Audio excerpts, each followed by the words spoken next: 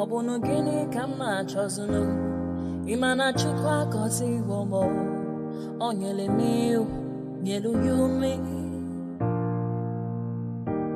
What am I looking for? See my God, he don't bless me, he give you me, give me you. Ọbụnụ ka ife nlachacha so, ọbụnụ ka ife mmechacha me. My baby, you know, say you go love me. Hey, yeah. I do go. I could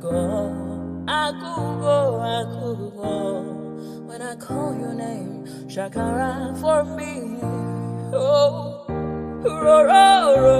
Roma, I will be your Romeo. You go be my Julie.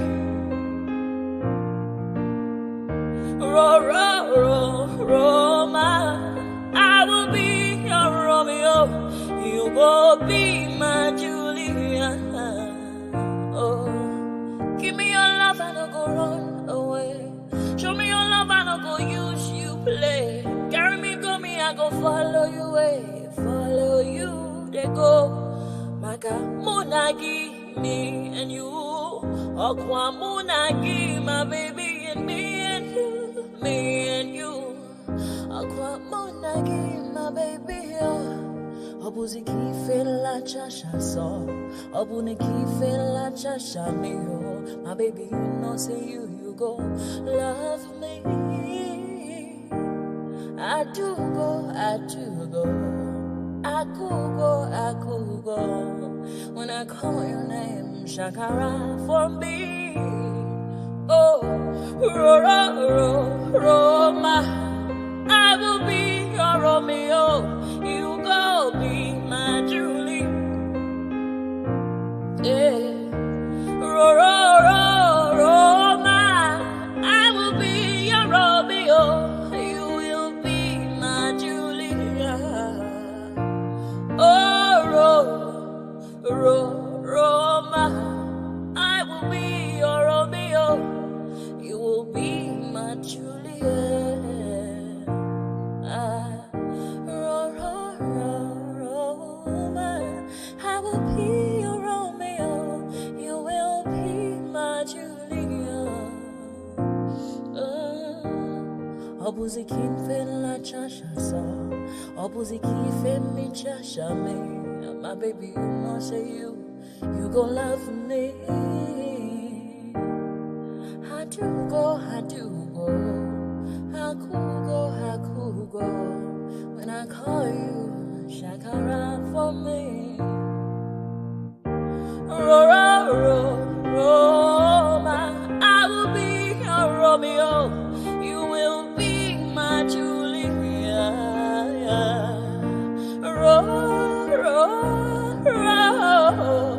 I will be your Romeo.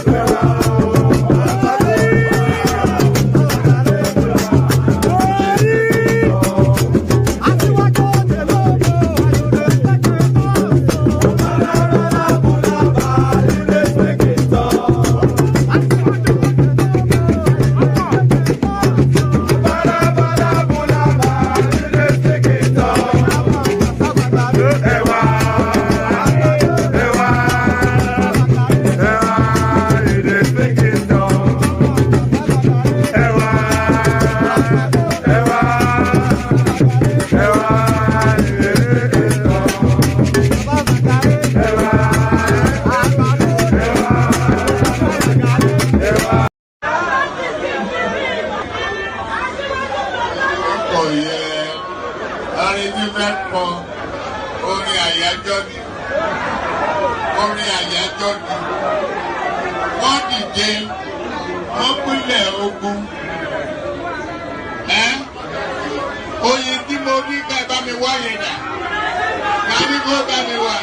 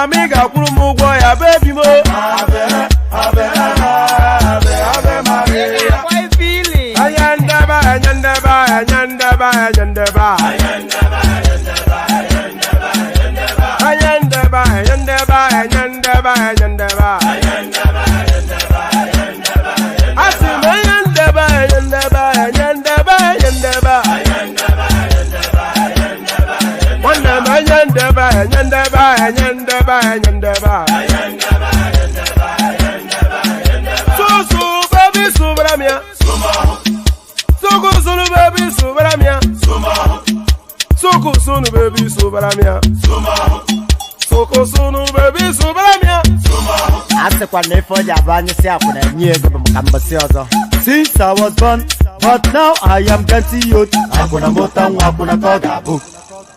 Ẹ̀jẹ̀ mi ni ẹ kí n gbọ́, àkọ́bí ewé ayò, ewé tún méje, ìtún ló ní ọ̀tún ẹ̀ ṣe, ìfà ló ní kan fà ẹ̀ mọ́ra, àìbínú gbogbo àtàrẹ, gbogbo méjì ọkà bàbà, gbogbo mẹ́ta ọkà wáṣẹ́, orí ló túmọ̀ ẹ̀dùn, gbogbo ọ̀nà ní túmọ̀ ẹsẹ̀.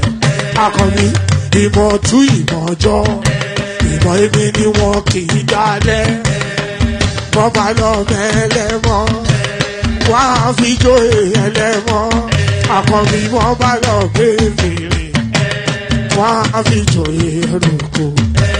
bọ́wọ́ wọn bá tẹ̀ mí wọ́n á fi jòyè aláre àwọn mẹ́tẹ̀ẹ̀ta parapọ̀ wọ́n wá jọ ń pẹ́ mọ́ ẹ̀ẹ́mọ́ olóko jẹ wọ́n pa Akíntọ́lá ọmọ Ògún wọ́n pàdé ìyọ̀dà ọmọ Àtàràbọ̀bà Àkànbí wọ́n pàdé Ṣàgbàdá dẹ ọmọ ọba Ìjẹ̀bú Mèrè Aṣíwájú Odògbólùkẹrẹ Ajagun lólòdì ọ̀run tó bá ṣe pé tìyẹ tó bá ṣe pé tìyẹ náà bá ń darí jọ wí àgbèrò ni kò ń gbọ́wọ́ ọ̀bọ tí ṣìgìdì bá gbé àgétì ló máa ń gbé àyàn tí ìlàyàn ewúrẹ́ Ọlọ́run dákun má padà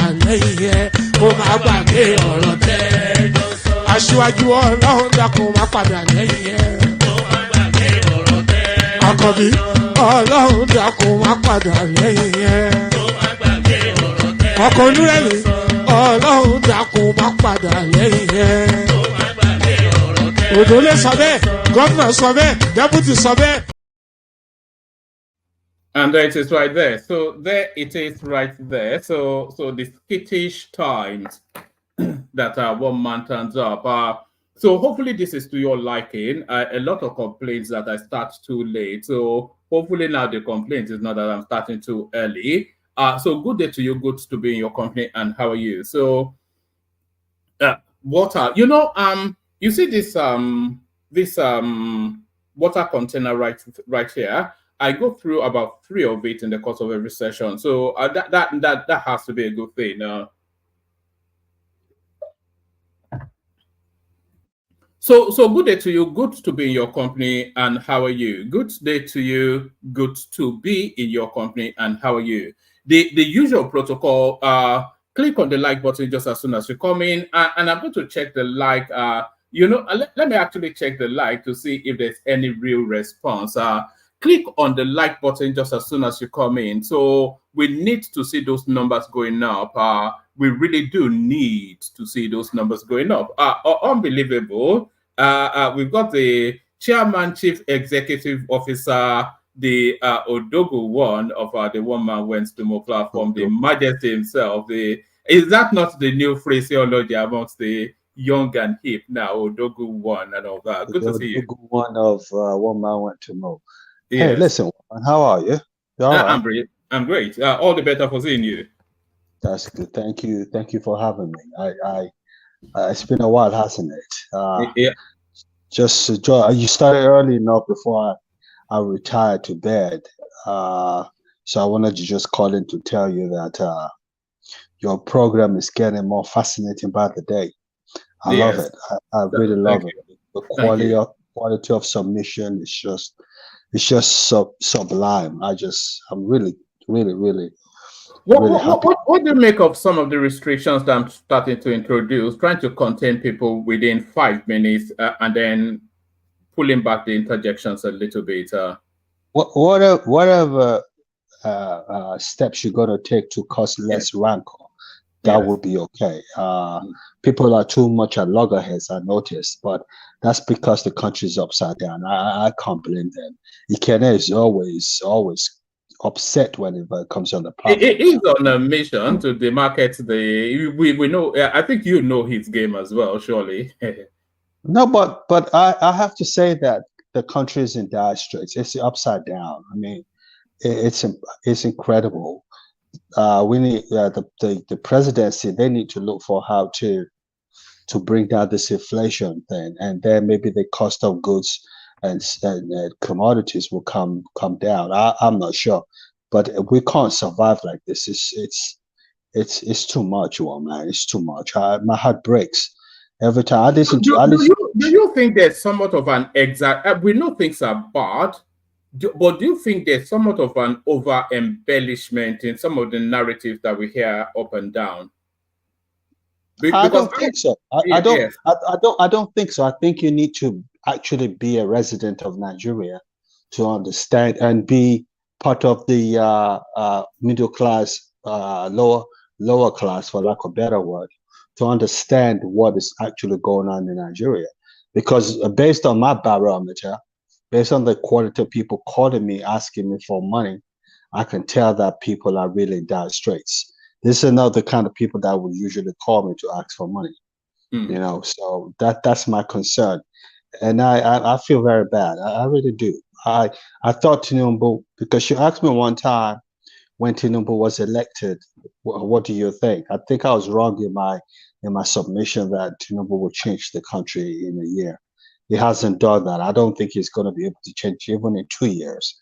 But I think eventually all the policies, physical and other, will probably make us a better country overall.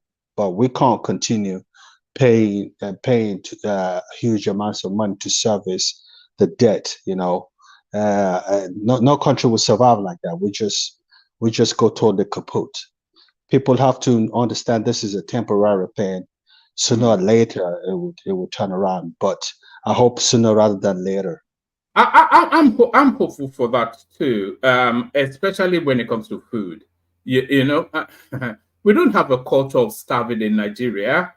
We throw away food. That's my memory. Yeah, you know, we don't scramble for food in Nigeria. I think the problem, I once had a discussion with someone from Rivers State about 10 years ago. And she was trying to describe to me the geographical location people we refer to as Nigeria, how the east, the north, how the west, how the south feeds off the north. And now what she's saying is played back in my head, that this bandits, they're not letting these farmers go to farm anymore. And when they do go to farm, all this herding and all that, it's the people, this cattle is just going on, eating on people's vegetation. It doesn't make any sense. I think that's a problem. Apart from what you said yesterday, which is the disease and the tomato, whatever they said it was, that banditry is a huge problem. Do you think it's a deliberate policy, that banditry? No, not the banditry, but especially the cattle herders destroying people's farmsteads. No, you don't think it's a deliberate policy? No, I don't think so. But I think it's gotten out of hand. I don't know. I don't understand. I know. Back in the 70s, even in Surulere, Almighty Surulere, we used to have this Fulani people walk around with their cows. I used to enjoy watching them do it, but they don't go around eating flowers and vegetations and all that. I don't know where this is coming from. I don't understand it. But the sooner it stops, the better. Because if it doesn't stop, tomatoes will become 5 for 20,000 at this rate, and that's just out of order. I'm really heartbroken. I thought Tinubu was going to do a better job. Right now he gets a 2 out of 10 for me. It's sad. It's pathetic. I'm not feeling his government at all. This going around. Permit me not to be in agreement with you on that 2 out of 10. I'd probably give him a 6.5. You're being overly generous. And not giving me an 8.59 is really just the food crisis, which I don't think is handling it. Everything else I think is getting right. Well, but people have to eat. That's very important. Yeah, that's the thing. Yeah. That's the most base level. Yes. Yeah. When you're hungry, you don't know whether the government is doing well or not. You just know you went to Tejo Show Market, or you went to whatever market you go to. You know that things today are not the same like they were last 2 years. It's one man. Our country is not supposed to be where it is today. It really isn't. No. But I hope he turns it around. If I had all the money in the world, trust me, I would do more than I am doing right now. But I'm doing quite a bit, and I'm proud of what I'm doing. Well, anyway, let me let you continue with your show. I just wanted to call you. Thank you for having me. I really appreciate it. All right. All right, thank you. So that's Alexander Gomez, a real treat for the platform. So what better way to start than a pat on the back from the mighty man himself? So So what better way to start than a pat on the back from the mighty man himself? So as I was saying, the usual protocol, click on the like button just as soon as you come in so that everybody can see those like numbers going up. Subscribe if you haven't subscribed already, because that necessarily has to be done for reasons of progression of the platform. So click on like and click on subscribe.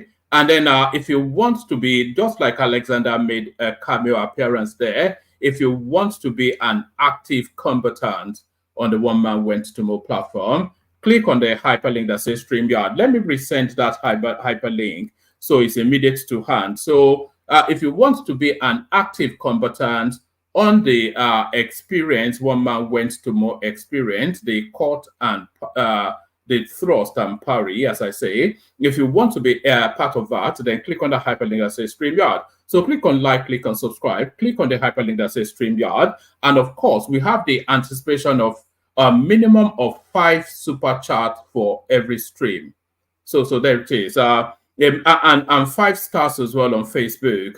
Or 5, not 5 individual stars, but 5 different people donating stars on Facebook. So we have the anticipation of 5 super chats per stream. And from 5 different names as well. So that's a low bar. So set us on our way if you would. So click on like, click on subscribe, click on the hyperlink that says StreamYard, click on the $ at the bottom of the stream, super chat to the stream. So do all those nice and cozy things, and you'll be subsumed with a glowing feeling of warmth. You'll be subsumed with a glowing feeling of warmth. So all that. Yes. Yes. There's plenty of room in the studio. By the way, anybody that wants to jump on. You know, it's like I often say, it's a participatory sport. So you have to be active. Otherwise, you know, yes. So the hyperlink is there if you want to jump on. So let's launch into it. Let's get into what the conversation is likely to be about. Let's get into what the conversation is likely to be about. Why we insist on state police by southern governors. So I have to make an immediate and quick apology because, of course, and I'll be changing it in the course of whenever the stream is over. The thumbnail that I used was of southern governors. I just realized now, but it's of southwestern governors rather. But it looks as though this commentary coming out of the entirety of the southern space. Why we insist on state police by southern governors. All right. Southern governors, yes, yes, they had a meeting, by the way, and appointed no less ludicrous a figure than Dapo Abiodun as the chairman of the Southern Governors Forum. Can you imagine that? Owambe governor, but there it is. Southern governors yesterday said having state police will give them more control over security decisions in their state. They believe that locals are better placed to fight crime because they understand the terrain and the language. So, I mean, you know, this is such a base level thing, isn't it? Who better, you know, if you have not necessarily somebody that is somewhat familiar with the landscape and culture of that place, the policing necessarily will get better because, of course, the locals are able to interact with him more or her more because, of course, they are familiar with that sort of a person. So they get better information, they get better interaction, they are able to locate, as opposed to somebody, if you go and take somebody from, let's say, Jalingo to go and be a policeman in Ibadan, it's a fish out of water. He feels completely alien to that space, and that space feels completely alien to him. So, of course, as near, as close to the locals as possible, it's how policing should be. Southern governors yesterday said having state police will give them more control over security decisions in their state. They believe locals are better placed to fight crime because they understand the terrain and language. The state helmsmen met under the Southern Governors Forum in Abeokuta, the appointed host, the Governor Dapo Abiodun, as chairman. Anambra State Governor Charles Soludo was named vice chairman. So also in attendance were Babajide Sanwo-Olu, Seyi Makinde, Biodun Oyebanji, Alex Oti, Godwin Obaseki. I think that's probably one of his last outings as a governor, isn't it, Obaseki? All right. Sorry, I'm going to start from top again. I'm not quite sure that I like the pause I just had there. Right. Southern governors yesterday said having state police will give them more control over security decisions in their states. They believe locals are better placed to fight crime because they understand the terrain and language. The state helmsmen met under the Southern Governors Forum, SGF, in Abeokuta. They appointed host governor, Governor Dapo Abiodun, as chairman. Anambra State Governor Charles Soludo was named vice chair. Also in attendance, the usual retinue, Babajide Sanwo-Olu, Seyi Makinde, Biodun Oyebanji, Alex Oti, Godwin Obaseki, and the Ade dancer, Ademola Adeleke. Others are Basi Otu, Cross Rivers, Francis Nwi Furu, Eboyi, Peter Mba, and Duaye Diri, etc., and the Akwa Ibom guy. River State Governor Simi Fubara was absent and was not represented. Abiodun replaced former Ondo State. So if Abiodun is replacing Rotimi Amechi as the chairman, is there not meant to be some sort of shuffling it around the different geospaces? Abiodun replaced former Ondo State Governor, late Rotimi Akeredolu. So I'm not quite sure how they arrived at that. You'd have thought it had gone to the south-south or the southeast or somewhere else. The governor, who featured on a national television last night, said the forum deliberated on state police, the political upheaval in rivers, infrastructure, and agriculture, amongst others. He said the 17 southern governors were united in their call for state police, Abiodun said. And the window of opportunity, by the way, for that state police is right now. Because Tinubu is not... The reason why Buhari stopped state police is because they don't want guns in the south. Because, of course, the one potency that the north has always leveraged over the south is the threat of violence. So if the southern space is heavily equipped militarily, or at least in terms of weaponry to defend themselves, then it equibalances then. And in terms of cranial functioning, then they can battle it out. I'm not quite sure that any northerner can especially claim that they're smarter than any southerner. We saw that play out just as early as 2023.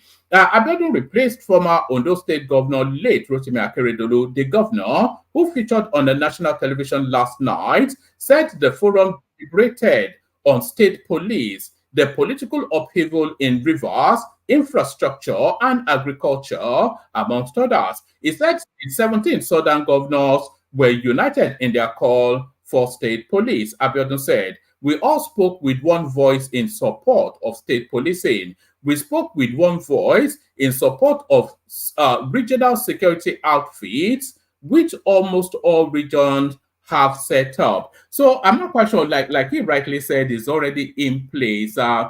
We all know that we cannot have any meaningful development in the atmosphere of insecurity. We all spoke with one voice in support of state policing and regional security outfits, working hand in glove with the security outfits. So it could get to let's settle down, Jafar. Why are you always like that, Jafar? You need to settle down. You shouldn't really be calling me names. It's not you. You and I have been friends for 3 years now. I think it's time you cut me some slack, Jafar. You let me lose my train of thought then, Jafar. Where was I? Yes, we all spoke with one voice in support of state policing and regional security outfits, working hand in glove with the security outfits. So there's a sense of because it could get to the point we say we are under policed and under secured. it could get to the point now that we're over-secured.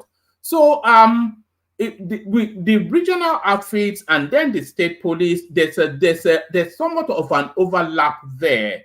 So if each individual states have their own security, policing, whatever, state policing, and then you cascade that on top of Ebube and Amotekun and things like that, then there's somewhat of overlapping in functionaries.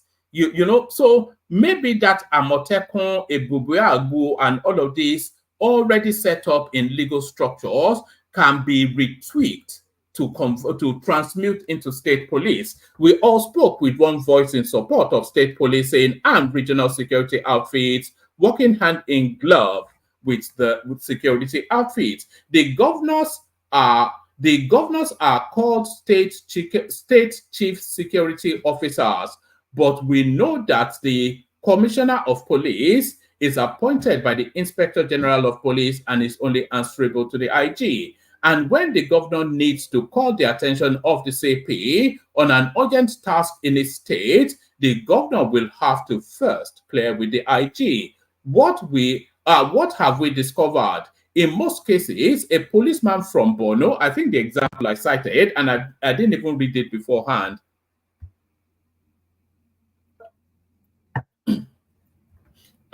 So yes, what have we discovered? In most cases, a policeman from Borno, Maiduguri, posted to Lagos or Ogun State, for instance, such an officer doesn't understand the terrain, he doesn't speak the language, and he does not get the level of intelligence he needs. Exactly, almost verbatim, what I said.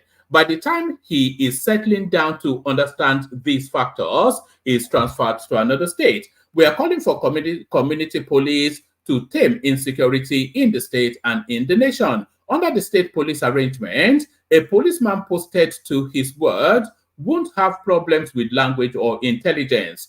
In that case, the policeman understands the community and the locals' language, the sentiments, and he knows the criminals within his terrain. It is also common knowledge that the federal police have a shortage of manpower. So there's there's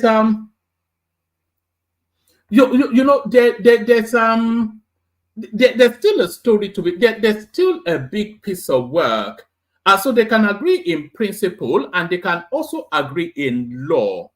You know, what state policing is needed, and they can document that into the Constitution. But the one space of agreement that will prove the most thorny is the budgeting. Who pays for it? You know, that's the thing. Because of course, if we have state policing, then the complements of federal police has to be scaled down, and the budget of federal police has to be scaled down, and even the assets of the central policing has to be farmed out, has to be, shared out, So the police stations in Lagos, for instance, the federal ones will now cascade into the Lagos State Police formation. But then are other states disadvantaged? So there's still a whole raft of big work to be done, even if it's agreed in principle and it's agreed in law. It is also common knowledge that the federal police have a shortage of manpower. We, as governors, are not in charge or control of our state as far as security is concerned. Yet, we fund the federal police operations, yet we are not getting the best from them. They don't have enough personnel. State policing is not something new. We have several types of policing structure in other climes where we took democracy from. Speaking on local government tenure, Abiodun said it was unconstitutional for anybody to extend the tenure of constitutionally elected public officers,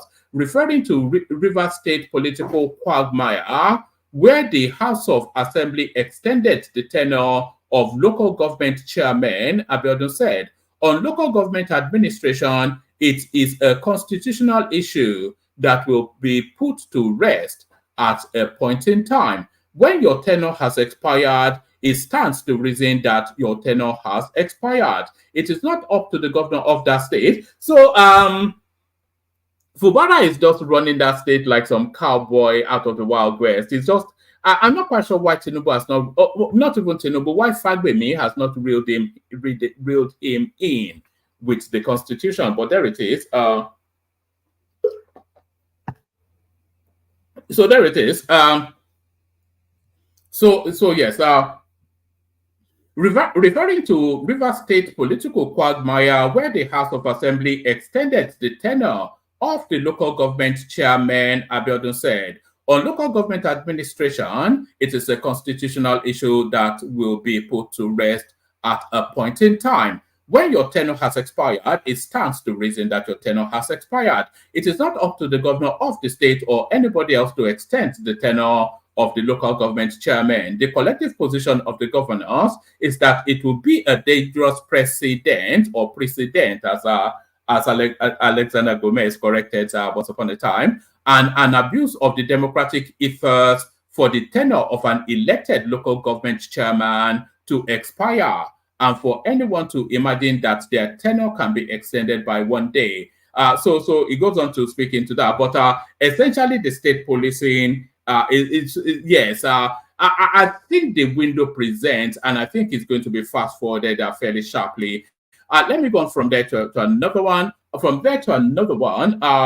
Hopes high. Nnamdi Kanu will regain freedom soon. And I'm only really bringing you this because I'm sure, of course, a lot of you tired of the Nnamdi Kanu narrative already. I'm only really bringing you this because of where the news is coming from. Hopes high. Nnamdi Kanu will regain freedom soon. This is the deputy speaker. So if the deputy speaker is of that view, then there must be some movement in the background. The deputy speaker of the House of Representatives, Benjamin Kalu, has assured that the detained leader of the Indigenous People of Biafra, IPOB, Nnamdi Kanu, will soon regain his freedom. The deputy speaker, who revealed that he has met with Kanu a few times in the Department of State Services detention facility, said this whilst welcoming the recent call by about 50 members of the House of Representatives, led by Honorable XYZ, for Kanu's release. It will be recalled that the lawmakers, reportedly led by the member representing Umuahia South and North Federal Constituency of Abia on Monday, wrote an open letter to President Bola Ahmed Tinubu appealing for the release of Kanu by invoking Section 174 of the 1999 Constitution and Section 107 of the Administration of Justice Act 2015. Hope Springs. There's almost an inevitability to it because the push is so fervent that Nnamdi Kanu should come out. But it might well even be out. But it's almost certain to be out actually before the end of this year. I think a lot of us can see that. So a lot of us can see Nnamdi Kanu being out before the end of this year. From that to this, Nigerian custom officers slumps, dies during representatives investigative meeting. A lot of people said this, and I'm not quite sure what we're meant to make of it. You know, it put me in mind of that guy from the NDDC that was being probed by the parliament, and he pretended to faint. Do you remember that? So that may this guy so rest in peace and all that. But that was the thought that sprung to my mind when I saw this headline: Nigerian custom officer slumps, dies during representatives investigative hearing. So just 2-3 paragraphs. I'm not sure if the headline doesn't tell us all we need to know. A senior officer of the Nigerian Customs Service, name withheld, has passed on at the National Assembly Clinic, Abuja. A statement signed by the spokesman of the House, Akin Rotimi, which confirmed the death, said the deceased collapsed whilst fielding questions from members of the Public Account Committee of the House. The statement added that the deceased was subsequently rushed to the National Assembly Clinic, where he gave up the ghost. So there it is right there. I'm not sure that anything untoward is being suggested. It's just the unusualness of it, I suspect might well be where the storyline is. The unusualness of it might well be where the storyline is. Yes, let me take you to this one. Your favorite friend of mine, Peter Obi. Peter Obi reacts as NLC disrupts Abure's NWC meeting, lists 3 people to decide his fate. So let's say let's get a bit of Obi. The Labour Party LP presidential candidate in the 2023 election, Peter Obi, has called for peace following the invasion of the party headquarters by members of the National Transition Committee. Correspondents reported that members of the Nigeria Labour Congress National Transition Committee stormed the party's secretariat on Tuesday, demanding the immediate resignation of the national chairman, Julius Abure. The acting chairman of the Transition Committee, Abdulwahid Omar, led members of the labor union to the secretariat, chanting solidarity songs and calling for the resignation of Abure because his tenure as chairman of the party has expired. However, security officials immediately shut the gates when the NLC members arrived at the party's headquarters. In an attempt to prevent the protesters from forcing their way into the premises, the police fired tear gas to dispatch the protesters, who were heard shouting endlessly at the security men opened the gate. Whilst addressing the protesters after the tension was doused, Peter Obi played down the party's internal crisis, saying they were all working for a united front. The former Anambra State governor explained that he is keen on initiating a peace reconciliation process involving bringing together the party's factions. He said, "Before we learned that you people were outside." So Peter Obi actually spends time at the Labour Party HQ, maybe sipping wine with his best friend Julius Abure. He said, "Before we learned that you people were outside, I already told them, NWC, that my first 3 assignments are reconciliation, reconciliation, and reconciliation. It is what I do every day, even in our families. When we quarrel with our wives and children, we reconcile. Even today, during the meeting, I made one instance, which is that I have come to start reconciling the family. So these people here are members of the family who we must reconcile with.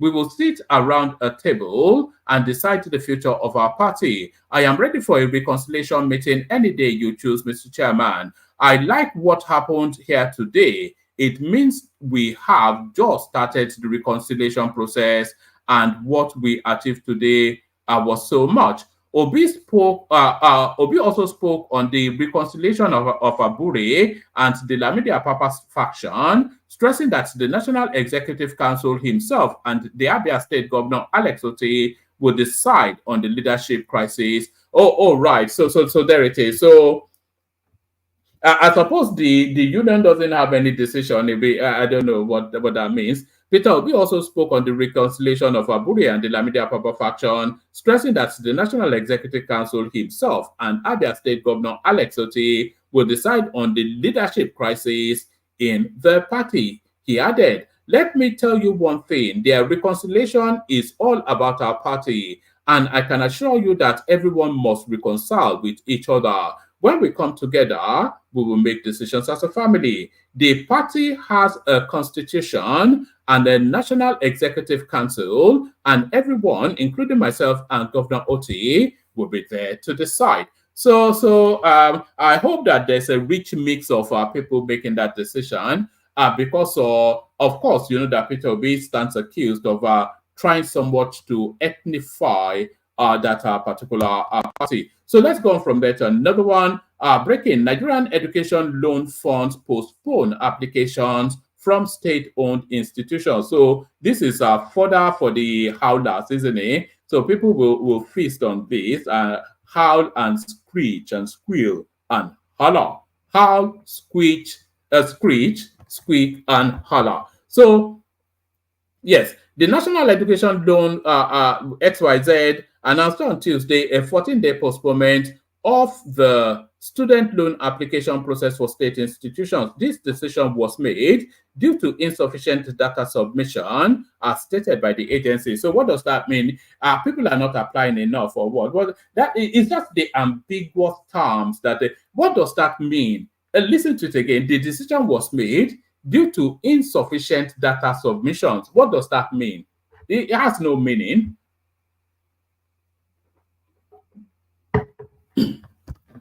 As stated by the agency in Abuja, according to the NELFUND, in a statement, the delay stems from the failure of many state-owned institutions to upload necessary students' data and fee details or onto the so it's nothing to do with the money not being available. The state institutions are not moving quick enough. So I think that settles that. So there's no screeching and squealing to be had there. No screeching and squealing to be had there, but this follows through from what we've been discussing. They are now clipping the wings of the Sultan of Sokoto, who we thought was so imperial, was almost untouchable within the Nigerian paradigm. Sokoto amends law to grant government authority to appoint district village heads. So this used to be within the purview of the Sultan, of course. So they are clipping his wings, reducing his power, and just essentially wanting, if they start to pull back powers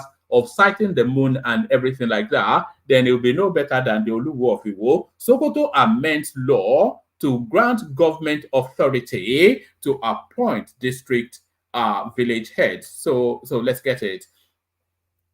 The Sokoto state government has given the green, and by the way, this is passing through the state legislature. But by the way, so it's not actually something being mused, even it's something being actioned.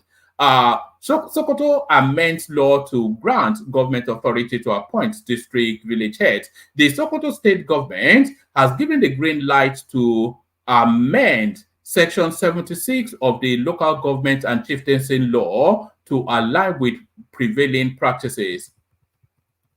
The Sokoto state government has given the green light to amend Section 76 of the Local Government and Chieftaincy Law to align with prevailing practices within the state. Under the current law, the authority to appoint district and village heads lies with the Sultanate Council. However, in practice, the Sultanate Council merely provides recommendation to the state government, with the governor ultimately making appointments. Nasir Binchi, the state's Attorney General and Commissioner for Justice, clarified that the proposed amendment aimed to synchronize the legal framework with the customary procedure in Sokoto State. Addressing journalists after the State Executive Council meeting, Binchi explained that under the proposed amendments, the Sultanate Council will retain the power to recommend candidates, whilst the authority to appoint will be vested in the governor. It should be on the governor, by the way.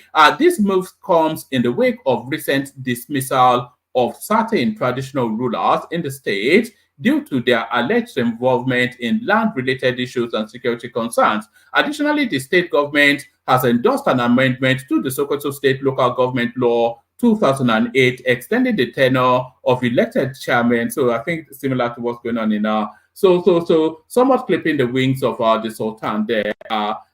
What we're seeing is a realignment for 2027, and the North signaling that they are looking to unseat Tinubu. I think that's a good way to read it. So that's a good way to read it. Let's go to this one. ExxonMobil clears air on alleged plan to leave Nigeria. So this is somewhat fake news being put out there by whoever the purveyors of fake news are. The managing director of ExxonMobil Nigeria, Shane Harris, has dismissed reports making the rounds that the company was planning to leave Nigeria. Correspondents report that this statement comes in response to rumors circulating about the oil major's divestment of its 100% interest in Mobil Producing Nigeria Unlimited to Saplet Energy Offshore Limited.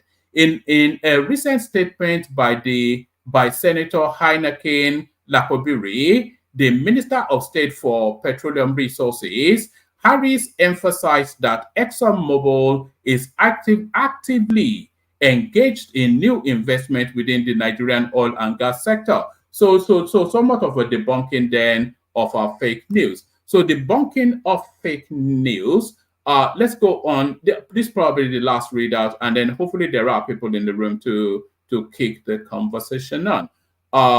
Yes, that should be the all right.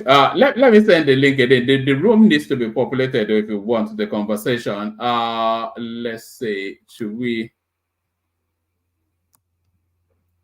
Hold on.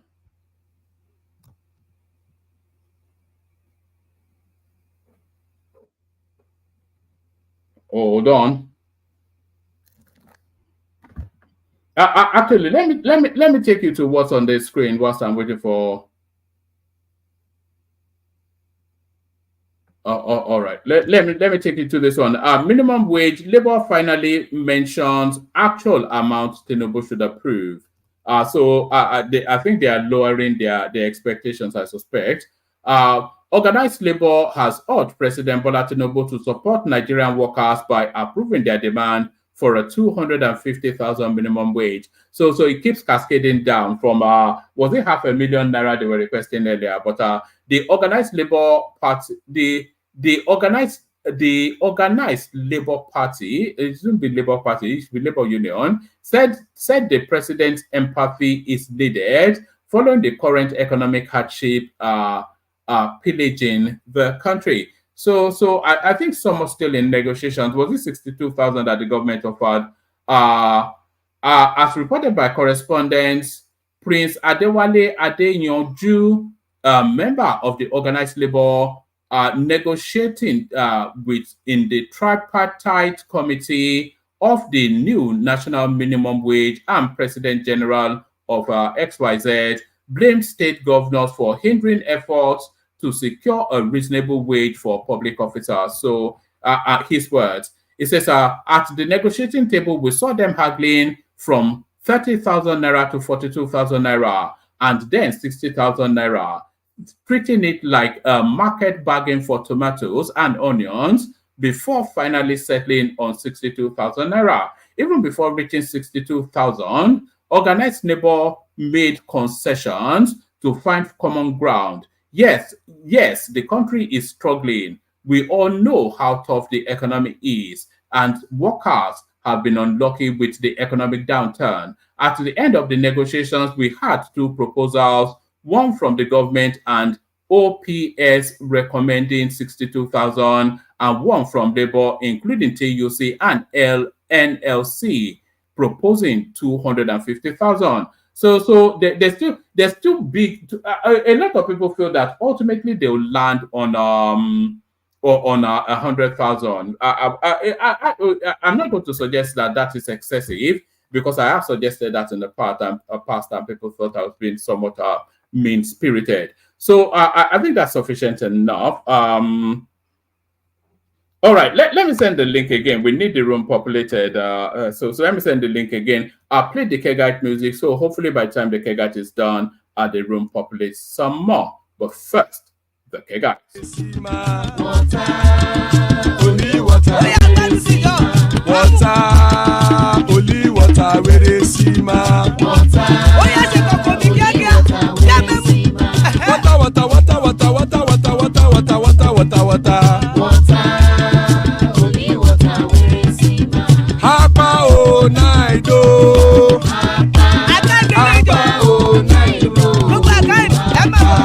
Hapa you don't come oh.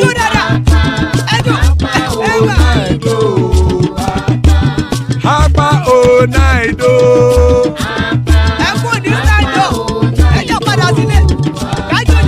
Oro kẹ̀kẹ́ ẹlẹ́mù yé o.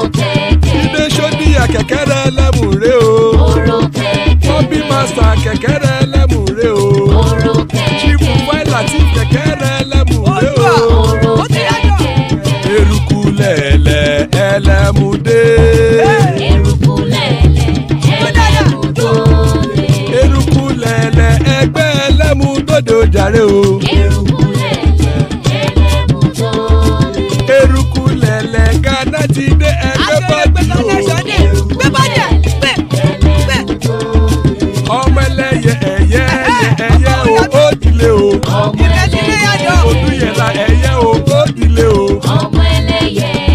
sọ́nà mẹ́yẹ o ó dìde o Petro Ṣódùkẹ́ ẹ̀yẹ rẹ̀ ó dìde o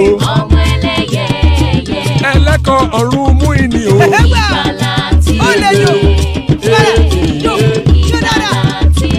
Àkùkọ ọ̀run mẹ́kọ̀.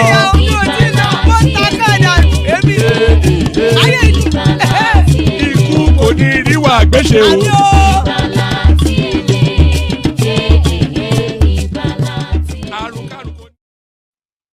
Eko Koniro Agweseme, death have nothing to do with us. So amen to that on behalf of myself and you, my friends. So we got Isaac Black logging on twice. So Isaac, say something so I can remove one. Isaac, unmute and say something. I think you're logged in twice, Isaac. Hello, I'm here. Oh, all right, brilliant. I'll remove this one. So thank you, Isaac. So that's Isaac Black. So thank you, Isaac. So Adale Koko in the house as well. Always a delight when he's here. Emmy joins us as well. Good to see you, Emmy. Dewale in the house as well. So good to have you, gentlemen. Right. Let's keep. Oh, did I have a clip? I thought I had a clip. Did I have a clip? Yes, I do have a clip. Let me play you this clip, and maybe we kick the conversation off from the clip. Politics is about collaboration, right? The conversation around people teaming up is so they can unseat him. In other words, we are looking at who will come on board. We are looking at how we can bring our interests in order to unseat him. I say, why you are doing that? The man in question, why he delivers on good governance to the Nigerian people, he is also focused on correcting the wrongs in the society. So for example, there are parts of this country where they want relevance, they want their voice to be heard, they want their requests to be granted, right? Now, and for some time, they've not had that privilege. When President Bola Ahmed Tinubu extend good governance to that area, he's building bridges. There are individuals politically who are relegated, not because they were not relevant, but because they were not considered as worthy enough. When President Bola Ahmed Tinubu listens to them, President Bola Ahmed is building bridges. So delivering on good governance is the biggest strategy for expanding your broad base and also for the purposes of attracting people against the 2027. There is no any other thing other than deliver on good governance, because the conversation will be around whether there is a good governance or not. The conversation will be around whether economically we're able to put our people through. The conversation will be around whether the security situation of the country has improved. The communication is going to be about, is Nigeria better today than it was 4 years ago? And so focusing on that, to me, is the biggest strategy for winning the 2027 presidential election. And that is what I say as President Bola Ahmed Tinubu focus on that.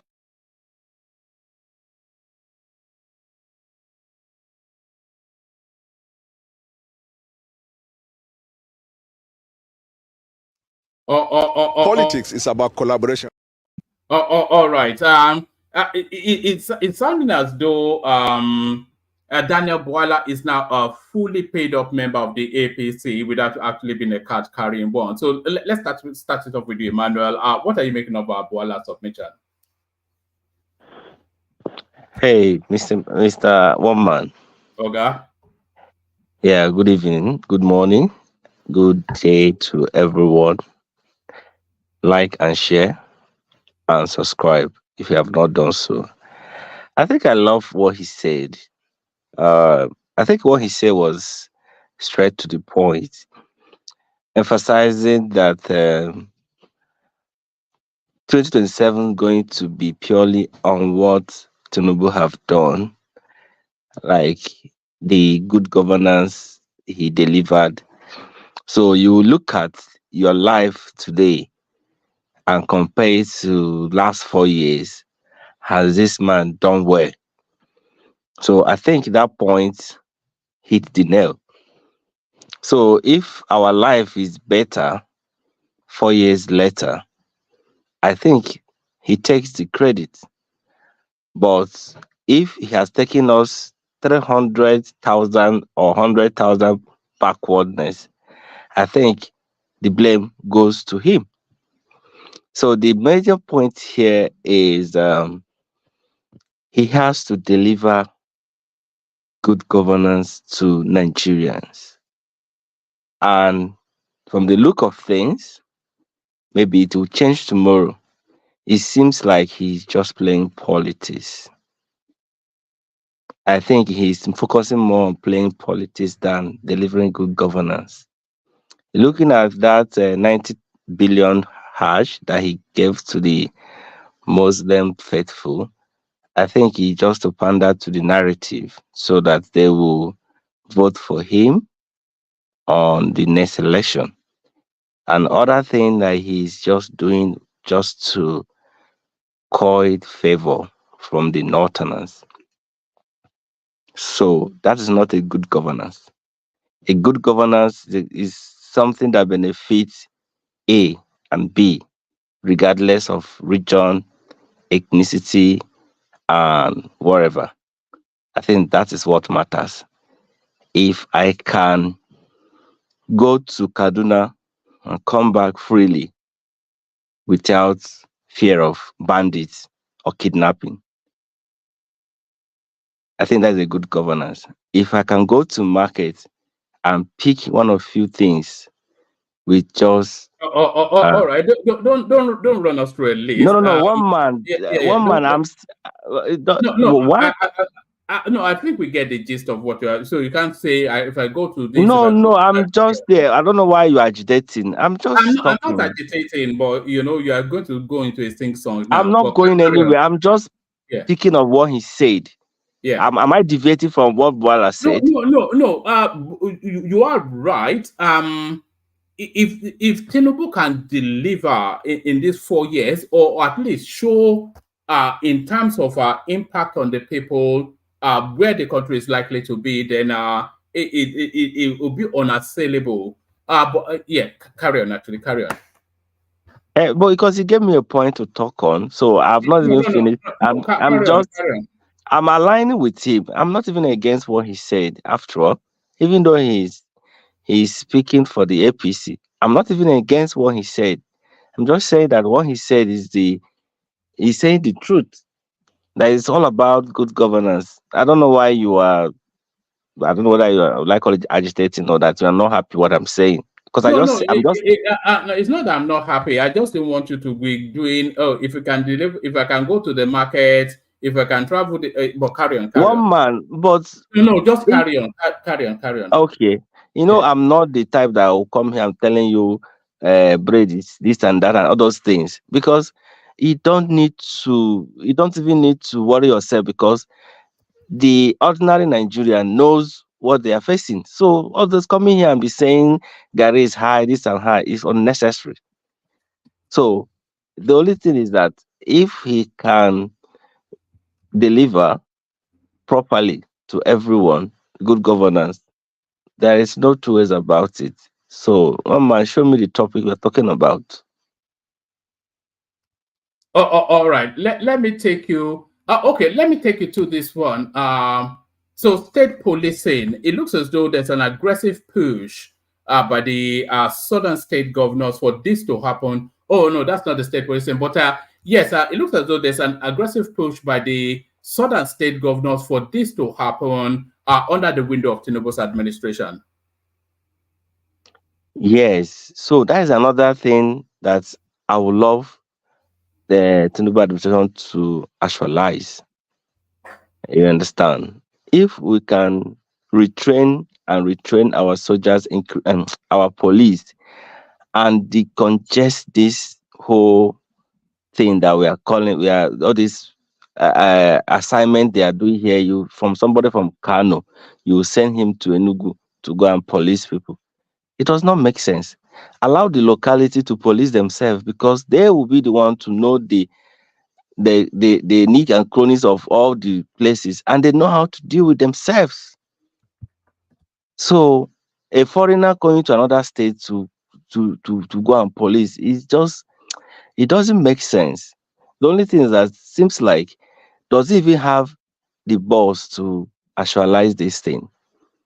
What is even delaying? What is the problem? I think the parliament seems to be receptive to the idea. That's the impression that we have. But they are not receptive to change a national anthem.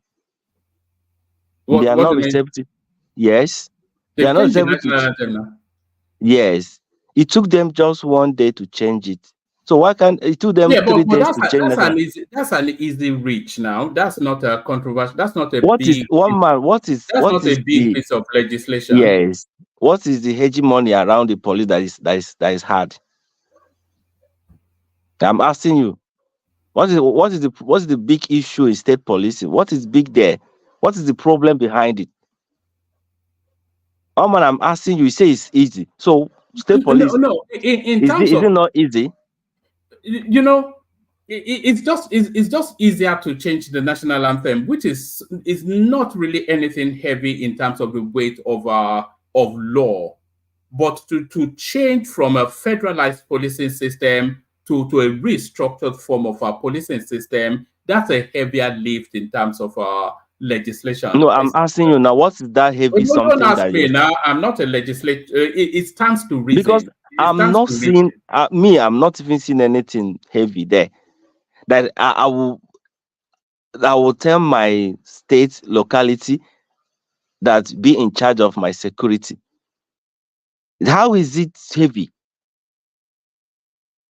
Except there is an agenda these people just using to do, and this federal policing is not even actualizing our dream. That's why this security is escalating every day. So I think if they can come together and actualize this, that is a big one for this administration.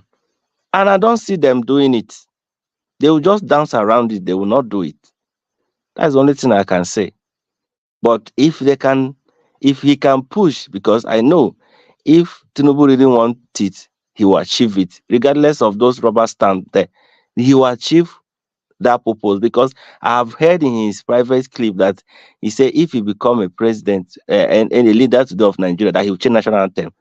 It didn't take him 3 days, he changed it. So if that kind of balls that he was able to push for this national anthem to be changed, let him do it on this aspect too. Let him do it and increase the security personnel in Nigeria. Let our state be secure. Let every locality be secured. You will see many people will go back to farm. That is it. Oh man. All right. Let me take you to another one. Sokoto amends law to grant governor authority to appoint district village heads. So they're somewhat pruning down the powers of the Sultan.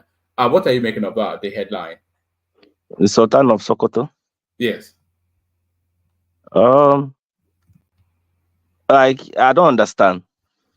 All right. Let me just take you to another one. It may not be your space. Let me take you to one man, please. One man. Yeah. Before you divert his attention to another topic, can I quickly ask him a question?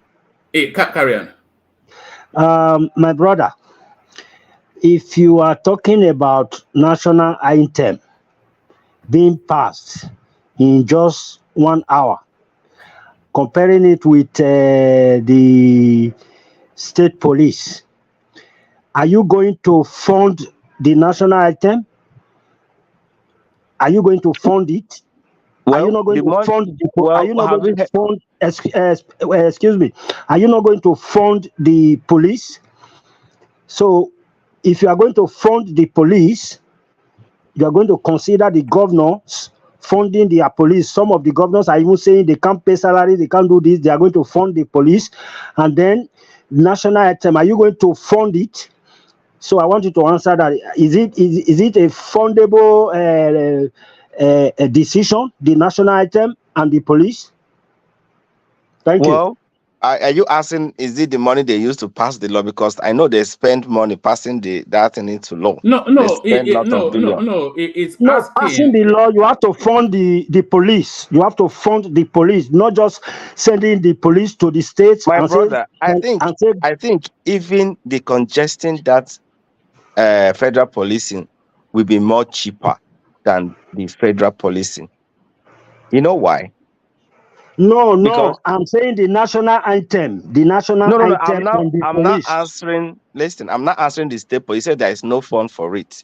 I'm not telling you that when you decongest the federal, policing to state policing. It's merely explaining to you, Emmanuel, that the state policing is a more complex space than just changing a national anthem. That's what it's explaining. Now I want him to explain, because I'm trying to explain. He's emphasizing on that the state will not provide, that they don't have money to fund the state police. You know what he's saying? They no, that is not what I'm saying. I'm not saying they don't have money. Whether they have money or they don't have money, these things, they are going to put a lot of things in place, a lot of things to be considered. What are the things to be considered that is not considered in other law they are putting in place? Can we mention it here? All right. I don't think he's going to get it. Let's just move him on. One man. We are here to learn. If there's no need. He said there's a lot of things to be put in place. Let him say the thing that need to be put in. Oh yeah, let him say. It's just cited you an example. One, they have to do legislation around the funding, which is how the federal space is. One man, don't use big English. Just explain what I need to put in place. Is funding the big English? Good. Funding. I want to understand that fund you're talking about. What do you mean by funding? How are they going to fund it? All right. So what they have to look at is we have a centralized policy system at the moment. So what they have to look at is that if they're going to, are they going to reduce that federal policing? And if they reduce that federal policing, then the budgeting for that federal policing, how is that going to be dissipated amongst the federating states? Is it going to be dissipated along a simple division of by the amount of states, or around policing needs? So all of these things are embedded in, just signing into law that they want state that you can have state police. That's the sexy bit. But there's a lot of underbelly work. If I give a solution to it now, will it make it simple? If I'm going to give a solution to it. What solution? Okay, give a solution. But I don't think you understand what he's saying anyway. But I understand. I understand. Don't worry, I understand. You're saying that if they are decongesting it to the state level, how are they? Because now federal is the one funding it. How are they going to share the money and all those things? One man, have you forgotten that we are doing sharing formula in Nigeria? So if we are going to if we are continue to do our sharing formula, the only thing is that you're passing it to the law. Add whatever money that has been on the federal level for the policing, add it to the state policing, and meanwhile, let's even cascade it down for the every zone to be also be funding themselves in one way or the other. So if they are passing it to the law, does not mean that we have to wait 100 years for them to find a way to fund it. We are not even asking the federal level to fund anything. Just give the state power to recruit policing. They will fund it. After all, states recruit state workers. They work for themselves, and the states still pay them.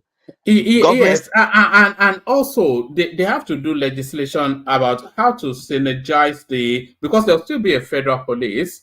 A federal police is only it should be only Abuja.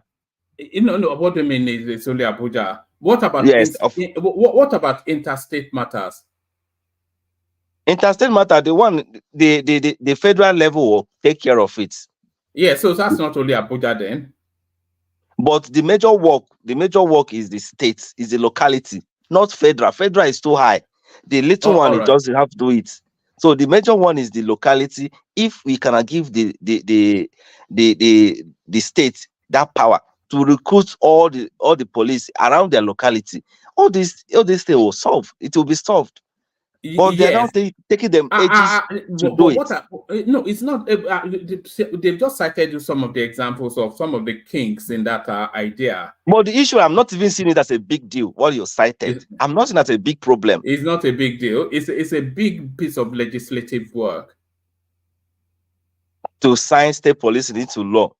You see, the problem is that some quarter of Nigeria or some region of Nigeria does not want it, that's the only thing you can tell me. I say, okay, they don't want it. Not that they cannot do it or they cannot pass it. Some governors are against it, because I know that all the southern governors are clamoring for it, but the northern governor are against it. That's the only thing we say. I'll believe, okay, fine. Some quarter are not happy that this is going to happen, and I still want to find the reason why they are not happy. That's what we should be discussing. Why is the northern governors not happy to have a state police? Can somebody answer it? Because when you're talking about this money you're talking about here, it doesn't really make sense to me, because they can do it. If it is the congestion, the state can handle themselves. But why the other state governors in the northern part of Nigeria are against it? The other day, when the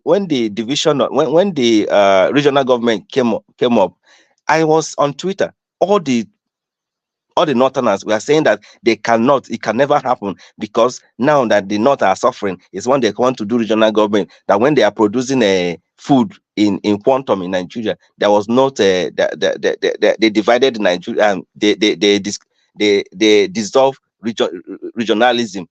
You understand? So I know they are the one that are against it, but they have to give them reason why it is very important. Because if there's a state police, all this banditry would have stopped by now. They would have nailed it by now. That's why I don't want to do it so much, because it's a very easy something. But because of people, look. I did want to move you on, but it's not an easy something. It's not just a matter of signing something into law. You know, before something is signed into law, there's a lot of legislative work that is done to perfect how it should work. Well, one man, I understand your point. But if these guys that doing this law are in one accord, one man, don't you think by now that thing would have been passed? Let me ask you first. If all of them are in one accord, do you think that there will be a longer head in that aspect? Well, I don't know, but one man, you don't know. Like I do know, but it's just a more complex space than if everybody was in accord, then of course it will move quicker, but it will not move. It will not move at the pace of the national anthem, for instance, which is just a single narrative of do you want it? Yes, sign it. You know. Yes, one man. On it a little bit. One man. If at all of them in one accord, it will not take them 2 weeks, because it will not take them 2 weeks. So that's a very simplistic, you know. One man, because the major problem of this state policing is that some people don't want it. You don't get it. Forget all these things, all these indexes they're trying to bring in. It's not a money matter problem. Nigeria will fund themselves when it comes to state policing. But the issue is that some porters don't want it. That is the problem that has been delaying till today. No, that is very simple. I cannot allow. I can. It's your thoughts, but I don't agree. Can you guys let me chime in a little bit? Yeah. Just settle down. You only have to ask Pansat. It's not aggression all the time. Let's hear from you. Yeah, what I was saying is that he's making the case, and you're saying that it's going to be some kind of omnibus bill. That's only if you're going from regional to federal that you need a lot of bill. Right now, all they have to do is to put it in a concurrent list, right? Just like electricity. Abia is able to now generate their own electricity because they want to do so, if they can afford it. Any state that doesn't want to be want to do state policing, they don't have to, because that's the status quo, which is the federal government will be taking care of that. But if a state finds it important and they can afford it, then they can do it. So because Nigeria is operating with a concurrent list, exclusive list, and another one that doesn't that's not mentioned, right? So my friend, you make a very salient point, but what your problem is trying to have these people know that these people who want to have exclusive when it comes to arms, when it comes to violence, they want to have exclusivity in the north. One man knows that, One man knows more than every. I mentioned that in the readout. Yeah, but what I'm saying though is that when we're talking, that's the only thing that bothers me is that these things, this guy right here that's talking, I forgot his name. Emmanuel. His name is, I'm driving. He's smart. He's making his point, but he wants to get along. He wants to get along with you, and then you're just dribbling him. It's something you already know. But I'm not disagreeing with him, Pansat. I'm just saying that he was drawing the analogy between the policing bill and the change of the national anthem. And I'm saying that the policing bill carries a bit more complexity than changing the national anthem. Yeah, one man. And I'm telling you, the complicity is because they are not in one accord. That's just the problem. Yeah, because if the 36 state governors say yes, we are going for it, do you think it will take long, one man? I know, but it does not need unanimous 10, like you're saying. That's what I'm trying to tell you. You keep trying to make that point to show that Northerners are an impediment to our progress. That is not. Now, don't stress that. They don't have to agree. Yeah, Pansat. If the Southern governor are for it and the Northern governor are against it, do you think it will go on? Yes, because they are more in numbers. It will go, because when the Southwest did the Amoteku, the Northerners were against them, but they went ahead and did it anyway. So right now, what they need is to do exactly what they didn't do it outside of law. No, they didn't do it outside of law, but you don't need unanimity, right? They don't have to but that's a regional matter. The state policing is a federal matter. That is a regional matter. So that's why this one is going long. If it is only Southie that wants one thing on the other, they can achieve that. But this one is the whole federation trying to decongest the policing. We're saying the same thing. They don't need all of them to agree.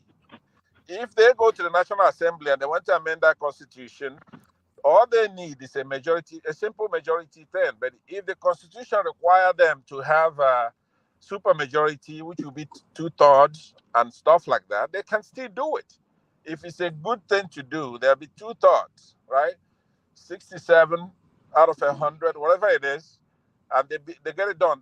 Those recalcitrant, those terrorists who you have as governors in the North, they cannot stop the progress that the country is making, just like in the power. Remember, before you couldn't generate your own power as a state. Right now you can. So, and then they should be encouraged to know that they don't have to do it themselves. If you can afford it as a state, don't.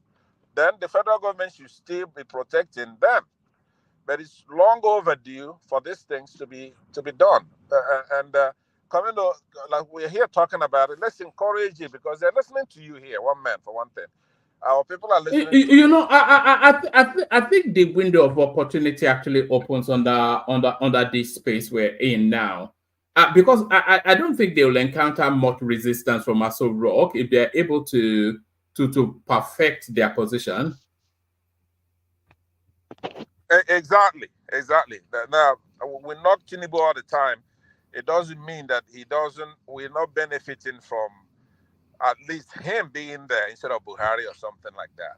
So yeah, and I think too, he's also the one pushing for the Southern governor to be in one accord so that they can move on, because I'm sure he's also interested in this state, because he said it during his campaign, state policing. The only thing is that the vice president said restructuring my foot. So maybe there's a problem somewhere. So, they're always eager. They're always against something that will make Nigeria progress. I don't really know why. This is why you get along and I don't get along. You know why you don't want to say it, but it's okay. No, you tell us why, Pansat. Well, I hinted at it before. They are scared. They want to have exclusivity to violence in the country. They don't want us to be able, the states, to have arms to protect themselves, defend their farms and their lands. They know at their mission. When you look at if Ajay is here, he's going to say, I'm going to say anthropology. Anthropologically speaking, when these people came into the country, they came conquering people, for example, the Hausas. So they feel that they're going to impose things on. You cannot impose anything in an armed populace, right? It's here like in the United States. People are armed for that reason. They don't want the government doing anyhow. So people are armed. You know what you're saying is that you perhaps missed the readout, because in the readout I was saying that the one leverage that the North seems to have over the southern space is that element of violence. Yes.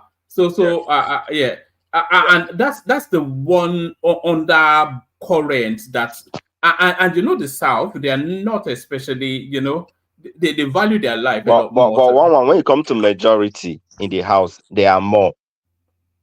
Who's more? The Northerners. Yes, there are more. Yes. Yes. Okay, are you saying they're going to stop the? No. Like passing this law, passing this into law. So passing this into law. So if there are more, yeah. You keep giving away. That's one thing with us. We keep giving away things. Who are Northerners? If right now you counting Benue representatives as North, yes, or people in Taraba, or people in Southern Kaduna, are those Northerners? Their representatives, their senators? No, they're not. Those people are the ones who are in the IDP camps. Those people are the ones that would help get these things passed.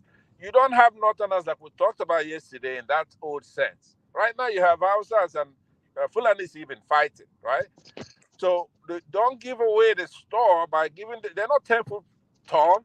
When have you seen a 10 foot tall Northerner? Now there are some of them that are very vocal and they're troublesome. But guess what? No. I think it's talking about it in the legislation, in the parliament. That's what I'm saying. In the National Assembly, when you talk about senators and you talk about House members, don't count Benue Plateau people as Northerners. Don't count Southern Kaduna Christians who are there, or Christians in the North in general. They're not Northerners in that sense of recalcitrant, non-progressive. No. Please don't. I'm talking as passing the legislation, changing the constitution. People in Benue do not want their farms gone. They want to be able to protect themselves. They want a state police in Benue. They want state police in Benue. But if Emmanuel counts it, he's going to say there are more. They're Northerners. That's the only thing I'm saying. Obviously, they rigged the constitution to where they have more states. But thank God they are not a monolith anymore. There is a divergence of interest in this case. Now, Southerners have to make their case. They have to make it so that people know they shouldn't be threatened by doing this, that everybody gains from it. That's the only thing they have to do. It's not a regional issue. It's an interest for the state. Those who don't have that interest, if you feel you'd rather be in the federal protection, then you do so. Here in the United States, you have sheriffs, you have police, campus police. Most universities have their own police. Some don't, and they're protected by the county or the city. It's the same thing. So what is the big deal? If people think you're going to be the only ones armed in that country, that's not going to fly anymore. It's over. Tinubu is going to dismantle all that stuff. I didn't count it as one of his virtue, but apparently he's shown that you could dismantle and nothing will happen to you. He's abandoned them from all that protection. Not even P2B can do that. The kind of nicks and cuts. Are you echoing Collins' words? Not really. He's not that sophisticated, but Collins is not sophisticated. No, remember the debate I had with Collins, right? I know he doesn't want to talk about it anymore. When he came sitting on the fence, doing what he does, which is to please you. But Pansat, when you come and say P2B cannot do it, we don't even know for sure, because the man is a hard-crop person. So forget that he is a very gentle in talking. According to this, agree. So he's a very stubborn person when you believe on something. So you can remove him all you care. So I agree, but there's no doubt that he gets along. He's some of these things ain't gonna be done by getting along, right? The way that Tinubu is even doing the reverse of what Buhari used to do to Southerners. He just ignores them. He doesn't address it. So there are something to gain. Now he's unwittingly solved all our southeastern problem. He didn't mean to, but he has. He's got these guys to realize that they're not 10 foot tall. Tinubu looked Buhari in the eye and said, "It's my turn." Okay. There, and he muscled Buhari down to emerge as a candidate. So you gotta give him those kind of stuff, right? I normally don't, but I'm saying that there are things we're gaining from Tinubu's stubbornness. He's a stubborn kind of guy. He's not like Peter Obi, who likes to do things by the law, according to law, according to consensus, if you do things by law in that country, then we're not going to have a state police because it's not. All right. Okay. One man. Let me move on to Peter Obi doing things by the law, going on within the Labour Party. So the Labour Secretariat was stormed by a faction that does not recognize. Yes, the Nigeria Labour Congress National Transition Committee. That's how they term themselves. So they've stormed the Labour Party Secretariat in Abuja, insisting that Abure is not the leader. So Peter Obi happened to be there, and then he interceded to say that. Are you following the story even? No, one man. I didn't know.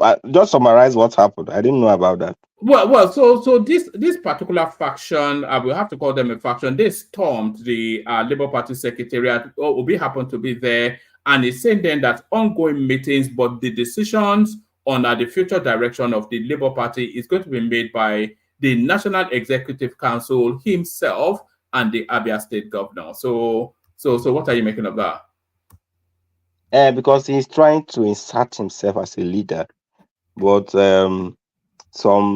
because I listened to Arabambi yesterday and Arise TV, he was saying that there's nothing like national leader of any of Labour Party. That the leader of Labour Party is Julius Abure. That Labour Party is not like a APC and a PDP that has a national leader. So they are trying to remove him as a leader, but Obi is trying to insert himself as a leader, like as that position. So what he's trying to do is to find a way. He's trying to resolve the goings on in the Labour Party, because I'm reading it that he wants to use that party as a negotiating platform for any merger. You know, if I'm reading his body language, he's not leaving the Labour Party, but he want to settle the rift in the Labour Party and use that Labour Party as a negotiation party to merge with another party. So I don't know whether anybody is noticing that as well. So what he's trying to do is to actually take control of the Labour Party, just resolve every rift and dispute in the party and use it as a negotiation for 2027. Though he might not say in the public, but that's the body language I'm seeing. But for the fact, but the issue that he's not leaving Labour Party, because he's trying to assert himself as the leader and command what will happen in the Labour Party. That's exactly what he's trying to do. One man. All right, brilliant. All right, or maybe brilliant. You can have another, maybe reading our feed, but this is how I understand it. So if you are able to, I just feel that it's some of these moves that there are moves that should have been made a long time ago. That's one, and I also think that the future direction of the Labour Party should not be decided by himself and Alex Otti and Julius Abure. Why not? Why not? Because the scope is too small. The decision making is too small and it's too regionalized. Where is the northerner in that decision making? The northerner in this decision, okay, you're bringing regional something into it, No. Because There's a whole raft of so many things, but it should no, be a no, more no, because I'm expansive. reading it. I'm reading at it as okay. He is the national leader of the party. So if he's trying to direct the pilot the affair of the party in a way they should go in a right way, and it should be under the law and follow the law, I think that is okay. Because what even Abure is as corrupt as anything. So what Abure is even doing is not even, I don't know whether I don't even know why the man just changed overnight, actually, because I was thinking that he's someone that is different from all these corrupt politicians. But unfortunately, we believe on someone that is as worse as them, like APC and PDP. So, and somebody like Peter, it doesn't. Number one, he will not pretend. He will show. He will show you that he's not interested in what you're doing by action or by body language. He will just you notice it already. So that's why the Abure and the Papa merged together to fight him. But what he's trying to do now is to find a way to use NLC and see how he can take control of that party by bringing them together, talking to them, and try to resolve the rift in the party. But I'm sure he's going to achieve it. Because Mr. the way he's going. Mr. Emmanuel, let me correct you on a couple of things that you just said. Number one, Abure is not corrupt. I want you to know that now. It's just a lot of people talking. I'm not going to waste more time by asking you to tell me. The issue that is not corrupt because it does not allow the thing to go in the way it's supposed to go. So let me land. He's not supposed to allow things to go in the way it's supposed to go, according to somebody like yourself or me. He ran for office as a chairman of a party, and he won. Right? So no, that is not true. Let me land. Let's not call the favor to any. Just stay the way he appointed himself. Let me land now. All right. Hold on. Let Pasat make it brief, and then you round it up, and then Emmanuel, and then we'll move it on. Okay. Because I just beat up on somebody that's called Jonathan that comes from Niger Watch on this issue. This Abure went to war against corrupt parties, crooks from PDP and APC, and he won that election by doing whatever it takes to do so. I gave an example. Let's say money comes in, and he uses that money in a way that's not probably appropriate. Maybe he used it to man a polling unit. He's not supposed to account for it unless other parties are audited in the same manner. You can't come in mixing up ethics and morals, okay? You have to know the difference between ethics and morals before you start condemning somebody. If it's moral, it's up to him to determine what is wrong or right. Now, if it's ethical in nature, then there's supposed to be an investigation, and then you're going to tell him what he did wrong, give him time to defend himself. After he's been convicted of that, beyond a reasonable doubt, the moral certainty, then you could say what you're saying. Right now, you're just spouting off what you've heard, that he's not corrupt. I've talked to the man. I've talked to him twice now. And I've talked to, the second thing I want to correct you and give you back your time is this. This guy that's saying that he's now in cahoots with Abure, he's a liar. He came to one man's show. I asked him, so are you a doctor? Because he's answering. No. Yes, no. We were there when it happened. Yeah. So what I'm saying is that we haven't heard from Abure saying that, hey, look, I'm in cahoots with this man now against Peter Obi. He didn't say that. It's only this particular guy that came to your show that's saying that, and he's playing a silly game, right? Peter Obi has not said, I don't want Abure anymore. Abure has not said, I don't want Peter Obi anymore.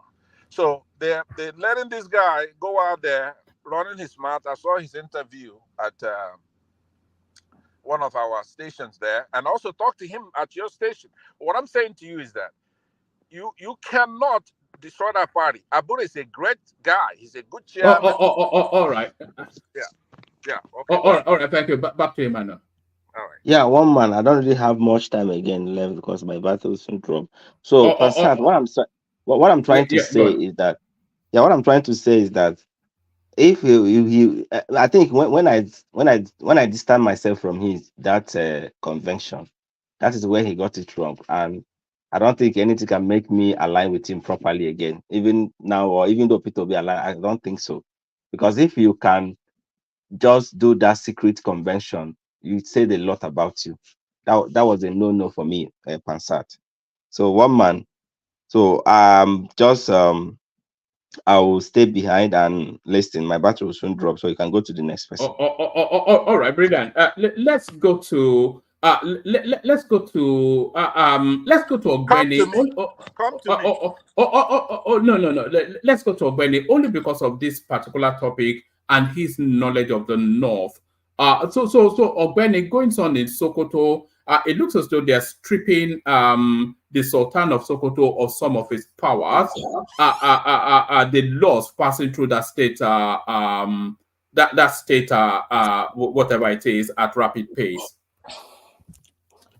Good morning, good evening, Woma. Good evening to everyone from Scotland. Good evening to you. To all the panelists, I respect you. I love you all. I appreciate all your opinion. And to our audience, our listeners, I urge you to like, subscribe to this platform. It's a global platform. We come here to tell the truth. We allow everybody to express their opinion. Thank you, Woma. On the Sokoto issue, Woma, this is as far as I'm concerned, this is an issue that our government has let for too long. Okay. As I've said here before on this platform, I've written a paper on this issue some years ago, specifically year 2012, on why I think our traditional stool should be brought back to what they were in 1963.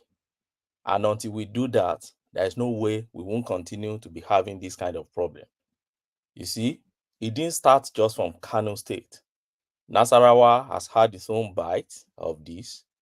In the southwest, we have issue with, currently there's issue with the appointment of Alaafin of Oyo, which happened to be your place.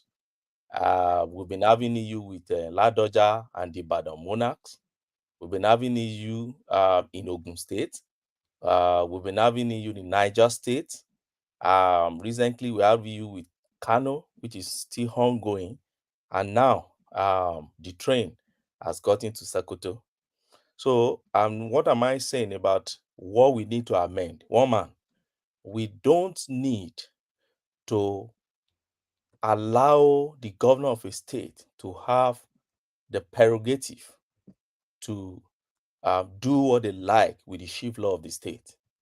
That is one. Secondly, I think the chief laws of a state should be taken away from the purview of the House of Assembly of a state and take it back to the local government authority where any chieftaincy stool stands. That were the two major stands I made, or position I made in my position, in my position paper. And I use some places like South Africa, Tanzania, and Kenya as the litmus test, and then 1963 Constitution of Nigeria.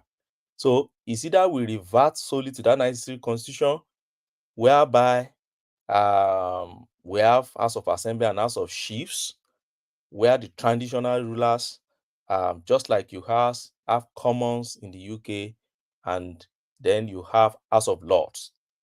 The House of Lords in the UK, they comprise the Lord Spiritual, bishops of Church of England, and some people by inheritance that got to the position and by their nobility got to the position. And then you have your commons, which are filled with the politicians. Two major, organs in the state that matters to the development of the state, that custodian of the state treasure and heritage, running a state. That is what we should have, particularly in Africa, where all these traditional rulers still enjoying the legitimacy of their people. Until we do that, one man, forget it, we'll keep having this problem. We will just keep having this. Do you not see politics in this though? Because there seems to be a realignment of the big palaces in the north. I see politics along political lines. I see politics in everything we do in Nigeria now these days. Anything you see in Nigeria now, I see politics in it. Food scarcity, all these things, you think sometimes you think it's just economic explanation, but sometimes it's beyond that. There's policies into it, let alone a chieftaincy matter. I know. I don't know if you've watched the interview of that man that went to court in Kano. The man was on Arise TV. Is it the one that was challenging the reappointment of Sanusi? Yes, that man that challenged the reappointment of Sanusi. The man was actually practically challenging the dissolution of those chieftaincy, those 5 chieftaincy title stool, and also the repeal of the law.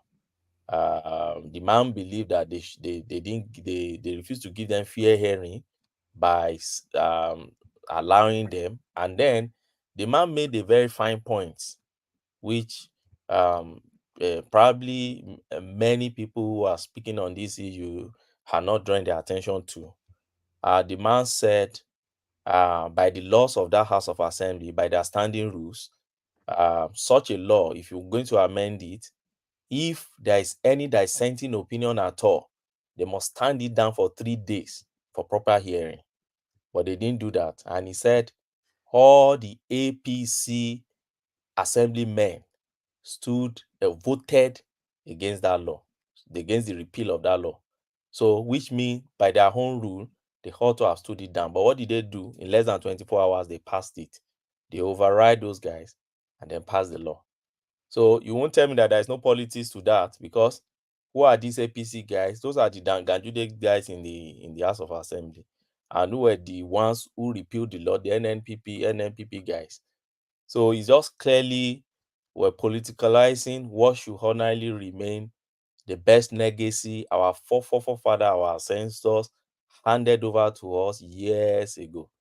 Although I don't rate traditional school in the northern part like that, unless they revert back to what it was before Uthman Danfodio took over that space. I've said that also here before. I don't know how that can happen.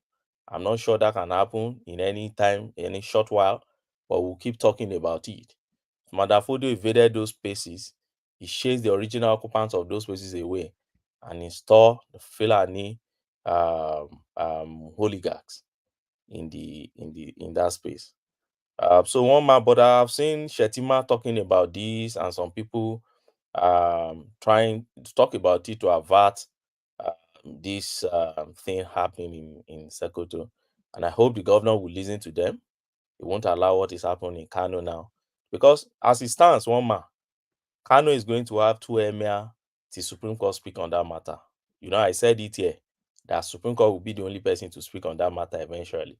Kano will continue to have 2 emirs, you know, and who knows when the Supreme Court is going to speak on that matter.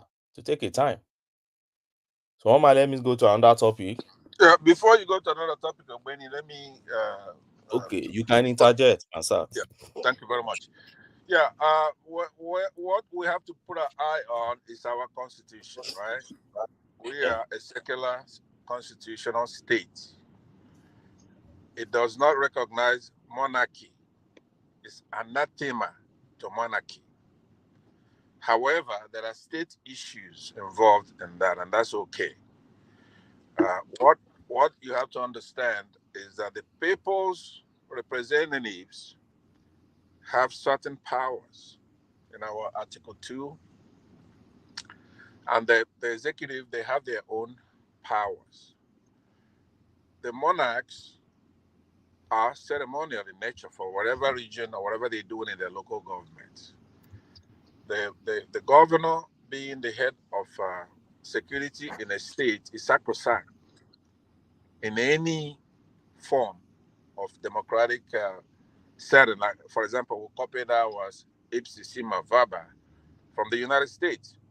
So I am with the last comment you made, which is to say that these caliphates that were instituted, you want to return whatever your cultural thing, traditional things. I'm for all that. But what I don't want is where an unelected, bloody monarchist comes out dishing out anything that has to deal with any citizen.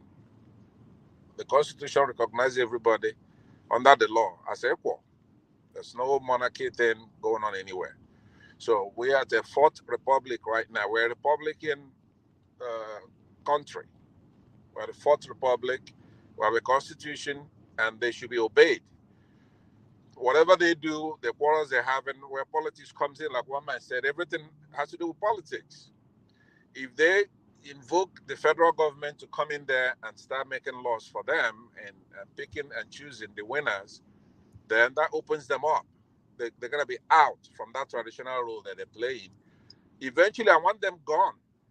Monarchy, we're not a monarchy. Monarchy is one of the worst things in this world. It's bloody. In essence, you inherit it by blood, right? It's nothing that somebody could go and run and get the best to represent them, like what they're doing over there in Britain.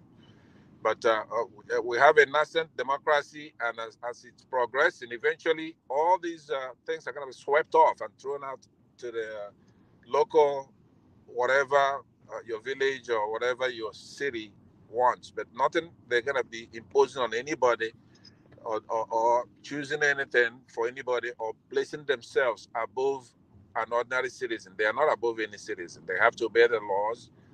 If they don't obey the laws, they should be dragged to the courts and punished for whatever they do. And they are within the control of a governor. So all that, everything in a democratic mores, I'm for, period. Anything that would return power to the citizens, I'm also for that. So that's why I do agree with you in the sense that if the villages, regions want to go back to whatever they had before somebody came in there and conquered them and did anything, I'm for that as well. So thank you very much for letting me interject. Thank you. Was that a civilized conversation between Ogwende and Pansat that we just witnessed there? There is God, though.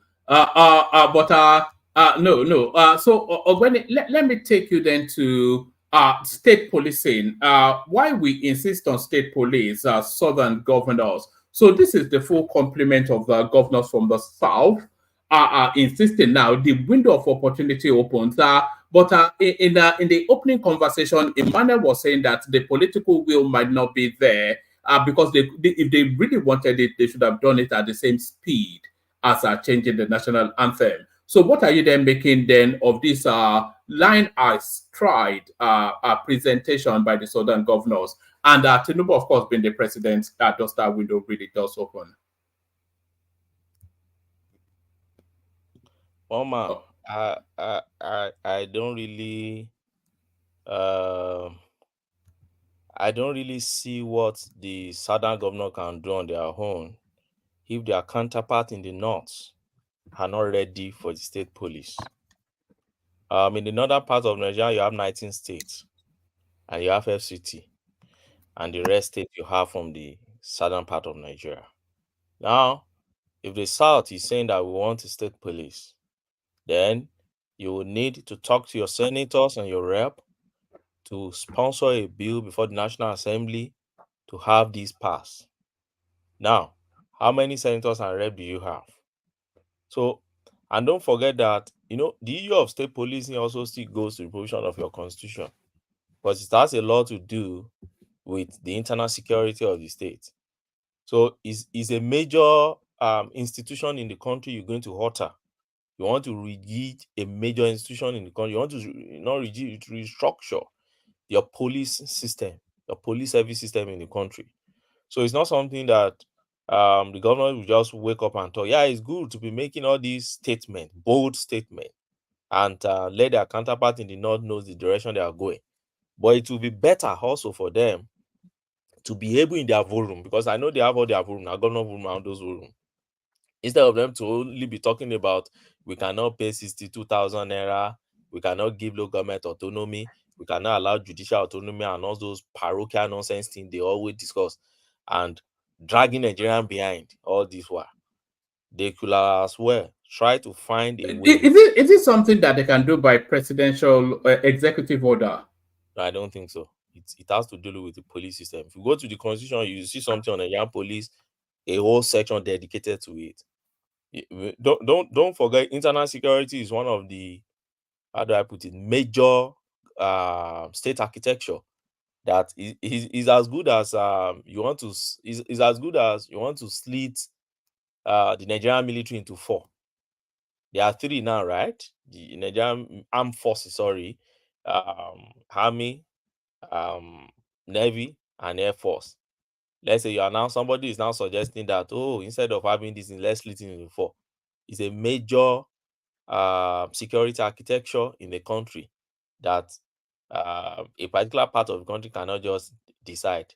And that was the reason why Buhari didn't allow the one we had in the south, what is it even called? That our vigilante police system in the south, to really function or take the place which they should really be within the system. Late Akeredolu, God bless his soul, tried his best to ensure that particular military outfit survived, but they couldn't really get where exactly that should be their place in terms of state policing system. So what I'm saying in essence is this: it is not just to make a bold statement like this. It is also for them to be able to set some machineries, in motion. For instance, get to talk with your senators from your area, then let them make a bold step and take the issue to the National Assembly. And while they are at the National Assembly, let them try to convince their fellow brother, particularly in the North Central. Because you see, this state policing system, and I keep saying it, the North Central needs it more. In fact, that's the part of Nigeria that need this thing most. Because when you look at the insecurity you will have in Nigeria, the major insecurity issue is coming from the Sahel, right? And it's coming down to the rainforest.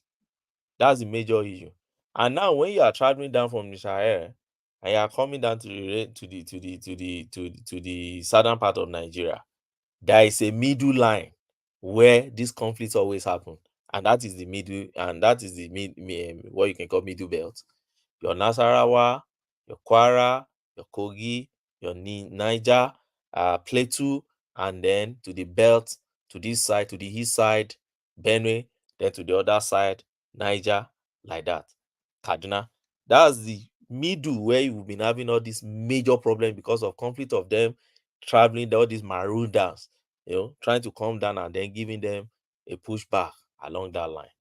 If you read books on or research that people have made on this Boko Haram thing and all the kidnap and everything we'll be having in Nigeria, it's just exactly like that. After Libya, many of them entered.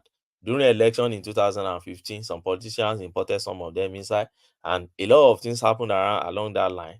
They refused to go back. Our border is so porous along that line. They enter our space, and then they are traveling down, and then they are getting, resistance along the middle area. So then if I ask the question, so what is Niger governor saying? What is Nasarawa governor saying? Kogi governor, Kwara governor, Plateau governor, Benue governor? These are the governors that should be doing meeting with the southern governor to make all these bold steps and then ensure that they galvanize, they sensitize their senators to go to the National Assembly and do this thing. It's not only for the president. The president is just sitting in Abuja, and when he retires, he go back to Lagos, which is relatively safe, or safest in the country, safe.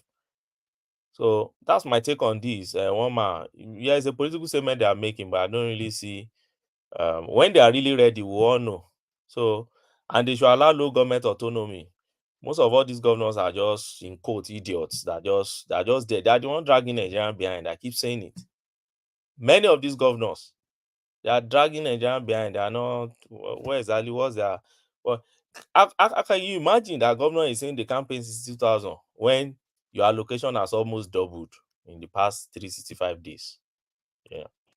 All right. It sounds as though you've already taken yourself to the next topic. So it's still ongoing, that negotiation for what constitutes a minimum wage. The Labour finally mentions actual amounts Tinubu should approve. So the Labour space, the Labour Union, they are now at the 250,000 naira mark, but the government still not moving. But what are you then making of that back and forth? The chasm between what the government says is a final stance and where the Labour wants to be is just so wide. It's almost 3 times, if not more. One man. For people who are familiar with negotiation or mediation, you will know that all these things are normal. Labour started with 400 and something thousand naira. Government started with something on, I think, 30,000 plus 15 or 30 or something, or 15,000 naira. And they kept dragging it up and down, up and down. Now, we are gradually moving to a point. For me, the point I guess before that we will eventually get to is 100,000 to like maybe 120,000. But the drawback that I sense at a point in time is the state governors. Not even the private, but what I think they can do for the private sector is that eventually they allow private sector, they allow the disparity between private sector, minimum wage in the private sector and the public sector. That's what I suspect that could happen. Since the private sector say, okay, we can pay 62,000, we're ready. Because a lot of people, of course, they don't know that it was actually Soludo that opened up that space. A lot of people don't know that the minimum wage also binds the private sector. So you'll be paying your driver 250,000 naira, so you have to go and work harder. Yeah, it binds them, but it has never been so in Nigeria. This is, I guess, the first time that it's going to have a law that will bind private sectors too. And don't forget, when they say private sector, it will be those ones that involve in all this negotiation. Because I don't believe what Soludo said that, your driver, you must be paying your driver. If I employ my own driver, my own personal driver, and then I was not part of their negotiation, there's freedom of contract. I can decide to negotiate. I can say it's 200,000 and I want to be paying my driver. I can say I want to pay less than that, the minimum wage.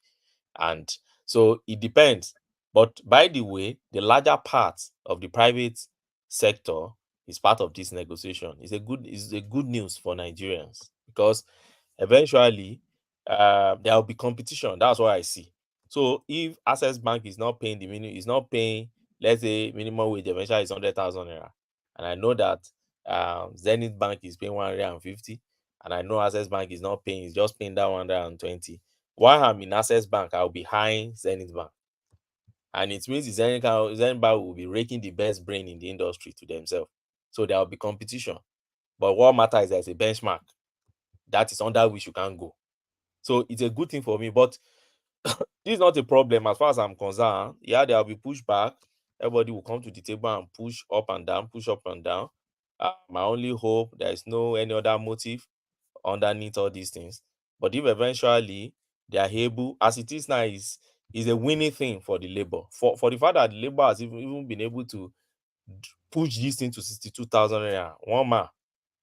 We just like probably demonizing our own thing.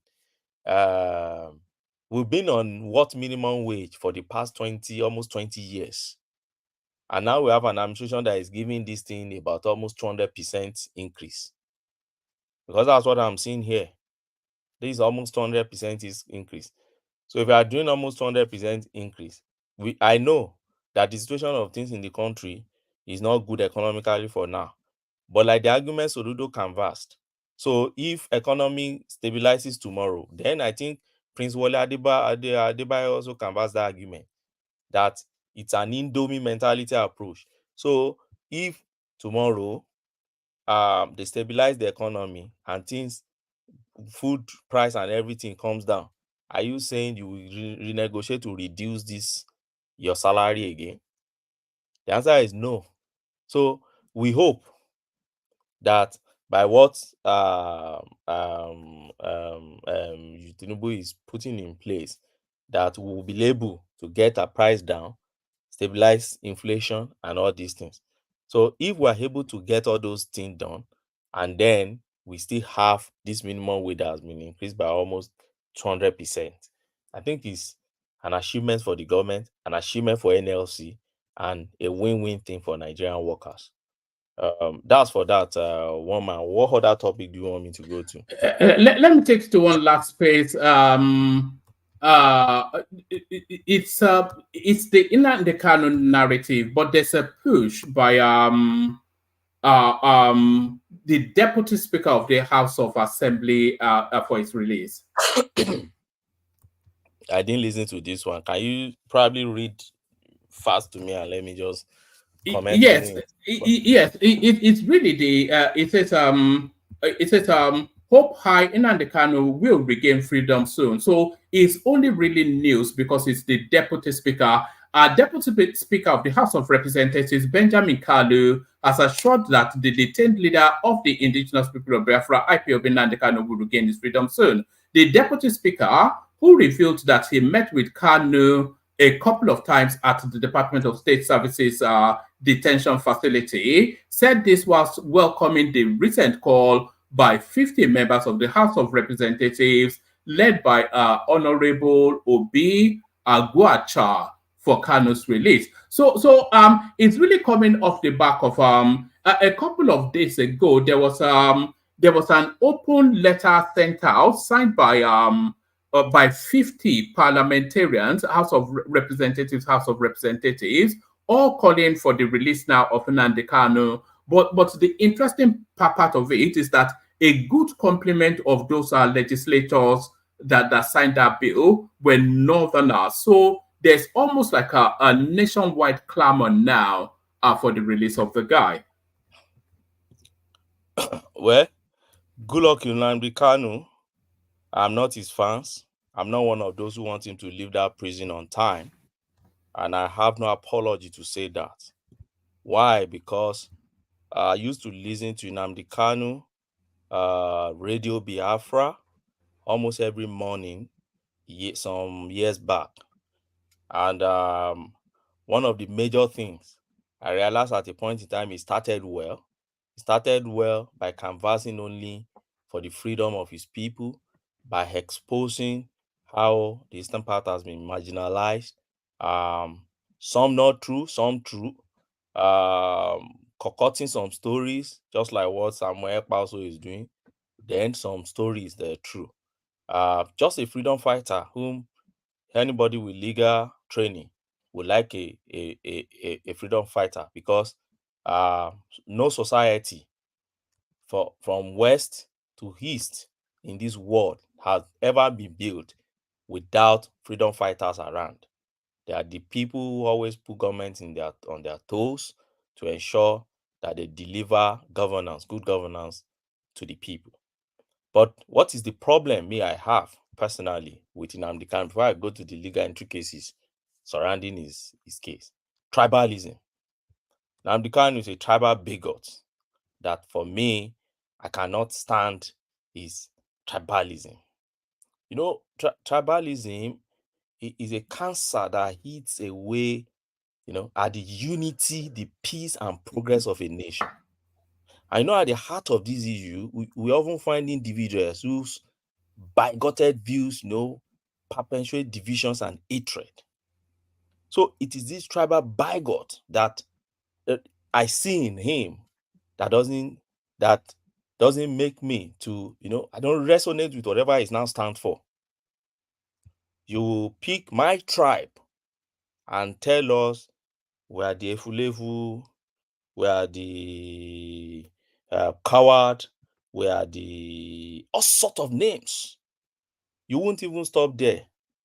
You will tell the Igbo guys that whoever is attending a church that is founded by Yoruba man is an idiot. You pick the Fulanis, you call them all sort of names. You can fight for your freedom without attacking people's tribes, attacking people's race. So you can't deserve my sympathy if you attack my race and you still want me to sympathize with you.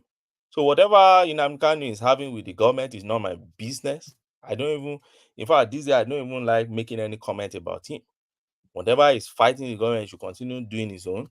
If they release him, good luck to Tinubu. You know, they're aligning his narrative with people like Sunday Igboho and maybe to a lesser extent Omoyele Sowore, who stand accused of within the same parameters of infractions, but they seem to be walking the streets free. Well, one man, there was a time I did an analysis of how they don't have the same case here. So I won't like to go to that again. I will only employ our audience to look for that recording or that date if they have interest in this issue, to see my analysis on why Nnamdi Kanu case is quite different from maybe Sunday Igboho or all other guys' case. The only man I don't think Tinubu should release that they've released, whose case is also close to Nnamdi Kanu, is Bodejo, that Mieti Allah guy. I thought they didn't grant him bail. Did they grant him bail? I thought they refused him bail. I thought they said they granted him bail, that they have exercised prerogative or something like that for the guy. That's the only guy. If they had actually granted that guy bail or they have allowed that guy to go, then they should allow Nnamdi Kanu if he can break his case.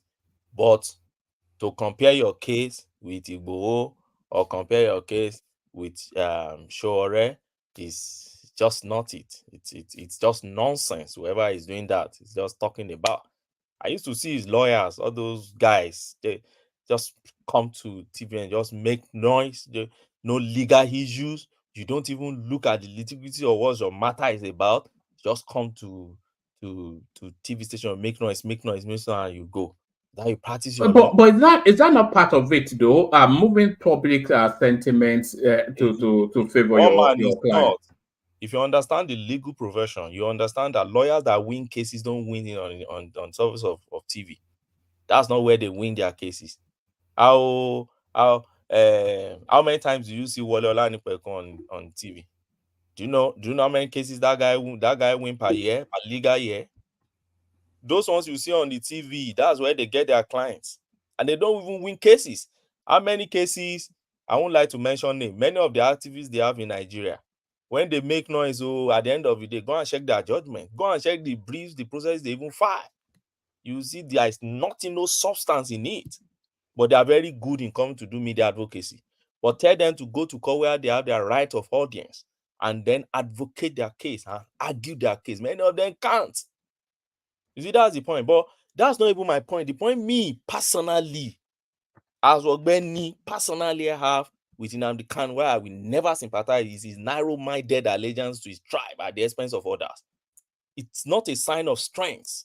Yeah, could I question you on that then? Is it possible? Let me land on it. It's a profound weakness. Do you understand? It reflects a fear of diversity and inability to embrace the richness, that different cultures and backgrounds bring a collective experience together. You need to listen to Nnamdi Kanu during NSAS.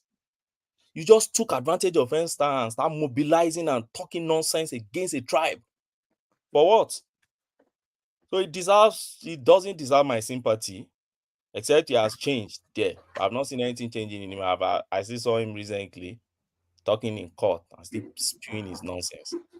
So that's for me. One my Pansat can interject, please. Okay. I was going to first use some analogy when it comes to tribalism, but what you're saying applies in today's, maybe in sports, right? Let's say, I don't know who is your favorite football team. Maybe it's one that's in your state or in your city, and you like them to win. That's tribalism, right? If Nnamdi Kanu is bigotry, sectarianism, partisanship, as dogmatic as it may be, it's geared towards his tribe doing very well. I don't think anybody's accusing him of tribal supremacy, or he wants the Yorubas gone or the Fulanis gone, unless they did something to him we express those views in many ways. Now, I'll be interested to know in what is it that you saw during EndSARS. Maybe you should submit it to one man, and then we could actually trade it, not just your interpretation of it as to why he did it. But now, as a lawyer, though, you say you're a lawyer? No, let's not do that. No, he is a lawyer. But what I'm saying is, what I'm saying is that I don't know how familiar you are with his activities in our courts. He's been charged with horrendous crimes. He went to court and he's won at every juncture. Some of them awarded him billions of naira. Even up to our Supreme Court, the law of the land. First of all, let me ask you, did you read that opinion by a justice of our Supreme Court, particularly ruling with prejudice, not without prejudice, but with prejudice, that the Nigerian state erred? As a matter of fact, he was harsher by going to apprehend Nnamdi Kanu from another country, that they disgraced our country by doing that. So therefore, that is illegal to do that. He ruled on that. He ruled that he did not jump bail. This is the Supreme Court. This the apex court. There's nothing horizontally above it. So, and you knowing that we normally live 99% of, even here in the United States, we live by common law, not laws made by national assemblies, but by stare decisis. In this case, horizontally, the apex court ruled that he did not jump bail, that the country did the wrong thing by going there to apprehend him and killing so many people over there. So he's already won. Now, there was a procedural issue where this judge, I believe that he erred by saying that he didn't want to cut off the knees of the trial court, that he's going to send it back to them to correct some of those things. And that's why they came back to this court. Now, this judge has said to both parties, the government and the defendant, you guys go and work this thing out, politically solve this issue. So now, how come somebody who has been acquitted of all those heinous crimes, somebody's more innocent than you and I, because we haven't been tried. He's been tried. So now the state is disobeying our own constitution, our own laws, our own court rulings by holding this man. There's no habeas corpus. Why do you always, you kind of... I'm trying to move it on because... okay, it's my turn next anyway, so... Let him have the right to... I think he gets the strokes of where you are. So that's what I'm saying, Winnie. I would also want you to reconsider, as somebody who is from Nigeria, you know that tribalism is a feeling of identity and loyalty to one's tribe. It's common. We all have that disease. It's an allegiance. Chauvinism in a way, a spirit, the core. Thank you. It goes as far as regionalism. So it's nothing for you to hate one of your fellow. Let me try to answer you. Yeah. Okay, first, I didn't only talk about tribalism. I don't know if you understand the difference between tribal bigotry and tribalism. I talk about tribal bigot. I say Nnamdi Kanu is a tribal bigot. So I wouldn't buy that your reductionist approach to reduce my conversation to tribalism. Then your analogy too. And tribal bigot is nothing positive. It's always negative, except you want to see positivism in it, which I don't see. And I don't think any reasonable person should see anything positive in tribal bigotry. Secondly, I do say. No, just let him respond. Secondly, you talk about Supreme Court. We'll go back to read that judgment which I've read. That Supreme Court judgment castigated. We analyze it here too, so there's no need to talk too much on it. The Supreme Court castigated the federal government of Nigeria on how they were able to get Nnamdi Kanu back to the country, and his first escape also out of the country. They said there was no fact at all to show that he jumped bail and all those things. But at the same time, the Supreme Court said he should go back to that court to go and face his trial. But the way Nigeria, or some people in Nigeria have this way of, you choose a path that favors you in a judgment, They did not say go and face your trial. Don't say that that's unless what the you judgment says. show it now. Show that. That's not true. The judgment does not free Nnamdi Kanu. The Supreme Court judgment asked They did Nnamdi say go Kanu. back and face your trial. We saw it here. So I will show it when it's my turn. They didn't say that, but go ahead. They asked Go ahead. Nnamdi Kanu to go back and face his trial. They did not strike out his charge, all right? But they castigated the government for bringing him into the country in an illegal matter. And my simple knowledge of law tells me that whichever way you are able to bring an accused to the court does not taint the substance of the matter. It's a case on its own. It's a procedural case that Nnamdi Kanu can even take them to court on its own and get compensation, which he has done on the fact that you get me illegally to the country. But it doesn't stop you the crime that they allege you to have committed. You still go and face your trial. And that's why I love that judgment. That we okay, but could you hold on the one you agreed? No, just hold on 1 minute on you made a stipulation already, and this is what I don't like about you. Hold on, we're doing fine, right? No, you can't.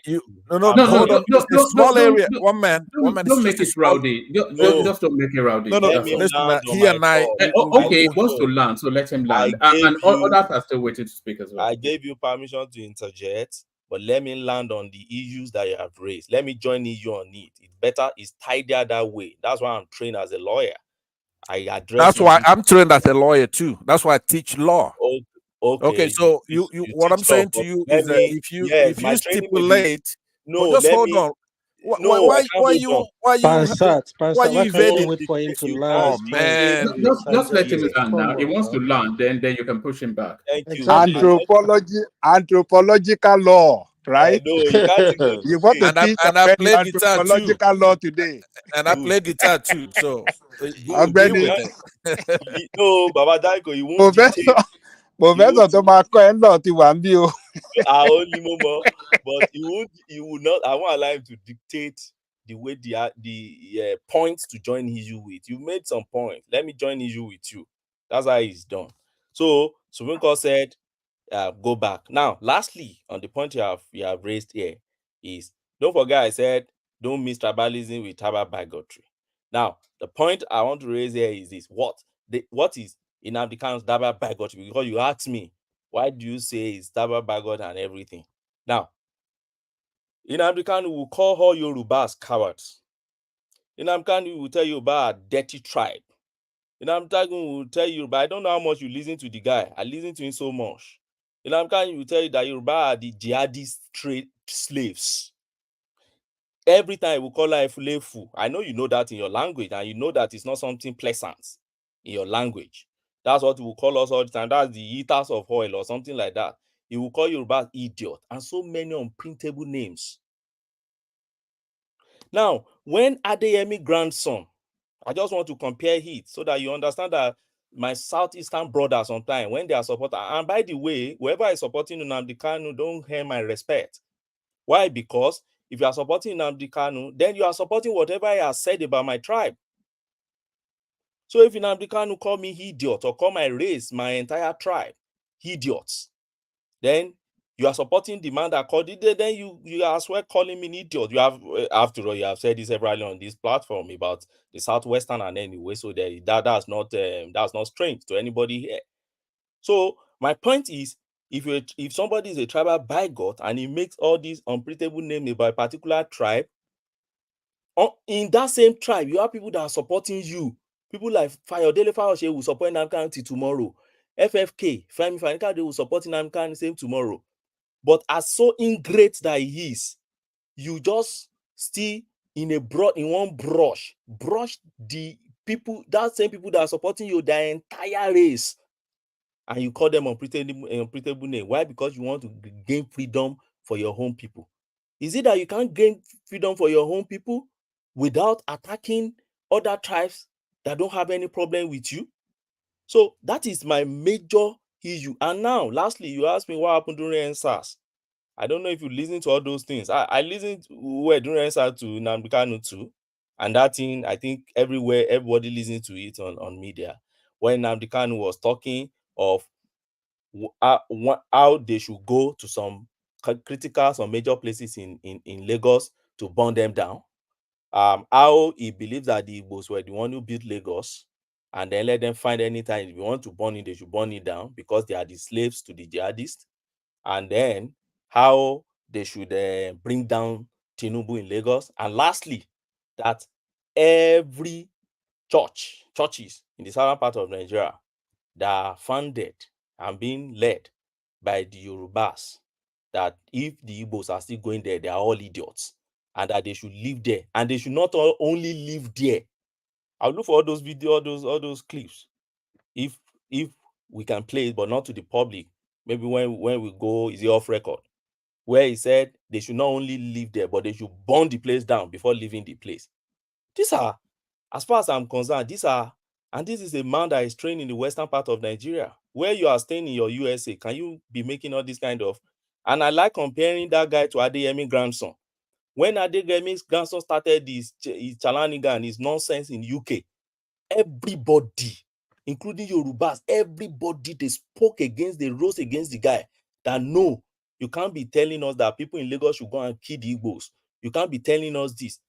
And there was a petition against him with the UK Metro police, and they picked the guy and they jailed the guy, Adeyemi grandson. So if his own tribal men can say, don't say this, you can't be a tribal bigot to this extent. What is wrong with my Eastern brothers that you can't speak out the truth about the tribal bigotry that Nnamdi Kanu has slided into? And that is okay. Hold on now. I don't have any other problem with it. Yeah, hold on. You've gone away from what we're talking about. I believe that when you say you read that Supreme Court opinion very well, and then you stipulated to the fact that it came back saying that Nnamdi Kanu did not jump bail, which literally means that his bail then should stand. That's what that really means. Not just technically. It's saying the bail, he did not jump bail from the apex court, Supreme Court, back to that court. So the minimum, Nnamdi Kanu should be released on bail because he didn't jump his bail. Like you said, the judge was quite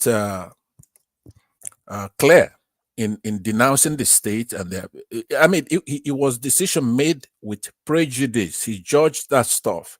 This case should not be going any further because every underlying condition for those charges, in order for you to proffer such charges, those things cannot be there while you're doing that. It's like fruit of a poisonous tree going on there. You cannot go there, do those kind of violations.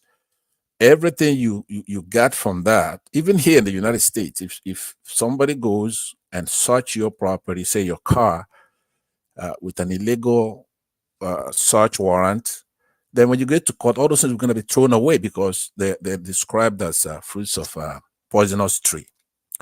But now, I just want you to understand that point because you've already stipulated to it.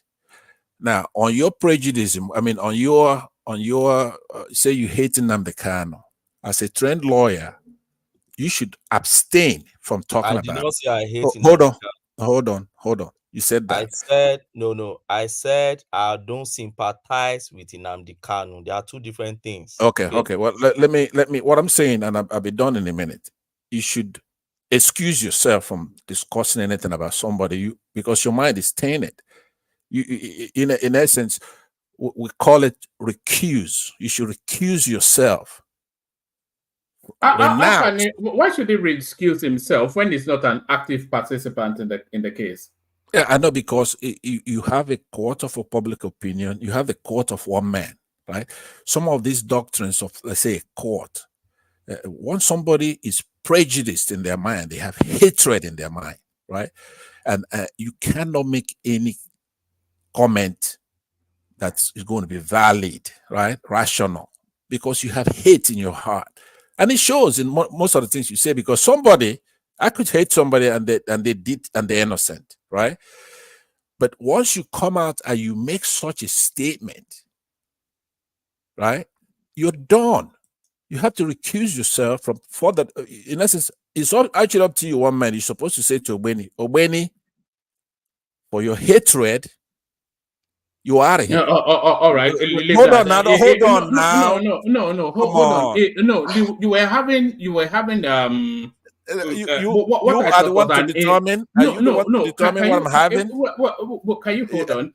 Yeah. No. It sounded like an intellectual discussion, but now you just want to be launching at the guy. Which is your. I'm not. I am not. That's don't worry about it. He's entitled. He doesn't have to recuse himself because he's not a participant in the lawsuit. No. He said and he's entitled. And he's entitled to his personal opinions on matters that he feels strongly about. Hold on, but once you make a statement, like I gave you an example before, somebody says, "Look, 10 is greater than 9." You don't have to attack people. I'm not attacking him. Did you hear what he said? Hold on. Forward. Maybe it's your maternal instinct to protect people. I don't know what it is. He's a big boy. He's here talking, insulting Nnamdi Kanu, insulting the Igbos, right? Talking about the Igbos. I don't want to go there because hold on. I don't want to deviate into all that kind of. You listen to him very well, right? You listen to him. Not only that, he has a reputation on this platform, right? So just hold your horses. We're having a good conversation. You were until you started going after his personality. I am not. I'm saying that when somebody, it applies to me, it applies to you. Once you're prejudiced, you cannot make a rational, what do you call it? Conclusion, right? Everything you're gonna be painted and tainted based on that stuff. You say, okay, he's accusing Yorubas. That's what one of the things he's saying. That's a prejudicial statement to make. Nnamdi Kanu can. It's a statement of hold on. Not only Nnamdi Kanu can, he should lambast the Yorubas, right? Your behavior. You see, that's the point. Let me don't degenerate. You are going to degenerate the conversation as you often do. This is you cannot bury smoke. Let it all out. I can't let you degenerate the conversation. I don't want to do that. I'm the light of this conversation. I am the lightened one here. So, but I understand what you're saying. They make it like that. He wouldn't take interjections. I've corrected what I want to correct on that. He's coming to me next. He could interject me. But if you come and you say Nnamdi Kanu did XYZ, therefore, if the courts find him innocent, that he should be held there. What kind of jurist are you? It doesn't matter. Nnamdi Kanu can make mistakes. Nnamdi Kanu could say things that are wrong. Nnamdi Kanu can sin. The point, though, is with our constitution, you have to prove somebody innocent. Prove somebody guilty beyond a reasonable doubt to a moral certainty before you could hold them. So when we're talking about this case, you heard what he said. He perambulates about the law, but he's never said. All right. No, you know what? It's getting wearing, man. It's getting wearing. I'm gone. I'm gone from this platform from today. I'm never coming back here. All right. I'm out of this platform from today. All right. Thank you. Back to your Benny. Mama, but I said it initially. I don't like talking about Nnamdi Kanu. Is not an issue for me. Let people like Pansatanis, people that wants to talk about, or people supporting him like Bode Road Driver and others, let them be talking about him. Woman, I met an issue, I think here initially today when somebody was talking about, I think Obi's stance. I love anything. Yes, they were. Obi is trying to realign the Labour Party. Just to make it a more united front. I love exactly. When is it going to be my turn? This guy's been talking forever. It's my turn. I want to talk about stuff like that. Pansat, leave that to the person anchoring the program. You don't dictate that here. No, what I'm saying is, I don't know. You don't have to disrupt the session every time. I don't want to. It's very predictable and it should be. It's very passe. No, but one man. It's like tantrums all the time. What I'm saying is this. Listen to me. If we come here, I thought it's turn by turn. You have panel. Am I wrong about that? It's supposed to be fair now. The first thing was Isaac Black, and then followed by Ajanle Koko, Dewale, etc. So, but they understand that I try to curate it so to keep the conversation at its highest point. But Ogbeni, carry on. Please, Pansat, let's Well, let the session breathe. Let the session breathe. Let's the poor breathe. But you know, yes, Azad is one of the maybe recently one of the reasons why I recommend this platform to people to come and listen to Serious. I don't just know why. I love hearing this guy. it's like every time at the zoo. I don't understand. See, the way he talks on there, maybe we should be doing this program around somewhere in the afternoon when things will be not when eyes are cloudy. Apology. Yeah, not saying that.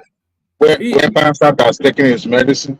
When the medication has not worn off yet. I believe Pastor takes a red wine. I so much believe that. Yes, I suspect it's more gogoro than red wine anyway. But yesterday, I think he was saying somebody should not call him dude. I don't know. Dude, I think dude is complimentary now. I don't know. I have to go back to my dictionary to go and check meaning of dude again. How are you objecting to somebody calling you dude? But anyway, one man, let me speak on this Obi thing. I'll take my seat for the day. Now, a lot. I don't know. So now, if Obi is trying to unify the party, first question I ask is this: all those allegations that Arabambi, Papa, and others made against Obi, have they addressed those things? I keep asking it. Arabambi and his own part, who are trying to unite now with Abure, they accused Obi as invading Labour Party with his people. The first accusation they had against Obi, if you watch many of Arabambi's video and all these things, is first sectionalization of Labour Party. They said you are sectionalizing Labour Party. In fact, they said you are Igbonizing Labour Party. That was what Araba put here at the point in time. And he put figures and facts to establish that. One of the ones he put, I think, was that out of 21 or 22 members of trustee or something like that, that about 19 or so from them are from the southeastern part of Nigeria. And then that during the election, their officials in the northern part are mostly people from southern part of southeastern part of Nigeria. So he practically accused Obi of doing that. But what was the response the Kenneth Okonkwo and others will always give you? They are sponsored by Tinubu. Oh, it's Tinubu that sponsored them. Okay, another allegation they always attack Obi about is that he's undermining the leadership of the party. And they also said they have come to hijack their party. They also talk about the obedient guys that he's not able to tame. And they also talk about, a lot they talked about, all right? At a point in time, they narrow it to Abure's corruption again and him backing Abure in terms of acquiring some wealth to himself, buying some properties to himself, forging check and forging some documents and all sort of. So the question I keep asking that bothers me, okay, well, now, all these allegations and everything, because politicians are very funny. Where are they today? Is it that they've just frizzled away? Is it that Arabambi was just talking rubbish? Or what exactly? And then another question I asked some of my obedient guys is that Upton is not here. If he's here, he would have answered this for me too. When Abure was raised by that woman, I think Shoma or something like that their treasurer, Obi came to address the press. Why? Because they talk about the money that they raised, that they did not give account. Till 2 days ago, Arabambi was still talking about that money, that today they've not given them account of the money that was contributed for Labour Party. That's for Obi's campaign anyway, but he believes it's for their party first because you're a member of the party. Now, don't forget that Obi said there will be forensic auditing. That's how many months ago now? We have not seen any forensic auditing. But the same people that you've been accusing each other, oh, no forensic auditing, oh, maybe this person, you're coming out to realign yourself together. I wish them well. But when some of us come out to tell them that, look, there is no difference between all these politicians, and they want to paint a kind of sainthood for us about Obi, or I don't get it. And I think somebody who has that discerning, what do you call it now, should be able to start seeing, except those ones that have been blinded already by this headless mob thing without thinking well, should be able to see.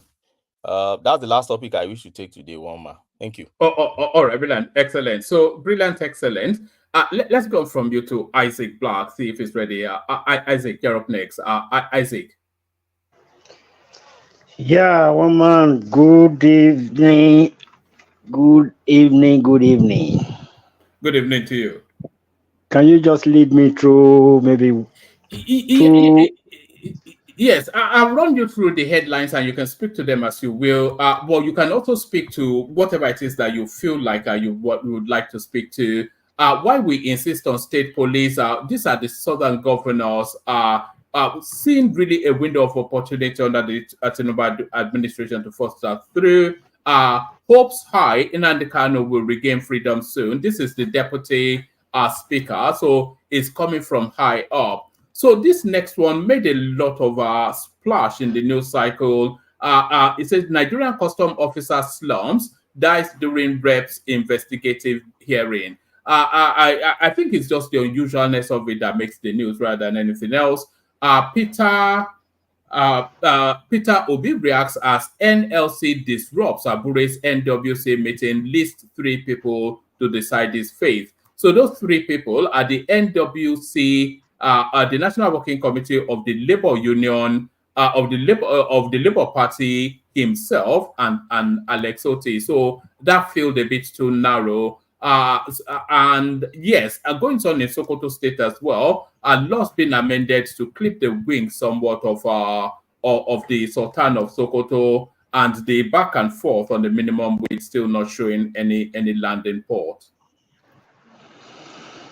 Yeah, a lot of issues.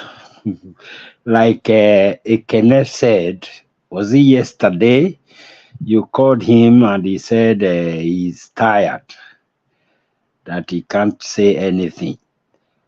I think this is what I normally say here, that when we begin to, there are some kind of certain noise we make that are not relevant. We just stress ourselves, when we make such noise. There are few people in our platform here normally that do speak directly to the points that would be necessary for us to push our nation to the right direction.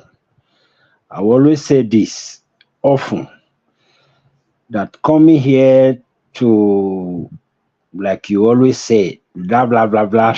I don't know how you say it. It's uncalled for. So I will, the way I put my own net is I don't actually go deep, but I listen very well to people that make sense. And the area I would like to say maybe 1 or 2 things is this aspect of the northerners trying to gang up to maybe remove Tinubu maybe in the next coming election. Like so many people said, I think you played a video of, I forgot his name. He told us some things about the plot against Tinubu by the Northerners to push him out of government. And some people also came in to say, I think it was our brother, Pansat. He also came in to say, why should we be saying 2000 and that is in the next election? Maybe their plan might even be taking him out even tomorrow. So on that aspect, I want to say that I want to put everything together. What I draw out of that of this thing that is happening right now is that once a government is doing fine, the North will always have tension. As far as the North is already having tension right now, it means the government is doing very well. Anything that makes the Northerners in our country, Nigeria, any government that made the Northerners to feel relaxed, just like the Buhari's administration, they were so relaxed, so organized. There was no tension. Just know that that government is not doing the right thing. As far as it's just the beginning, I believe in 2-3 years of this administration, you are going to see a lot of commotion, a lot of chaos. Not really. I don't pray that people will, the way, their lifestyle. I don't pray that people will buy themselves and all that. I just believe there's going to be a lot of commotion, a lot of division in the North. And those of us saying that the government is doing nothing, by the time you begin to see that in the North, just know that this government is doing a lot. Even if we are not seeing it right now, he's building foundation. We all know that Nigeria already, the state that it is, it's like our brothers from the East will say, they will use a lot of adjective or whatever. They will say Somalia. They will say zoo. They will say that state, or that points to the it points to the state of the nation, how damaged it is. Even the people in office, the people in government, their comments, past leaders. There was a leader when he was about to, I think he won election. When he was about to be sworn in, or after the swearing in, there was, I don't know if it was Buhari, no, maybe one of the military ruler. What he said was that Nigeria is like a battered vehicle set for a long journey. I hope we know what that means. A battered vehicle set for a long journey. It will go nowhere. This Nigeria has been in a state of collapse. It has collapsed. So any government coming right now, like this present government, it will need to start from the foundation. And whenever you are digging that foundation, you are setting those, pouring those concretes, putting the right rods. The beauty is not always in sight. It's not always in the view. It will be hidden. So that is what is actually confusing a lot of Nigerians right now, for them to think that this government is doing nothing. I was one of the people who wanted Buhari at that time, when Jonathan's the PDP era was becoming unbearing to Nigerians. I was one of the people who wanted a change. And when Buhari came, I was so happy. But when he started, from the start to the middle to the end, that was when I knew that he's not going to build any foundation for us. Although, like some of us also said, is it the yesterday or the after the discussion that we discussed here about Buhari, we all said that when we are going to condemn any of our leader, we shouldn't just condemn him wholly, totally. We should also give him the credit that he deserves. That is on infrastructure and some other issues. And some people also gave us his bad side, that northern attitude of not caring, not minding, especially he tried in the Boko Haram issue, security-wise, generally, he failed, not minding what was happening in the country, and all that. So that plot against Tinubu right now, if it's true, we'll all see it coming to play. And by the time we begin to see it like that, we should know that this government is doing something rational and something good for the country. That's on that. All right. I was actually going to ask him to bring it home, and then we come to you. Yeah. Okay. Thank you. You want me to interject you now, or you want to wait? No. So did you want to bring it home, and then we go to Pansat? Maybe let him just throw whatever I want to throw. Then let me see. All right, Pansat. Okay. Thank you very much. So you know that we're not supposed to be historians trying to document what Tinubu does or what Buhari does. There are people who are analysts. They look at it in the front before somebody come in. They assess their policy, their capability, and then they're going to tell their fellow countrymen. See, the Igbos do that a lot. They did it during the war, before the war, and they ended up being right. So they did it with Buhari when he came into politics. They voted against him. And they said, look, this man is no good. This is what he's going to do when he comes in. He used to be a military dictator, and he was jailing, especially Yorubas, put a lot of Yorubas in jail and doing things like that. Therefore, here's the reason why we're against him, and they voted against him twice. They didn't vote for him the first time. They didn't vote for him for the second time. And they did the same thing with Tinubu. So now, what I'm asking you to do, instead of saying, just let bad leaders come in, and when they're done, you're going to look at it forensically.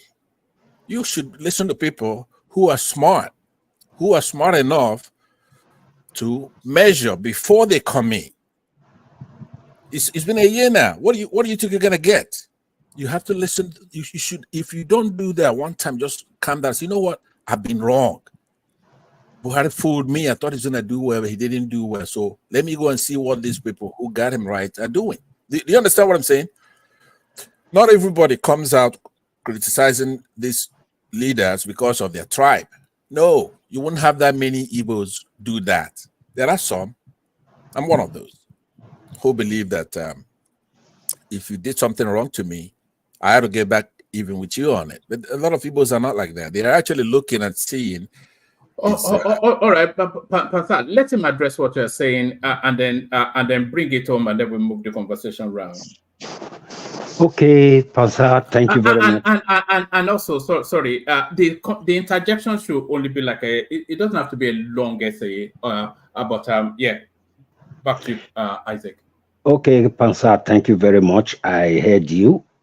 That's the very attitude I've been preaching on this platform. Just the way you interjected me right now.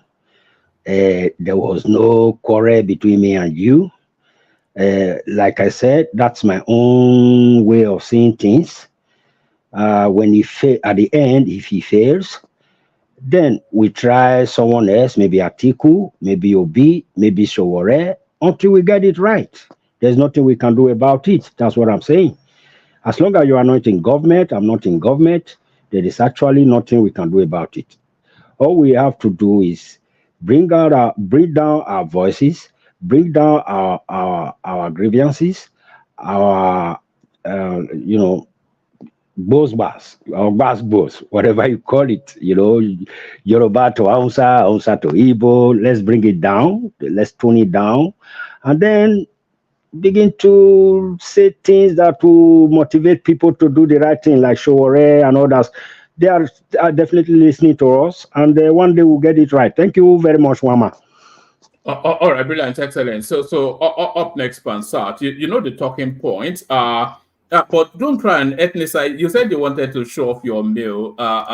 No doubt bought. So show us what you are eating then. I'll show you and why some of us feel really bad that we are eating very well. Our people cannot eat. I don't know if you see this nicely fried plantain here, right? See that? Yes. I'm done with my lunch now. Now this I'm gonna throw away. Kulota could use this, but especially people. Look at this. This fish. I'm already done eating. Look at this. I wish there's a way to ship it back home. Okay, look at rice. You shouldn't be bragging about throwing away food, by the way. What I'm saying is that it's really sad that we're in a country where our people cannot eat. Right? I'm already done eating. Look at all this stuff. It's probably $1 million naira to get a meal like this back home now with the price. What are you talking about? For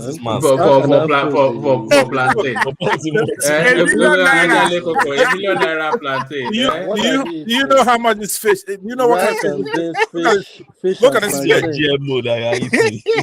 All right. And anyway, so the point I'm making is that you eat $1 million naira meal in the morning. So you eat 3 million naira meal every day. Let me tell you. Look, guys, it's run away. Look at this guy. You see, I'm done eating, so I was gonna just show you some of those. But what I'm saying is that that looks like a what's that? Is that on bed seat? Are you in a bed seat?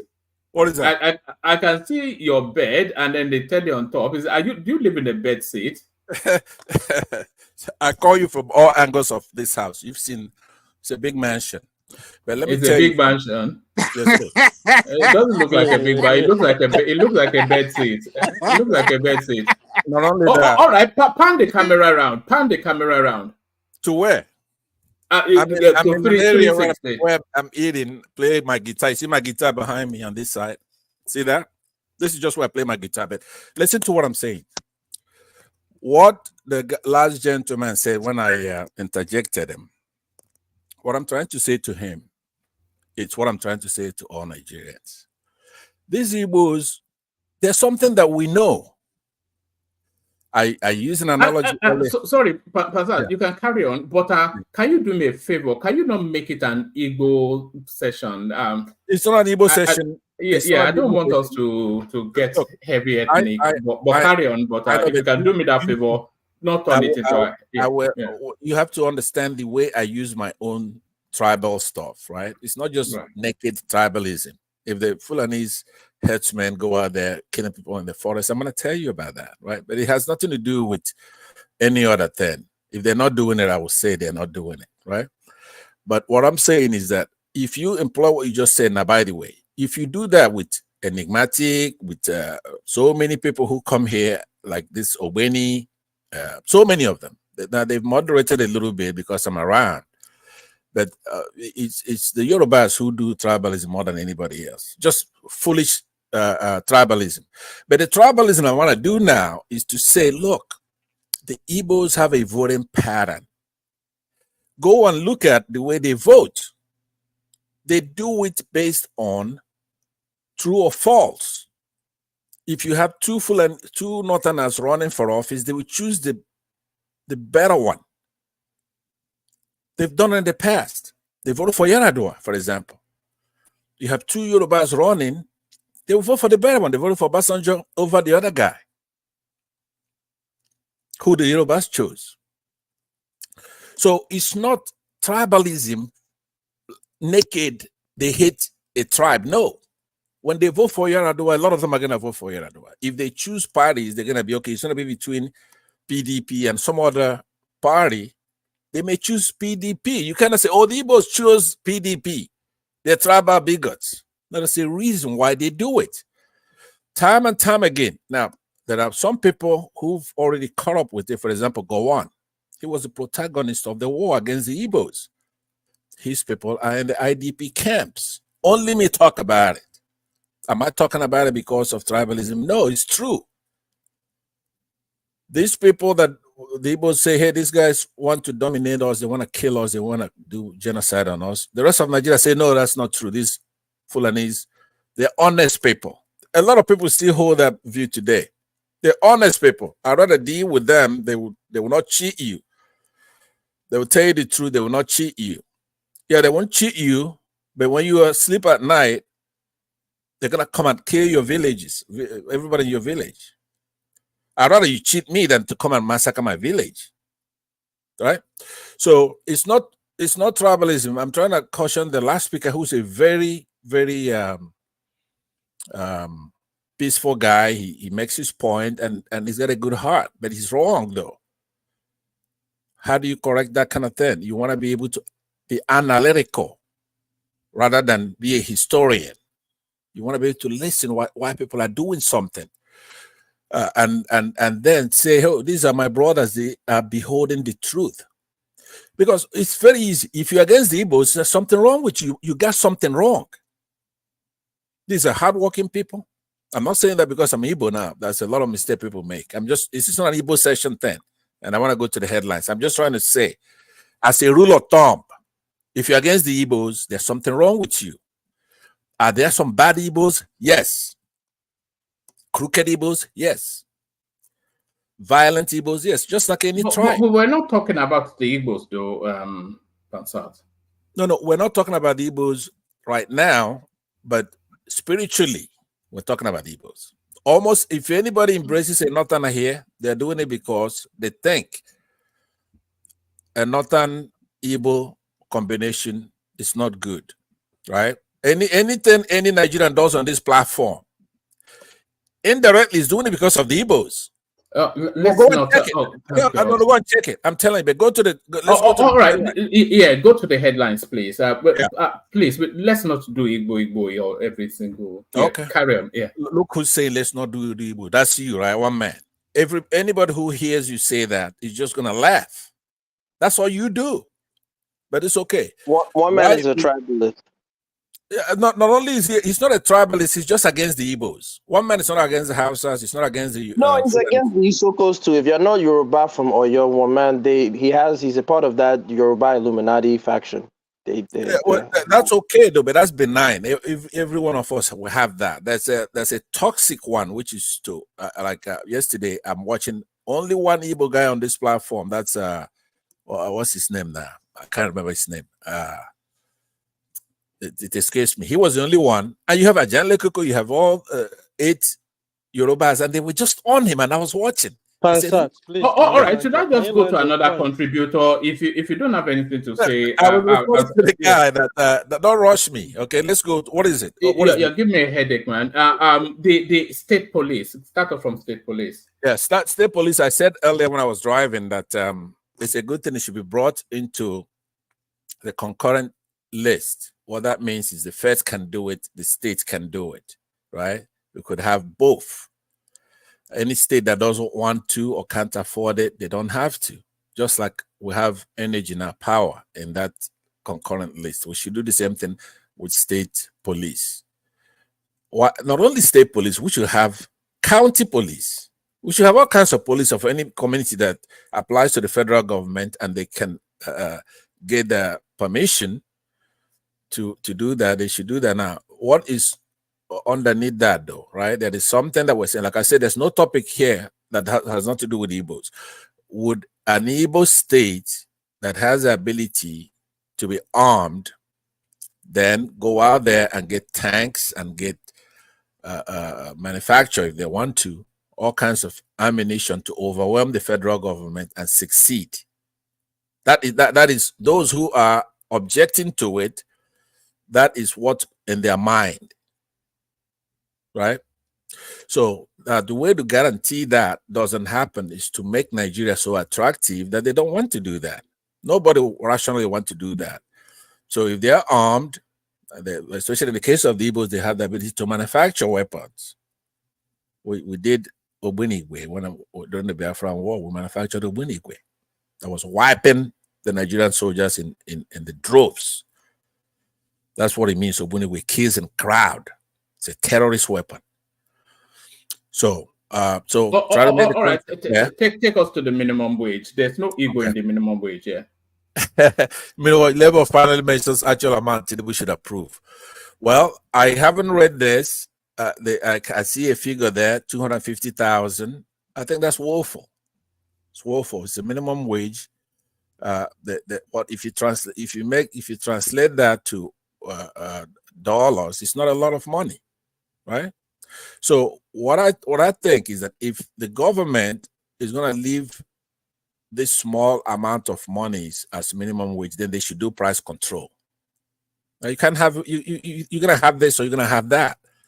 You cannot have a bag of Gary to firstly, where are you setting it comfortably? And don't say some ludicrous 10 million something. Where are you setting it comfortably, the minimum wage? 490,000 right now, given the condition. Was that the breakdown from the labor union? Yes. Okay. Yeah, I believe that they are reasonable. It should be higher. But there are so many other conditions that's beyond their control in order to bring it to par. Americans are not better than us. There's nobody better than Nigerians. We have everything. We have the resources. We have the manpower. So if they have to tinker with the monetary policy, if they have to do some things by fiat, then they should do so. If they need to nationalize all our assets, including the oil, then they should do so. But there is no reason why in the 21st century, people are not being paid decent wages to be able to live, or family, be able to send their kids to school, feed very well. It's just minimum wage. And throw away $1 million worth of food. You know, that's what I'm saying. I feel guilty. See, I lost my appetite. I all this, I cannot be eating very well when my people are not eating that well, right?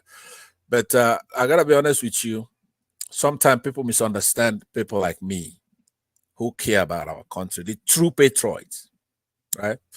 So a lot of us, I'm not gonna use my tribe. I'm just gonna say a lot of us, including Nnamdi Kanu, we just want to write off Nigeria as a nuisance. That's all it is. It's our country. It's like me. I have a lot of cars here. I could give them away. I say, no, I just don't want to deal with this here. I want a simpler life. What we're trying to do is to say, we open the country, it belongs to us, from north to south. That's why we're all over the place. Our founding fathers, Nnamdi Azikiwe, got the country. But we're saying, you know what? These people have no class, man. They don't want to move on. They don't want to go to school. They don't want to launch satellites into space, build supercomputers. So what we're gonna do is just let them have this until they grow up. We're gonna exit and try to advance. Maybe we'll help them later. We're not saying we're gonna be enemies. Now, I believe that's wrong-headed. I disagree with Nnamdi Kanu and Simon Ekpa and things like that. I'm not giving it an inch of that country to anybody. We're gonna have to fix it. We're gonna take it over. If logic doesn't work, we're gonna have to take it over because we can. So what I'm saying to you, basically, minimum wage, to answer your questions. Now, remember, you make me do it when you ask those kind of poignant questions, right? I have to tell you the truth. I believe that 490,000 for right now is good. But if the government doesn't want that kind of structure, then what they should do is to nationalize our assets. Like, for example, the oil fields, petroleum. Arrest Dangote, let him pay back all the monies he's taken from the country, including the last one, 5.5. I know you don't like it. You don't want to hear it. No. Finish and then we move on. Yes. Yeah. So all I'm saying is that collect the money. 5.5 billion would do a lot. Trust me, that's a lot of money. 5.5 billion, and so many other areas. Open the borders, nationalize, and then set prices from how many things are being made in Nigeria. Set prices for yam. Set prices for Gary. You cannot sell it more than that if you don't look. I'm a capitalist, right? I like market. Who is doing that? I think it's Patoski. Did you want to interject, Patoski? I want to ask you a question. Okay, go ahead, Patoski. One man, Tanzan, yes, what sir. drink are you taking with your food? I have not taken it, but I do have a nice food bottle of wine. I'm not going. Brandy. Because the way you did talk, you're drinking wine from the bottle. Look at this guy, man. One man. Because as you're talking, I'm just wondering. One man. Maybe you are already high. I don't have elegant conversation. I'm a man. I'm a superman, right? Okay, I thought you are high.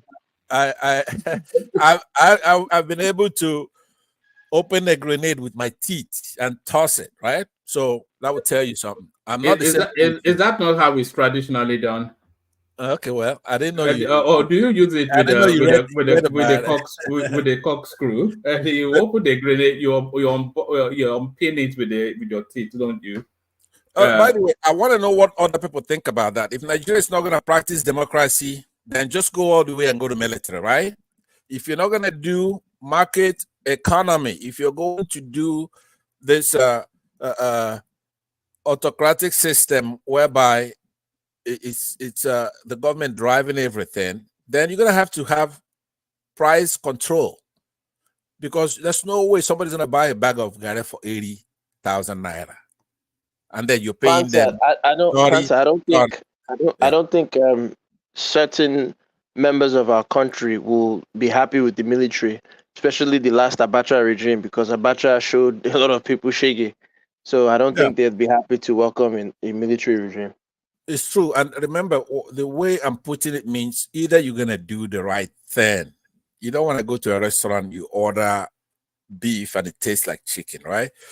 Either you're going to do democracy, whereby, by the way, here is the shortest way for us to take care of our country. Number one is to divide these branches of government to do exactly what the Constitution says. Let it be equal and adversarial. The executive should be equal to the Congress. You know that's the first thing you said that I think I somewhat agree with. For it to be adversarial, I somewhat agree with it, because the relationship between what is meant to be checks and balance spaces within, it's too cushy.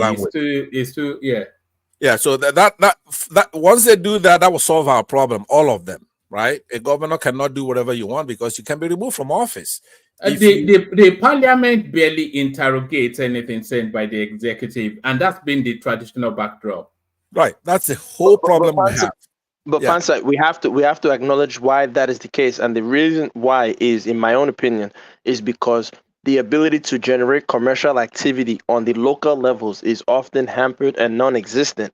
So if you will see that our local governments, our counties, if you want to use US or boroughs or whatever you want to use to as an example, they are reliant upon the federal for their existence. It's only like Lagos, maybe a few other states, Port Harcourt, that where they are not really reliant upon the federal for their financial existence. Until they're able to create real commercial activities in their localities and in their states, then they can say, I can be antagonistic towards federal departure points or directives. But until then, they're always going to be reliant. So Abuja will just tell them, you don't want to play ball? No problem, we'll show you. But no, it's going to be hard. I don't think that's where Pansat is gas them up. Hold on. It's talking about at the federal level, the relationship between the judiciary, the parliament, and the presidency is saying that should be adversarial. Yeah, I know that. I am telling him that the reason, and again, it's like it goes over your own. You are not comprehending what I'm saying. Right. The parliament, the judiciary, whatever you want to call it, because you're a UK guy. The problem is still commercial activity. For example, a small claims court in Queens, New York, the magistrate's jurisdiction, he doesn't care what a federal judge says because his court generates enough revenue. So he doesn't have to really necessarily be corrupt. I'm not saying that there isn't corruption, but he doesn't have to go along with it. And Pansat, if I'm not mistaken, Pansat resides in the US or Canada. He understands that. So I wanted to hear his response. How can we generate that type of commercial activity in Nigeria on a local level? And what are the things stopping that type of commercial activity being generated? All right, Pansat, use that response to bring it home so we can hear from DOG, who we've not heard from in a good while. All right, very well. That's a very brilliant question. But you know, I'm the answer I'm gonna give you is probably gonna bring some objection from one man and some other yam heads in the comment section. That what we need is, first of all, we have to start with integrity. People who are honest, principled, has probity, rectitude, sincerity, and virtue. Now, who am I talking about? Talking about Peter Obi and Baba Ahmed, right? Once those two begin, they're not a panacea. We don't need a panacea. We need some people who are gonna come and say, Jonathan made a mistake. He's not quite like, he didn't study overseas. I think he just went locally back home, went to school in Nigeria. You know, that is one dangerous group of people who are smart and they went to school in Nigeria. They never went outside the country. They're a problem in the country, and Jonathan is one of those. He didn't put in place the things that he should have put in. If Peter Obi goes through with Baba Ahmed, who is also another formidable person who doesn't get as much mention as he should, he's a good guy, brave, smart, and has those other virtues I was listing before. If they come in, there are things they're going to put in place that's not going to be dependent on man or strong man. It's going to be dependent upon the law. There are a lot of things they're going to undo, and there are things they're going to put in place. One of those is what I'm just telling you about. There needs to be a separation and a government that's based on the Constitution. As shambolic as that Constitution is, it has enough to have this thing go into play, having good people come into office. So within a period of 4 years, 8 years, they could then start us off. The country itself is yearning to join nations that are civilized in that sense. Unification, bring peace, make the country where everybody feels proud of the country. Now, some others. Okay, but Pastor, outside of Peter Obi and that other guy, let's say that doesn't happen. How can we bring about the local commercial activity outside of them? What's your own suggestions? That's them. I'm keen to move the conversation to other voices, but we'll give a very brief response to that, and then we will move it on. Yeah. Okay. By the way, do we have another thing for me to comment on aside from? Yes, we have a whole raft of things, but we have a whole raft of people waiting. Okay, let me take Gasamop's thing last. Show another thing. I think I'm there with the minimum wage. You have to be extremely brief on the next one because people are waiting. You know, I have a feeling you're backloaded. You have a bunch of good stuff. You don't want me to get to it. Go ahead. No. It's you. I think you've heard a lot of the headlines. So the Sokoto space and moves to clip the wings of the Sultan. We were seeing it playing out in real time. And a lot of people feel that it's a calibration towards our 2027. Yes, it should have done a long time ago. It should have been done. We shouldn't have anything like this monarchs, right? Should have done a long time ago. What I would try to do in light of some of this you talk, is there something else? I spoke about this when I intervened with no Pansat. Let me go on to DOG. I think you've heard this before. I heard this for so long. Okay, now but hold on. Let me say to my friend Gasamop, you know where we are, right? So I will communicate with you some other time about your question. It's a very important question about the local drive on the economy and all that stuff. But we have a problem in the country. We have a problem. You see it on this platform, you see it in country at large. There's nothing good that you're going to suggest that anybody's going to do anything about. There is nothing. Now, I've moderated before. I used to come on this platform. I had insisted war is the path. Nothing else but war, right? But obviously, I was very upset at the time. I still believe that's the case, but you cannot, I have to open my own platform to suggest those things. So I will talk to you about that at a different time in another platform or whatever. They don't want me to talk about it. I never got anything about Peter Obi. That's a thing about Peter Obi somewhere in there, but I never got a chance to. Yes, no, we'll still go around. Check the back chat. We could talk in the back. Okay. All right. Do that. Okay. All right, we'll do 7 minutes monologues. We'll kick it off from DOJ. Only ready to get to other voices are quicker. DOJ, hopefully you're still there. D, it's been a moment. Yeah, oh man. Not bad though. Oh God. It's an assault to the senses sometimes, Pansat. Your temple, your temple starts to pulsate. We are all used to Pansat now. Yes, it's like a million miles an hour. Just think, what's Pansat doing again? You know that because now I think Pansat should be used to the platform, not to really gas people up again. Because Pansat has a way of doing that, maybe directly or indirectly sometimes. But we love him. I like to hear his voice most of the time. But he needs to take some chill pills sometimes. It's just not knowing when to pick the moment or read the room is what I don't understand. So you read the room and then you pick the moment. That's just how it's done. So we have talking points, or you can just speak freely. A whole raft of things going on in Nigeria. So the floor is yours. You've heard the conversation. I was thinking. I didn't know. I was not here yesterday. I didn't know that you talked about the ammunitions that was discovered. Did you see that? Oh, is it the one they said was headed to River State or something like that? Yeah. A huge cachet. Yes. That's about 8 billion naira. One man. At the rate of even, let's say, 600 to 700,000 naira each, because those are sophisticated ammunitions, pump action, AK-47.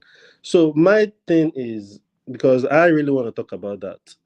That was, I think, a couple of years ago, there was a container as well at Tinkan that was discovered of weapons and cutlass and all those stuffs. But my thing is there not a name put to all these things when they are being shipped or being cargoed?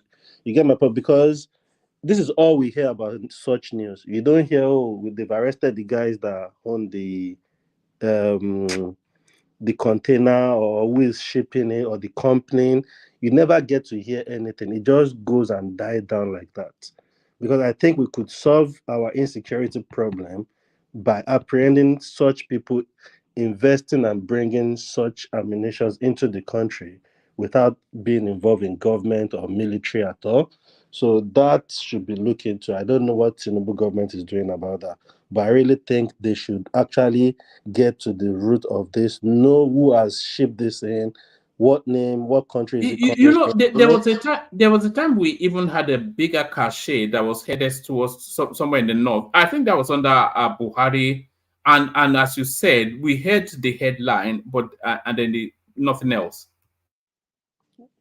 So to me, it's quite, I think this is a part of the way, because if you are bringing that loads of ammunition in, what 8 billion naira, and you are not part of the government, you are not part of the military, you are not supplying the military, so what are you bringing it in for?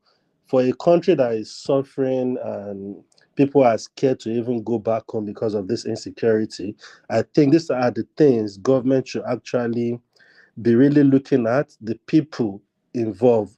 What name is on the whale bill, whatever cargo company has shipped it in.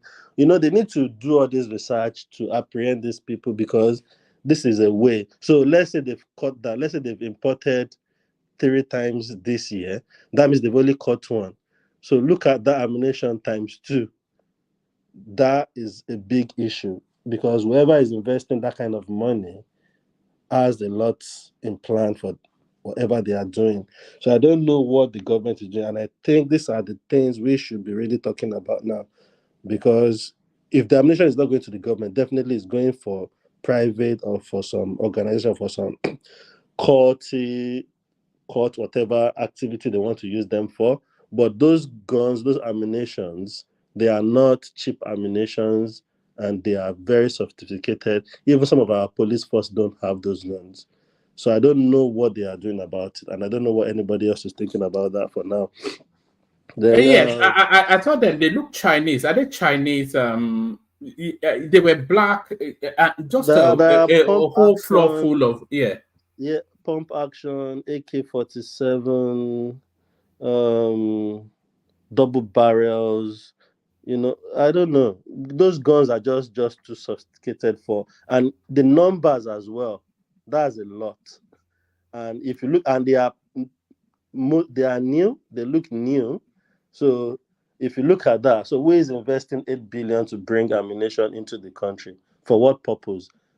If they really want to tackle, and if there is nobody in the government that has hand in this, I think this is a starting point as well for the government to tackle the insecurity. Because whoever has brought that in for their own use, they need to say why they've imported all that loads of ammunition into the country. For what purpose? Do you have license to even bring these things into the country? Then you can start investigating, and these things link to different stuff, and you can just figure out some of this insecurity come from the people bringing these things into the country. That's my take on that.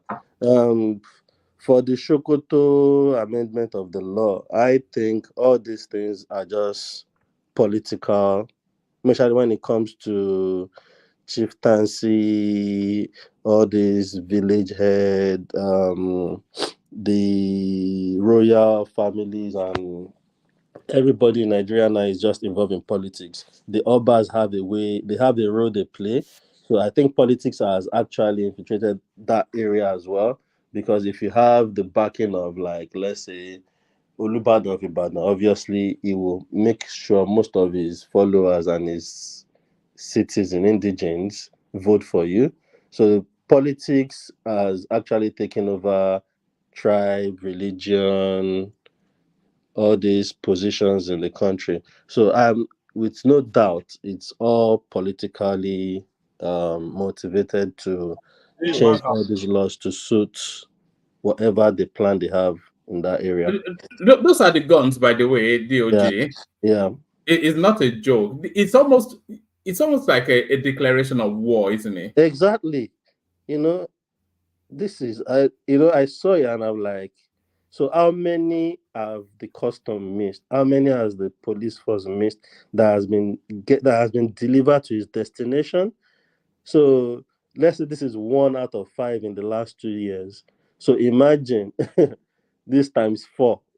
Although there was a time when they caught a cache, they said the destination was not actually Nigeria; it was meant for the Middle East, because of the porosity of the Nigerian borders, they enter into the continent via there and then move it to where it's intended for. And you believe those stories, man? I just believe that. Well, I believe it somewhat. I just believe because who would need this level of guns in Nigeria for what purpose? The Fulani, they are already fully armed. Everybody is already fully armed. I don't think this is for the Nigerian market. We have a lot of people. IPOB is one. Boko Haram is one. A lot of insecurity going on. Politics.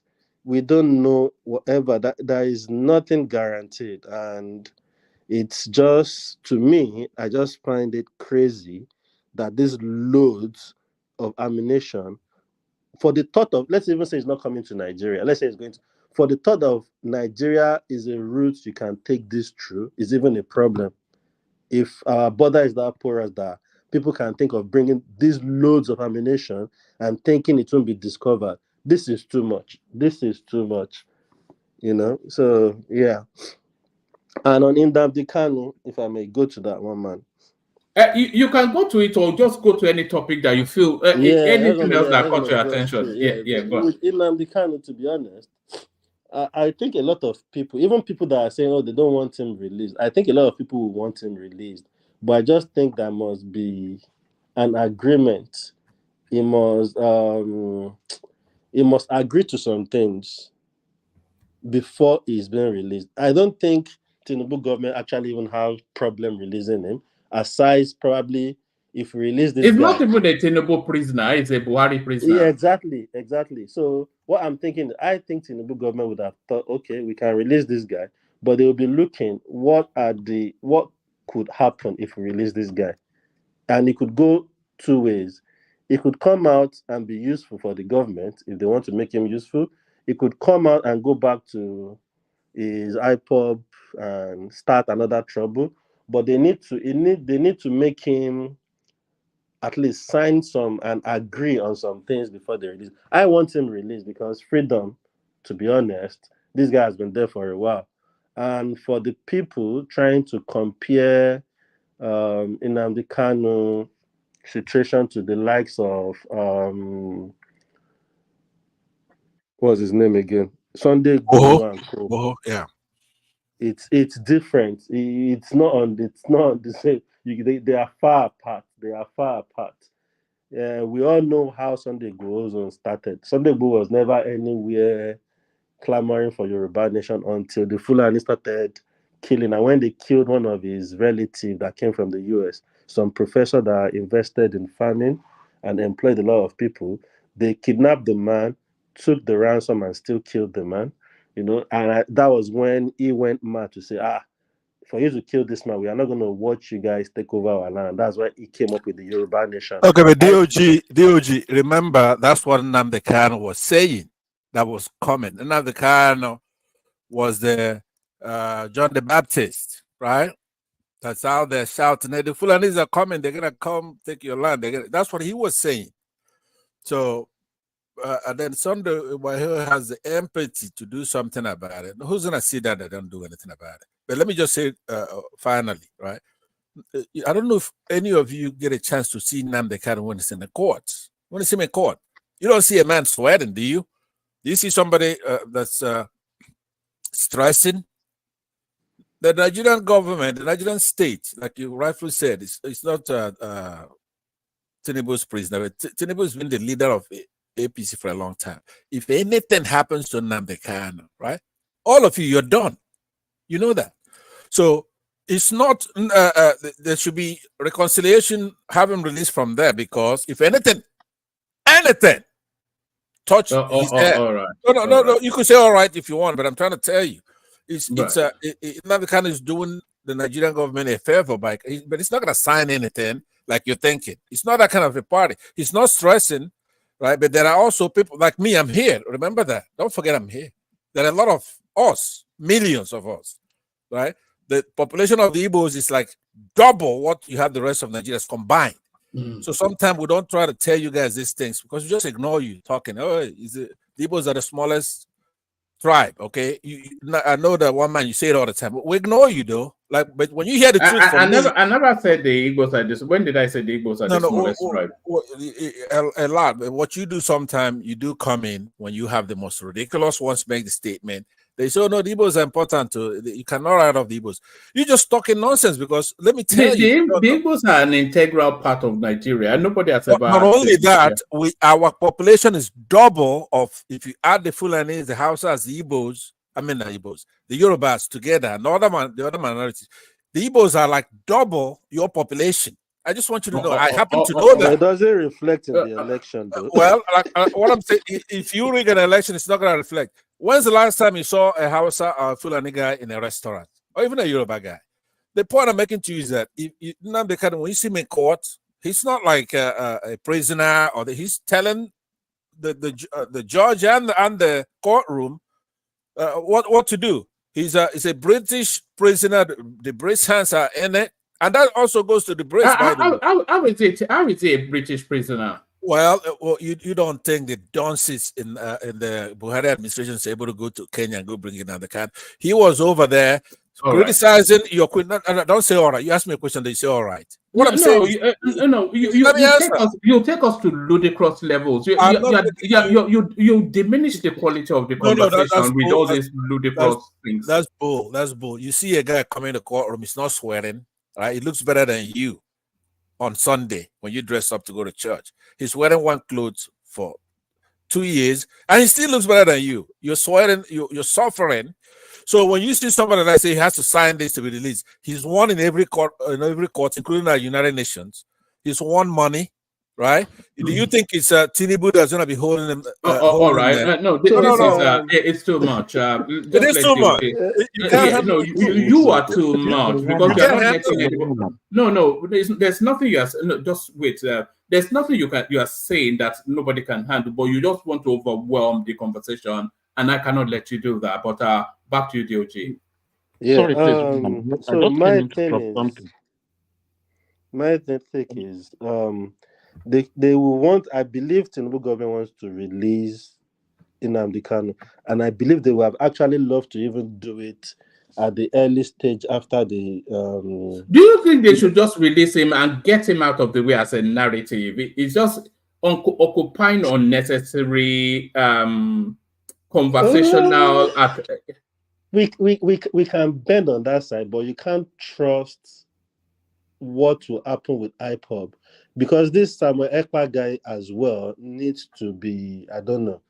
They need to probably arrest that guy as well. I think Nnamdi Kanu is spent as far as IPOB is concerned. I think he'll probably just go and take care of his health.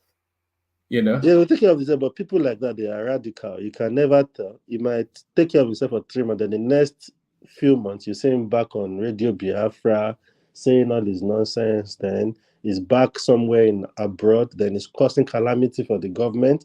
That's why I'm thinking the government might want to release him, but they'll be looking for some incentives to go in. Talk to us about Davido. Is it Davido day to day? It's Davido day to day all this week, man. My God, I saw him doing some with Dovale. It was asking they should go and get him Igbo and whatnot, you know. And this is what we are saying. That's a Yoruba guy getting married to an Igbo girl. My dad is Yoruba, got married to an Akwa Ibom woman. So I don't think we Yorubas hate the Igbos the way some Igbos see it. We actually love them. And if you look at even the Yoruba land, we live with the Igbos, because I remember majority of my neighbors, they were Igbo back in the days when I was growing up. So I don't really have a problem with Igbo, aside the way they play their politics and they still try to put the blame of their setbacks on other tribes. But with the look of things, I think the government of the day would have loved to release Nnamdi Kanu, even just immediately after the inauguration, the presidential inauguration then. But you can't just, this guy is too radical for you to think, oh, you just release him like that to go. You have to look for a way to at least make him either work for the government or be sure he's not going back to the problem at ground before he got arrested. Because IPOB is still doing sit at home, still doing all this thing. And on the other hand, Samuel Ekpa is on the other side of the whole thing now. We don't even think Nnamdi Kanu has control of Samuel Ekpa anymore. So these are the things, and these are the problems I think is actually keeping Nnamdi Kanu there, which the Igbos are not looking at that. Like, okay, what is Samuel Ekpa saying of today about IPOB, about Biafra? Things like all those statements, all these things are the things that is still keeping Nnamdi Kanu there. Not the government, not the case that he has that got him there. But I think whatever is going on with IPOB right now, with the way Samuel Ekpa is acting, it's very much a catch-22 situation. Nnamdi Kanu cannot denounce IPOB, and the government cannot release him without him denouncing IPOB. Exactly. So that's what I'm saying. So the government wants some assurance. They won't just be, because the problem he has created is still there. And that is the bigger problem if you look at the picture, which is Samuel Ekpa now, which I don't think listen to Nnamdi Kanu anymore. I think he's just on his own journey now about the IPOB thing. He's just tapping into Nnamdi Kanu to get to where he is today. And now he's taking over, and I don't think he's ready to lean back or keep quiet about IPOB and Biafra, which is part of what is affecting Nnamdi Kanu till today, with the situation of IPOB even in some of the states in the East. So the Igbos need to really be realistic, and let's face it, no government of the day, if any one of them is in power, be it a Yoruba man or a Igbo man, is causing trouble like Nnamdi Kanu, you will want to keep him there, because you just don't want that distraction. There is too many things going on in that country that the last thing you want to deal with is somebody like Nnamdi Kanu and IPOB situation. There are things to look at. Economy is there. How do we see food security, job creation? How do we get around all these things? But how do you do that with having IPOB in the Southeast, putting people to stay at home against their will? So I don't get what they are doing with the IPOB, to be honest. And I think the Igbos need to come out now and be true to themselves. What good has this thing done to us? It has only probably marginalized us the more away from our you know, I'm not sure I see a way out of the likelihood of any Biafran nation ever coming to birth is very remote. It's impossible. You know, can I comment? No, please, Pansat. So the likelihood of any, because we don't want it to turn into a shouting party. And the likelihood of any Biafran, I think everybody knows that is very remote. But they've been down that journey for so long that there has to be a landing point. So where does it land is the thing. It can only land really if they give them the presidency, which is highly unlikely. So the country just has to contain and contain it in perpetuity. Can I comment a little bit? No, Pansat, please now. What you say? No, please. That was to DOJ. Just let it lie. The way I say it, to be honest, even if we have an Igbo president, I don't think it will stop IPOB or Biafra clamoring. It won't stop it. It will probably maybe aggravate it. But it will take one of the key components of their argument away, which is a narrative of marginalization. Exactly. But honestly, I thought, looking at it before even the election, when we talked about this, and you've said it even on the platform that the way Samuel Ekpa is going about these things, he's not going to listen to Nnamdi Kanu anymore. It's more like he's now in charge. If you look at the way he talks now, it doesn't look like Nnamdi Kanu. And I feel Tinubu could actually tackle it, but there is too much now going on that the list of his problem is thinking of how to tackle the IPOP situation. But I think they can tackle it through sitting down with Nnamdi Kanu, reaching like a kind of deal with him. We will release you, but this and this and this and this and what we want us to do together as people to get the Igbo people moving forward, to not make the Igbo people look as if they've been marginalized. And, they need to come to like a table to discuss with him, even though they have him in custody. We will release you, but this is our fear. What do you think we can do? About Samuel Ekpa, how can we tackle Samuel Ekpa? How can you talk to your people? How can people go back to work? If you can do all these things, we will release you. Then they'll probably work in hand with him to get back to the East, to get out to the IPOP people. Because believe me or not, even if an Igbo president comes in today, even if he's not in support of IPOB or Biafra, there are still loads and thousands of Igbos that are in support of Biafra, regardless of whether they have the presidency or they have the Igbo in Aso Rock.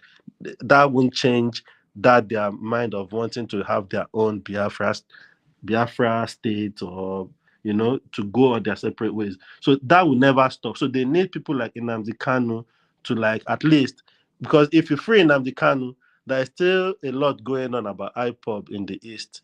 And Samuel Ekpa is another problem in another corner there. So they need Nnamdi Kanu to tackle it. So I don't know whether they've thought this far, but I'm sure the government of the day, Tinubu government, will be looking to release him. If I was Tinubu, I would not release Nnamdi Kanu. I would not. I would keep him till round about the last quarter of 2026. And then I'll release him into the politics. That's what I would do. Towards the next election. Yeah, I'll release him into the politics. Yes. If they did the same, if the Nigerian establishment had taken, let me put it like this: was this not the same approach that was done with MKO? And as a Yoruba man, your people were very and are still very hurt by the treatment that he received. So I would be very, very careful when we talk about political prisoners in Nigeria. But it's not a political prisoner, though. It's a criminal. The chickens. So that's the distinction. That's the distinction right there. MKO's hands were not clean either, right? So the point did they order for the killing of people? Hold on, not one voice at a time. Did they order for the killing of people, MKO? his actions led to the corruption, which led to the death of many people. But His listen, I actions don't want led to the corruption. I What does that listen. mean? I don't want to point fingers back and forth because this No, you're making it. You made a statement. Wait, No, don't draw hold me down on. that rabbit hole. No, Why hold on. You listen, let made me a say my point statement and now. go. It's I not a don't want to touch political. it because I only made the statement because you like to do this. Let me just push in the direction to say, listen, one man, look, you're not a baby. You do what you want to do. You're a man. But at the end of the day, have empathy when you're speaking about other people's political prisoners. That's all. No, As no. you're What, around- what about the families That's it. of those people that have lost their lives? Can you hold on? What I'm saying to you, gas them up, is that Nnamdi Kanu is not a political prisoner; it's a criminal. So that's the distinction. You know, that's the distinction, and he stands accused of quite egregious criminal crimes. So that's the distinction. And you like to draw the parallel between Abiola, who I don't really care for, but he was a political prisoner. So that's So the he wasn't a distinction. criminal? Are you saying that Abiola, if you look at his actions with ITT, are you saying that we can't say He Abiola wasn't was a not cri- also? So he wasn't a criminal. Well, wasn't he into financial crime. didn't order for the killing of people. No. We said criminal. We didn't say specifically killing. Did he order for the killing of people? Nnamdi Kanu ordered for the killing of people. You know, Did he one not? man, it's not good to be disingenuous when you have conversation. No, we are You having the stated- conversation. Yeah, Oh, okay. yeah. So good. You stated at first, you said a criminal. And so I'm not now going to make a distinction between one who steals a loaf of bread and one who shoots. Let me finish now. You see what you're doing is not right. Listen, you don't want to be disingenuous. You stated specifically criminal. So at the end of the day, a criminal, right? If I'm going to use that word that you use specifically, MKO's hands are not clean. A lot of his actions can be seen as criminal. So my point is, again, whether you agree with the Nnamdi Kanu, I'm not absolving him of whatever. If he's guilty, then he should face the full extent of the law. But my point is, again, empathy and sensitivity. Have that as a man. Maybe you weren't taught that growing up. That's all I have to say. No. You shouldn't make comments like that. By the way, don't make personal comments. We're having what sort of comment is that? But back to you, DOJ. Yeah, for me, if you call people criminal, when it comes to law, the law gives them judgment depending on how grievous or whatever they've committed. That is what will state what kind of criminal you are. You can't compare a pickpocket to somebody that has made people lose their life, lose family in a particular area in a country. What Nnamdi Kanu is as a criminal is beyond what you want to compare. Because I think the previous show, they were talking about the same thing, and I can hear somebody comparing MKO and Sunday Igboho to why Nnamdi Kanu is there. It's two different things. And that's what I'm saying. As Igbo's people need to come to realization and be truthful to each other. Okay, this guy, a lot of family has lost their son, lost their wife, lost their father in this IPOB and the state of emergency in the East, where people are asked to sit at home, where you can hear sporadic shooting anytime. People are being shot, straight bullet, soldiers are being killed, citizens are being killed. You can't look at all that and expect Nnamdi Kanu to just be released and be walking freely like that.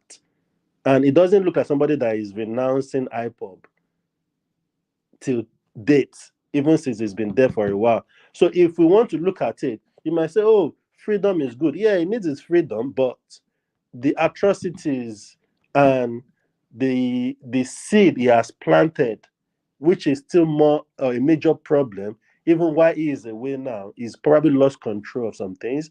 For me, when you say he planted, did he create the conditions that are causing the people in the East to feel that they have to identify with IPOB? You see, look, this is what I'm saying, my brother. I really find it sad that we come on this platform, and this is why I know Nigeria is finished and doomed. There's no empathy. I'm not excusing people killing people. I have never come on here and said that's a good thing. I'm saying, my brother, Learn. You just said, oh, you like, I don't know if it was you, but you said you like Davido, the wedding is close. Please have empathy.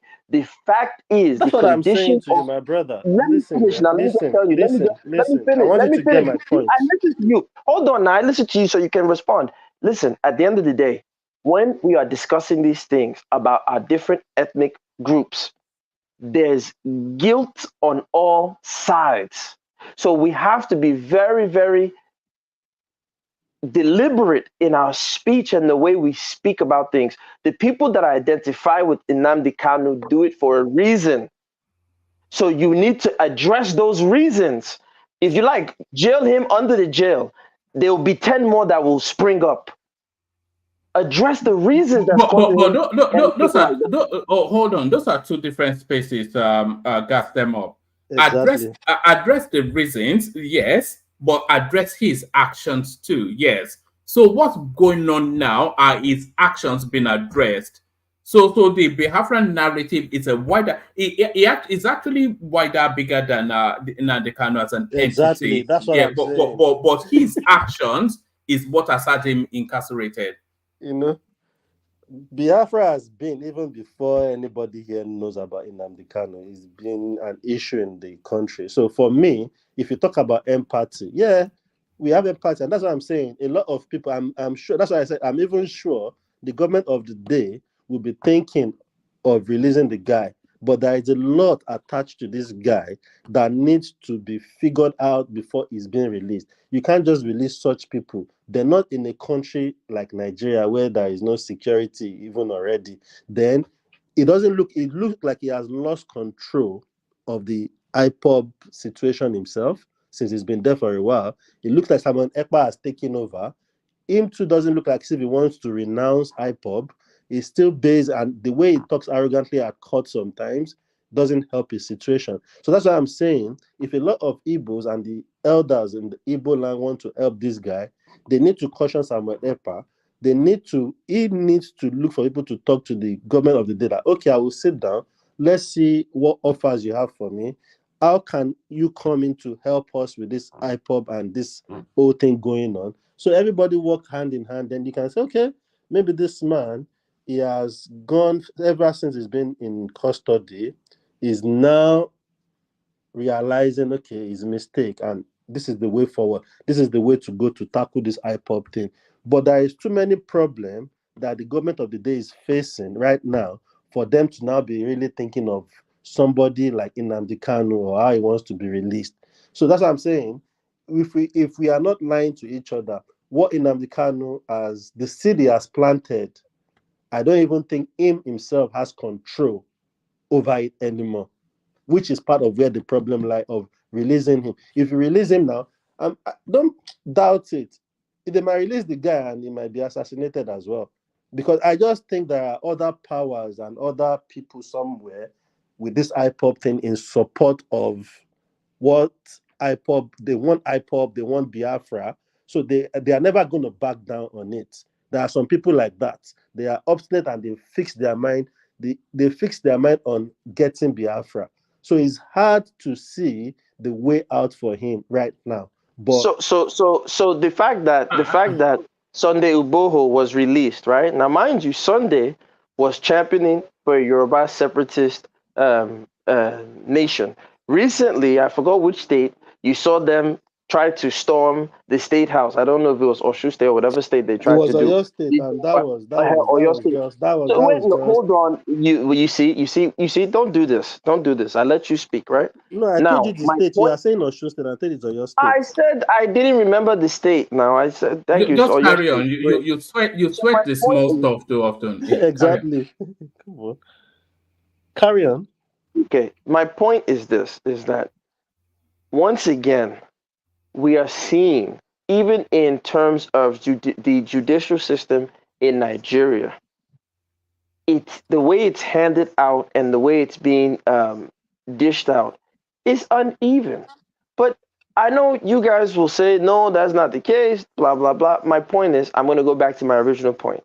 Please, sir, when you are discussing people who are what some might consider, even if you consider them to be a criminal, what some might consider a prisoner of war, right? If we're all saying that we need to engage as Nigerians for that country to work, then I would suggest it's best we move on as men and discuss these things as men, to not antagonize, because there's no way you will tell me that an Igbo man will sit down there and see the way he is being put in prison, but Igboho, through his connections, was released from DSS and he went to Benin Republic. Sorry. Hold on. Can you hold on 1 second? The Prime. Igboho was actually incarcerated in Benin Republic, not Nigeria. So it's never been incarcerated in Nigeria. So your under whose authority was he told to be incarcerated in Benin Republic? I don't mean it's a sovereign state. It's a sovereign state. What do you mean? No, sir. You see, this I didn't say you be MI6. Henry Oka, that's in prison right now in South Africa, was he not with Niger Delta men? No. You are theorizing now, but what I'm saying, we are saying to the fact. You are theorizing. You are conspiratorially. You are conspiracy theory. You see. This is why. The Prime. There are two people talking now. Please, let me just give a sentence before I probably just drop out. You guys cut me off. You see, one man. You see what this is why? It's difficult to deal with you guys. One man. You see, this is why you say I smell the small stuff. Let me finish my statement, and then right away you say something. You go down a rabbit hole. Right, and then the other guy wants to talk, but go ahead, talk. You gotta let me. Hold on. And finish their statement. But because sometimes you don't comprehend what I'm saying. Just slow it down. Gas them up. Just slow it down. Everybody slow it down. So gas them up. Don't talk at pace. We're not in a hurry. Just chill out. It's conversational. So if you say something that people feel is a factual inexactitude, then they can pause you and interrogate that or insert the fact in. So, and that's what Sunday Igboho was not incarcerated in Nigeria. It was incarcerated. He has never been incarcerated in Nigeria. I'm not sure about his criminal past, but in the cusp of the Yoruba nationhood agitation, he was never incarcerated in Nigeria. So it's just a factual inexactitude to say that he was released by the Nigerian state when he was never even imprisoned by the Nigerian state. So what you're saying is factually not the case. So yeah.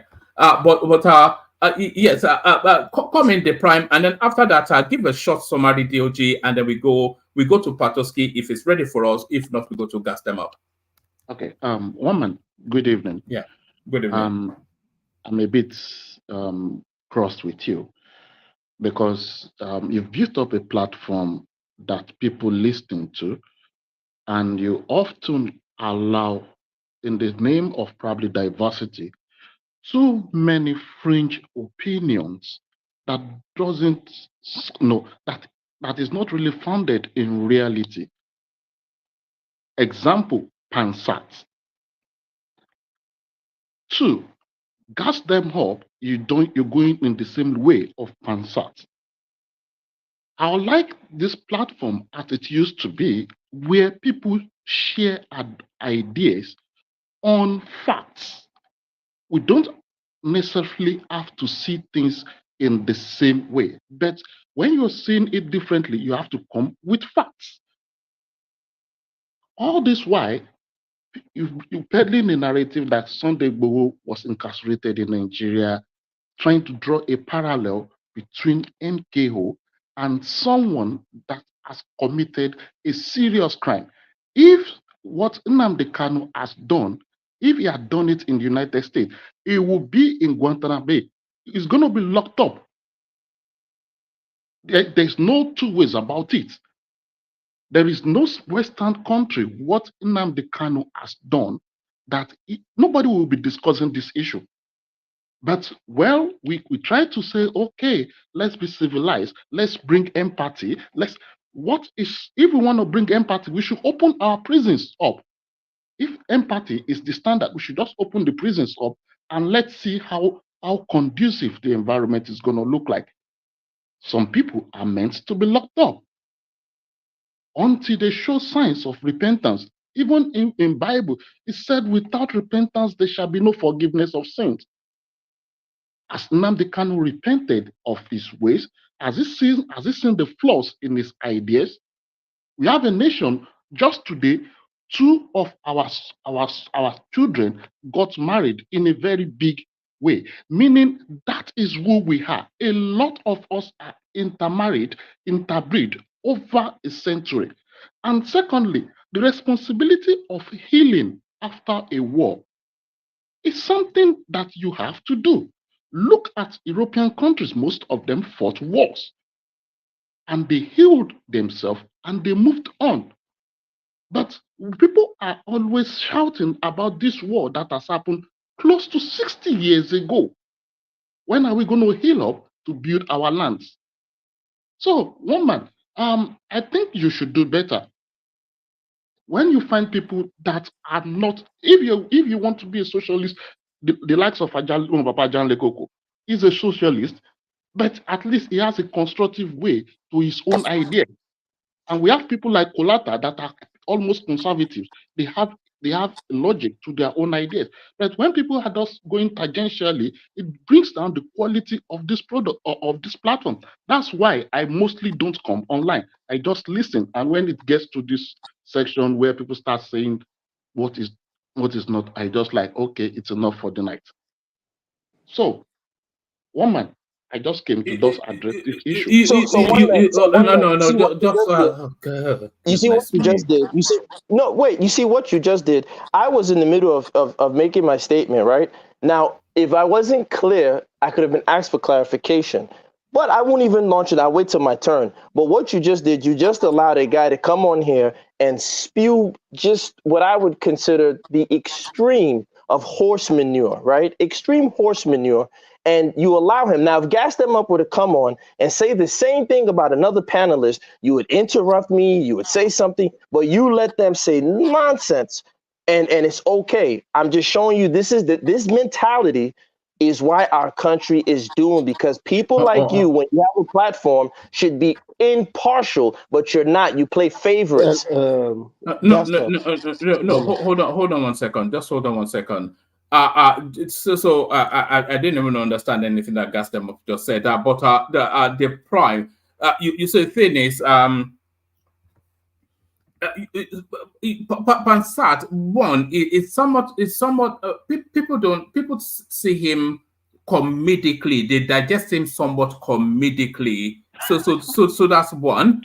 And then the second thing is whether he's trolling or he actually means. I feel. Because you can almost hear somewhat humor, even when he's doing his indignation and his blowharding, you can hear an undertone that is just that trolling. But whether it's trolling or not, these opinions exist. So whether you give them air or you don't give them air, those opinions exist. So better you give those opinions air so that people can see the ludicrousness of it, and sometimes even challenge it sometimes. If they are willing to take on the weight of having a ludicrous conversation. So it's better to do that than to shut it off, cage it off, but then it continues to fester in some conspiratorial wherever it is that you know. So people have to be able to say what they like. So that's just it. Apologies if you offend you, but you know. Those are his thoughts. What can I say? I don't. Yeah, but when you say this, are you also telling him to apologize to me, because I have not said anything related to what Pansat says? So to compare, and shout out to Pansat, he is his own man, but to conflate me with Pansat, it just shows the level of intellect and how low that person is as a thinker. I don't come on here, like I told you before, I don't come on here and brag about any. You don't understand your intellect level. Listen, homeboy, listen. You don't know, homie, you don't know me from a hole in the wall. And you don't know what my academic. Exactly. I don't care to know you. But you know, my man, listen, you don't know my academic background. Don't tell me to hold on. You don't know my academic background.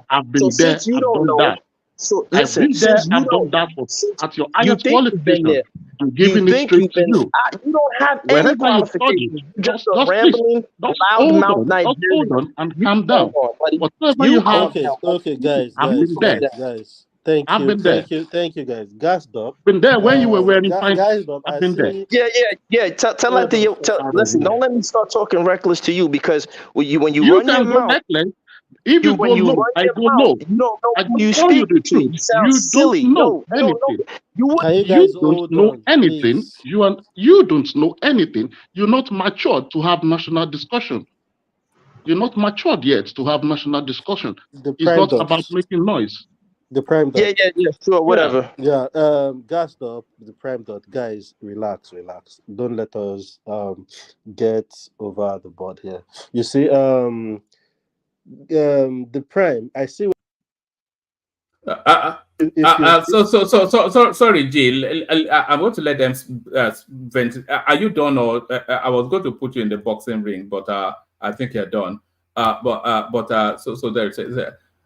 So there it is. So yeah. Wrap it up, DOJ, Yeah, and then we'll wrap move it on. up. Yeah. Yeah. Just before I wrap it up, I just want people to know that we need to. Sometimes people come here and blame one man. We need to give one man the credit and the flower he deserves. He is trying a lot, and where you have people with different opinions, he can't shut one up for one. We have to all listen. Then he has a way of trying to correct people, which some people find insulting sometimes. So when you see things like it's just like giving people chance to hear their view. So if we want to restrict what we hear here, we won't be hearing some people. Even somebody like Pansat won't be back here on this platform again. If you have been following this platform for a while. So and Gassed Up, I don't know how you got that name, but It's you are gas them gassed up. It's every gas them up. minute. Yes, gas them up. Brother, you know what? I get your view as well, but it's never like that. The platform is not biased. One man just is anchoring this program, so he has a way of fine-tuning things. Maybe by the time you start coming often, you will get more understanding of how the platform works, you see?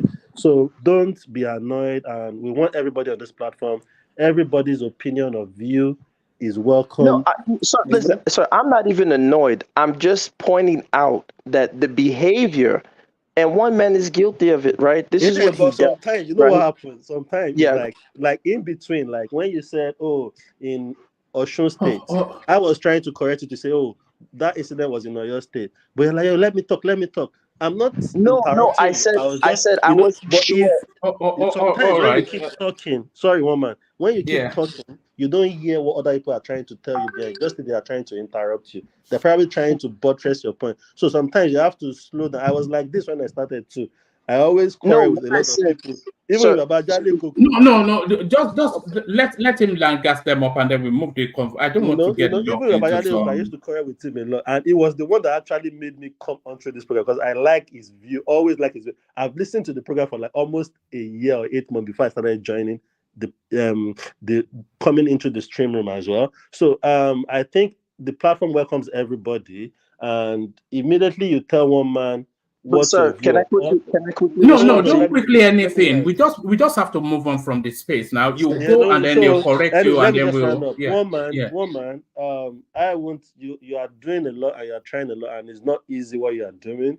Keep doing what you are doing. The way you anchor your platform is good. We all enjoy it, and you can't do more than what you are doing. And if people have suggestions on how to do stuff, you can message one man directly, not when the section is going on. It tends to be like you're trying to insult some people indirectly. So let me round up.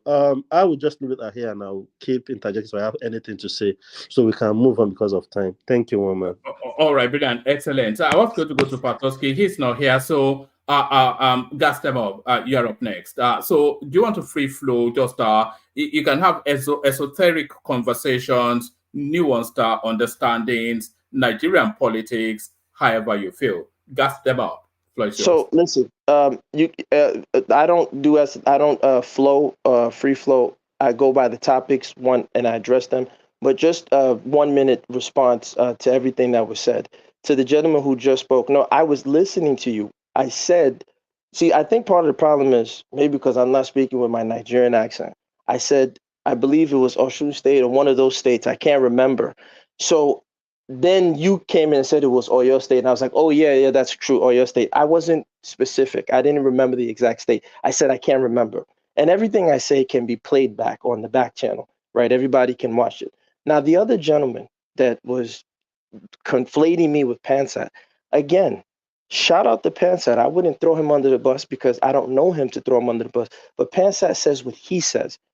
Now, when I was accused of saying something incorrect, what I stated, and I definitely didn't say it clearly. I said when Iboho was arrested by DSS, right? And then I did conflate the fact that his house was raided by DSS, but he was arrested in Cotonou.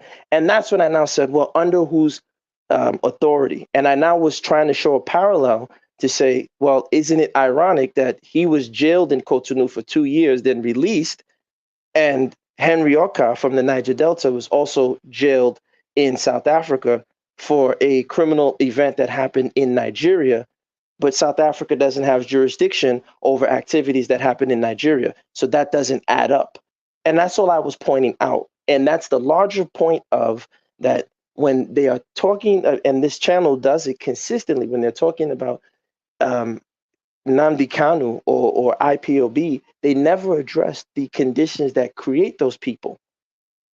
As if in their own regions, things are rosy because some billionaire and his son had a wedding with an Igbo girl.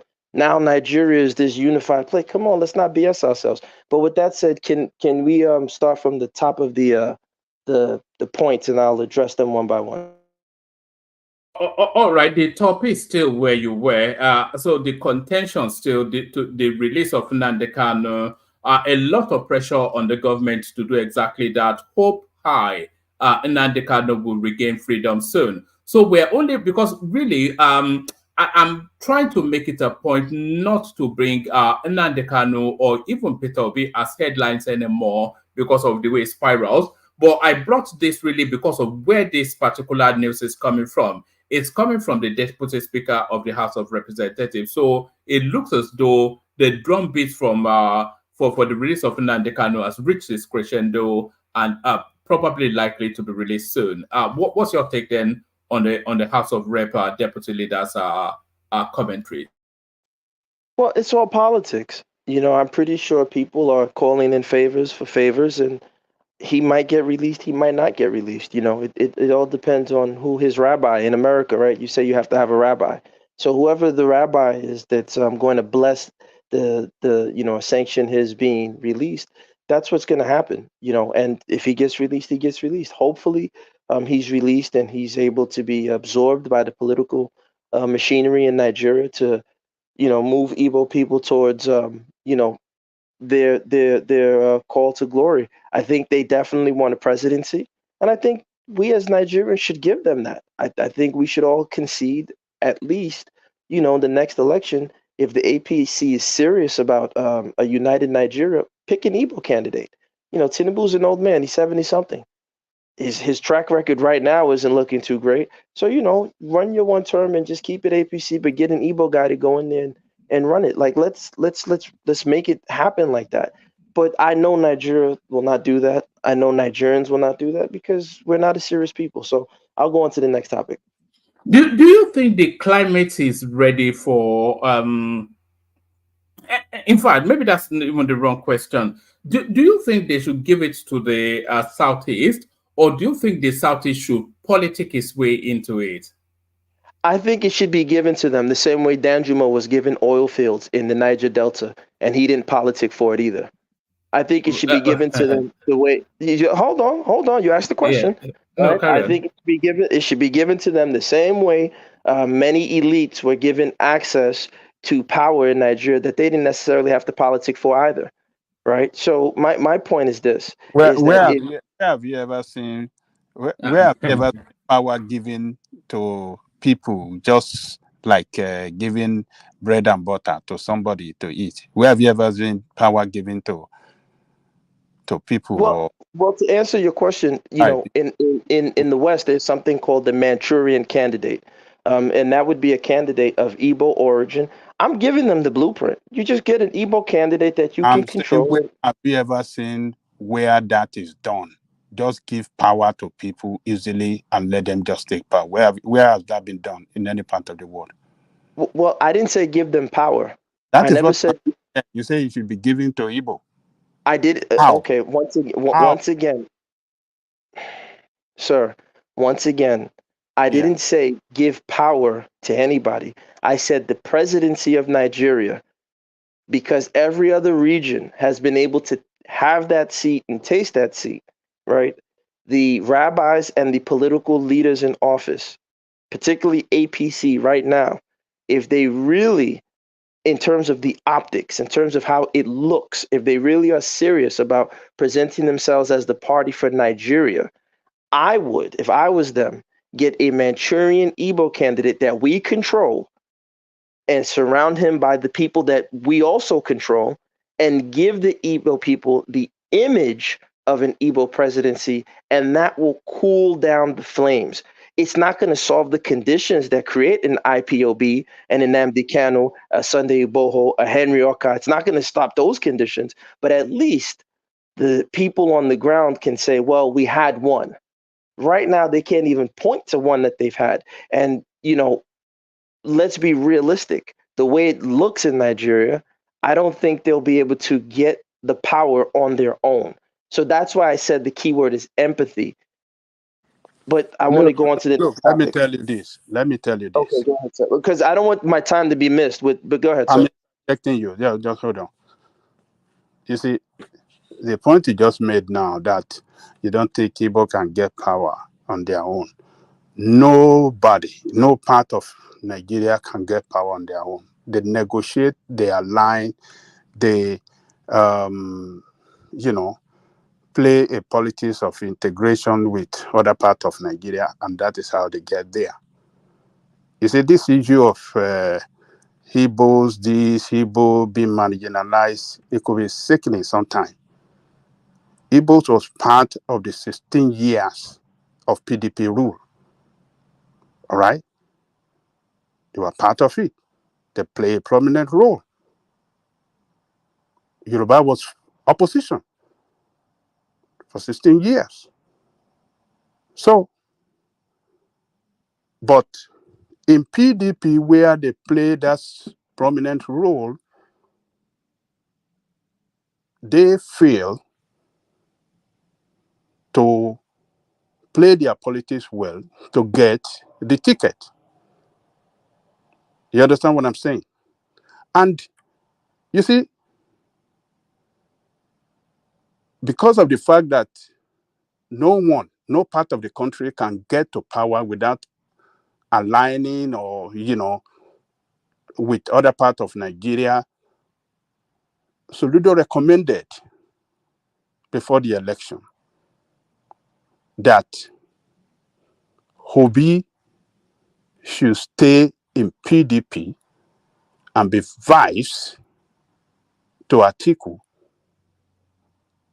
and that will take them to the corridor of power. If Obi had been number 2, they will have won the election. If So, Obi sir, hold on 1 minute. If Obi have not left PDP, if they have aligned, if they have negotiated well with Atiku, fought hard, you understand what I'm saying? They would have got the second position and they will have been in power now, waiting for the next term, next 8 years. Sir, once again, I respect your position. I definitely respect what you're saying. However, I just don't agree. I'm not a 48 laws of power type of person.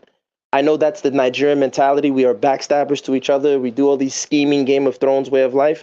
But I think we can conduct ourselves as men, and we can be more empathetic in terms of how we conduct ourselves and how we treat ourselves. But you won't agree to that, and that's okay. So, as I said, I appreciate you telling me that, and I respect it. But I wanted to talk about the next topic, if that's okay. Politics to get to the position of power. There's no empathy in it.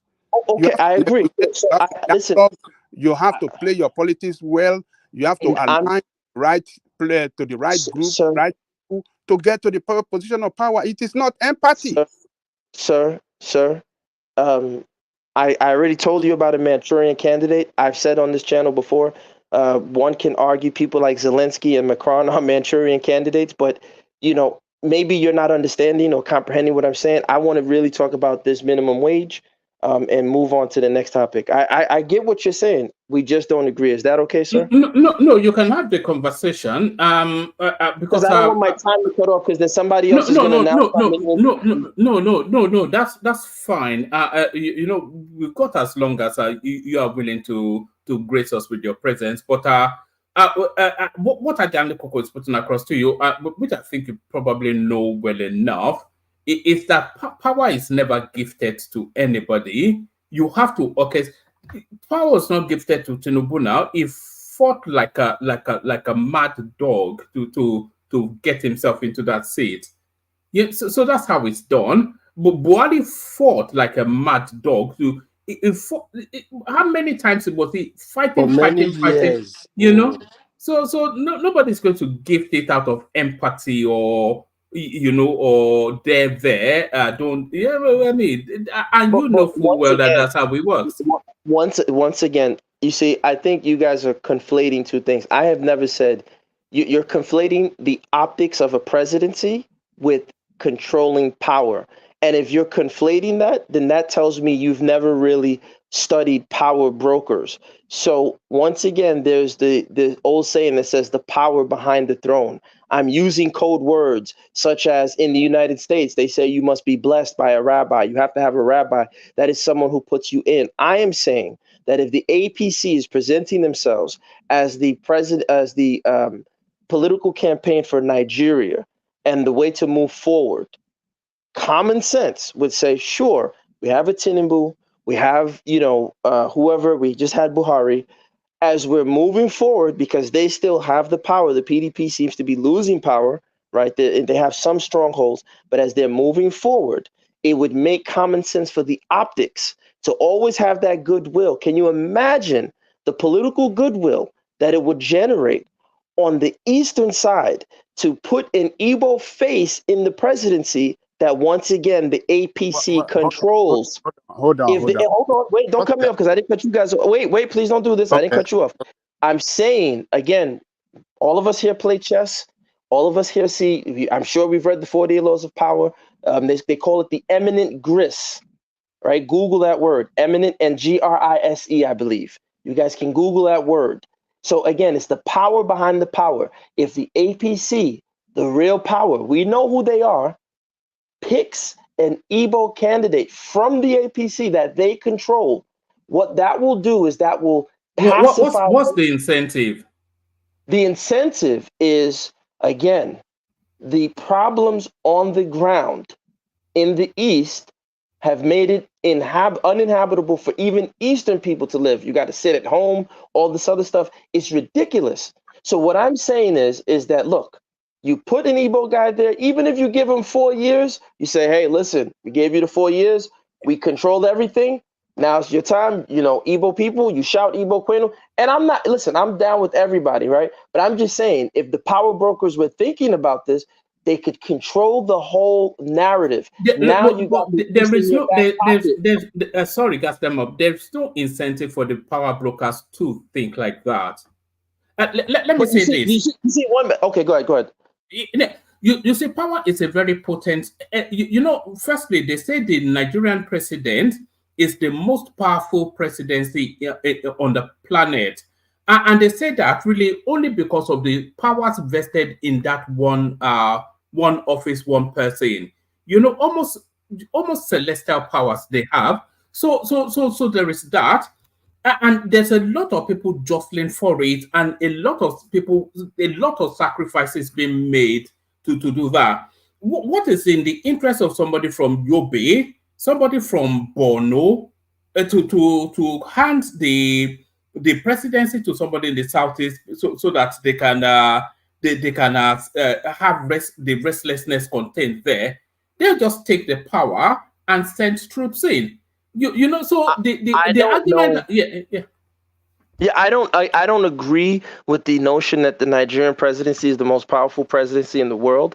But I perhaps maybe in Africa, maybe But here's what I'll say: developed and sophisticated nation states and economies think along the ways that I'm saying. Now, you may say there's no incentive, but they understand. When you look at a country, just a tiny country like a Belgium, with their power rotation, even in China is a country of, I believe, is it 30 or 40 something different ethnic groups? They're not all Mandarin and Cantonese, right? There's different ethnic groups. You have the Mosul, for example. So I'm just saying they understand the idea of, hey, listen, the optics. So even if we don't necessarily, because I think you're conflating presidency and power. Now, maybe you're telling me, and what you're saying is gas them up. There's no separation between power and presidency in Nigeria.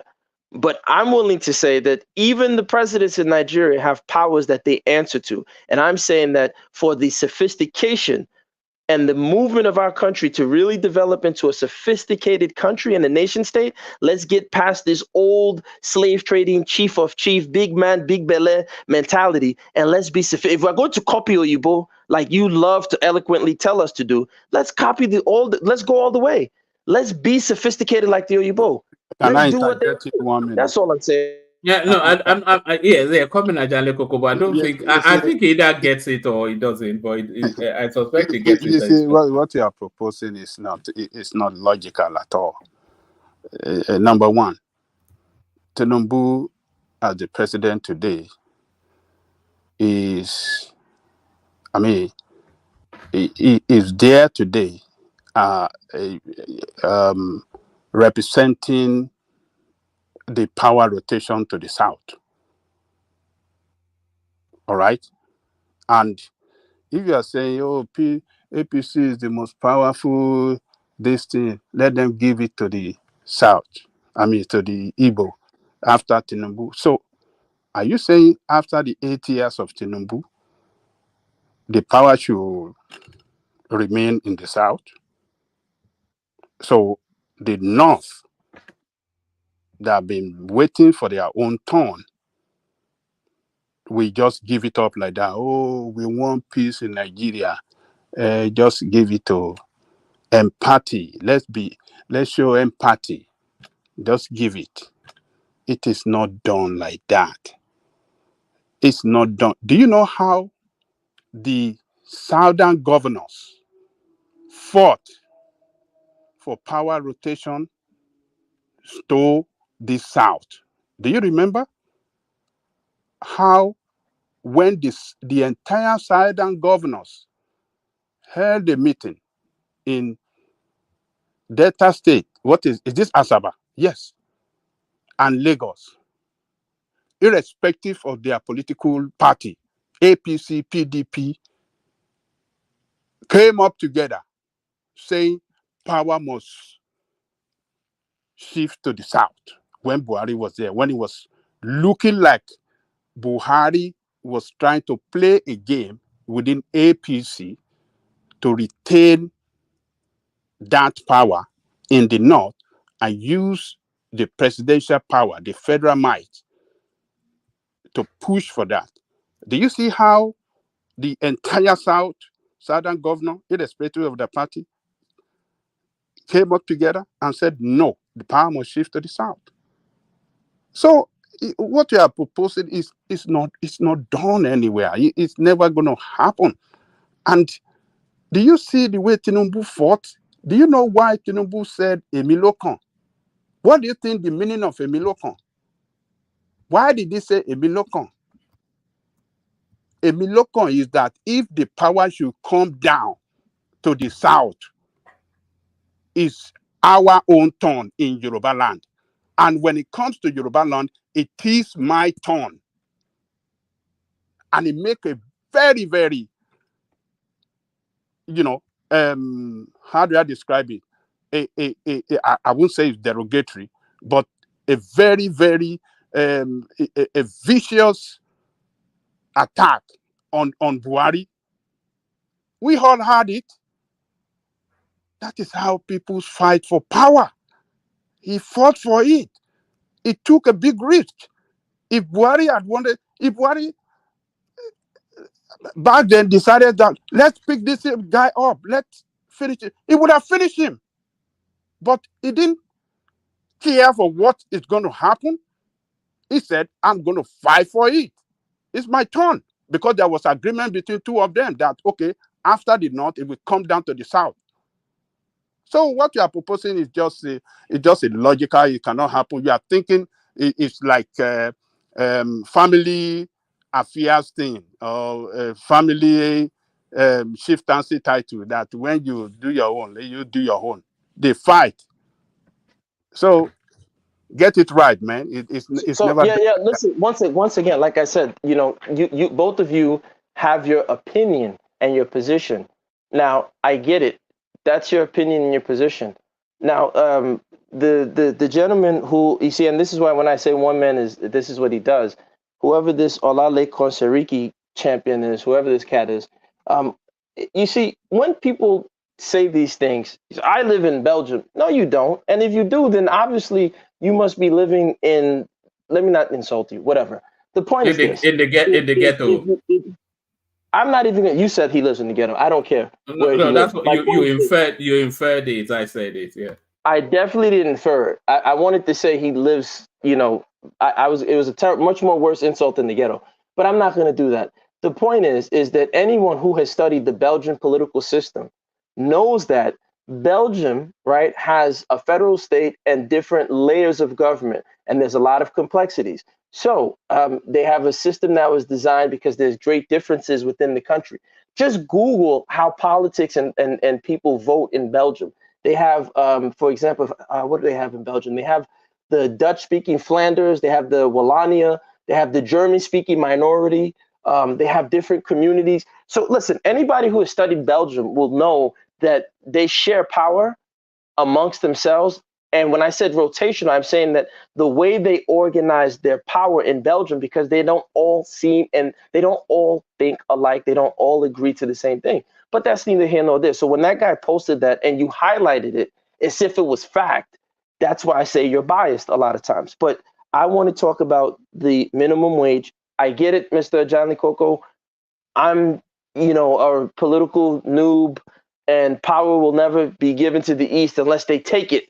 So sure, Igbo people take the power, as Johnny Coco was telling you. I want to talk about this minimum wage thing, if that's okay. Yeah, go to it. So listen, look. Do you know the backdrop, or do you want me to? No, enlighten me. So there's a back and forth going on between the Nigerian state and the labor union space. The labor union wants about 500,000 minimum wage. The government offering them about 62,000. So the labor union slowly reducing. So they are now at 250,000. But given the economic climate of the country, there might be somewhat of an argument for a steep rise in minimum wage. But if you consider that the economic hardship in the country might be temporal, then that spike in that steep hike, if the government accedes to it, might well prove to be counterintuitive if and when the economy recovers. So that's where that narrative is somewhat. So once again, the reality on the ground is this: even if they gave the Nigerian and they gave the Nigerian population or the workers the minimum wage that they're looking for, that money is pretty much going to be inflation. And all that's going to happen is they're just going to raise prices to match that inflation. We've talked about this. I've mentioned it many times. Nigeria is running a budget deficit. They've been running a budget deficit for the past 3 years. They owe $103 billion.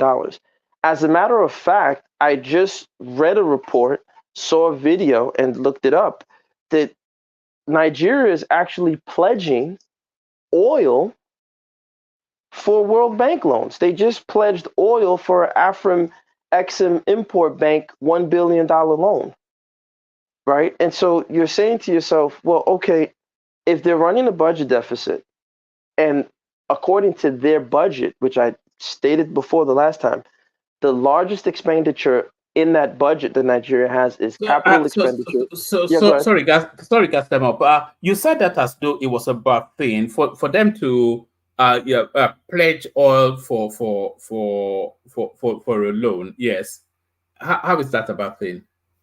I never said it was a bad or a good thing. I'm just saying that once again, when you look at the conditions on the ground, the hidden secret that no one wants to acknowledge or admit is that Nigeria as an entity is broke. Nigeria as an entity is completely broke. Now, we don't like to admit it. We like to be proud Nigerians and go to weddings and throw money all around the place and drive our fancy Bugattis and our Bentleys and, abuse each other and stun on each other and be big men. I mean, big man, who's your father? That's the mentality we have for sick people, But the truth of the matter is the nation state, the entity called Nigeria is broke. And I'm giving the reasons to say, once again, we're pledging our oil years in advance. So we have oil that's for, I believe, 2026, that's completely pledged up already for money that we took this year, last year. We've already pledged it, right? So that oil, we're not even going to see the revenue on it, or we'll see a paltry sum. Once again, according to their budget estimates, the largest, they're already running a budget deficit.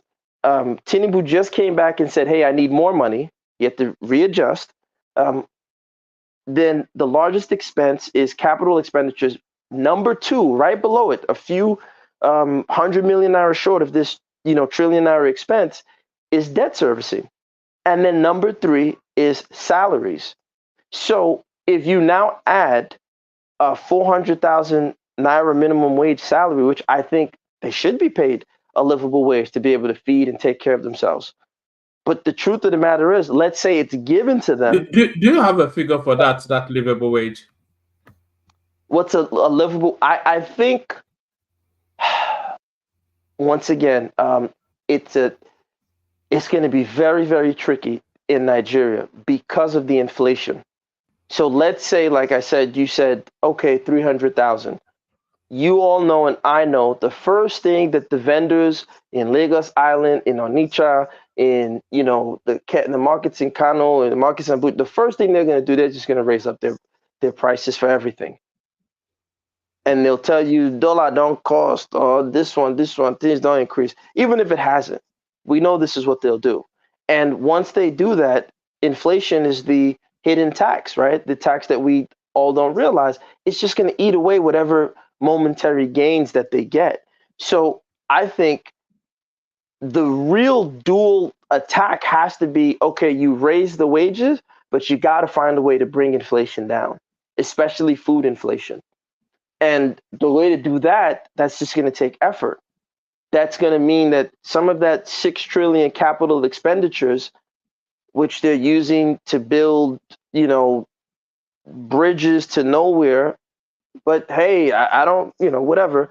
I think that can be done on state levels to create better farming systems and techniques on local levels, so that and probably just spending more on security and making sure that the local farmers can grow more produce, and perhaps giving them some sort of program where they can get access to heavier machinery, so they can grow more and get a larger yield, so that the local farmers can bring those goods to market, and that can create a better that can stop food inflation. Because if you raise the minimum wage without checking the inflation that's going to come, you haven't done anything. You're just wasting your time. It's a drop in the bucket.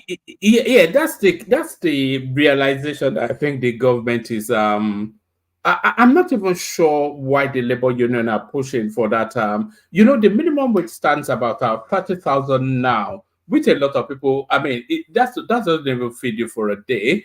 So everybody is all in agreement that it should go up, but just this eye-popping, sums of money, like you rightly said, the Gari seller, that cup of Gari, it goes up by, commensurately the same. It's just a ludicrous commerce. 62,000 is sufficient. we've had this conversation severally, and I've always even said that they shouldn't really increase the minimum wage outside of just a marginal increase. What they should try and strive to do is to improve the purchasing power of that naira, because the minimum wage doesn't really matter if the currency is not strong. But if the currency is strong, then the minimum wage does not even matter too. So it's really just about the purchasing power of that currency, and that is where the fight is. But what do I know? What did you say about low IQ right. African? Yeah. No, you guys said that, and I agree with you. You said we're low IQ.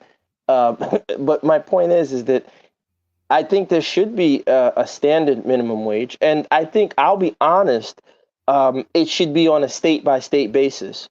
So you have a federal minimum wage, and then the states kind of can play or interplay within that to say, hey, listen, our state, the cost of living in, let's say, a Taraba state or something like that, you don't necessarily need that much to live. It's not that expensive, right? As opposed to Lagos or Port Harcourt, where you need a lot more money to live. So the states can kind of demand a little bit more from employers, and the federal government say, look, this region, it's just a higher cost of living. So and you see that in you compare that to states in the US. So the wage you'll get in New York or Texas or California or Florida is not going to be the same that you'll get in Idaho or Montana. It's just not, or even Alaska, somewhere far away as Alaska, right? You're going to get a higher wage because the cost of living is higher. So employers are going to pay more, but you still have a federal level that you can't go below. And then you have some states go a little bit above it, and some states can say, hey, look, we need a little bit of leeway. But my point is that whether you raise the rate up or not, I think two things: the optics of, good leaders lead from the front. So we can't have governors at Davido's wedding all eating big pieces of meat, all eating fat. They can't see their kneecaps because their bellies are so big, and people can't buy a tin can of, a dairy can of Gary. That's ridiculous. But the Nigerian mentality, the big man mentality, which all of us strive to be, we all want to be rich. We all want to be, the alternate power. So we're like, well, who cares? It sucks to be poor. That's the mentality we have. So it's going to be hard to tell people in the country, well, don't raise your rate from 30,000, just manage 65,000, when the governor's at a, wedding where they spent probably close to $1 billion naira. It's going to be impossible. You got to lead from the front. And then also the central bank and the Treasury of Nigeria have to find a way to tackle inflation. And if they can't do that, raising the minimum wage will be pointless. And I think that's you see, this is why I said empathy and dialogue. Why is the central bank not having that conversation with the labor leaders in Nigeria? Because that's who the conversation should be also included. They should also be included in those conversations, not just, the politicians. The Central Bank of Nigeria has to be at the table to say, look, if we're going to raise these rates, hey, Treasury, if we're going to print out more money or credit more people more money in terms of salaries, it's going to create inflation. How are we going to curb this? State governments, how are we going to stop the vendors from jacking up their prices overnight? If you jack up your prices more than 7%, straight to jail. Are we going to enforce it? Or is one big man going to say, well, I can raise my rates, nobody's going to touch me? So if these things aren't put in place, tough luck. That was actually part of Tinubu's campaign promises. He promised a commodities board, which is some form of a price control mechanism. Yeah. Okay, so the comments are hilarious. But look, listen. It's something, like I said, that has to be done. It has to be done deliberately, and all the stakeholders have to sit at the table. There can't be any big man, because let me tell you, look at what's happening in Kenya. Those kids just stormed the parliament building in Kenya. All those MPs, big men, they were jumping in their cars, running for their life. Men, Nigerian big men, not deceive themselves. Tomorrow, Fela said it, you know, he said, one day go be, one day is coming. It's coming. There's that UK, that US that everybody's running to hide to, hiding your children there so they can go to fancy universities. That's the only place you'll be able to live. You won't be able to come back to that Nigeria. And let's be very careful because they're planting the seeds of their own destruction. But I want a Nigeria to work. I don't want a Nigeria to end up like, you know, these other countries that are facing severe internal crisis. So hopefully they listen and they get their acts together. What's the next one? Why we insist on state police? Before I take you to that, what's the situation in Kenya? Our friend Kaiser, of course, what's going on there? What are they? I know they are protesting in some against government, but just in a minute or so, just give us a précis, a synopsis of what's going on there. In my limited opinion, I'm not a Kenyan. I just watch the news like everybody else. My limited opinion, I think Ruto has reached his limits. I think the people are pissed. They're asking for him to step down. Why? Why? Well, he has embarked on a taxation policy that's just extremely unpopular with the people. Not only is it extremely unpopular with the people, they haven't seen any benefits of his taxation. So, you know, this is why I tell African leaders, look, be very careful when you listen to these Milton Friedman free market economists, because the things they'll tell you to do in your country, they don't do in their own country. And one thing about Oyibo is do as I say, not as I do. The Oyibo will make sure that their industries, for example, their power industries, are state-run municipalities, right? Like in the US, you have Georgia Power, right? And those people get electricity from Atlanta. You have Con Edison in New York. But in Nigeria, because of purposely done sabotage, by agents, right? They sabotaged our NEPA. We were told the solution is privatization. Well, privatization hasn't gotten us, you know, the benefits. And when you put your sorry, before you go there, let's stay with that Kenya still. Yeah, so my point is that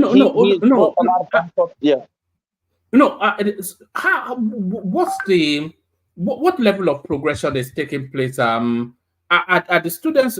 It's a largely youth-led something. Are they looking like successful, or have they been dispersed and sent home? I will tell you this. You see, the one thing I respect about and have you heard from Kaiser as well? I phoned him earlier. He phoned me, and I tried to call him back, but I couldn't get him. I sent him emails from time to time. Kaiser's kind of been off the radar ever since he got hitched. So no, I think when I noticed he went off the radar, when he got that hefty super chat from Ike, that was when they disappeared.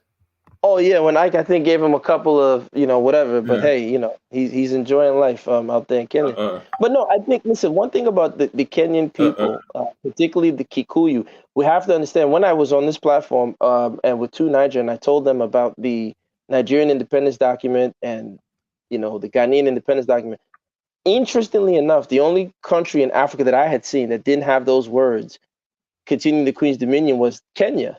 And I believe it's because of the fight that the Mau Mau put the British through. And that energy is alive in Kenya. They just know how to keep things under wraps. I have a couple of Kenyan friends, and they tell me a lot of things about Kenyans.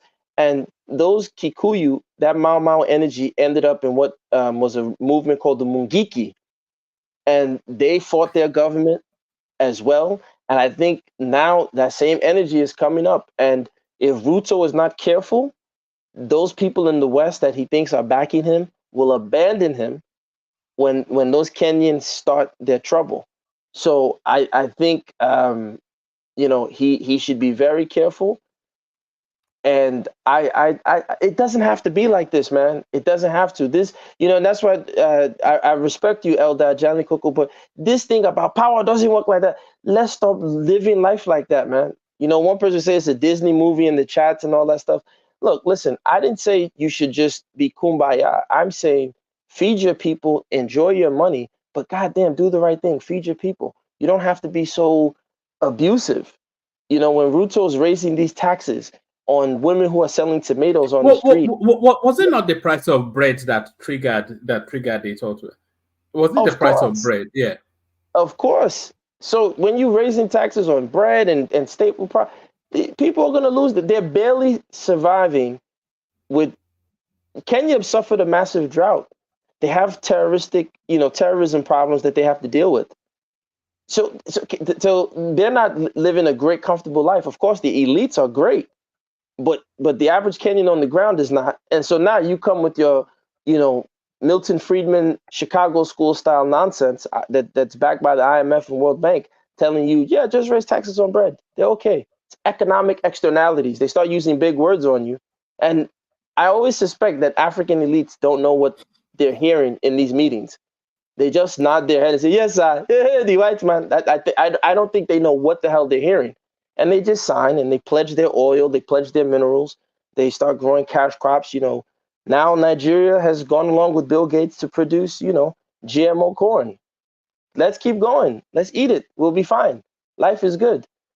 So it's hard to deal with an elite that doesn't think. So I hope the Ruto wakes up, and I pray that the Nigerian elite don't end up with a situation like that on their hands, because it's going to be a lot worse if the Nigerian people and the Nigerian youth, like what we saw in NSARS, if that takes hold nationwide, Nigeria is going to collapse. I just told you that Nigeria is broke.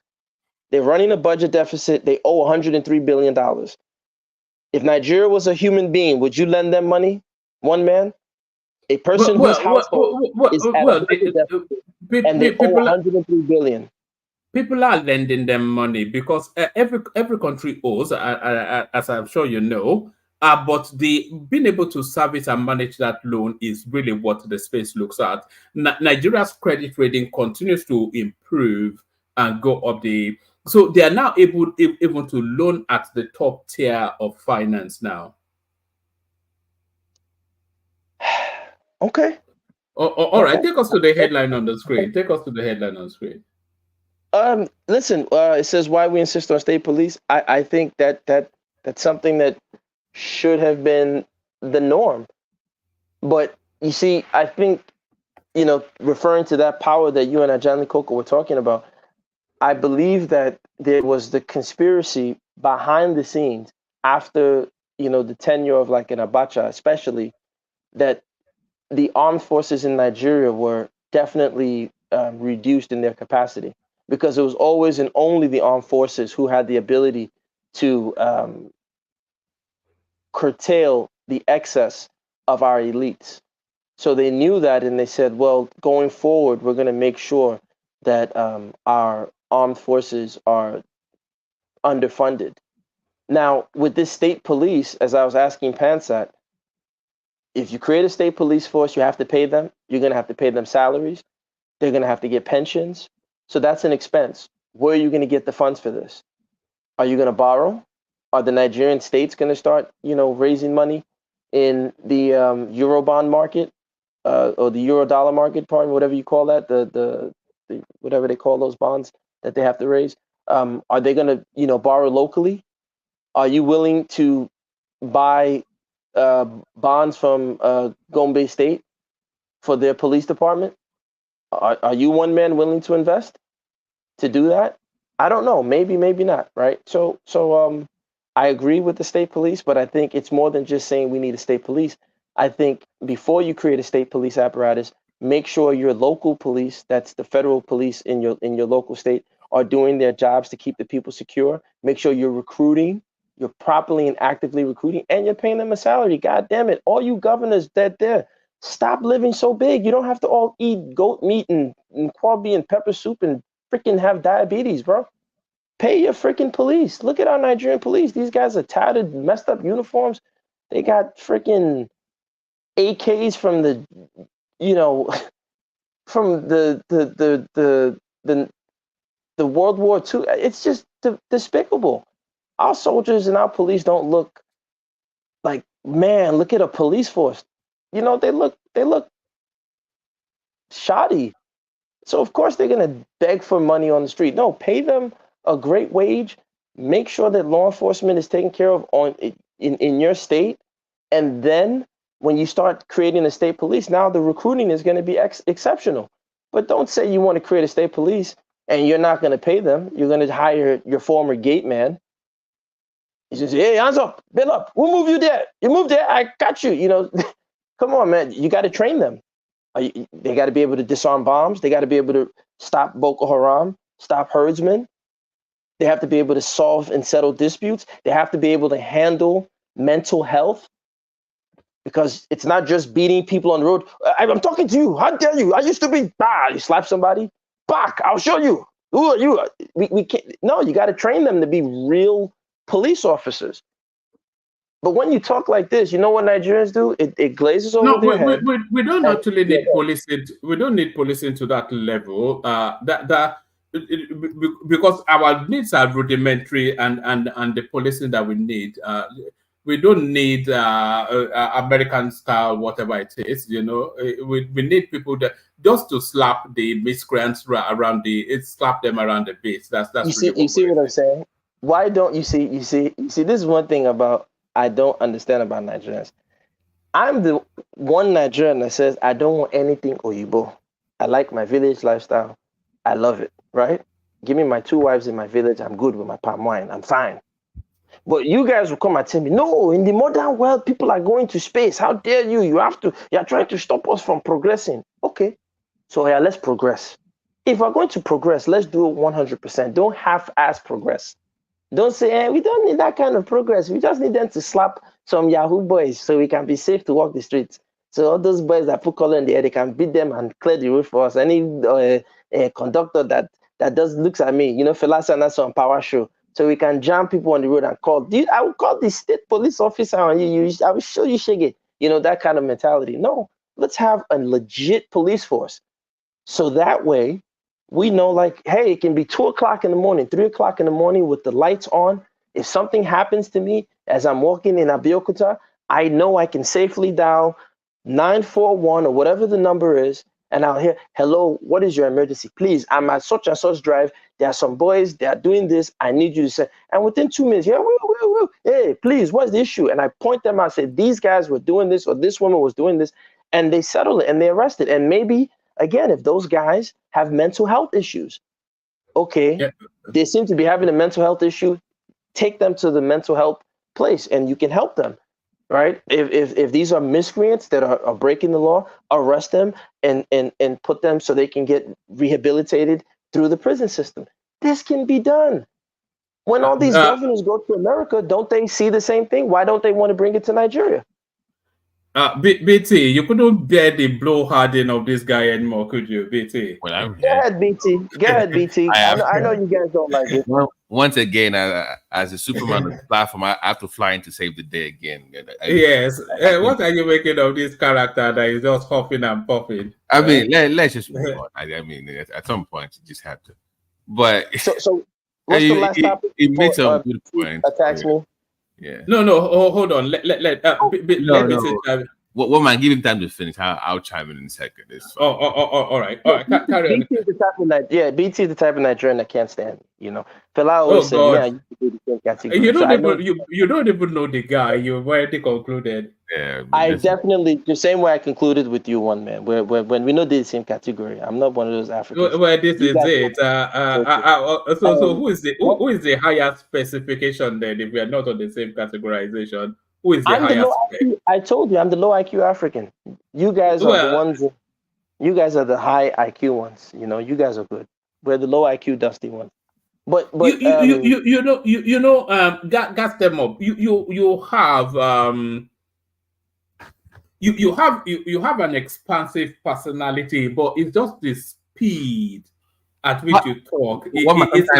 It's like an AK-47. Yeah, it's very hard to decipher if he's been sarcastic or he's been serious sometimes. Like when I listen to him talk on the show, I'm not sure if he's kidding around or he's been serious. So that's just my thing. I'm being no. I think there's narcissism there. I think it's somebody drew the parallel with Pansat. I think that's where the equation is. Somebody that's educated has a bit of brain function, but then subsumed by a sense of anyway. That's my assessment too. You assess me, I assess you, but still love you anyway. BT, what's your? I'm the low IQ African, so I embrace being the low IQ African. No, one man actually. I was actually talking to some friends of mine.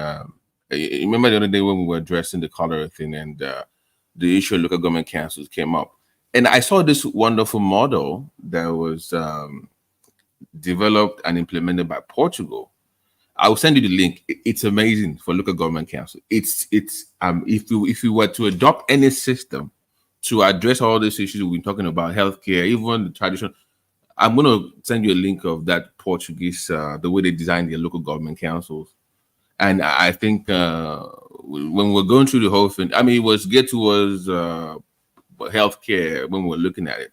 But the other aspect of it, I'm like, my God, this is just perfect. So I'll send you that link, one man. You go through it. You tell me what you think. You don't have to talk about it. Just give us a flavor of the highlights that especially impressed you. So, you know how there's the one we practice right now is where you have a pool. So let's say the local government councils even have the ability to collect taxes and funds. It comes into a pool first before it goes back out. The way they design it is, for instance, school boards now, if they're taxing let's say the markets or let's say the motor parks, that fund just directly is supervised by the local government councils, of course, but it never gets to them.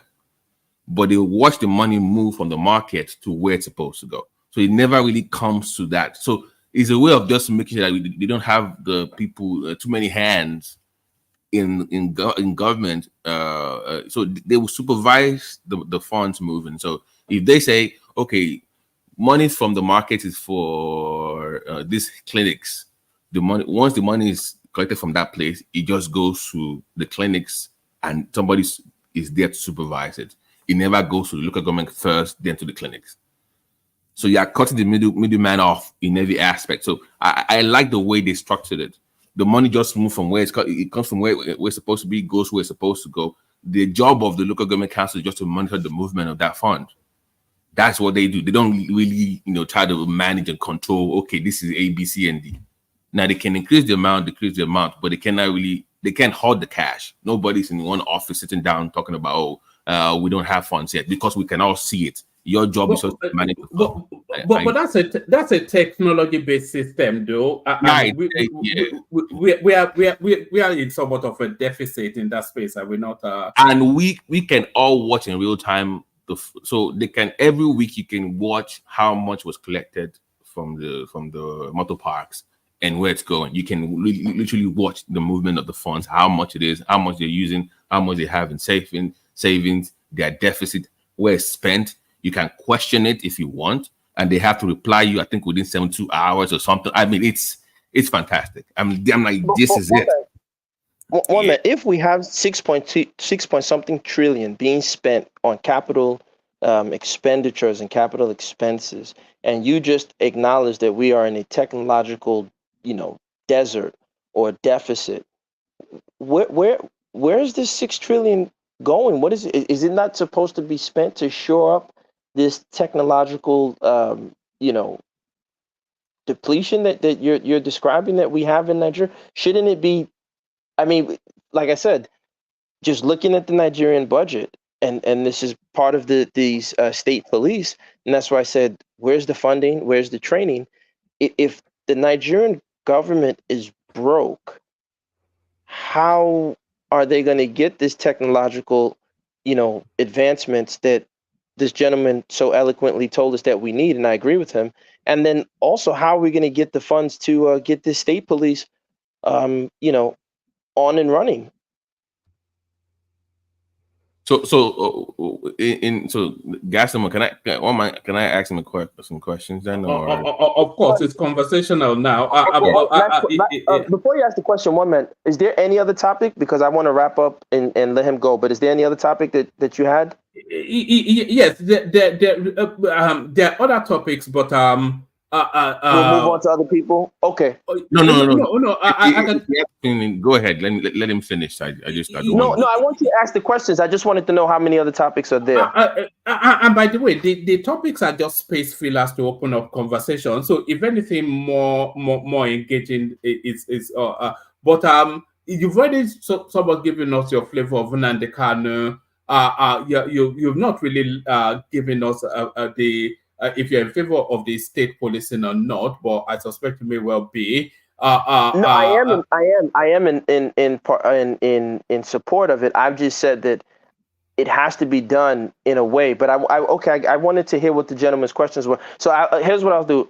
He can ask me the questions. I'll answer it, wrap up in 1 minute, and go on to the next person. I don't want to hog the mic. Is that okay with you? Brilliant. Let's do that. So go ahead. So I'm listening to the questions. His name is BT. Call him BT. Okay, BT. I'm listening, sir. BT, you there? I will be right back. Sorry, one man. Sorry, I apologize. Yes, BT is multitasking. Is at work and also sparing us his time.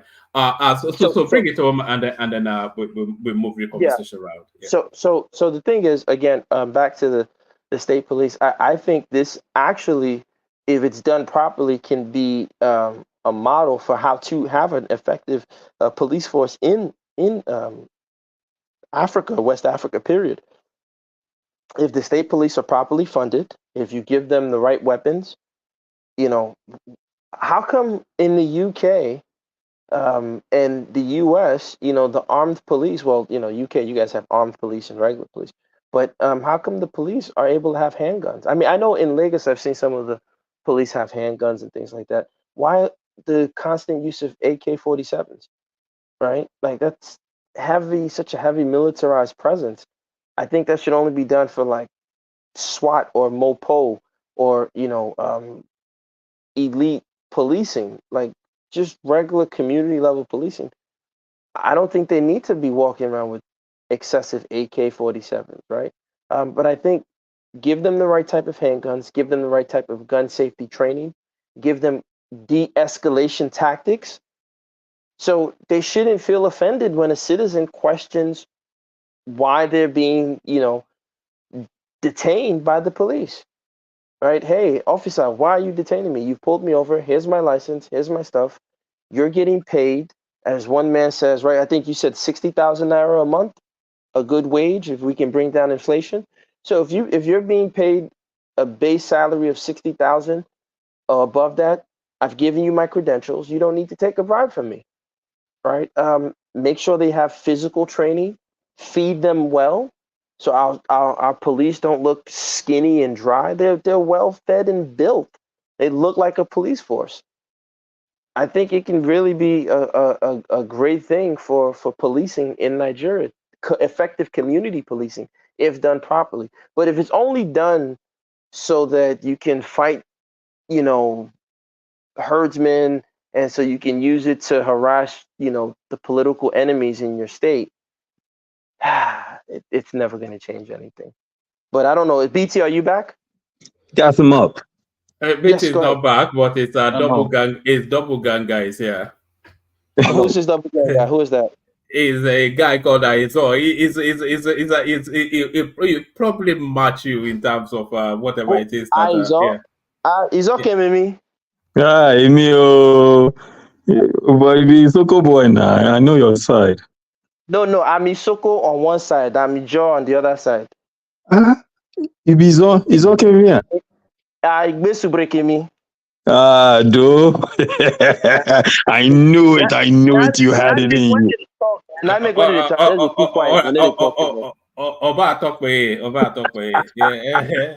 knew it, man. I knew it. I was listening to him. I was like, well, man, he's a real one, man. No wonder. He has his own blood. That explains a lot. Gas him up. I just came here to give you, not that you need it, but I came to give you some backing against one man and his acolytes. Yeah, thank you, brother. I don't know. You should be ashamed of yourself. You're supposed to be on our side. So I'm surprised. Why? What happened? Are you playing tribal game net tonight? Is that what you're doing? I did, but I didn't even know he was his own till he just said so. But the thing is, the guy is making sense now. I don't know why they're jumping him on this platform. The guy is making a lot of sense. I mean, if we look at the mirror, look at ourselves in the mirror, he's just pretty much saying, "Hey, this is your reflection." Right. He's making a lot. Brother, can I say something? I want to ask one thing for those of us that are discussing state police. State police is something that looks good, but I believe is a two-edged sword in which you have to be very careful with it. And one of the major problems, fault lines to me, is our culture really compatible as a people with state policing? The culture of favoritism and this culture of wanting to commit a crime and don't want to do the time. Do you think that can really work with state policing? Can you explain the question a little bit further? Can you just flesh it out a little bit more, if you don't mind, sir? Okay, what I'm saying is this. If you look at state policing from the angle of the problems we have at hand right now, the insecurity in the country, it sounds like the silver bullet that is going to make the whole thing disappear. However, there is this problem we have as a people, which is our culture, the culture of favoritism and that of wanting to commit a crime and don't want to be punished. For example, you're driving on the road, a police stops you, like, hey, you've committed this crime. Rather than you going along to the station to go sort yourself, you try to create a scene. That is our culture. It's a kind of cultural thing among our people. Also, that of favoritism. Oh, I'm the son of the king of this community. Do you think with those basic flaws, do you think state police can work, or are we going to get back to the same problem? Sorry, how is that an impediment to state policing? Okay, Prime, this is how Prime, hold on, Prime. Because you said you give another going to the station. No, the system that you should have, if I'm stopped, right? If you have a system that they can pull up my records, some of these cases that you go to the station, you can pay a fine or ticket if they have your records. You don't need to follow anybody. They can tow your vehicle. Then you go to court. Okay. Oh, excuse me. I'm kind of busy. Shit. Go ahead. You have a call? Yeah, he has a call, I think. Yeah, I think he has a call. I'll just say this. Sorry. Did you understand the fullness of what the Prime meant? Because I don't get it. I think what the Prime, correct me if I'm wrong, the Prime, I think what he was saying is that the history of policing in Nigeria leads us to believe that favoritism, tribalism, and just overall nepotism and all kind of isms that we see with federal police in Nigeria are going to just simply replay and rehash themselves on a state level. And it can actually muddy the waters. So what happens when one person says, if you arrest me because federal police are Ghana, my brother, so you just be state police. No. Sorry. Go ahead. You almost know what I was saying, but this is where I'm saying, okay, now, let's say Lagos State has its own state police. Obviously, it's going to branch down into community. Someone commits a crime. Mamini, Eminemo Chairman, Alimosho local government. Do you think that culture would not collapse the state police back to what we are running away from? That is the culture of the people. No, but you can. Will, 100%. I just want to wrap up. If you don't mind, I'll wrap so you guys can go. So I'll move on from me. I'll my last point is this. I think it will, but the solution, as Brother T, I forget. I'm not trying to. I didn't catch your name. So I'm not trying to. It's actually after Boston Tea Party. So Baba T. Okay, Boston Tea. Okay, Baba T. So Baba T. I think he eloquently said, in terms of automation, I think the solution is back to the training. And I think that if the state governors are serious, which I'll be honest, I don't think they are, but if they're serious, they can actually make this state police so well functioned that it will actually put the federal police to shame. That it will be so impartial that, listen, whether you're from Ali Mosho local government, whether you're from Jeremy Felodun, whether you're from this local government, Ikeja GRA, whatever local, if you commit a crime, if the traffic is facing one way and your car's in the other way, straight to psychiatric center, 3 months. Because you have to explain to us why you're driving against the traffic. If that can be done in Nigeria, where not only are they enforcing the laws, they're not, beating people on the streets because a citizen questioned why they're being harassed. If you're helping people, maybe someone, like I said, is having a mental health crisis, you can take them to the right social services that they need. If people start to see this, to say, wait, you know what? This state police is actually functioning. And the way you do that is the training, and you pay them. You have to pay them a salary that they're above corruption.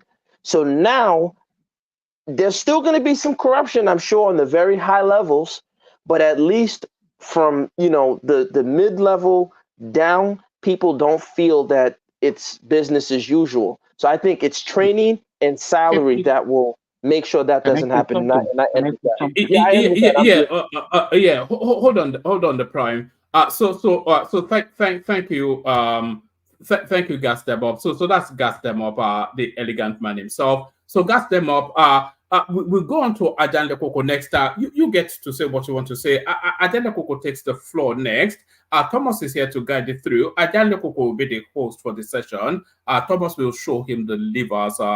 I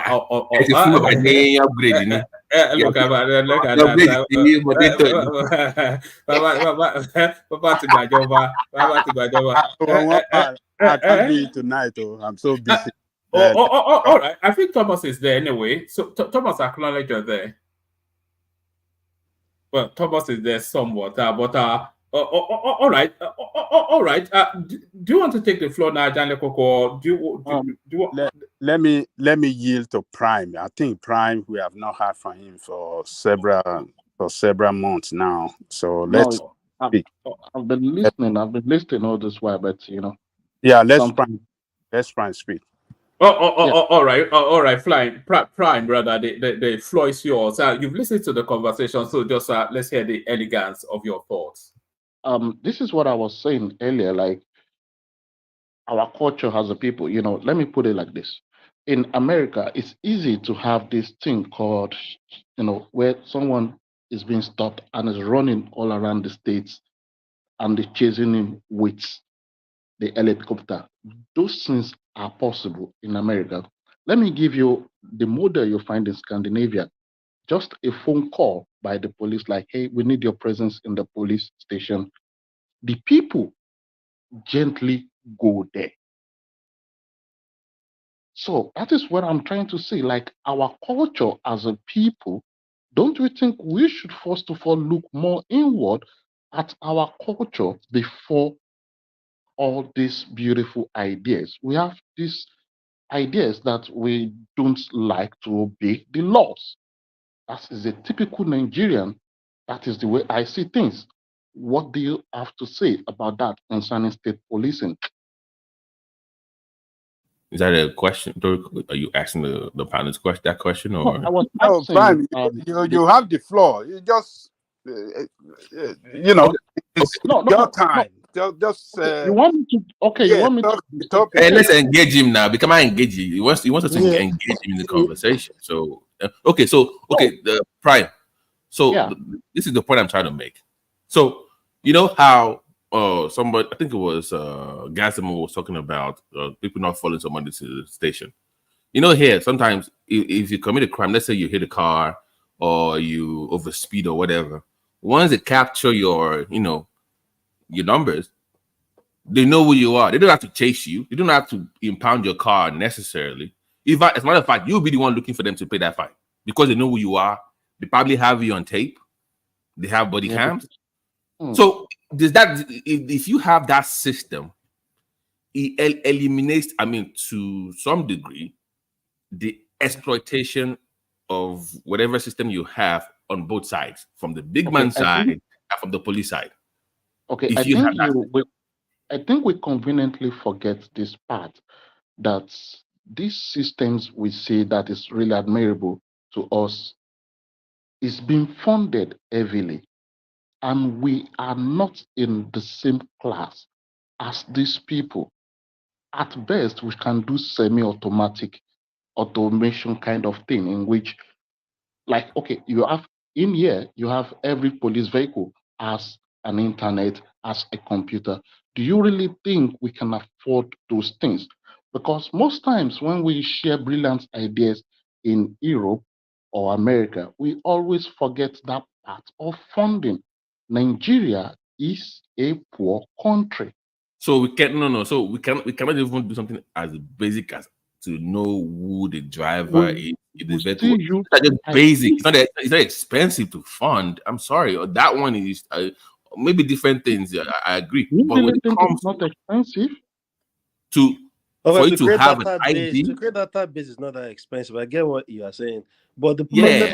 problem I think we have at hand is like when Gastop was talking about Nnamdi Kanu, and we were talking about empathy.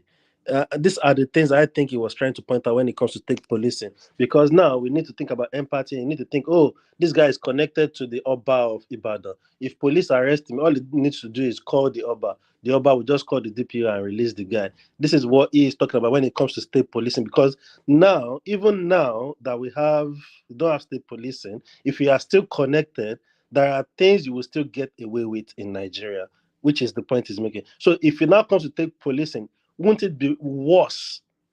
Is the question. Won't it be worse than what we have now? Because okay. So how many DOG? How many states can I? Okay. Let's even say the basic now. Don't forget America, the UK, or whatever for a second. Even the basic that we're both talking about right now. How many states can actually fund that? If you one or two right now, if you had to guess. Yeah, 100%. Yeah, like about one or two. Yeah. So that should be an option there, not mandatory. So I don't think everybody should go that route, in my opinion. If you can afford to run a police system, go ahead. But if you want to stay with the current federal police system, stick to it, because if you don't have the funds. So you are saying it shouldn't be forced. It should. No, it should not. No, it should not be. No. If you can fund it yourself as a state, then go ahead. Then go for it. Because Ekiti cannot run. I'm sorry, Ekiti cannot run any state police right now. They don't have that. They can't. So yeah, BT, aren't you? I mean, obviously, for everything that's implemented, we always have pros and cons. But aren't we all a little suspicious that these governors, who are pretty much like mini kings within our space, are the biggest advocates for state policing? Why? Why do you think that's what I'm saying. I think you and I both know why. Because I don't know. No. I don't know. You tell me. I don't know. BT, come on, man. but the thing is, they already have power. The one, right, is the control of force within their space. They have to rely on federal. And now these cases of insecurity have given them the platform to make a case for them to fully control that aspect, right?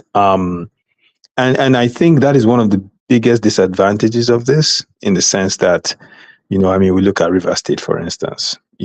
Imagine if there was a state police entrenched and you had this feud.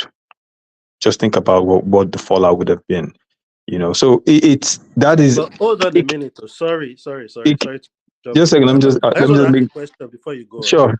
If they create state policing, are there not meant to be some amendment made in the law that will restrict such situation you are trying to point out now? Like, if the governors have the full power of policing, won't it affect won't they abuse the power? So is that not meant to be like, when you decide to go with state policing, are there not meant to be amendment in the law? You mean their jurisdiction, like yeah, exactly. Yeah, but we all know, right? The law in Nigeria is not the issue. We have laws by the quadrillion. It's the enforcement of the law, the oversight, right? Governors already don't have oversight. They already have immunity, right? So if I'm a governor and there's some political opponents from another party in my state, and I've won through rigging, and they're making noise that this guy, and I just go ahead and find trump up charges, arrest a few of them, lock them up. Who's going to say I did the wrong thing? Who's going to challenge me? Who's going to hold me account? Who's going to prosecute me? No one, right? So we will take them from pretty much kings to godlike status. That is my fear. I think it can be a good thing, but like everything, right? Power that's wielded by a person, it all comes down to who's wielding the power. If you have an average guy who's responsible, humble, or a system that has institutions with checks and balances, 100%, we have nothing to worry about. But if you have some Yahoo governor who was a local councilman, former motor parked out, and now becomes governor through rigging, and then he has the full authority of police in his state. It's scary, right? We all know Nigeria, we know ourselves. So it's scary to think about what could come out of that. And that is my fear. Some governors might be perfect. Aizon, how do you fix that trust deficit then? If that's at the heart of the problem? Not because you're the system, but that the faith you were alluding to. So how do you fix that trust deficit? You create a federal oversight, right? And you make it clear that there are going to be certain penalties on the control or the ability to use police force if it is abused. We have to. Our history has taught us, right, that these things can happen. And that's the thing, like when you know something can happen, then you have the ability to mitigate against it, right? So we know this is something that can happen. So they have to put checks. Like a FBI kind of thing that we have in America. Correct. The FBI does oversee police misconduct, right? Sorry, so let me bail out. Thomas is in the background to let people in and out. You have to organize the conversation amongst yourself because he's not able to engage verbally. Super Tatas are your. I've left some of the talking points in the private chat if you need them, or just free flow as you will. So that's Ayo severally, and Isaac Ojo. That's Isaac Ojo right there severally as well. So that's Isaac Ojo still, and that's still Isaac Ojo. So thank you, Isaac, and that is still Isaac Ojo. So thank you, Isaac. And still Isaac Ojo, still thank you, Isaac. So a different name in Interstar Space, that's Audi right there. That's Tim Ajeka saying something or the other. Audi comes back to poke at somebody. That's Audi right there. Tim Ajek again. So that's Tim Ajek right there. And Tim Ajek the last entrance so far. So thank you to all those. Let me bail out, gentlemen. I'll see you tomorrow. Thomas. One more before you go. Yeah. K was was serious. Is it true that they turned Onion Fife into an usher at the Davido's wedding? I've not seen it. I've not really followed that space. Is it true? You know, I've been desperately trying to avoid that video. No. Show Tonya. Real, but I can look for the clip. I saw the come bad there. K was proud or sad because I didn't really know where it was trying to get at. So maybe he's from his state, so I wasn't sure where it was really. I'm not in the video. I saw. Oh, it was an usher apparently. Is that possible? No, it wasn't an usher. One man, don't put Maggie. No, this is what Kulata. It's not me, it's Kulata. No, it's Kulata. Okay, I mean Kulata or somebody will bring this issue up. You see, I think the king is struggling too much to get acceptance. I don't understand why. From who? Because who is the problem. From the Instagram generation, he wants to be. But they loved him from day one. He didn't have to do that. They already did. That is the issue. Like, Kabiesi, you represent an institution, and either we like it or not, culturally, we are your subjects. We are bound to like and be loyal to you. So struggling for acceptance like a commoner, it doesn't add up. If a 10-year-old is having birthday with some connection, my dear king can be there. I don't understand why. Well, sorry, what do you mean by is looking for acceptance? What are the things that you can point to show to that? Okay, I this don't. is what I mean. Okay. Yoruba say ibigbereje lambagba, meaning like you don't meet elders in every occasions. Some occasions they willingly, too much of familiarity brings contempt. That's the English, appropriate word for what I'm trying to say. Like you bring some level of scarcity that brings the aura of royalty. It keeps it on. Just like the way when you have too much money in the economy, it becomes inflation. Now, the event it went to, because of the status of the Adeleke's in Osun State, he should be there. But I think, in my humble opinion, I don't think I'm up to advise the royalty, but at least I think he should have sat down and allow people come pay homage to the throne at that point. Deeper, he stood up. He stood up. Hold on, I saw a video. He stood up to greet Elegushi.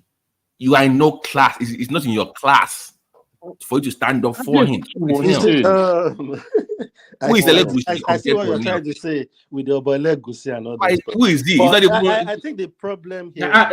Sorry, D, about the moderate. Do you still remember how to, or would you like to? One man, I'm at work. Okay. Maori Thomas Wanve. So sorry, carry on. Let me see if I can find a clip of him as you're talking. But see, I'm thinking, is it not that the king himself is too down to heart? Then all the drama of the wives, he has some. When he just came in and he was getting married to different kind of women, right. And I think the guy is just over down to heart for a king.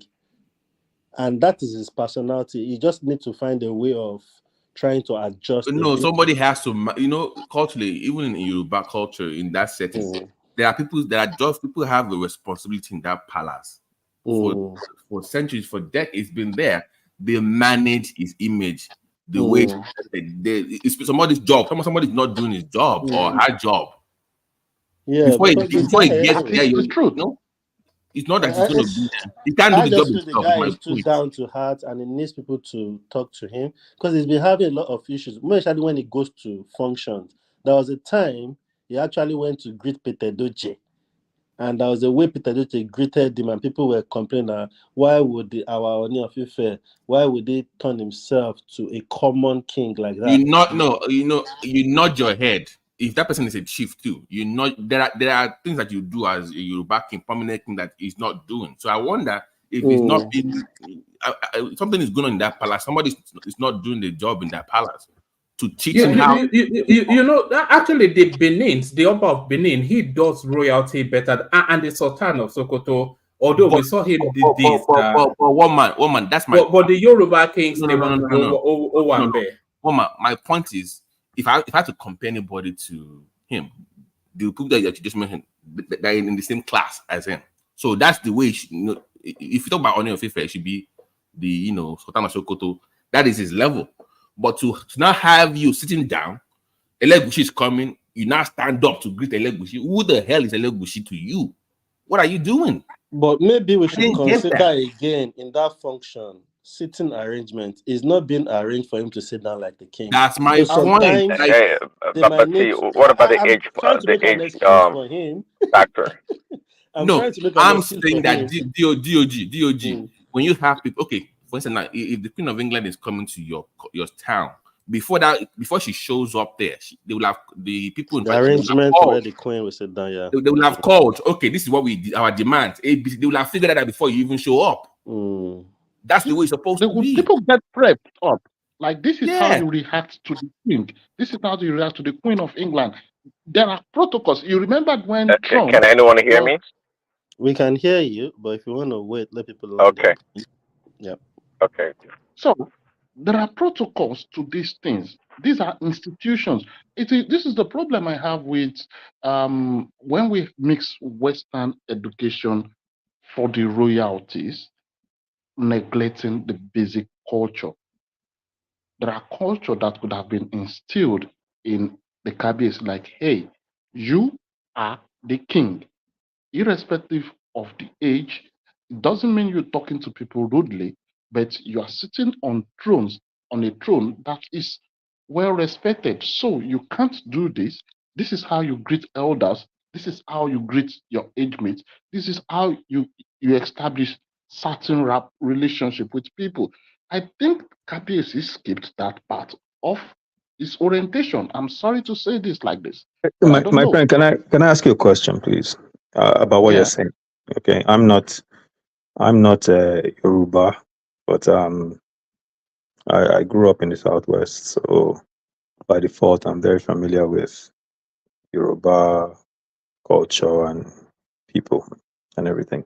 But let me ask you this: don't you think this speaks to the larger point of what the traditional leadership has lost in our society from what you're seeing? And is it true that back before, the Oracle of Ifa used to select the next Oba or King or Oni, whomever it may be, and now that practice is no longer in play? Is that true? I think you're asking a very very dicey question for me to answer, but this thing goes in two ways. A king that has a first male son, that becomes the automatic king in his absence. However, over the centuries, this has become a very big family in which they rotate it for peaceful arrangement. Like the first son of, maybe it's going to be your eldest nephew or your eldest cousin, or so, something around that nature, that is the right person. So that is the way it's now been arranged. I don't think they use the oracle more in these prominent seats. They have people that are qualified for that position, then they contest. However, irregardless of the process of selection, the orientation for that seat should still remain the same. Let me give you an example, like the Akran of Badagry. Sorry, the Prime. Thank you, everyone. See. Sorry, carry on. No? I just wanted to carry on the Prime. Yeah. Yes, thank you, everyone. Yeah. There are kings in, okay, for example, the Akran of Badagry. That man respects himself so much because he understands that this seat, I'm just an occupant. I'm just an occupant of this office. So people, the way you carry yourself, people also flow along with it. That is just the simple thing I see in this issue. Especially, this is not the first time. The first brouhaha came up with the Peter Edochie situation. I expected a more composed king when it goes to social outing. But regrettably, our beloved kings sometimes, Let me add to what he also said before you go ahead, DOG. You also know back in the days, when you are a prince, you grew up in the palace, or the kings, the royals grew up in a compound. God bless you. So they are prepped. So they will call them Aremo. Aremo is the next king to become. So you are prepped. You are brought into the meetings. You are showed how to be. So they train you from childhood of how to behave in public. We've lost that part where somebody can just be in Canada and say, "Oh, you are next up." They're not prepped. They'll pack their bags and start coming. Yeah, so they have no idea what the culture expects from them because they were not really raised. God bless you. Yeah, so that's what from what you just said, it probably boils down to that. Then the personality of the person. I just think this king himself, his age, his personality is part of the problem. And with what is it Babati or somebody say that they need to still have people in palace that grooms them and coordinate their activities so they won't go out of line in acting as a royalty. Because sometimes when you even look at Oni of Ife, I won't lie to you. Sometimes when I look at him, it doesn't look like a king to me. It just looks like a common popular celebrity. You don't feel that, that thing you feel when you see a king. But DOG, my point is palace, his office is too big to be run by one person. It's supposed to have like 20 or 40 people running that, because I didn't even know. I was even watching a video. Do you know the amount of people that come from around the world just to visit this palace every year? You're right. So you need people to manage your that palace for you. You can't have 1 or 3 people just doing the job. It's a huge responsibility on behalf of almost 70, 80 million people. Then with someone that doesn't even really live in the palace or have the grooming to know how to be a king, someone this young, you actually really need that support, to be honest. You are right.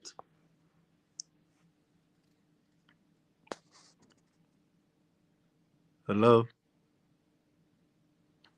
Yes, we can hear you. Go ahead. We can hear you. So I think for his age, somebody that actually, like we used to have the Aremos that you will know in the past, Aremoni and all that. I don't think he had all those advantages to himself. He's probably live abroad, then live his own life and all that. So I think his age, his personality, then he probably is that kind of person that wants to run the show himself because he's young. He's trying to create some. Yeah, but you can, you can. But you can't. Yeah, but you can't, because now the lapses are showing, which is what we are talking about. Clearly, This guy. If I ask you now, does he even have a calendar or a schedule that can follow for the next 3 or 4 months? I doubt it. How can you have Aremo when Aremo is living in America, living in London? I know where you're going. Babati is Aremo. Look at him. Leave that one. If they select him tomorrow as a Nobel, do you think this one can know how to conduct that position of Oba? Can live all his life in America? Aremo. Can I ask you guys a question? If I'm not mistaken, the kings in most Nigerian places, but particularly in Yoruba land, I'm not a Yoruba man, Shebi is Ifa that is consulted when the next king is selected, right? And I was confused with this current Oni, because I didn't understand how he was married to I believe she was a celestial woman or a church woman, and I'm sitting there like, your entire throne, your entire office is something that's not, in line with Christianity. In line with Christianity. And then he said Jesus is his father. So I was just saying to myself, like, this is interesting. So if Ifa is the one that was consulted as he was chosen, perhaps they're trying to tell us something. I don't know. What do you guys think? To respond to that, historically, our kings have always married from outside. I mean, they will marry people from different cultures, different religions. Now they're able to control that or curtail that to some limit. Right? So they can marry somebody from a different tribe that will come with their own gods, and they will give them a little space to practice what they practice. But they will still be forced to participate in whatever the king is doing. So for any festive season, whatever, they will still be involved in it. So it's nothing new. So I'm not really worried about the wife being a Christian or not. That's not my concern. My own issue is with him professing Christ as his own savior. Is what bothers me, not the woman. So if the woman is doing I don't care about that.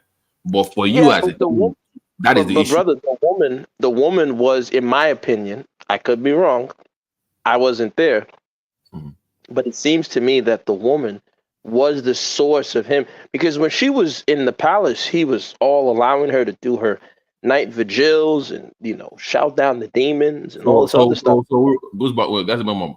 Then it goes back to my original question: Who are the people managing the palace? Because historically, that's what I'm saying. It seems that it seems, I'll be honest, across the board, except for, dare I say, maybe the Oba of Benin, I don't think any of these contemporary royal houses are holding on to their traditions. And I think part of the problem is we really don't respect our traditional royal houses in Nigeria, because we don't really give them a space to really function in the Nigerian apparatus. So when you look at other European nobility and other European royal houses, they have functions that they have to partake in the state apparatus, and they're given certain privileges. I think we need to find a way, if we're really saying we're African, We need to have a state apparatus that includes and accepts that we have royal authority, and our royal authority should be, even if it's on a de facto basis, have so some sort of let's make this interesting then. So what would be, because I was talking to somebody a few days ago, and I realized that even local government council chairman can summon our kings to his office if he wants to. He can actually bar him from leaving his palace if he really wants to, per Nigerian constitution. So, Gasum up, the question is, what would be the role of the KBACs in your own constitution if you had the power to change it? That, I think that's the reasonable question to ask. What would be the roles of the kings in your own Nigeria if you had the power to change the constitution? Yeah. That's a great question. I don't know if I have a specific answer. Unfortunately, I will say this.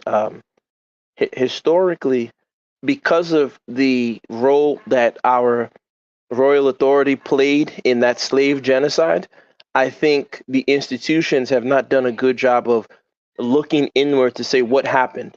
You know, why was the Oyo collapse? Why did the Arochukwu do what they did? Why did the Oyo do what they did? And so when they can answer that, I think now, if they are able to say, well, this is where we went wrong, now we can bring them to the table to say, okay, in this new Nigeria, in this constitution, I think on a local level, in your villages and the towns that you have sway, people should have the right, you know, to use your court as a you know, you should have a local royal court, to where if you're having a land dispute, you can choose to have your land disputed by the local royal authority. And if you're not satisfied, you can always take it to the constitutional authority to say, look, I went and this was the matter that was heard by the royal court. These are the facts of the case. And I wasn't satisfied with my judgment there. So I brought it here for a more impartial judgment, right? I think that should be something that should be allowed. I think they should have some sort of security force, even if it's a non-lethal security force that they can, you know, employ. I'll give you guys an example, right? In New York City, you have certain communities, Hebrew communities, in, for example, Crown Heights in Brooklyn. The Hebrew community, the Jewish community, they have their own like local police force. Now they're not armed, but they're able to patrol the neighborhoods. And at night, we have them here too in England, you know. Yeah, of course. In some right? part of London, yeah, you will even see them with their vans. Yeah. Perfect, right? So you know exactly what I'm talking about. So my point is that that's something that if you see, our founding fathers messed up, man. They weren't thinking like this, and I don't blame them. They had their idea. The foundation. The foundation. You know, because when you're building a constitution, I think they should have put these things in place. Unfortunately, they weren't thinking like this, and since they weren't thinking like this, it's almost hard because now those same institutions are largely ceremonial. They're like toothless dogs. They don't have the power that they once had, you know. But like I said, to answer the gentleman's question, I would have them first look at themselves inwardly to say, where did we go wrong during that slave genocide? Why were we selling our people for umbrellas, top hats, and nonsense like that? How can we make sure that never happens again? What must we put in our language to ensure that each Igbo Yoruba child that is born knows that they are not supposed to sell each other for mirrors and nonsense like that, and then bring the Constitution table to say, these are some of the powers you can have, and if you abuse those powers, you can be stripped, but we will allow you to have some room and leeway in your localities so you can be able to function. That's what I would do. Okay. My take, Babati. I just feel with Nigeria, to be specific, everything we've clamored for a youth, for a younger person to be in that position, we've never really get to appreciate anyone. Like in politics, I've not seen any younger person in politics of today in Nigeria as of today that I'm impressed with. Just like the king now, that's the young king. See how he's doing. Oh, this one is old, this one is old. Oh, put the young person. You see them messed up in few months, even before they even spend a year. The governor of Kogi, I think he became governor at like 41 or 40. Exactly. Yeah, you know. So So this issue of young people, I think the idea for a king, I think the guy is too young, thinking about his personality, his age, his life experience to be a king. I think that's part of what is affecting him right now. Because I think if it was an elderly person, those people would have gotten to a certain place in their life that they already know some things already. Because this guy, since he's been king, it's actually rare for you to see where you don't see all these complaints about him. That is what goes around in the news most about him. How he carries himself, how he coordinates himself, why is he doing this, why is he married to this person, why is he taking another wife, even Nkechi Blessing almost lure away in as well, So the king, I think age-wise, when it comes to Nigeria, we need to forget about, we need a younger person, even though that should be the way forward. But I think the younger people that are opportuned are actually messing things up. DOG, I want to disagree with you a little bit. You Yes, see, sir. when you are making reference to, what do you call this guy? Governor of Kogi State, that, there's no one in politics that is so reliable, even among the young. You see,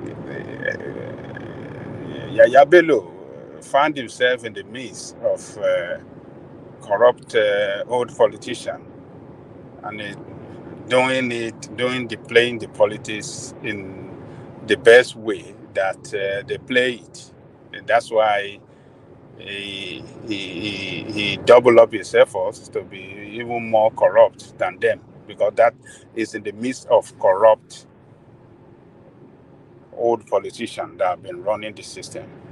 So we have some of the young ones that are showing themselves that, look, we want to take you on a different direction. But it's you, the young people, that fail to follow them, that, they're not playing the politics right. They are not doing this. It's you, the youth. It's the youth of Nigeria that never shown capacity, never show capacity to lead, to support each other and take the position of leadership, and then change the system in the best way that can run for them today and the future generation. So we cannot use the example of Yaya Bello and some other ones that are working with the APC and PDP, the corrupt party, to now want to use that to say, Nigerian youth are as corrupt as no. It's I think. Yeah, good point, sir. I agree with your point. I see what you're Okay, trying guys, to say. can I chime in now? Yeah, sure. Come in. So Angelica, I was going to ask. So when people, the citizens, are demanding for a younger politicians of leadership, what exactly are they looking for that was going to be different from the old politicians? Repeat the question again. People want the younger politicians and leaders to occupy position in our country. So based on what you just said, I'm asking you, when people are demanding for younger leaders, what do they have in mind? What do they expect was going to happen when it gets to power, like Yaya Bello?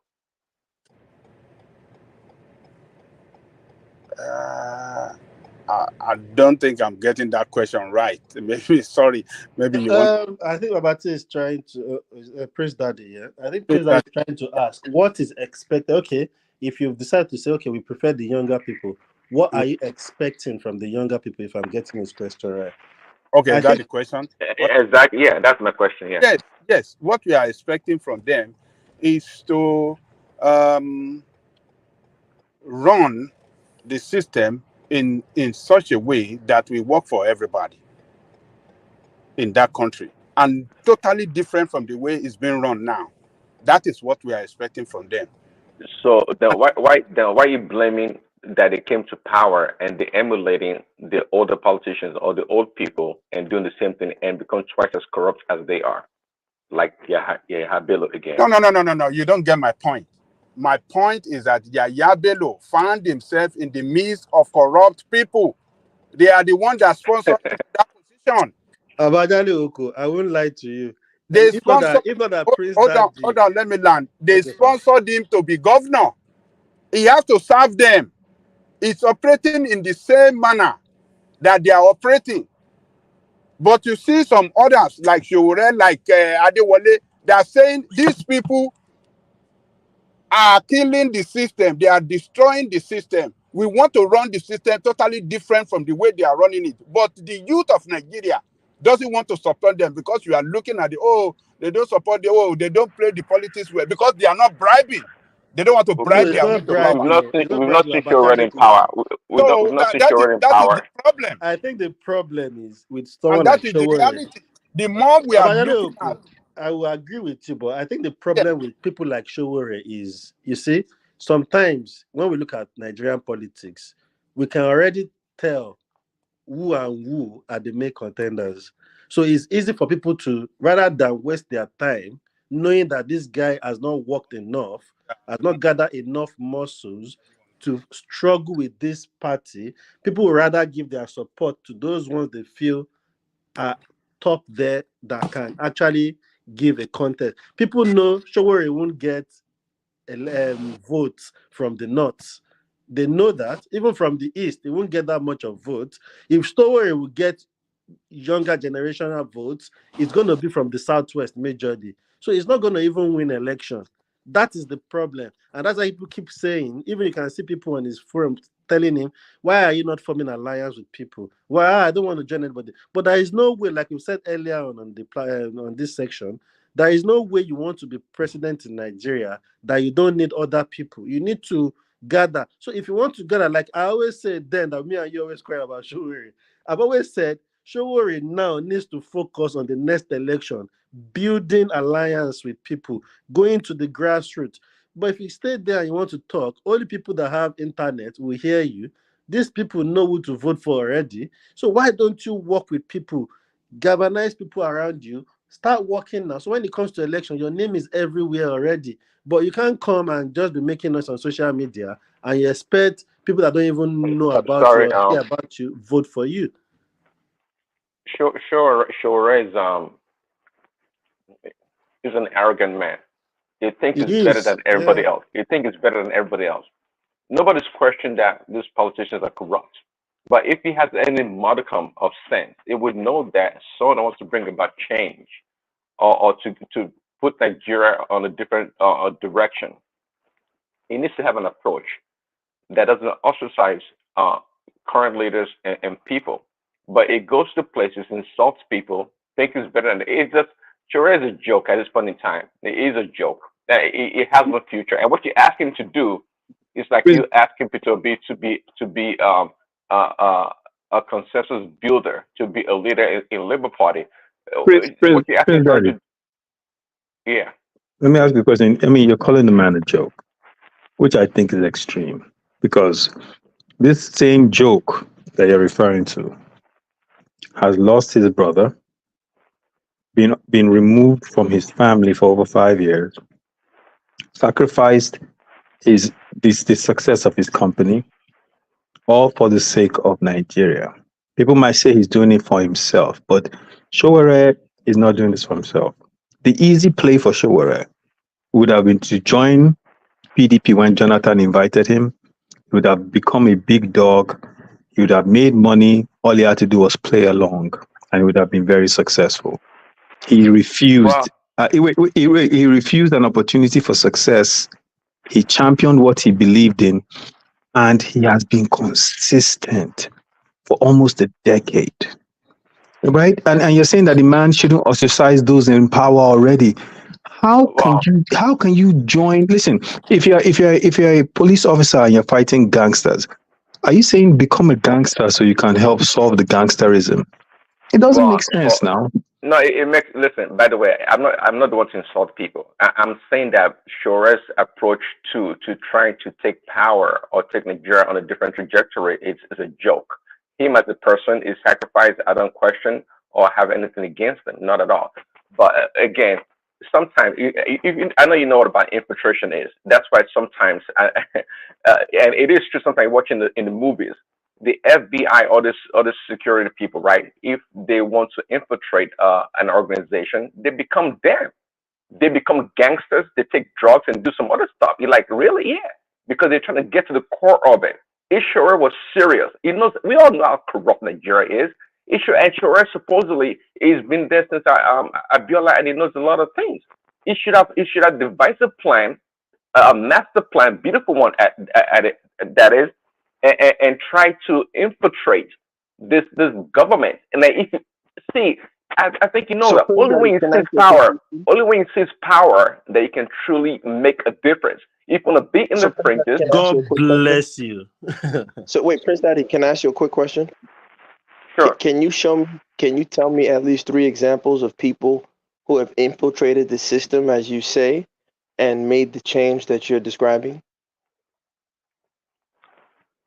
In politics or in general? In politics, in particular Nigerian politics. Can you give me 3 examples of people who infiltrated the system, as you're saying? Nigerian politics would be complex for me, or would be more complicated for me to talk about. But I'll tell you though, if there's a symbol of that, then that would be for sure the current president, Tinubu, Bola Ahmed Tinubu, would be a good example.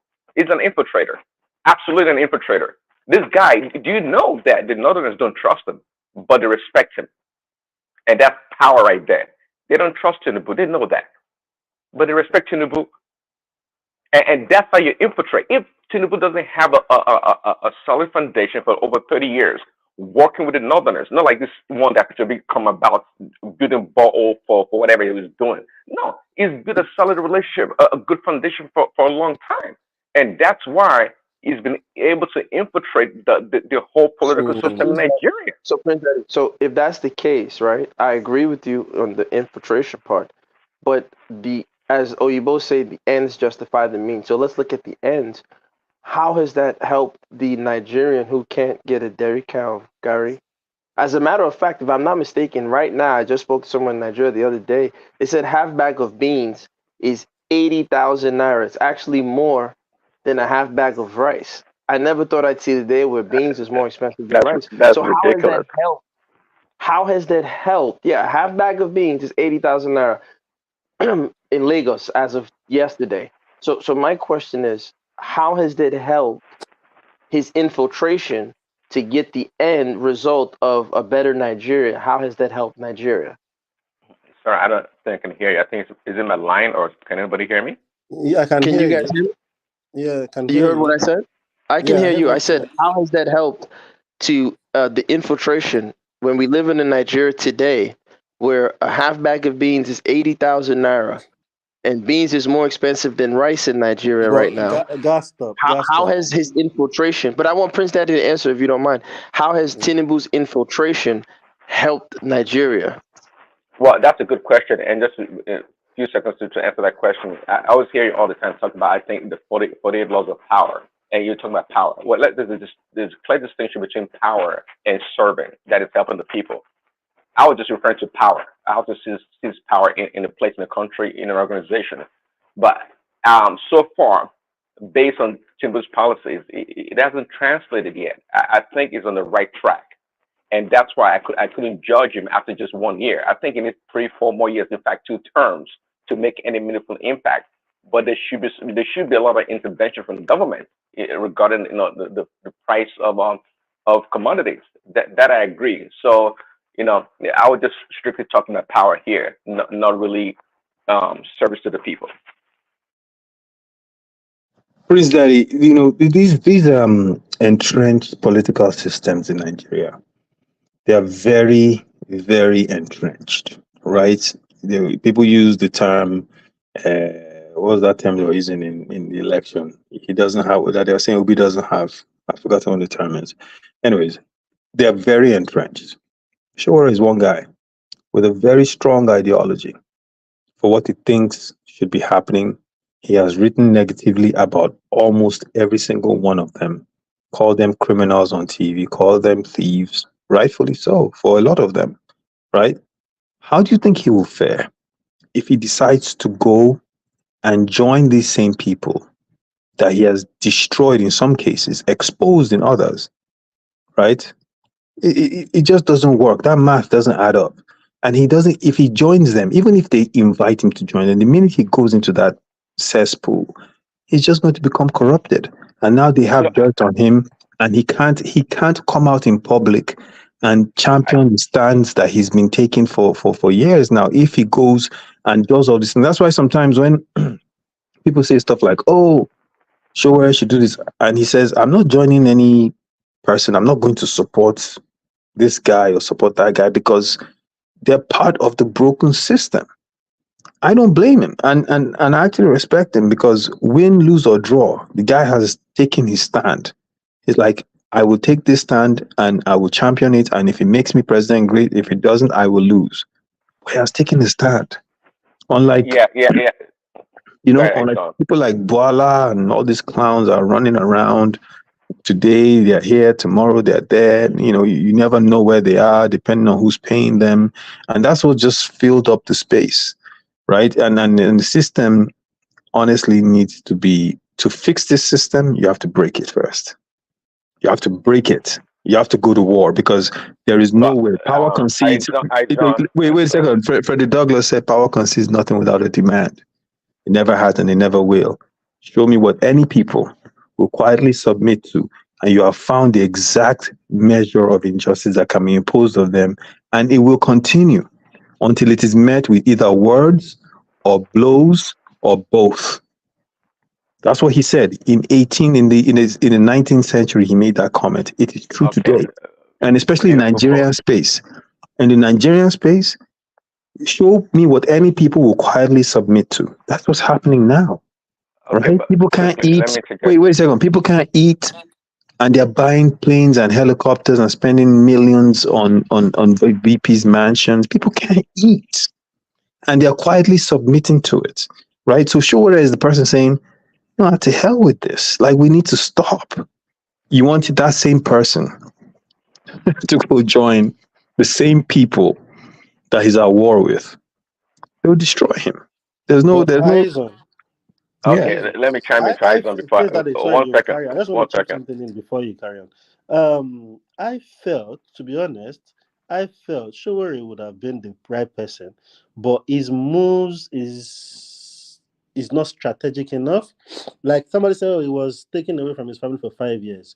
It was his fault. If you've lost the election, why carry placard and ask for revolution now? You're going on the street to protest. I think that should have been the time for him to regroup.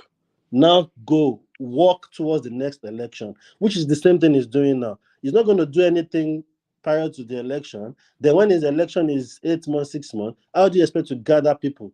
But you are not walking into the grassroots, but you rather go on the streets to start saying revolution now, complain about people that can lock you up any minute. But Chief,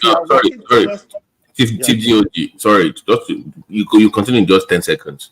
For those that say that the issues that they're praising him for standing up for what he believes, can you please be honest with yourself and ask yourself, if you don't win an election is one thing, but has it really made any impact? Because that is what it boils down to. If I don't care about winning elections, what is the impact that it has really made to change people's minds? Okay, let me answer that question, right? Sowore has been trying, right, to ignite a full-scale grassroots movement. Some people didn't want to give him credit for the EndSARS protest, right?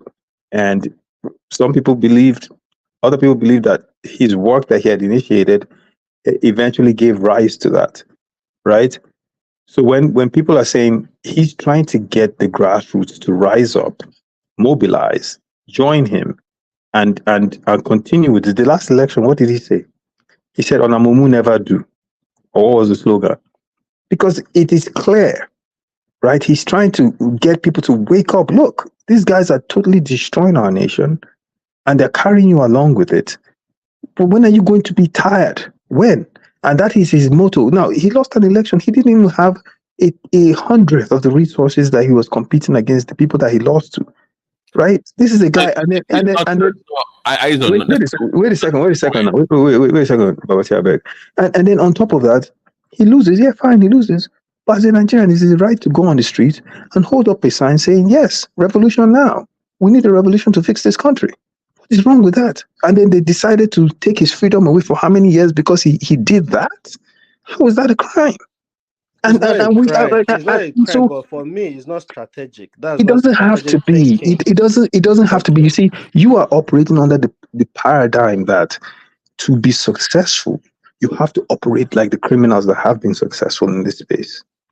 And that is a false premise, because when you do that, you're essentially saying the only way to fix the system is to take a blueprint from the people that you are essentially fighting against. And that is the issue. It's not that, any fool can just go and join APCU and bow down and say Jagaban and Don't get me wrong. I'm not asking for him to join other parties. My thing is, if I've lost the election and I'm thinking I'm fighting these people, they have base, they have party house, almost every state, almost every local government. My party is struggling. We've lost the election. What's the way forward? Way forward is how to get to the grassroots people, how to get to each of these states, how to get not carrying placard to now start revolution now. Then you were locked up for 5 years. But my brother, the carrying of revolution now placard is part of a greater strategy, my brother. Don't you understand? Hold on. Can anyone hear me? The angle of an activist. Can anyone hear me? I think Prince Daddy is trying to come into the conversation. Prince Daddy. Okay, sorry. Go ahead. Prince. Yeah. Thanks. You know, it's supposed to be more radical on the platform that you're soft spoken, but yet you're a right winger. So I'm kind of, come on now. give us that tea party radical, come on, go ahead. Just kidding. Yeah. Actually, I was going to make a comment to you earlier about selection of a king. Because if I select the next person in line or to become the king, doesn't mean that person will be a perfect candidate. That's not the way it works. The kingship only goes to the person that has that anointing, put it that way. I think you understand what I'm trying to say, using that term. So, because the way Oni is behaving doesn't mean that the oracle or Ifa chose the wrong person. It was actually perhaps the right person that was chosen, but he has his own personality. So if I chose him to punish the people, that's what you're saying. So not that. That's my point again. The one that has the anointing on him will be the one chosen. Now, how the person behaves, their personality, it's totally different from the anointing. Totally different. And you know as much as I do, or even more. Please, go back to the Bible. Stop using the word anointing. It's kind of tradition here. Let's not do the Bible this stuff now. Come on. So what do you guys call it? What do you call it? I mean, go ahead. If I don't use anointing, what do I use?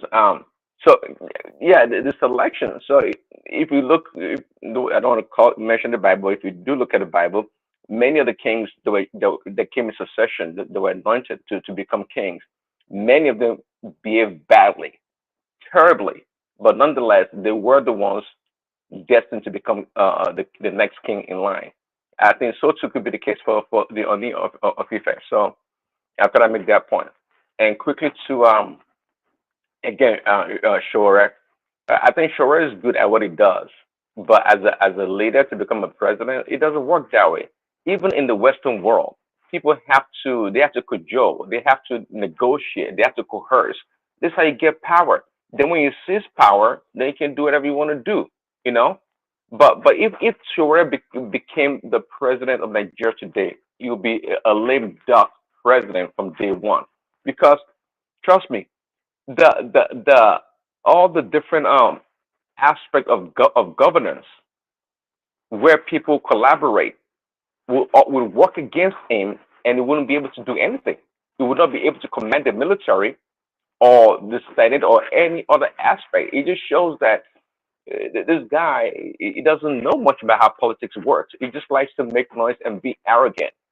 I mean, if he has a different disposition on how to win power, if he's as crafty as Peter Obi, I think he would have made headway in a lot of ways, but it's not. No, Sabi has that demeanor of a humble person, which of course is not. But that's the perception, and a lot of people drink that Kool-Aid. Anyways, next person, go ahead. Yeah, the thing is this, right? Yeah, they would try to make him a lame duck president. Same thing with Obi. But that fight, right, that will happen between executive and legislature needs to happen in that country, where the executive is saying we need to fix it, and the legislature is blocking everything. And the executive will then hold the legislature accountable, something that has not happened since we came back into democracy. It needs to happen. They need that fight terribly, because that is what will force the system to fix itself. Because right now, all we have is a rubber stamp legislature that will do whatever the president wants, and the president has bought them cars, so they're essentially compromised, right? It's in your face, bold face in your face corruption, and they will do. Wait a second, my brother. Give me a second, and they will do whatever it is he wants, and that is what's happening. And until we have a legislature that's truly independent of the executive, and an executive that wants to fix something in that country, nothing will happen. So the Obi thing, yeah, you might say it might be a lame duck. It's possible, but at least we'll watch it play out. Same thing with Showore. And I think specifically Showore, Obi will at least try to be civil and work with them. If Showore was to become president tomorrow, he will break that system. He will go to war against the system that is dragging all of us down. And it will be forced to fix itself. I agree with in terms of Peter Obi. But Showore can't break any system. Showore can do it. Here's the thing. I think just 2 quick points. The gentleman, Aizon, just said something very profound. He said that you have a legislature that is, tied to the presidency. And what that reflects is, again, as I was telling Ajahn Koko and one man earlier, I said, the problem is that we don't want to move into a sophisticated nation state. And what does that mean by having a sophisticated nation state? Even though if you look at so-called developed countries, there is an extensive engagement between private and public partnerships. You all know, everyone on this panel knows that, particularly in Africa, in order to get wealthy, very successfully wealthy, in terms of income, consistent income flowing in, you must be tied to the government. There is no single individual businessman who is not getting concessions from the government in Nigeria that is entirely independent of the government. It's impossible. If you want to get to the level that many Nigerians aspire to say, be big man, big woman, this, right? You must be tied to the government. And that nexus between the legislature and the presidency, in order for that to break, you have to have stronger commercial activities on the local levels. And that begs us the question, how do we do that? Well, I think the way to do that is by, first, we have to open up our ports. And after opening our ports, we have to have contract law in which the ease of entering a contract, the ease of punishing offenders of a contract without bias is simplified on such a level in Nigeria that, I can sit down in my village as I import in Akwa Ibom, and I can ship my imports and my goods to the middle belt or to the north, and I can exchange with just the signing of a contract, and there's trust within the system that the relevant parties are inspecting the goods properly, and as they're bringing in, whether it's food or livestock that I'm exchanging these goods for, and we've already agreed upon a value, and we're exchanging these things so we can put it on some sort of high-speed rail that gets these things that I've imported or have grown in my local area and send it to another area and within contract. And if someone offends or violates the contract, they can be punished quickly and swiftly, and there's proper arbitration. When we have that, now we'll have an increase in commercial activity, which actually will increase the tax base for the Nigerian government. When that happens, now you'll see a legislature that is no longer reliant on the presidential for their financial existence. But you all know, and I and everyone here knows, that the minute any legislature tries to go against what the office of the presidency in Nigeria says, they'll just freeze you out. They won't give you contracts. They won't give you access to things. You know, Obasanjo famously said, you have power and then you have, you know, people who are in the corridors of power and they'll never get into power, right? So that's one. So I think that's something that we all have to focus on as Nigerians. How do we get commercial activity flowing? And that's our task. The second thing is in terms of Shore and these other gentlemen, I'm willing to say that perhaps, maybe the Nigerian people are content with their oppression. That when they're truly discontent, when they're truly upset, they will do like the people in Kenya right now are doing, and they'll storm their capitals. And they will say, look, enough is enough. You fix this, or you can't exist as a nation state. Your state apparatus will not function. Because we can look at Shore and say he was using 48 laws of power, the art of war, Sun Tzu, Machiavelli, whatever, you know, political backstabbing, intrigue, Game of Thrones manual that he should copy. The fact of the matter remains that we all know in Nigeria, if you want to be considered a man of prestige where people will support you, you have to be a big man. You have to spray money. People have to hear you, my boss, Twale Baba. They have to do stupid shit like that in front of you. And then you'll be seen as the guy. You have to have preferably a big stomach. You have to have a side chick in Dubai, some money hidden in Sweden. And, you know, you have to have, these are the prerequisites for people to vote for you. I saw Shore walking through the market one time, and the woman said, you get money. And he said, no, mama, we're not doing that again. The woman looked at him like, yeah, right. You ain't getting my vote. So, yeah, but gas them up. Let me just end with this, if you don't mind. Let me just end with this. Do we at least say to ourselves, if this guy is telling us the right thing to do, and the people on the ground are saying, no, we like our politicians as big men, as money spenders, if this is what we like, this is what we respond to, maybe perhaps this is what the people like for now. Maybe Shore is ahead of his time. Maybe he should just go back to New Jersey, hug his wife, and say, look, I tried. These people aren't ready for this stuff yet. Okay, got some more. What do you got? Okay, this is my point. If you, so this is the way I see Shore, right? And this is what he needs to understand. He's trying to free the slaves. Now, you cannot blame a slave for acting like or behaving like a slave. So the example Gassama gave about him being in the market and saying that we don't do that anymore, you're talking to someone that has been brainwashed for how many decades? That's what they've been raised to believe. It's like the big man syndrome thing, where if I'm not a big man, I don't control some people. People don't bow down to me. I'm not seen as worthy enough to run for office because I am seen as being weak, as being oppressed. Remember, they're not comparing what you can do. Like, they're not really looking at you per se. You can be a good person, but they're comparing you to the big man that can come there and diminish their shop and nothing will happen. So if it's more of a, guys, my point to you is that Showore has to see it more as a rescue mission. Okay? If you want to rescue a slave from a cage, you cannot blame them for behaving like a slave. So you have to find a way to liberate them. The psychological part of it. That excellent point, Babachi. That is the approach. So you can't say, you slave, why are you being like a slave? Yeah, they are slaves. That's why you're there to save them, right? That's what you can. So his own approach has to be obviously different. Did you hear what Harriet Tubman said? She said she would have freed more slaves if they knew they were slaves. My point exactly, but it kind of eliminates my point. First of all, you can't save everyone. He needs to understand that.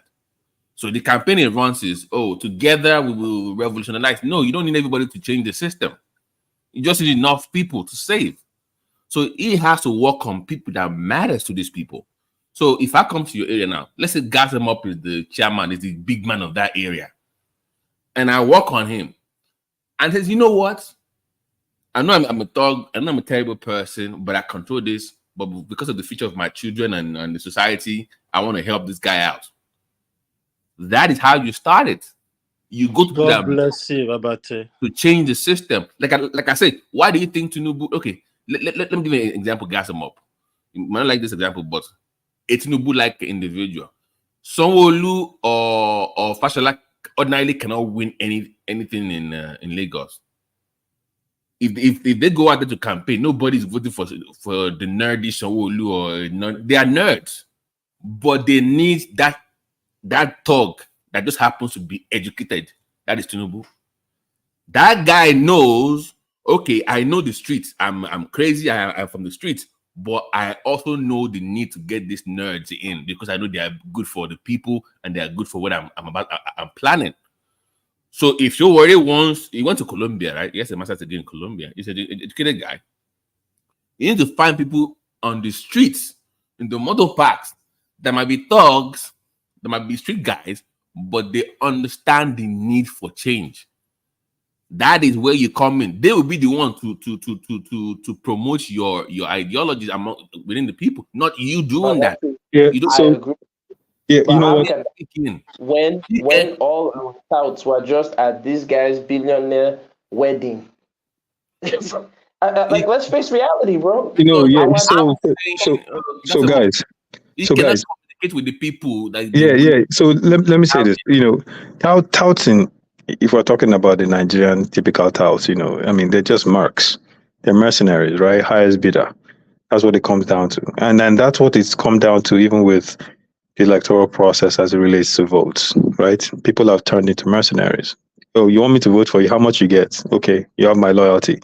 Loyalty, the ability to buy loyalty in Nigeria has become a cancer that's just spreading nonstop. The thing is this, right?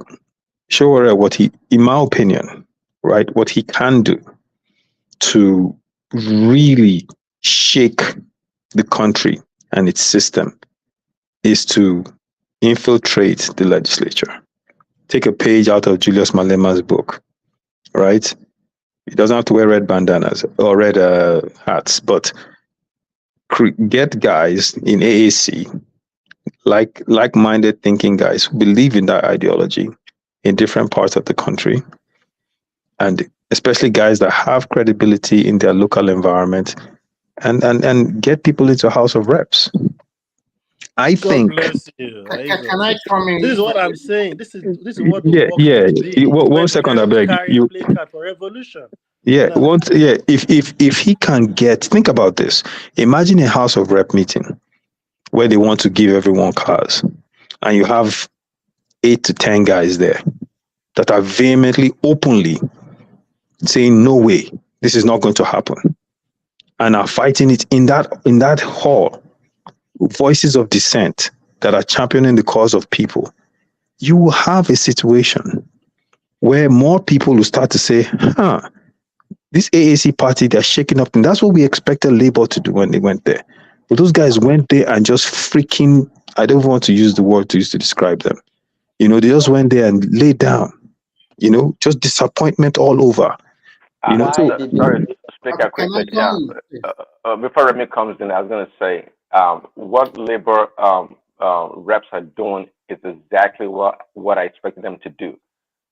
Sorry, it's your own fault to think that they are angels from or saints from somewhere else, that they would do it differently. They did exactly what I expected them to do. You just had this lofty, high expectation for them, and they're just human beings, and they do what they have to do. Well, Prince Daddy, I didn't have lofty, high expectations for them, but I expected that because they rode on the wings of the OB movement into office, right, that at the very least, they will go in there and show some ounce of something. I didn't have high expectations. Okay. Even for, let me put it like this, I've supported OB, but even for OB, I'm not putting him on a pedestal. I'm looking at him to say, listen, let's see what you can do. And if you F up, I'll come after you. So that's not, but I think the way Labour Party people were elected, right? Showore can steal that playbook. There are environments in Nigeria where you can get House of Reps people in. And if you can steal those seats, he'll be on to something in that country, I promise you. Then we'll start getting relevance. Let me stay my horn. Okay, just 10 seconds or 1 minute, please. Thank you. Good morning, everyone. 1, 2, 3, 4. I'm counting now. Count down. Carry on. Okay, so when you look at look at all strata of society, and when you now look at Showore is playing a politics of people that are activists alone, and that is not the whole totality of a society.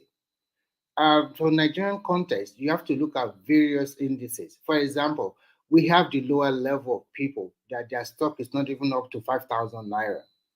This kind of people will probably patronize rich people that is going to give them money to probably replenish his stock. We have people that are maybe like Babati said, maybe they are the one driving buses at the rise. You want to win an election in Nigeria, you are not starting from the base. And you are not also looking at the culture and tradition of the people. You think because you are in America or maybe you are in England, then you can just come to Africa, a country like Nigeria that's so complex, and then try to like introduce your own system. People know you that you float your Sahara reporter, fine. You are against all this establishment, fine. But you are not starting from the base. You want to start from the top. And people don't know you. And you went for an election in which you lost. Now, how do you put yourself into the national stream? The other day I was talking about, why don't you, like what one guy said now, why don't you like go to the grassroots? Because politics start from the grassroots. Meet the local players. Put your people there. Even if you are not elected as a president, start putting people in the state assembly, in the national, in the rep. So then the party will start gaining ground. Yes. Yeah, that's the point I've always made. Yeah, so even these people might also try to tell you the way you are playing your politics is not the right way. Remy, for example, before you go on, for example, when Tinubu was going to contest for election, he went to Oyo State. Do you know he went to Ladoja? He went to visit Ladoja. Why? Not like Ladoja. Ladoja's party is Accord, but Accord will never win a general election in Oyo State when it comes to maybe gubernatorial. But there are some certain areas in Oyo State that is ruled by Accord party. Yep.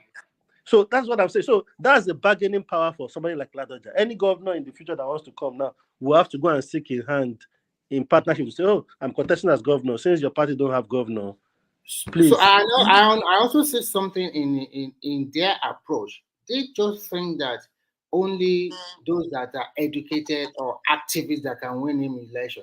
That is not so at all. At all. When you look at AAC, did you see a market woman there? Did you see a bus driver there? Some PhD owner. It's just activists. Today we carry posters. To go and protest. It's always about protesting every now and then. How many of you people are there? How many can you galvanize all over Nigeria? So, and all these things also, mind you, people also know that all this activism also have a undertone. You have been sponsored from somewhere. Some people also use it to make money. Don't think Nigerians are dummy head. Even the market woman you relegate, or those bus drivers you relegate that they are nothing. They are also in the system. They know what is going on. They are even the one that go out to vote. They have been carrying out years and years. Before Showore, there is Ganifying me. There is so many people. There is Rebecca, all those activists of the past. They know the system. They know what. For example, if you go to the grassroots, people will tell you, this is the man that is so popular in this grassroots.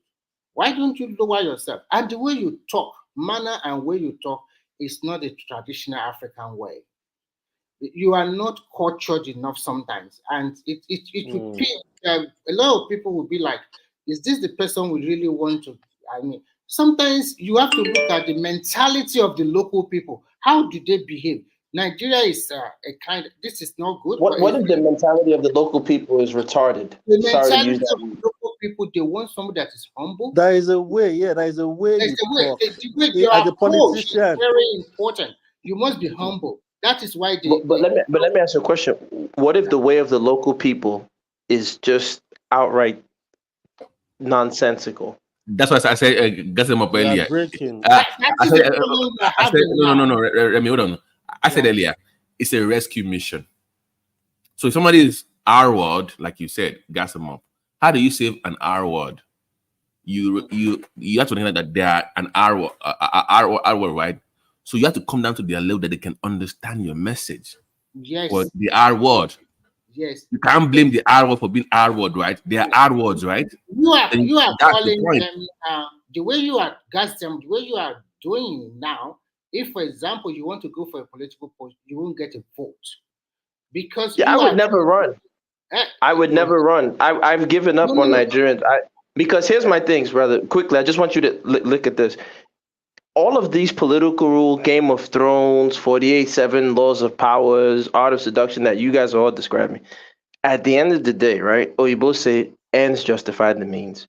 How has this helped with all this ACC party and BBG party, PDP, whatever alphabet soup? No, it's the real question. It's the real question that Nigerians don't like. So hold on. So I want you to answer the question. How has all of these political maneuverings helped us in a country where a half bag of beans is 80,000 naira? What has it done? That half bag of beans at 80,000 naira, I don't believe that. That is very funny because I gave money to some people recently, and a full 50 kilogram of beans is not up to 90,000. Why is half bag 40,000? So I don't know where you get that one. So I said half bag of beans right now. I'm trying to tell you that is not true. That person that tell you that is not telling you the truth. Half bag of beans cannot be 80,000. Don't get it wrong. Got them up. Food are expensive. Let me Food are continue. expensive, but a bag of but not up to that level, please. What I'm trying to tell you here is this: there is politics, there is governance, that is totally different. Nigeria might be slow, or things that might be very terrible at the moment. It does not mean that is how it's going to be for the next few years. We might go down, or we might lift ourselves up. What we should be practicing, what we should be saying, even if you look at the Western world politics, there's a lot of way that they also go to the grassroots to talk to people. There is a lot of policies or programs that will. They still do door to door. There is an election next month in the UK. So the many MP ways of my area still came to knock at my door this Saturday. Even here in Finland, to tell you the truth, the lawmaker, those people vying for position, they will meet you walking in the street. They will walk up to you and talk to you. So, sir, you're in Finland right now, and you are telling me that in Lagos, as I spoke to someone as of yesterday, you are telling me in Finland that you are saying that half bag of beans is not 80,000 naira? I could be incorrect. Hold on. You are not the only person that have people in Nigeria, okay? I didn't say that. But you can't just tell me. I am telling you, I gave Sir, we don't have to fight. Sir. There is no way half bag of beans is 80,000. There is no way half bag of beans. Okay, so can those people in the chat, get them up. We are not saying this. But let me just. Your source told you.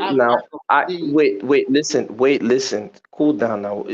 Whoever's in the chat, if you're in Nigeria right now, if you're in Lagos, please. If you can find out, or if you know, I could be wrong. Maybe I was told incorrect, or I heard incorrect information. Maybe it was full bag.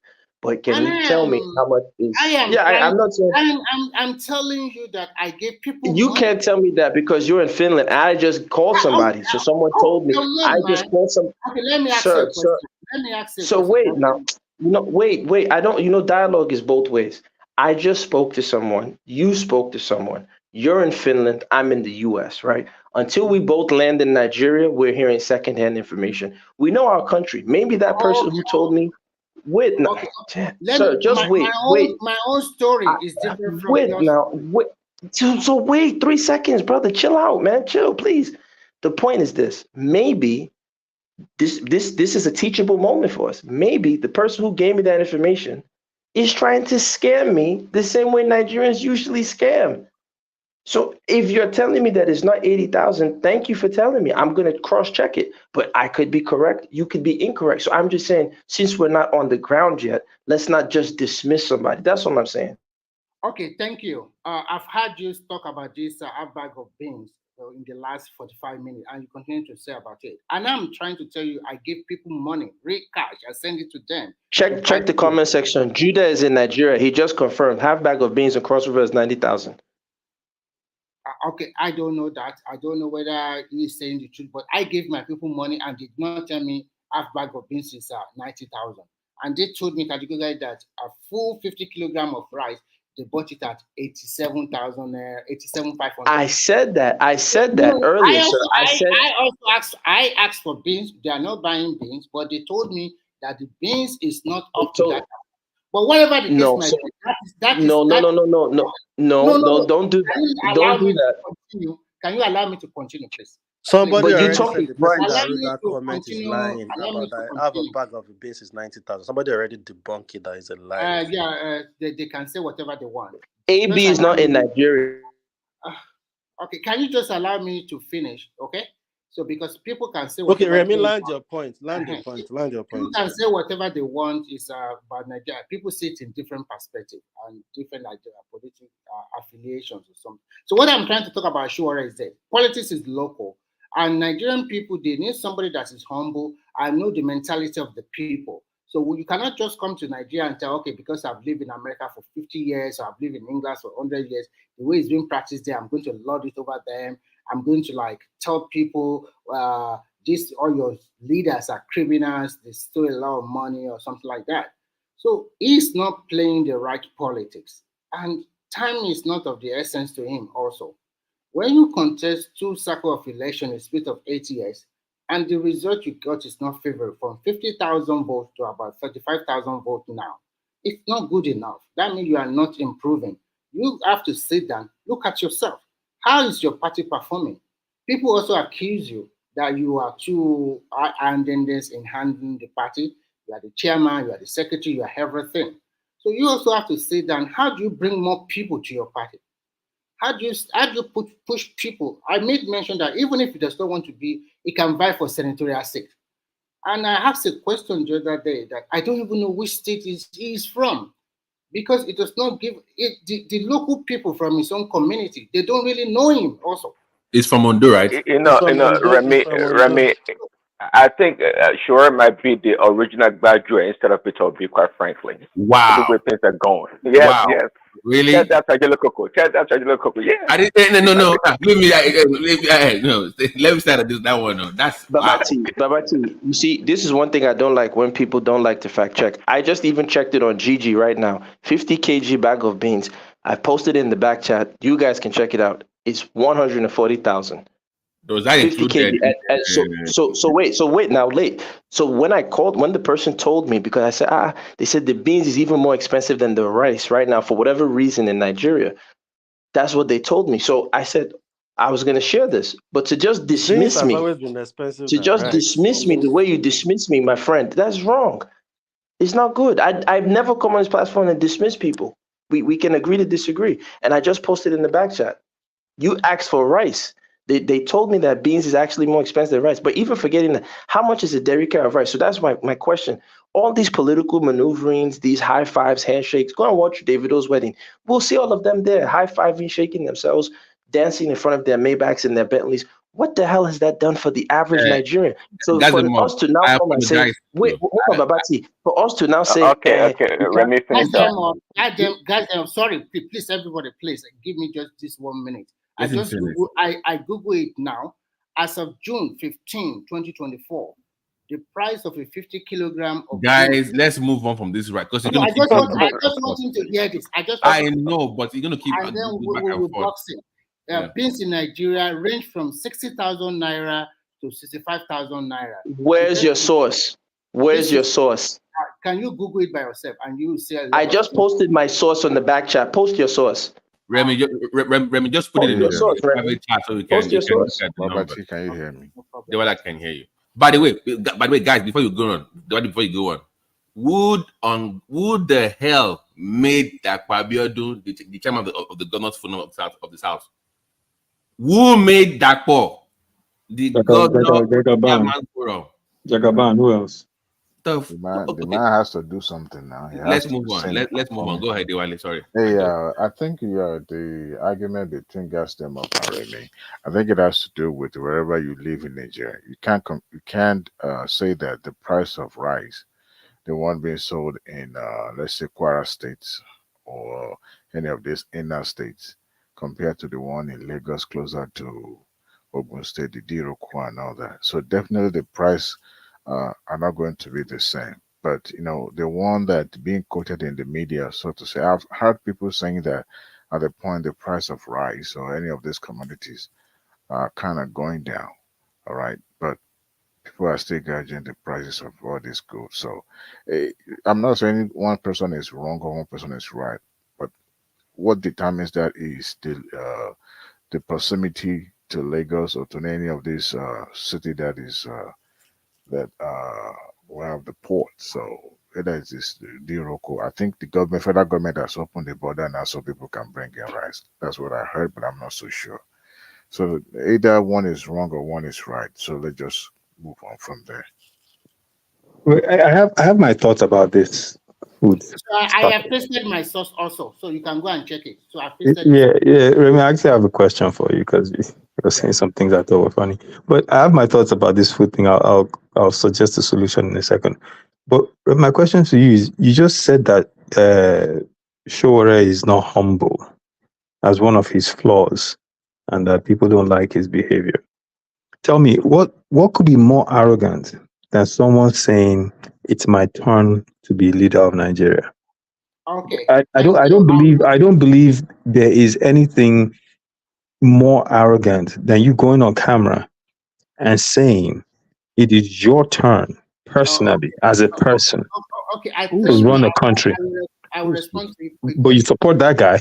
You don't have a problem with that guy. You asked a question. Right? I will respond to Okay. you. Now, when any conversation, there will be a purpose for that conversation or for that statement.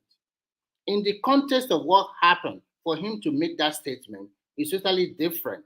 The context of what happened is that they are talking about their party primaries.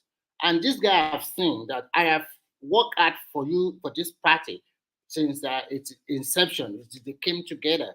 And he has seen that some of the people, his own Yoruba people, they are trying to turn the wheel against him.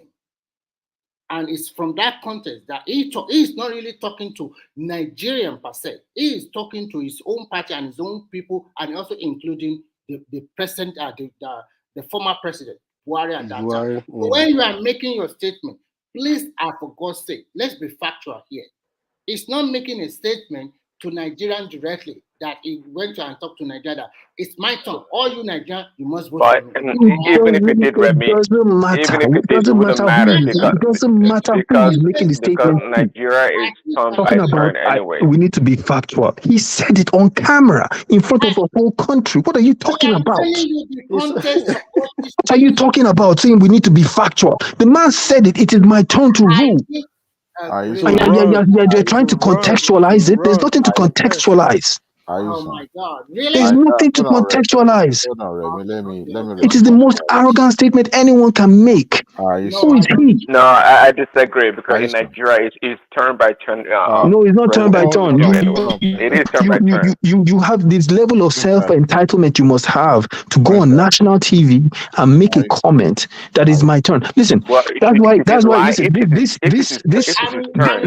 let me say this. Please, Daddy, wait a second. Let me say this. I try to avoid talking about this man because it to me it's like debating whether the sun is out on noonday. That's why I really avoid discussing anything about him.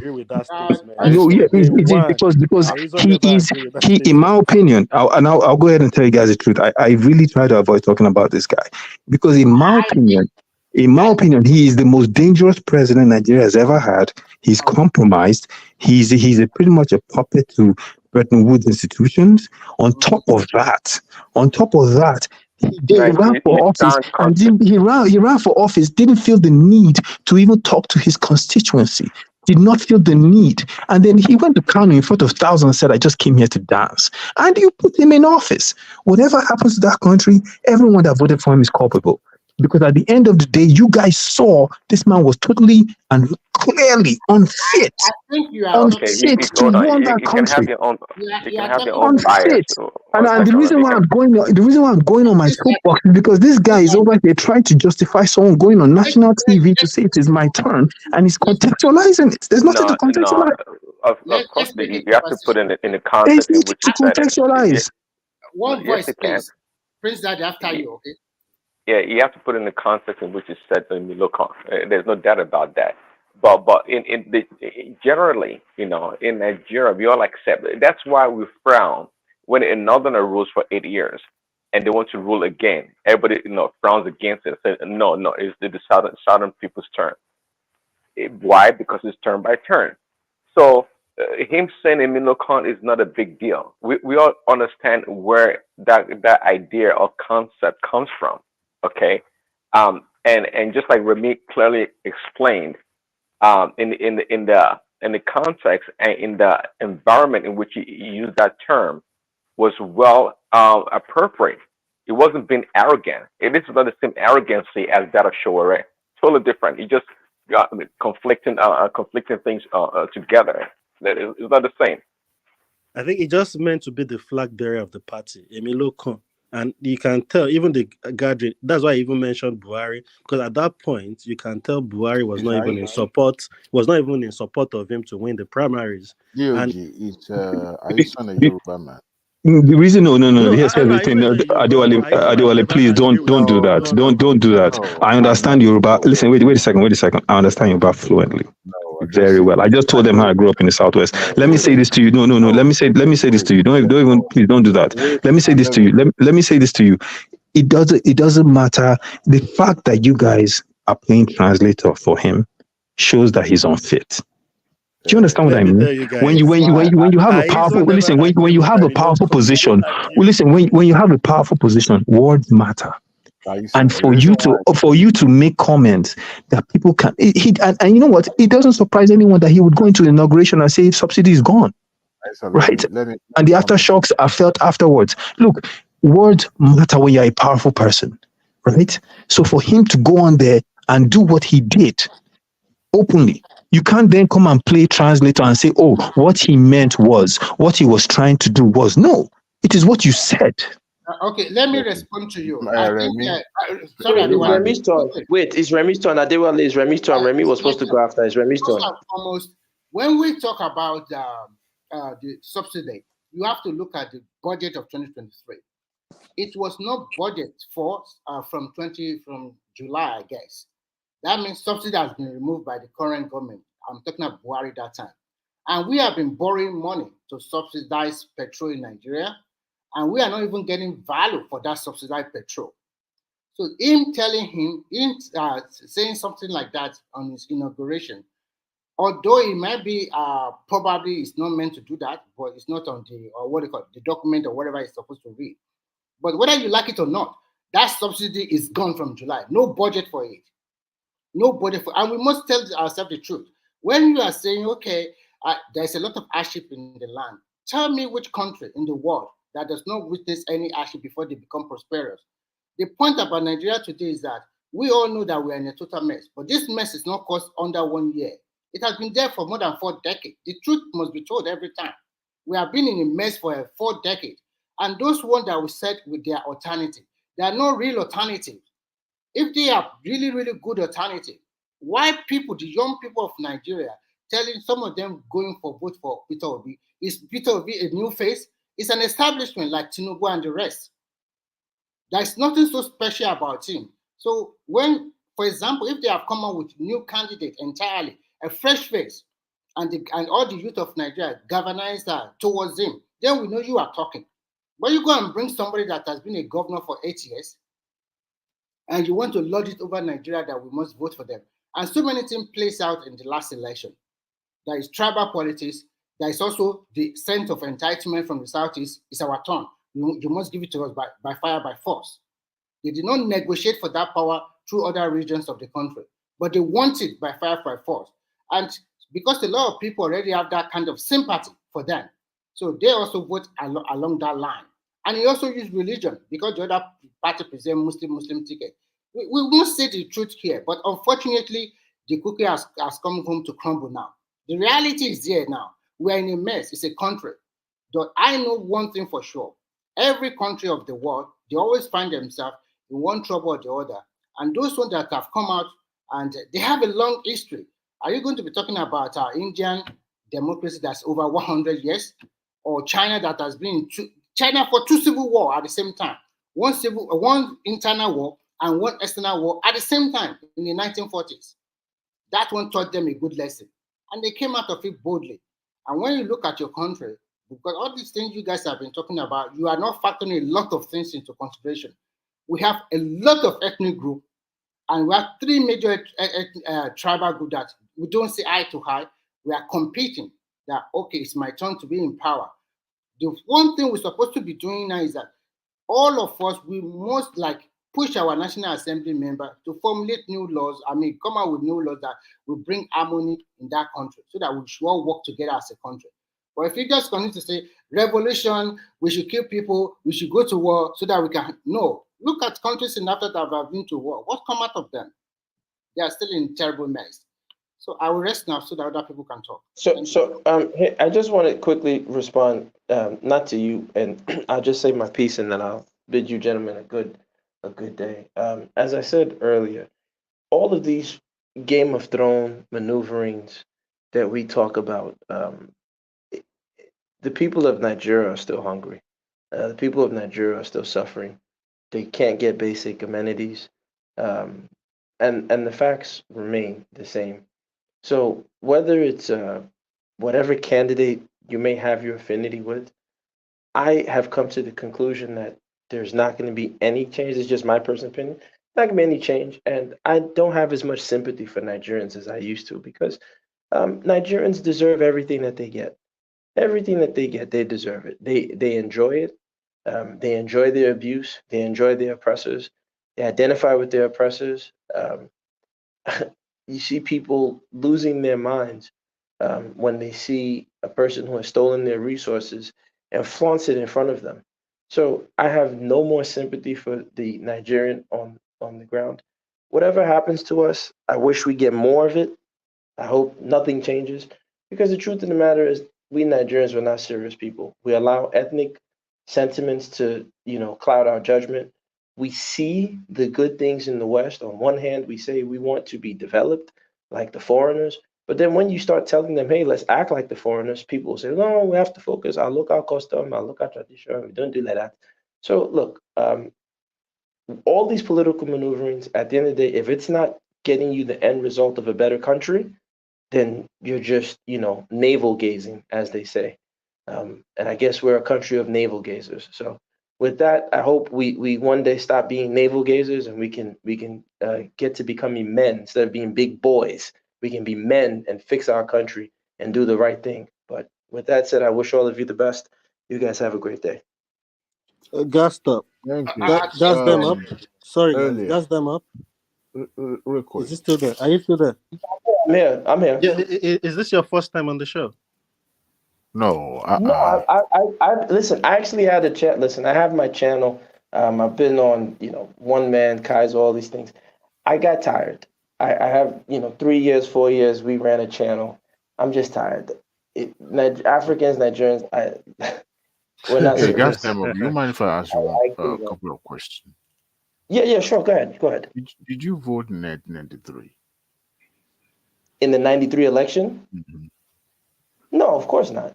Did you vote in 1998 election? I don't vote because I don't support the nation state. I'm against the nation state. Okay, so have you ever voted in Nigeria election, any election in Nigeria? I don't vote in any election, period. Whether it be in Nigeria or the U.S., I don't vote at all. I don't support the nation state. So that way, when somebody oppresses me, I have every right to say, I never supported this clown in office. I didn't vote for him. So you understand that being indifferent is also a decision, right?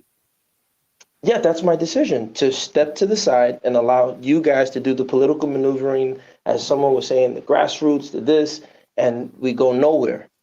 Okay. So, if you never participate in any election and you are not complaining about it now, don't you think you also shot yourself on the foot? Because you never partake in election, you are indifferent, you don't care, and now you are complaining now. Maybe your vote will have made a change. Maybe your ward or the people the people you support totally will have made a change. But you are telling us that everybody in the Nigerians is in a mess, and we don't pray for it. But it has happened because of our action and inaction. So we cannot say, okay, people are dying in Nigeria, then the country should stop. Because people are dying, they don't have enough food in Nigeria, then Nigeria, go and take gun and kill all your leaders, including everybody. Go for revolution. I never said that. I never said that. So I didn't say that. Look, man. Look, Remy, slow down. I know, but I didn't say that. Remy, wait, hold on. Why are you saying something I didn't say? I didn't say let me finish my statement, and then you come back. To me, I believe in one thing. If you want a change in a country, it's either you put your people to work. If you are looking at this empathy or sympathy aspect of life, you will never make a change. Policies are meant to be doled out, and some policies might not be favorable. It might not be favorable to the majority of people, but it might be favorable to some. Sometimes it's favorable to a lot of people, and it's not favorable to some people. So if you are looking at a nation building, if you are thinking about, a lot of Nigerians today, they cannot eat rice or beans because it's so expensive, then we should stop building nation. We should stop constructing road. We stop doing this. To me, I see that democracy at what? The president here, minimum spend 4 years, maximum spend 8 years, another president will come and the country will still stay.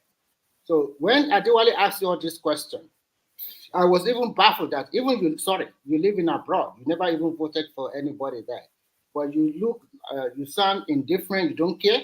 But when things go south, then you come out and complain. Things are not doing the right thing.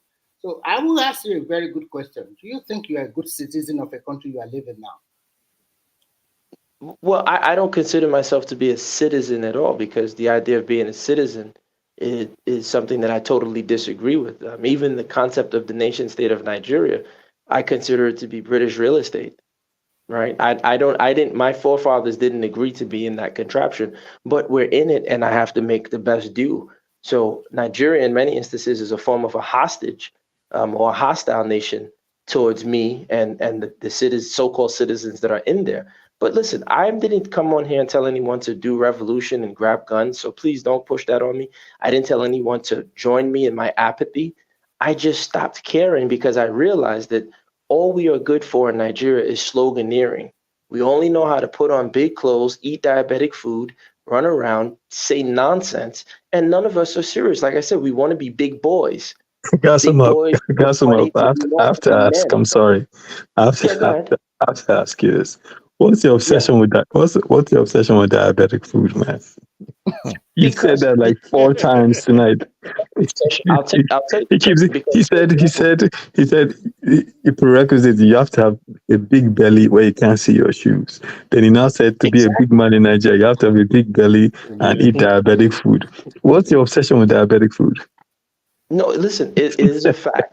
It is a fact that, for example, if you look at the dietary choices of Nigerians right now, what we're eating, first off, jollof rice is not even indigenous to any ethnic group within Nigeria, right? That's one.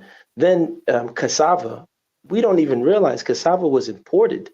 It was brought from South America. Now, if you understand the history, I don't want to go too deep, I'll distract. But the whole point is this: it's the foods we eat. Most of the foods aren't even so-called traditional to us. But my point is this: is that Remy, I never told anyone to follow me. I'm not a so-called good citizen. I don't care about being a citizen. It means nothing to me. All I'm saying is that if you people want to be good citizens, if you people want a good democratic process, if you people want a good Nigeria, then do the right thing. Stop supporting people who don't care for you, who their children are in abroad going to Ivy League universities.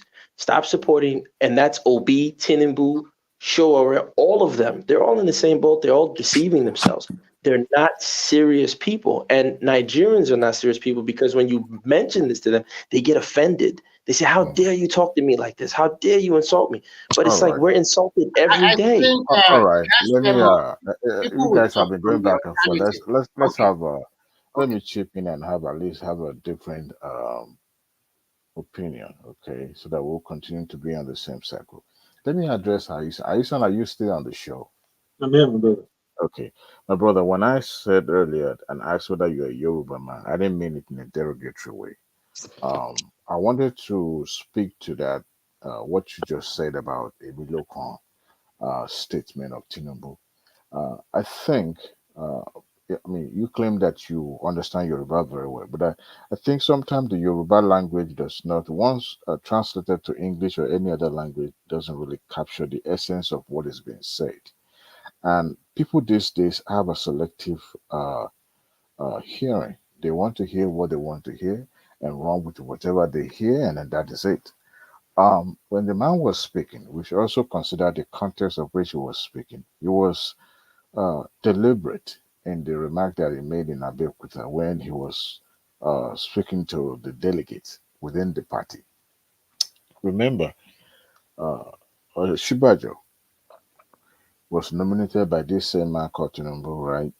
So it seems the party hierarchy, I mean, we could see that a lot of gameplay being played during the primary or the event that led to the primary. So it was that contest that he was making that statement of Emilokan. And what he said was, look, this time around, I think the Yorubas have served them, and this time around there's a ton of Yoruba, which I disagree, number one. Number two, he said, and if you look at the Yoruba land now, politically, there's no other person, there's no other political figure that can match up with what he has done at that time. So he said, Tabade wo Yoruba no, Tabasa no, Emi lo kan. That means it is my turn to contest because no other person in Yoruba land can measure up. That was the essence of which he was speaking, not because he felt entitled to. I mean, he knew he was still going to contest against some people. Now, because the party nominates you doesn't make you automatically the president. But you know, Nigerians do one thing. We tend to have a sense of what this person is or what it should be. It's about perception. When people are saying, well, this person is a terrible individual. However, you never met this person, you only read about him or her on the television or in the news. And all of a sudden, that assumption, you adopted it and you said, this person is a terrible person. Now, apart from some benevolent activities that he has done, a lot of people believe that Tinubu is not what the public perceive him to be. Now, people supported him or voted for him, not simply because they believed that he could perform magic, but they felt that Nigeria would be much more in the hands of somebody who has administrative experience and also is dexterity when it comes to political gameplay is unmatched. So that is the reason why some people followed him. However, when he said that Emilokan, what you are translating it to is not what it meant. Yes, he was telling the delegate that look, towards the end of that remark, he said something. He said, that means it's within the house that we are one, whether from Lagos or Ogun State. You guys should vote for me. He wasn't talking to the entire country, he was talking to the delegate. That was the essence of that speech. But of course, our beloved channel in Lagos decided to take it up and So Adewale, no, thank you for the explanation. I appreciate it. But so here's the thing, right? So what and correct me if I'm wrong in interpreting what you're saying. But what you're saying is he was addressing that speech to Yorubas. Is that safe to say? No, not just the Yoruba, the delegates. The delegates in the Southwest. It was in Ogun State, Abi? In Ogun State, not in entire Southwest, in Ogun State. In Ogun State, okay. Yeah, so he was addressing the delegates, of course, Adewale. The central point I was making was that because of a man of his stature, right? Arguably one of the most powerful, if not the most powerful man, as of now, of course, he's the most powerful man in the country. But at that time, he was up there. He was being followed. There were rumors about him, trying to get that APC ticket. There was a lot of things going on, but that is the point I'm making in that, when you have a position of power, right? And you know this, your words matter. You know, what you say carries a lot of weight. And Tinubu was a powerful man. As a matter of fact, Tinubu was powerful when Buhari was running for office. If he had come out publicly to say something, they would have picked it up then. So that particular instance, when he made that comment, some have said he made that comment out of frustration. He was angry because...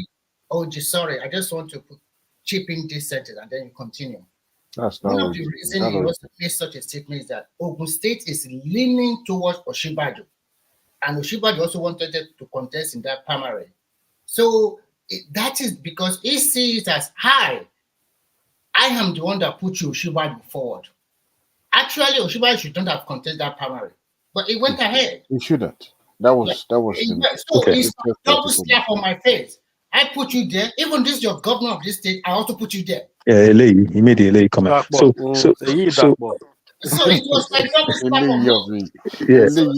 So there was some frustration in that, and you could see it in his body language. And there was some. You have a problem with that statement, correct? Yes, I do, because when you are running for the president of Nigeria, okay, not of the Ogun State, not of the Southwest, making that speech, the whole country was watching you. You understand? Now, even let's get past that speech. Adewale, I came on one man's platform during the election, and I think I had a conversation. I'm not sure whether it was with Kulata or one man. I said, listen, here are my issues with this guy. Right? These are my issues, fundamental issues. Primarily at the core of it was, I believe he is part and parcel of this whole godfatherism and the system that we're fighting to break. They said I was wrong. I said, okay, can he make me a believer? Tinubu, running through the election, as a Nigerian, I want to see him get me to say, you know what, I will support you because you have made me a believer. And he did not do it. As a matter of fact, not only did he not do it, he did not even go on platforms to do it.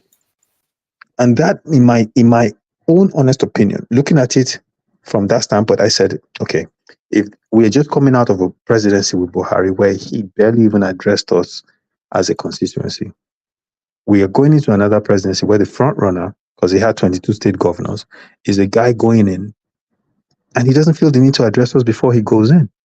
He's not going to feel the need to address us once he gets power.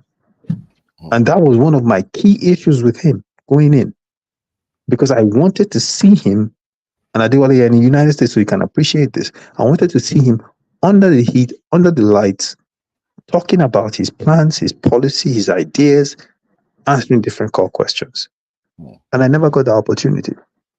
And then when he gets into office, obviously, as we can see, he has barely addressed the public. So it's not. Why? I think this government, since we started democracy, this government is the only government that even if something pop up on social media, they come out and talk about it. They are reactive. They are reactive. Yeah, they are reactive. Well, to Ivan's point, Tinubu, but Aison has a point. Aison has a point. Aison has never agreed with it. No, Aison has a point. Aison has a point when he said that he felt robbed when the candidate decided not to address some of his concerns. Okay, before you go on, he has a point, and see, you know very well a candidate cannot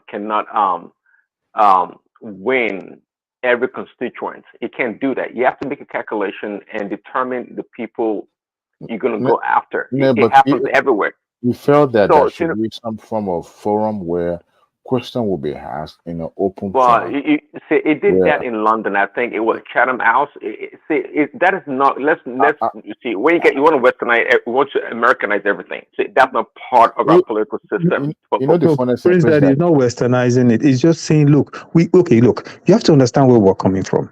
Buhari had just given us. Buhari had just given us 8 years of a disaster, right? Buhari didn't care whether he was talking to us. He just acted like a general. Right, his administration ended. Everyone has agreed that there were a lot of things he did not do. Okay, Tinubu is coming into campaign. Right, look at the full picture now. Tinubu Not me saying it. He said it in that same speech that we're talking about, that he put Buhari there, right? He said it. So he's coming in. You're looking at him saying, wait, you're the guy that put this guy in here, and this guy was an abysmal failure. Okay, you want to run for office. Okay, why should I vote for you? Or why should I believe that you're the guy? And I don't get an explanation. Yeah, see, I tell you, Tinubu did not get that message, and I don't think it was high on his priority to address people like that fall into that constituent. I don't think it was. Prince Daddy, to his credit, he actually had some open forum. I believe Arewa Consultative Forum organized question and answer session for all the candidates where he participated. There was another one that he attended, I think, is it a Chamber of Commerce or something like that? In Lagos, yes, that was a big one. Where he said he's going to keep his plan to his chest. Yeah, he actually did. He had some outing. Opened up to on some topics, and he spoke on. Not only one, more than. Yeah, I think but you know, Aisha has a point. And I will tell you this: about the last time Tinubu left public office was in 2003. Okay. Among 2007. 2007, I beg your pardon, 2007. Right. And since that time, he has never had any public office. Till the moment he became sworn in as a president, his name kept ringing across the country. And that is to tell you that, number one, is a political enigma. Two, people know that he was going to be, if he continued in that trajectory, he will become the president. But people that knows his antecedent in Lagos as a governor, I always heard people saying, well, he didn't build Lagos.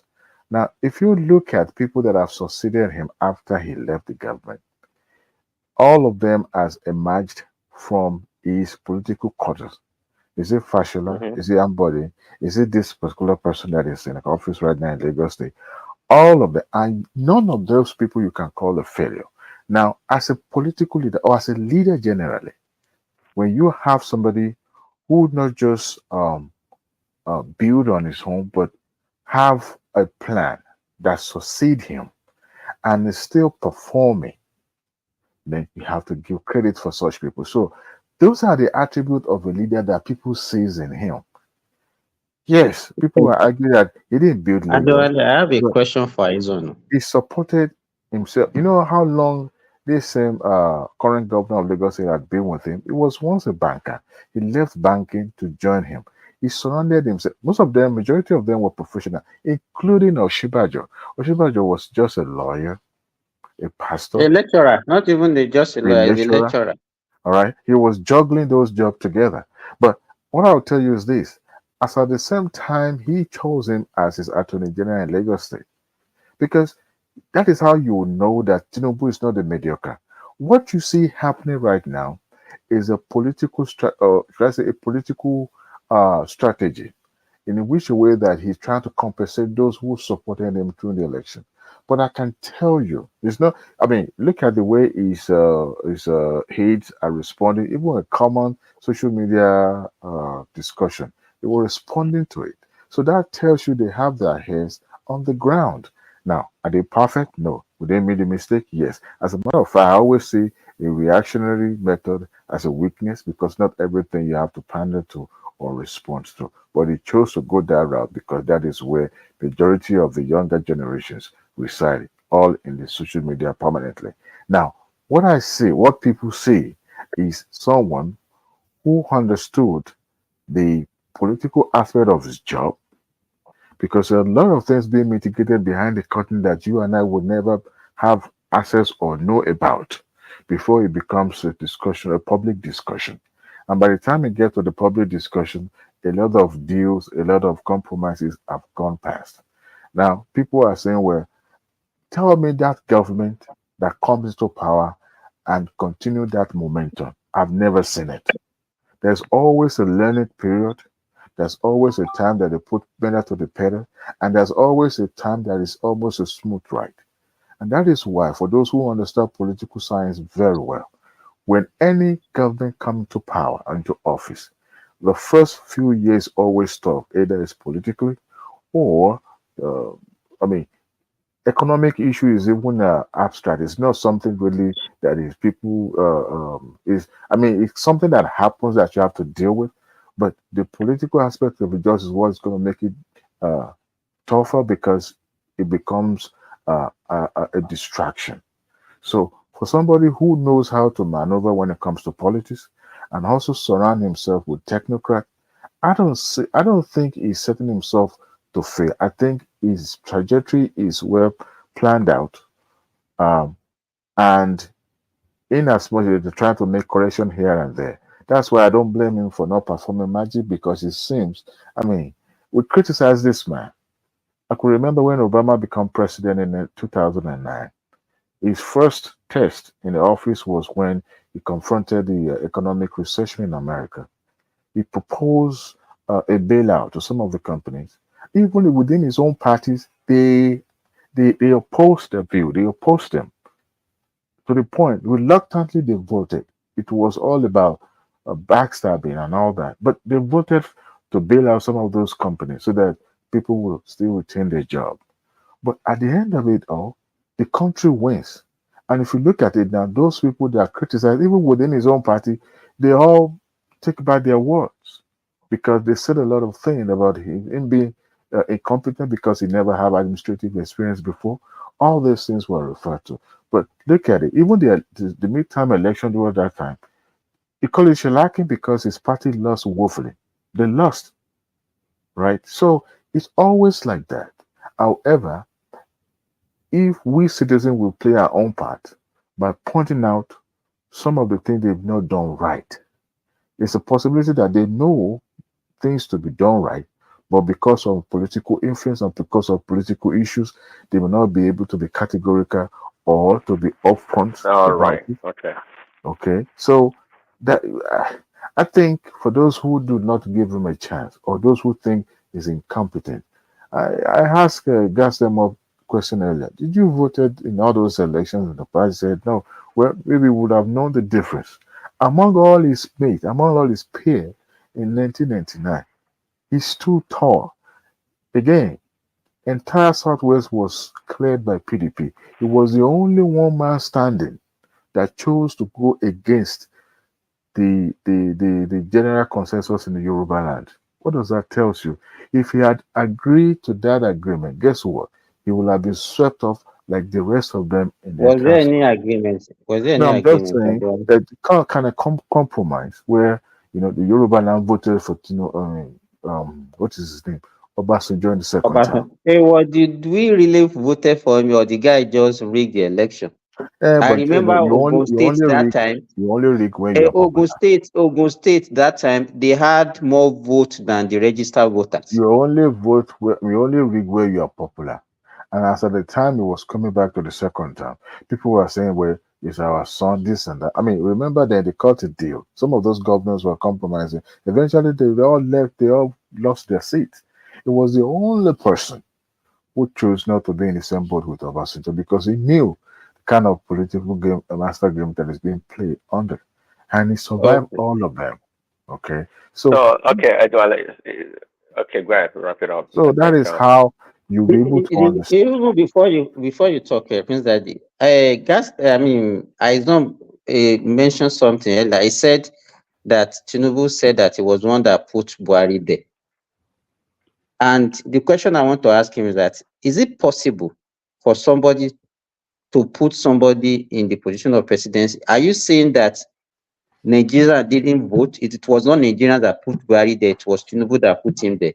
Even if he says something like that, in literary sense, does it really make it, I mean, a fact that it was one that put him there, or he just supported the guy to get the guy to the office? Because I've been hearing people say Tinubu put him there, as if he has the ultimate power to choose president for Nigeria. Not literally. I don't think literally, but Tinubu's machination that really that propelled Buhari to become the president. Anybody because he attracted. Thank you, Prince Daddy. You just answered the question. Thanks. That is not answer. That's not the answer, because the way I've been hearing people putting it as if he has that ultimate power and then he put him there. So and then all the failure of Buhari must come on Tinubu. Yeah, but Simba, you remember what he said? He said, "Tí o bá kí n ṣe mi tí mo lérí ogun tí ní kò ní Nisuru, you the just president." interpreted Emilokan now. Just don't backtrack from what you just said. But Tinubu was the one boasting about, you know, Baba putting Jare that Koko, guy. no, anybody can Tí boast. o bá sí àwa èmi tí ń dúró wájú yìí tí ń lérí ogun tí ní òkè Buhari nìṣó ká máa bá lọ.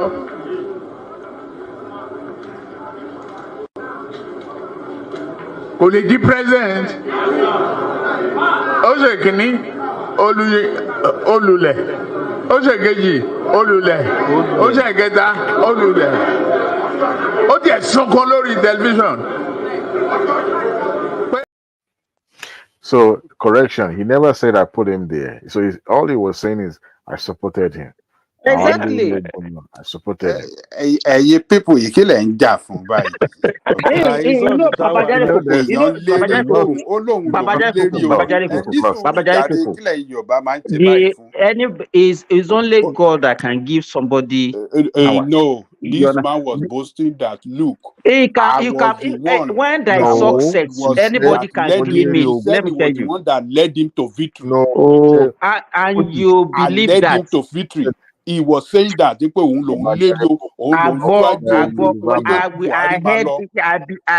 understand what you are saying. You are not a Yoruba man. You are an Edo man. He said, and I quote, no, Ogun means I'm supporting you. Only can show that I'm with you. I was the one that was leading the war. And I told Buhari, come on, let's go. So he didn't say I made it. He said, he didn't say I put him there. He didn't say it was not the interpretation when you interpret that way and led him to power. It's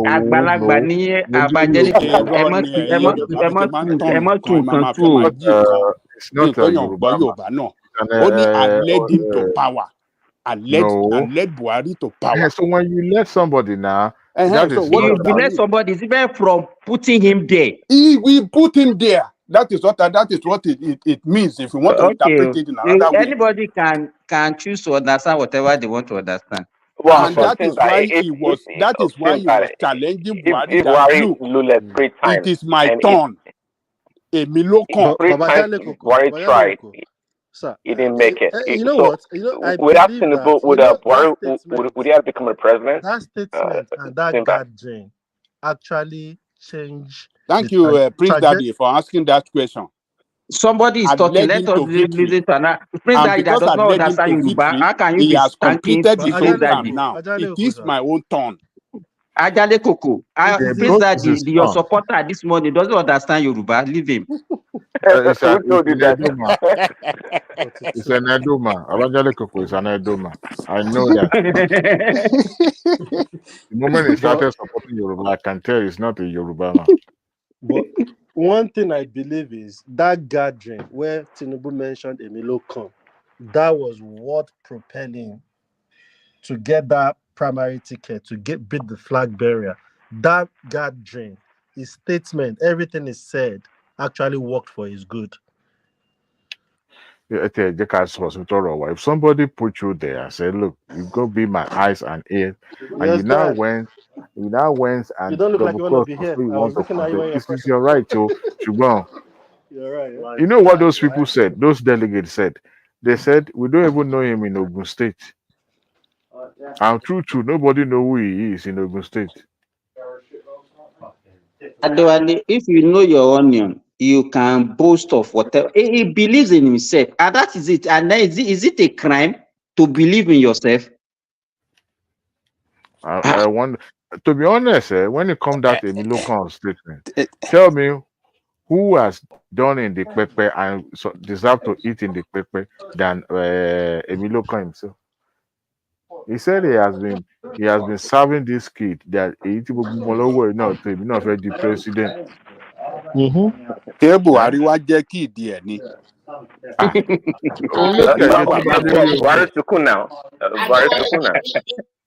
ẹjọ ẹ lọ jókòó yìí ó jàre. dẹ̀ sunkún lórí tẹlifíṣàn. ó dẹ̀ sunkún. máa yan ẹnu ẹ ti máa yẹn ò dá o. ó ní èmi ló ó ní eléyìí ìdàpọ̀ ìwọ.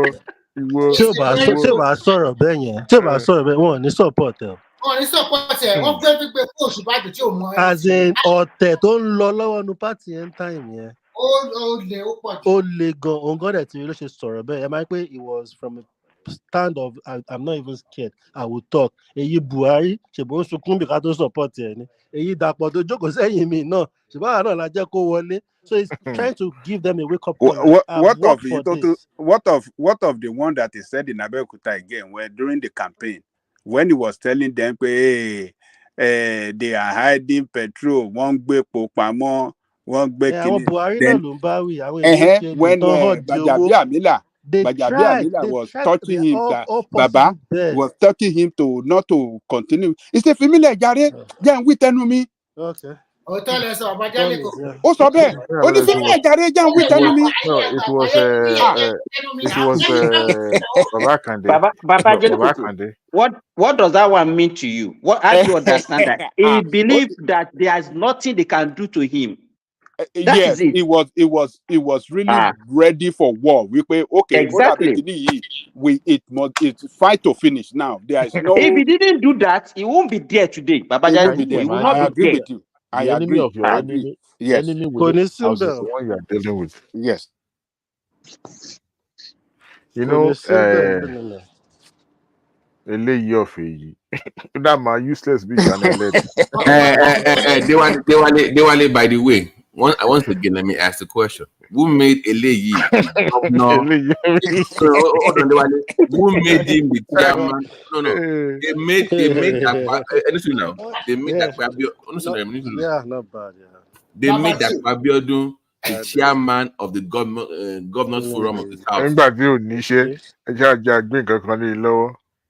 Really? Well, is that not a disgrace that that guy could be chairman of anybody in the whole South? Why should they? I thought it's Lagos State governor that they. Yeah, for Southwest in here. For Southwest is for the Southwest, not here. Okay, go on little. That was the whole West, it's all South. The whole South. Southern Governors Forum. Southern Governors Forum. Why should the whole South give that guy that position? Okay, tell me who's better. Is it my own that is better? I think in terms of ranking after Sanwo-Olu, and since they have made Sanwo-Olu the Southwest chairman, the next person they should give is him, because Adeleke is not there before him. I'm saying, but the whole of South. Why can't they pick one from the South? If I ask you now, do you remember the name of the governor of Bayelsa State? Tell me now. I don't know. Mokobiri. All you want to put for Barade. Is it not Mokobiri? Mokobiri Kokobiri. Baba Jali Koko, what I want to say. Even Baba Jali Koko, tell me the name of the governor of Delta State. You can see Baba Jali Koko. You can see how we have. I mean, before very easy. You know the name of the governor. Difficult to Delta State. It is not difficult. It's because they are not doing anything. Nobody is hearing anything about them. You know, Simba, Fubara did not show up. Fubara did not show up. That's not true. That's not true. It's not because they're not doing anything. Okay, maybe you guys should calm down. Over here, you're just talking. If you had a panel filled with people from Delta State and Bayelsa State now, do you think they would think that Abiodun is doing anything? I was not a native of Bayelsa State of Nigeria before I know all those past governors. Yeah, so but that's you. But you're saying they're not doing anything. That's not true. Why are we not? Why? You're not from there. You know the governors from Southwest, but you don't know the governors from South because you're not from South. Why? Because of that. Then why would you be saying they're insignificant? I'm not saying I'm not. Yeah, you are saying you don't know who they are, therefore they cannot be made leader of whatever. No. I was listening to you. I was listening to you carefully. I was listening to you carefully. Okay. Here's what I'm saying to you. This is what I'm saying to you. You are not from there, so you're not paying attention to that area as closely as as closely as someone who is from there. You understand what I'm saying? I don't. In saying, by the way, the governor of Bayelsa State is Duoyediri. He just won second term. Okay. The issue is okay. This. So I'm just saying is the way you are narrating that. Okay, so to make one of those people, who are those people? Nobody knows about them. Don't be defensive. I'm not being defensive. I was listening to you. I'm just correcting you. That's all. Maybe you don't understand what we are talking. We are talking about southern governors, which is. I understand. I was listening. I understand. Listen, I was listening to what you are saying. Somebody asked a question. He said, "Why did they choose him as the representative?" And I said that all of them are the same. He's not a performing governor, you understand? And to now buttress my point, and I ask Ajale Kuku that before we used to know all these governors. So I just choose like 2 states to ask him that, did you know the name of this also? I was not a native of before I know all those Peter Odile and all those people that used to be there during Obasanjo regime now. Everybody knows them. I don't need to be in data or be a native of data before I know all those things. Everybody knows those ones because they stole money now openly. But let's talk the politics. Let's talk the politics. Yeah, why didn't Fubara show up to the forum? He didn't come. Fubara didn't show up. He was not there. He didn't show up. When there's did he send his vice? No, he did not. No, he didn't show up because you have a state where you have people trying to cause chaos in the state now. So he didn't want to leave the state. That's why. Chaos. Are they going to topple him? What are you saying? No. You have other people now. You have local government chairman issues. You have local council chairman. You have issues. Come on now. You're playing games now. Be objective. No, I'm telling you. Listen. I know people that work in that government. I'm telling you the truth. This is the reason why he didn't come. Why didn't he send the vice? No, listen. River State things have to be handled. Why didn't he send the vice? He's on top trying to justify. Come on now. You know I'm not justifying. What is he didn't want to go for a Southern Conference meeting when he has major issues in his state. He could send the vice there. Send the vice, the deputy governor. The deputy governor there to represent him. If you cannot, well, I don't know. I can't say why he didn't send the deputy. I can tell you why he didn't. Okay, so there's problem there. No. But Ajale Gogo, I know why he didn't go. I know why. We can speculate. We can speculate. No. I'm not speculating. No, I'm not speculating. Okay. I'm telling you why he didn't go. Okay, but you are trying to defend him now. Okay. No, I'm not defending him. I'm telling you why he didn't go. Ajale Gogo, I am telling you why he didn't go. I'm not defending him. Not him. But you are trying to find some excuses, and we are saying why did no? I'm not finding excuses. I'm telling you the reason. I'm not finding excuses. You understand? Are you so sure? Are you so sure that is because of that? That's why. You're missing the point here. Nobody's saying that maybe he has some local politics to do. It's okay. The point is that at least send somebody on your behalf if you're not going to show up. Is what we are saying. Yeah, but that one I can't explain why he didn't send the deputy. I don't have an explanation. But as far as why he didn't go, I'm telling you from the people I know that work there, that's the reason why. You know, that situation in the States is OG, a quick question for you. Well, let even agree with you, sir. But let me say this, Remy, you will talk. You see, I can see why those governors in the South choose Dapo Abiodun. Why? No. I want to speculate. I want to, my own speculation is this. All of them look at how can we reach the president easily. Let this be Yoruba man. If it's Yoruba man, one of his sons, yeah, we can reach the president. We can strike deal with the president at any time. But I thought he had been there before Tinubu came in. He has been No, he has not. No, he hasn't. This is the first time he's appointed. No, it was the late one that died. You know, it was the one that conveyed it. The Akeredolu was the one that they had before. before he died and he was sick. Then they have to do a new elections now. They have to appoint somebody else. So it was not him. This that your speculation, it doesn't to me. It doesn't. Simba, it actually makes sense. I'm telling you. That's why Eleyi is very close to. But even, let me tell you, if they actually want to get to Tinubu, they will have used a Lagos State governor, not Eleyi now. No, they can't now. He's already chairman. But Lagos State governor already got an appointment as the head of the Southwest. So it does it really matter? Double responsibility. Double job.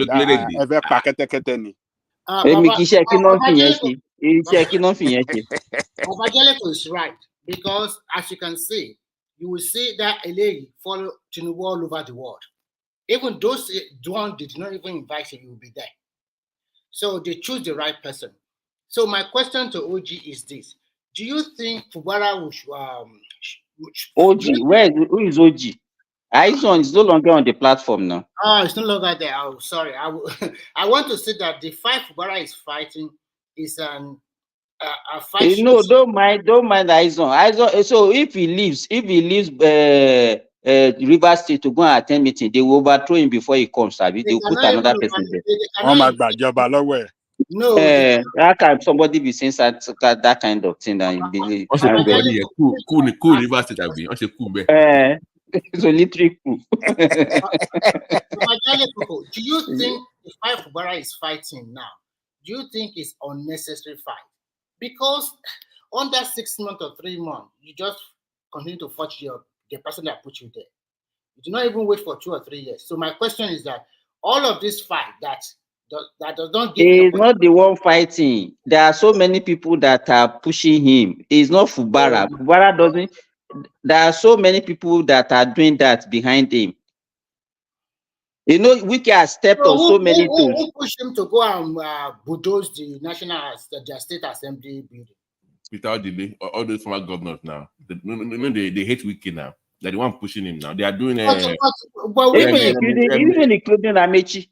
They are doing what is called what they are doing. But when Wike was there, he really honored that Odili. He named one hospital, this cancer something specialist hospital after him. He named so, and he was inviting him so many occasions to open to commission some road and stuff like that. Many projects. Because he was the governor at the time. Who is the governor now? I think those people over there, look at them after one governor after the other. I think they are not. They don't. They only like you if you. They don't like each other. They are just. It's just caricature. It's just caricature. What they are eating at the moment is what they know. They don't think about the future. They don't. I mean, they don't look at tomorrow. That if I do this to him now, would they not do the same to me tomorrow? All of them, including Wike, I'm not exempting Wike. They are just people like that they are just what they can get today, and tomorrow they don't care. And to work as a team, they don't know how to do it. They lack that teamwork. That is the problem with them over there, and it's so horrible. And they have all these resources, the resources feeding the whole nation is with them, instead of them to cooperate to see how they can get into the power brokers of the country, so that even the resources that in their state, they can have some share in it, like oil well and a lot of things. I don't know. They have problems. Hey, hold on. Manifest teacher, are you there? It's not there. Who? Babajale Koko, they do have oil well. The problem there is that what they always do is just to share that with among themselves, especially among the elite there. Look at a state like Bayelsa, for God's sake, with less than 10 local governments. And that state That place should be Dubai. I'm with the kind of money that they're making that place. Is it not, that is I'm the state no of way. Aido now. Was not defending the governor now. He said he's doing something. I saw it from Bayelsa now. They are in Simba. They are in debt to you. They are in debt in Bayelsa, of all places. In debt. What did they use all the billions that they get every month? What are they using it for? If you the whole population of Bayelsa is not up to 2 million, no. Babati. Wow. Well, the people there the governors and the politicians must be really wealthy then. But they have enough money to run. I mean, they should be seeing skyscraper all over the place. It should be balling. As you want to visit Nigeria and go to Bayelsa, the kind of money they get in education over there. I mean, everybody should be running there. That Bayelsa is the greatest, the best state in Nigeria. Let's go and look at opportunities. It should be a place of opportunity for 2 million people. 2 million people, and you're top 5 in revenue. Then in oil and and they can show people. We should minus Akwa Ibom from it. It is only that state in that South region that have performed wonder, and it's true when Akpabio was ruling them. He did a wonderful job, whether he siphoned the money or not. Because when you can go to YouTube and check Akwa Ibom, their state capital, they did a wonderful job. The two states that are worse in that south is the Bayelsa and Delta. Delta used to have the highest, and you see Delta. I don't even know what they are doing in that state. And then and the people there, they will keep quiet because they are all of them are sharing it. They are sharing. You can see how Aizon was defending them just for me to mention the name of their governor. Simba, I've met I was going to make a point. I've met their governor before and their commissioner. Oh my God, you wait for that country. The way they are spending dollars. Don't let me talk about it because it's a problem. It's terrible, man. Can you let Prince go ahead? Imagine Prince. When you say something, I ain't just sorry. No, I was going off the tangent a little bit. Remember? Adewale, it's not to. I don't even know people in America. Baba Jere Koko is the same. They eat like broilers. Broilers, no broilers. That's the way they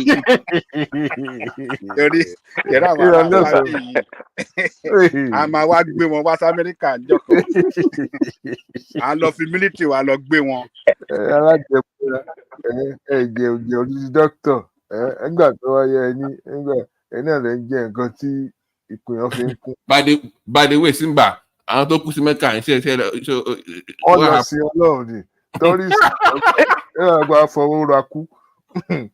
well, they will bury them. They bury them there. They won't take them back to the country. The heat was too much. No, Simba, this is my point.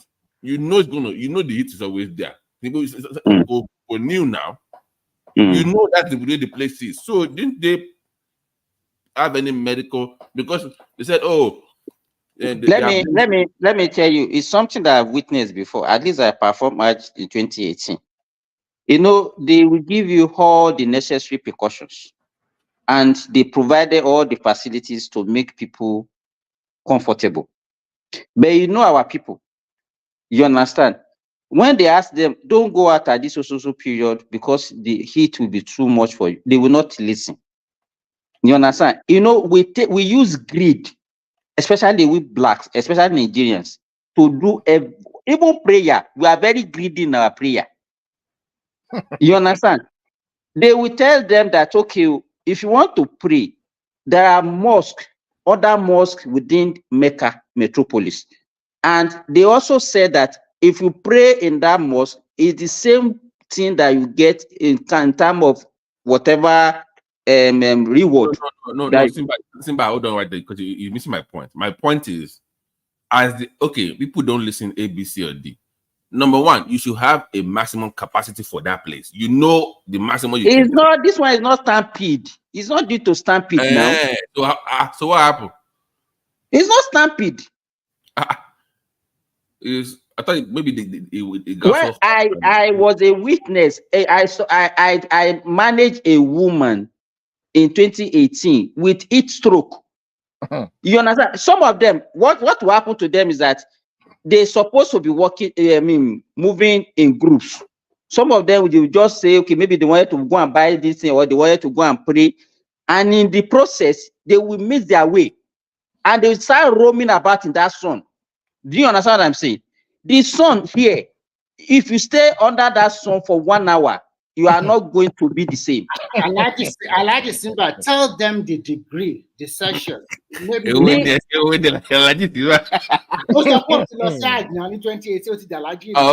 Alaji Simba, go ahead. Alaji Muse. So, the temperature, the Alaji problem Doctor Professor.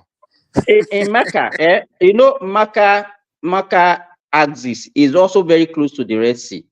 So apart from the heat, when the temperature is high, but the air is dry, you will not sweat and you will not feel it the way. But by the time the heat is combined with high humidity, you understand? So in Mecca, at that time when they were experiencing those things, the temperature was about 52 degrees centigrade. Oh my God. 52. I spoke with somebody. Fahrenheit. 52. I'm not. Is you Americans that used to do Fahrenheit? I don't know.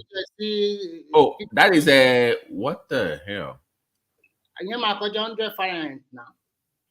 Let me see. 52 in F. You're not paying your own la. That is 120. That is 125. Yes. Let me tell you. If I'm going to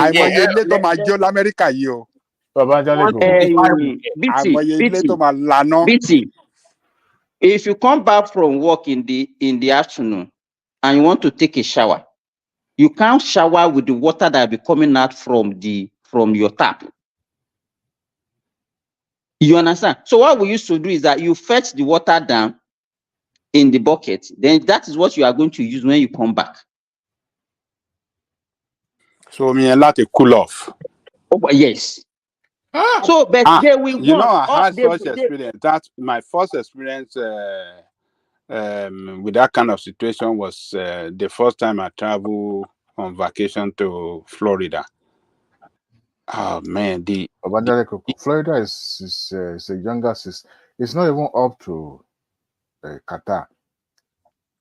I agree with you. When you have a fire, pit, 125 long. How do you survive with 125? If I go 130, complain. Babati. Like today now, as I'm talking to you now, the temperature, this is 8:06 a.m. and temperature is already 42. My first time That's in Dubai. a lot, 42 degrees Celsius. My first time in Dubai in 2002. The person I went with other woman, it was just a lady there. And I said, let me just take a stroll down the street. Let me just go move around. At least I can handle myself. Mistake number one. I had a t-shirt on. It got to a point. I had to went inside one of the store. I took my shirt off. Moafi wipe face me. When you squeeze the cloth. Dubai. I was squeezing the sweat out of that t-shirt that I wore. I was shirtless. I didn't wear anything. I was just praying that sun now gave me water to drink. Adewale, the citizen, they understood their own. They do. Weather, and they have been taking the foreigners that will be taking, especially the pilgrims. During the Ramadan, they give people water in Dubai there. That was when when it was time for they give people, especially tourists, they will give them water. I don't know if they still do it now. My first time in that area, I had a stopover in Qatar. So before we get from the tarmac to where the plane actually is. Okay, Doha. Doha. We had to take a public bus. I mean, no, not public bus. Though those buses that run from the tarmac to from one terminal to the other. One terminal to another, or even to the plane where the plane was. My brother, they opened that door for us to disembark. My brother, I went back inside. So the person I went to say, "Oh boy, where you are going to? It's like this." I said, "It's like where you have a fire pit, and when you want people are now gathering around that fire just to warm them up." That was exactly how it felt. Adewale, the weather in Asia Middle East is more hotter than Africa. It is. Oh, it is. There is a place where in summer when you drop an egg on the floor, give that egg less than 4 or 5 minutes, it's already boiled. Like you boil it. Papa Jale About 45 degrees Celsius, which is close to about maybe 110 or maybe 105 Fahrenheit. Sun already came out at 5 a.m. It's extremely hot. Papa Jale Coco. Sun already came out at 5 a.m. So if you can imagine if you are going somewhere at 12 p.m. in the afternoon, forget about that place. Just go back and sleep for that day. I said, how do people survive in this kind of weather? I've been to Danaro. Actually, you know, let me tell you, Adewale, it was technology that before advent of technology, people were already living those areas. So. Wow. But when they discover oil and all these gas, natural gas and all those things, that was what actually made them to have an, and that is why you can't see an old cities in this place. Most of them are relatively new because they are new settlement. People have dispersed before. They are just like our nomadic Fulanis. They move around because the weather was not actually very conducive. But now, and that's why I used to say that having lights here, electricity here is a necessity. It's not a luxury. You cannot, and when it comes to winter also, it's also very cold. Oh yeah, very cold. You're right. So it's extreme. The only time you can have the middle ground is between maybe March, April. When it is rainy season. The rainy season here is usually in the winter. So that means we are lucky in Africa because here from anything from I think that everything that we have everything in moderate, everything, and that maybe that was why we are not wise. Okay. Here from late September to probably early May, everywhere turned to white. It's like a snowflake white city. Everywhere. Sometimes it reaches as minus 30 degrees Celsius, minus 35 degrees Celsius. So you are talking about 9 months. Yes, we suffer for 9 months. Out of 12 months of the year. Yes, especially from the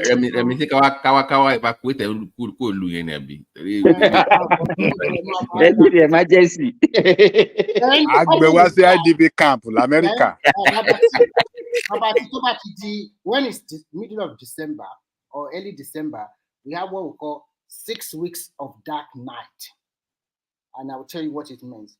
As early as 2 p.m., everywhere is dark, like 12 midnight. 2 p.m.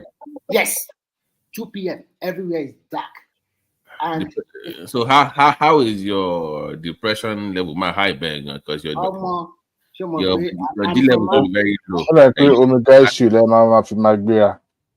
I've already get used to all this different kind of. Remy, what is your? Remy, are you doing time in Finland or what is going on?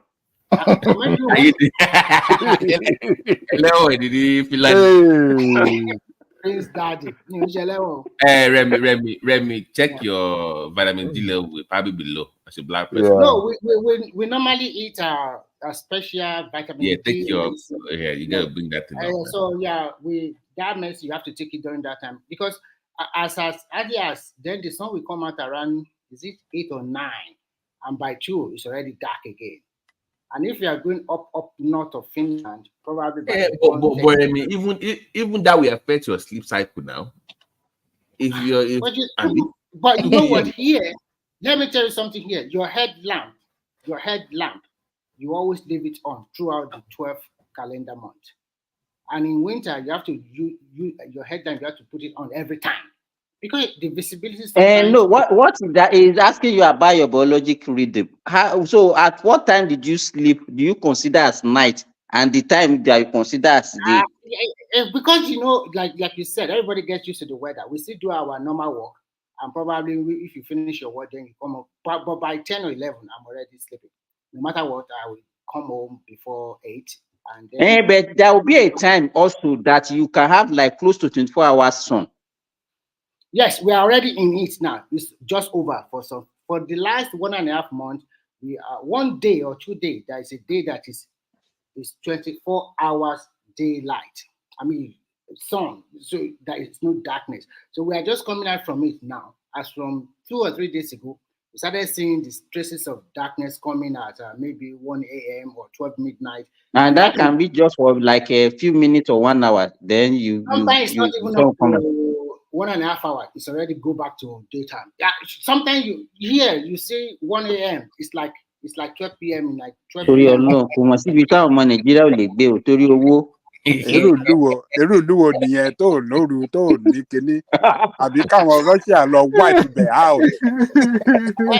But you have to give it to this. Remy, the point is you are struggling to explain. You will go struggle to explain any.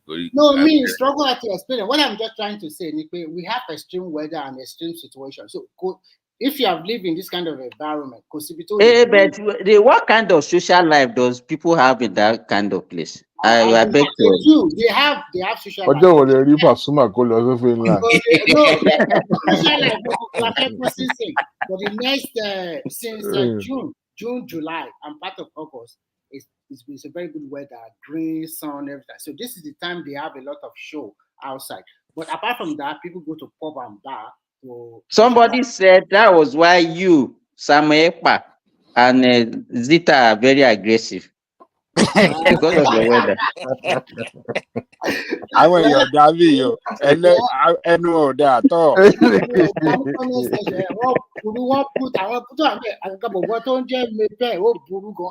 You just need to abuse people anyhow. Whatever. She better call booze in Bali, get up a Japa doctor. Japa doctor. But when you see that kind of weather, but when you also go to America, I want to ask you some questions too. All those what do you call it? Extreme weather that you always have in America, like that kind of heavy wind. What do you call it? Tornado or hurricane, tornadoes, and all those things. And so many stuff that always. I want the customer. We know. So I hope you are not. Is it? Oh, Emma, pray for the while. Okay, kill me, Macbillani using the wire. Flood the bag. Flood the bag. Sometimes I see the video and I will be shocked. Oh my God! In fact, the whole building. The sample. Cars everywhere. And I don't know how you guys survive it, especially if you're not living along that plane, maybe you are safe, right? You guys now taking all these things into consideration, do you think if we have this kind of weather in our own domain, we will not provide the necessary survival technology for ourselves? No, believe me, I think because if you don't have lights, you can survive. There is no hurricane, there is no tornado, there's virtually no natural disaster. But Simba, in the northern part, like is it not Maduguri Abibonu? Where do we have this harsh weather? We have similar weather there too now. Only my it's not that Baba Jale Koko. Yeah, it's not as extreme as the one here. They still have trees. They stay under the trees and all those places. Okay. Let me tell you, there is no human being that can survive this one. No. If they take light for 15 minutes, people will die. Simba, you should tell them that in Qatar, Saudi Arabia, all this and their grid and their power grid must be very, very strong. Baba Jaleko, when is the eating time? Those that is explaining now, you cannot stay outside for 1 minute. All your body will be drenched in, like you sweat. That kind of sweat is like what Domi. They put like 20 pockets of. Actually, it's hot now. It's much more hot in Texas right now. It's a terrible time. In US, I think it's in New York, Albany. Because of the heat wave, I think that their weather, the degree is like 100 and maybe 110 or something like this. It was so hot that everybody have to put on the power grid collapsed. It was terrible. You know what these people do here in Texas? They will change your thermostat. Go help you if you. So I went and disabled the Wi-Fi on my thermostat. It will just be at home. That house will be getting hotter and hotter. Babajai Koko. Yeah. Sometimes if I look at the power consumption in my own hospital here, it can be more than what a whole town is consuming in Nigeria. I agree with you. Because everything is AC, powered by AC. You understand? And an average household now during this time now, whether in the morning, afternoon, night, AC is on permanently. You can't switch it off. Yes. You can't. It's on permanently. You can now see there's no house here. It's not a luxury. It's a necessity. You can't survive without it. And when it comes to winter also, you have to be eating heater. Simba, in Shanghai, there was one time. So those kind of people, they can't joke with their national grid and electricity. Babajai Koko, I managed a child sometimes like 2 years ago that they brought to the hospital. Their own electricity company cut off the light of their house for just 15 minutes. And this guy went unconscious because of it. Wow. Simba, I want to ask you this question. There was a time in Shanghai, it was about 40 degrees Celsius. And 40 in a joke now. 40 degrees in a joke now. This question. You know, I just want you to know that I was trying to go to the toilet, and there's no AC in the toilet, and from my room to the toilet. And by the time I finish whatever I want to do, just to step out from the toilet back to my room, I'm already doing sweat. Now I'm not considering you tell about 52 degrees Celsius. That is not a child play. It's even more than 5. No, that's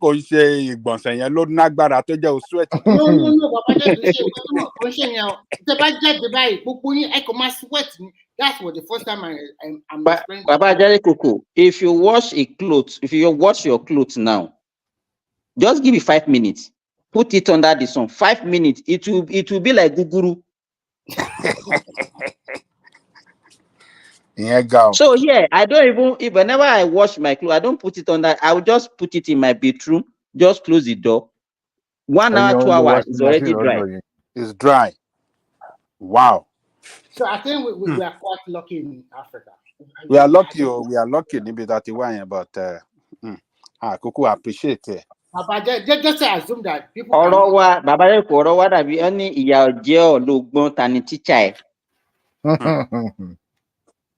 I think is God has already spoiled us with too many favorable weather, too many resources, and that's why we are just redundant. You know the best soil, arable soil for agriculture. Everything. If you see the effort that they are here now, they raise cow, they raise animals, and they still in the you can imagine we are talking about 52 degrees centigrade, and they still produces grasses in that hot desert to feed their animals. Growing up, we used to look forward to the rainy season. Do you know that they have poultry here, but it's powered by AC? The chicken that they are consuming here, they are not importing it. They produce it locally. The milk that you cannot see all this pig milk and all this thing here in Saudi Arabia. They produce their own milk locally from the cow that they are raising here.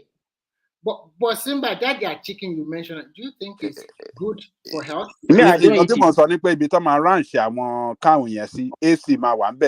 Exactly, yes. Africa. Well, I said growing up in Nigeria, we used to look forward to the rainy season. Do you know why? Because we had trees around. People would be under the trees. Even though they are enjoying the weather, everybody is just. Before I go to sleep, today, Davido get married today. Yeah. And every time I open any website in Nigeria, now so their picture they see. I kind of wonder, say, what is the importance of Davido getting married to real long? A lot of Nigerian youth follow celebrity. Is it not a misplacement of Not a worship priority? celebrity, no, celebrity no worship Nigeria. I want youth Nigeria. Majority of them they worship celebrity. If the people in Lagos yesterday, you see the way they were lamenting because the whole place was actually choked. I saw one video of Davido entering with a lot of Rolls Royce, and come and see all those boys in Lagos. I hear me, come and see Cadillac, come and see. They were to me, no, my time will come. I just don't understand. You can see the way they are talking about all those cars and everything, praying for themselves, hailing Davido and the rest.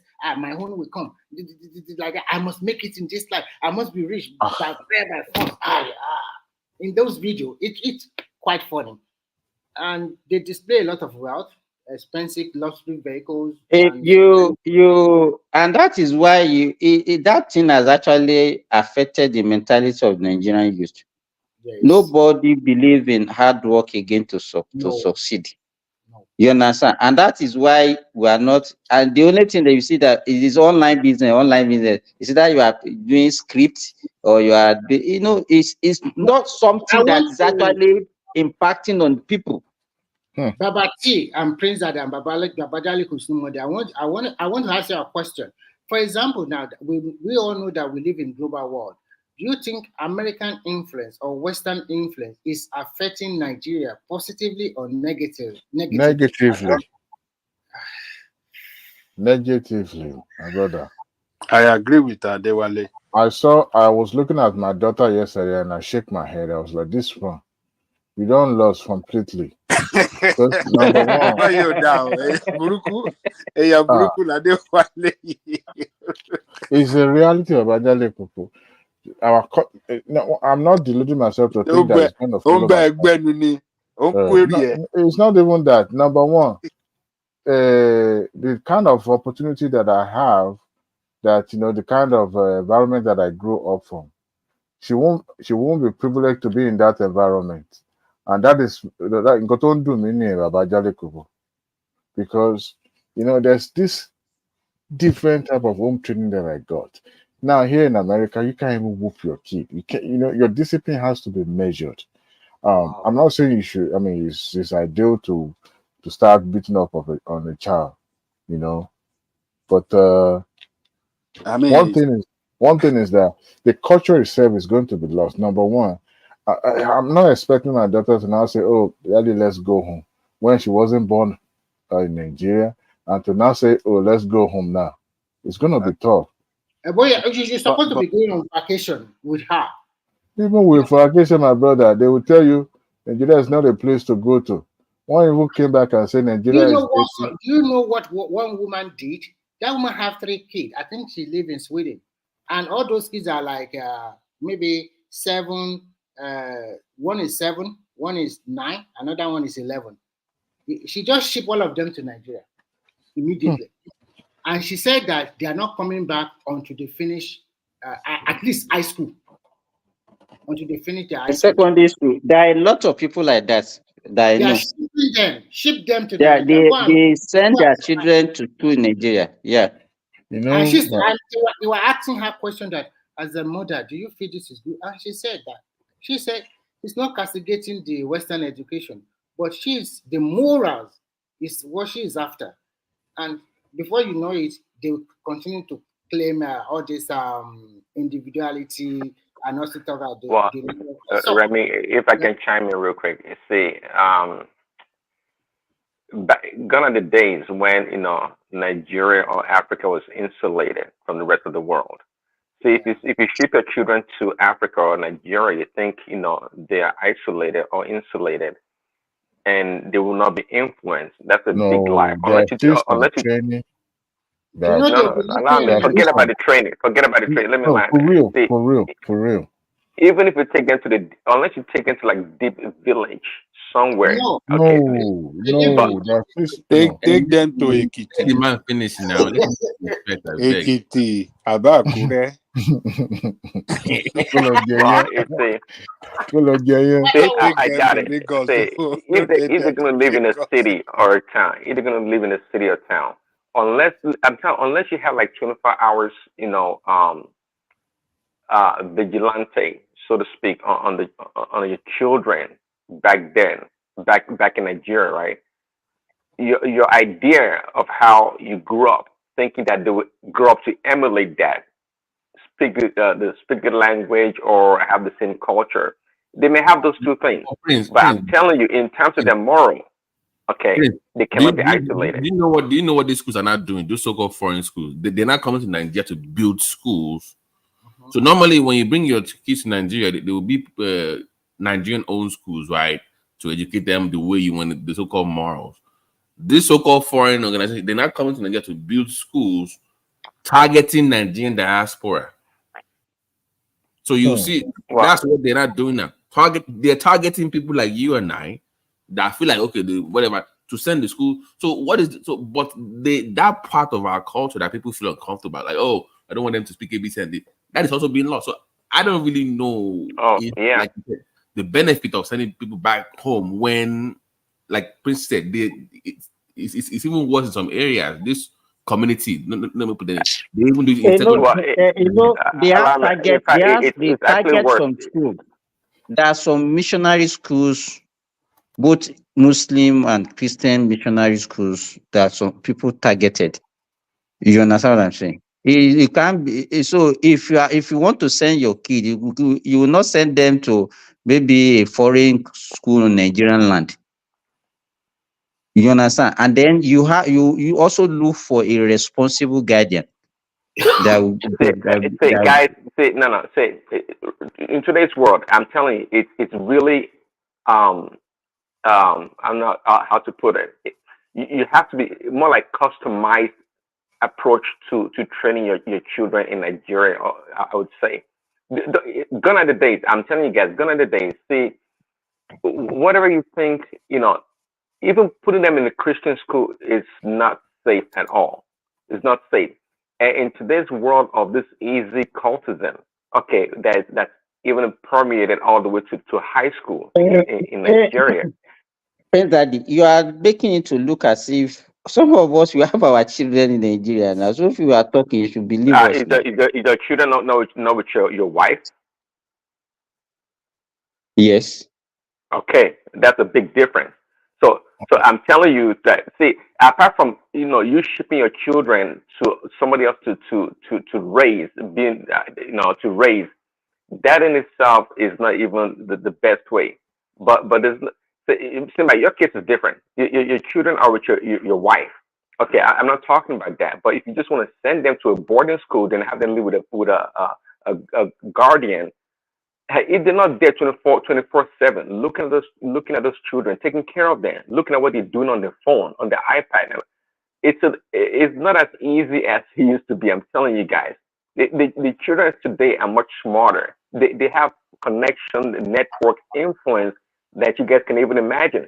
So if that lady thinks she's going to ship her children to Nigeria and have them be better trained, I totally disagree. The environment itself. Let me give you an example of a child that I saw maybe about 4 or 5 years ago. He was living in London, and this child has started taking all this rubbish there.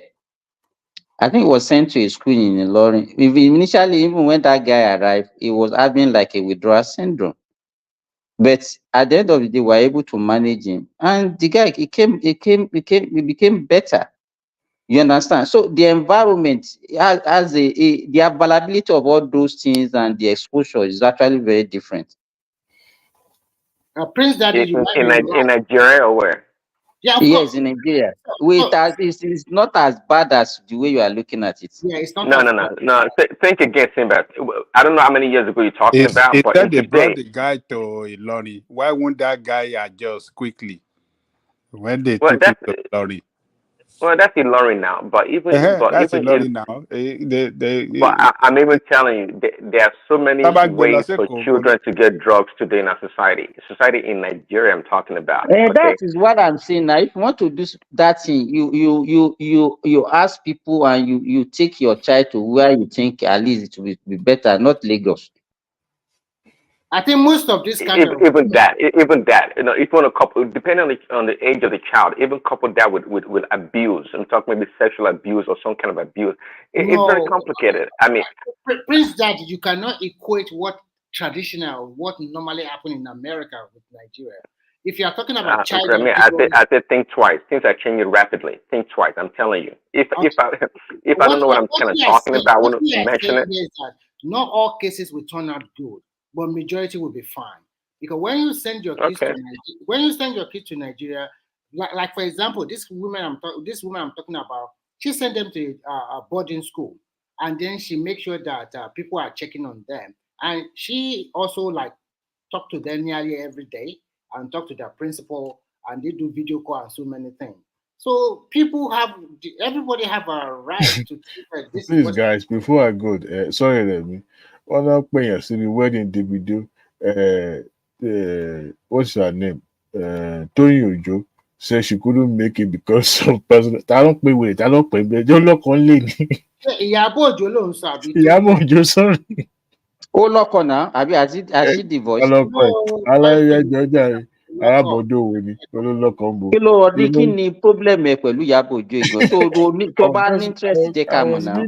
I was reading the newspaper. He said, "Oh, that it was unfortunately he couldn't make it." I said, "Thank you, thank you."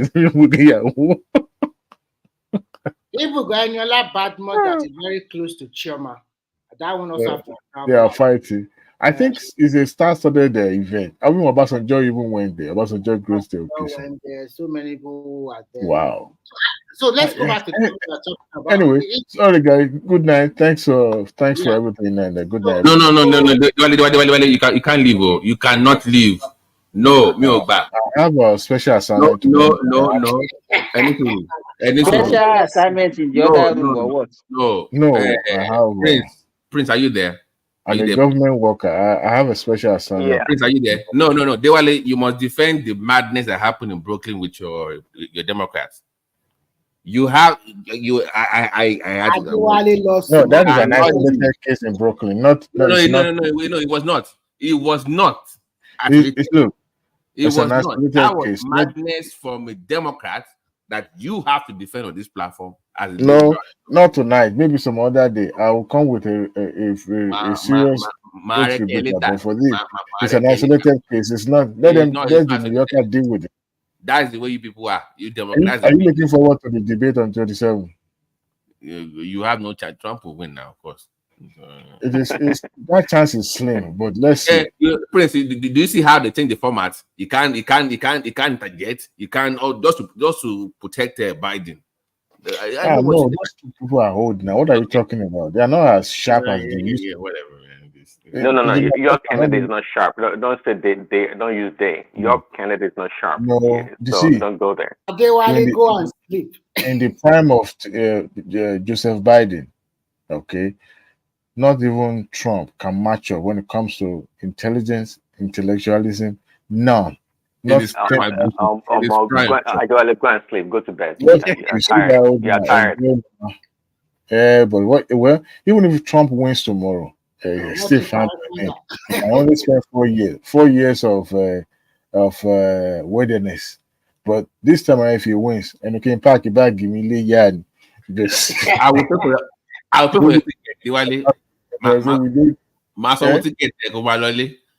The experience chances that they say that they need their passport back from me. So the way I'm looking at it, nobody is safe. I just hope he doesn't win because the way it is now. On a more serious note, this is the concern you see. You've allowed the so-called progressive once you hijack party and money lower. It is evident. It is evident that they are just ridiculous. How can a complex man be doing that? The same way, crazy people also hijack the Republican Party. I'm talking not that about extreme. Trump. No, not that extreme though. Where I mean, Trump is extreme. What are you talking about? no, at least what they claim to be fighting for, it might be extreme in their approach, but they have a point. You know, my problem with Biden is that he pounded so much to the extreme left. I feel uncomfortable with your position. That's the difference. At No, least no, what no. they're fighting for is still conservative to their beliefs. Conservative in which sense? Like No, immigration and the economy. You can argue that immigration is politics, my brother. Every one of them will always hammer on that as if they are the one opening the gate for the immigrant to come in. Hold on, please. When I got to this country 20 plus years ago, it was okay for a Democrat senator to hold a gun and be pro-life. 20 years ago in this country, you can be a Democrat and be, but now you dare not do that as a Democrat. You dare not. So Biden is still pro-life, but it's really can you say that in public? It's in the middle. It's Catholic now. It's a Catholic. Stop it. You have It's a crazy Catholic. running the party now, Jerry. See, the crops of Democrats that are in the House right now, they think they know it all. Don't let me use that. They are like well, by the way, the vice president I'm not a fan, number one. Number two, I don't even see an importance in Biden administration. But I still support Biden till tomorrow, except death. Is what will stop me from voting. By the way, I heard, I can't confirm, Prince, they said Trump might be leaning towards picking Vivek as the vice president. Oh God. Really? Are you sure? Yeah. No. It's between him and Tim Scott. What about Little Marco? Even my brother too here in Texas. Ted Cruz is also just for No. They say it's leaning towards I think if we can choose Tim Scott, I think that will really help Trump. Because a lot of black men look at Tim Scott. Tim Scott, black people don't like him. No, he's a sellout. Because black men, it looked like majority of them are opting for Trump now. No. A lot of black men, a lot of black African American. They will listen to what they're telling you. I'm telling you, for months on this platform, black men are going to vote for Trump. Talk to them, and what I'm hearing from them, it's just within the locality of Evangelical. We've never been to other places. You haven't seen the poll to actually know that. You can see the poll. The poll is improving. A lot of black is improving. It's on the Jesus Trump. Black people of color will always no. Are you paying attention? Which attention? We are not talking about black women. We are talking about black men. If you look at the trend, the rate at which the poll is improving. People, please, Nigerians, if you are watching the Trump is gaining momentum. Is gaining momentum on the side of black men, while that of Biden is reducing. You know, you don't know what's going to happen. Even people that lives outside Nigeria, outside America, knows that America has been stabilized since Biden took over. Now it doesn't even feel as if we have president because everything is like running by the professional and running by the institutions. That is the kind of government we want. The world every now and then, president will be making head news every blessed day.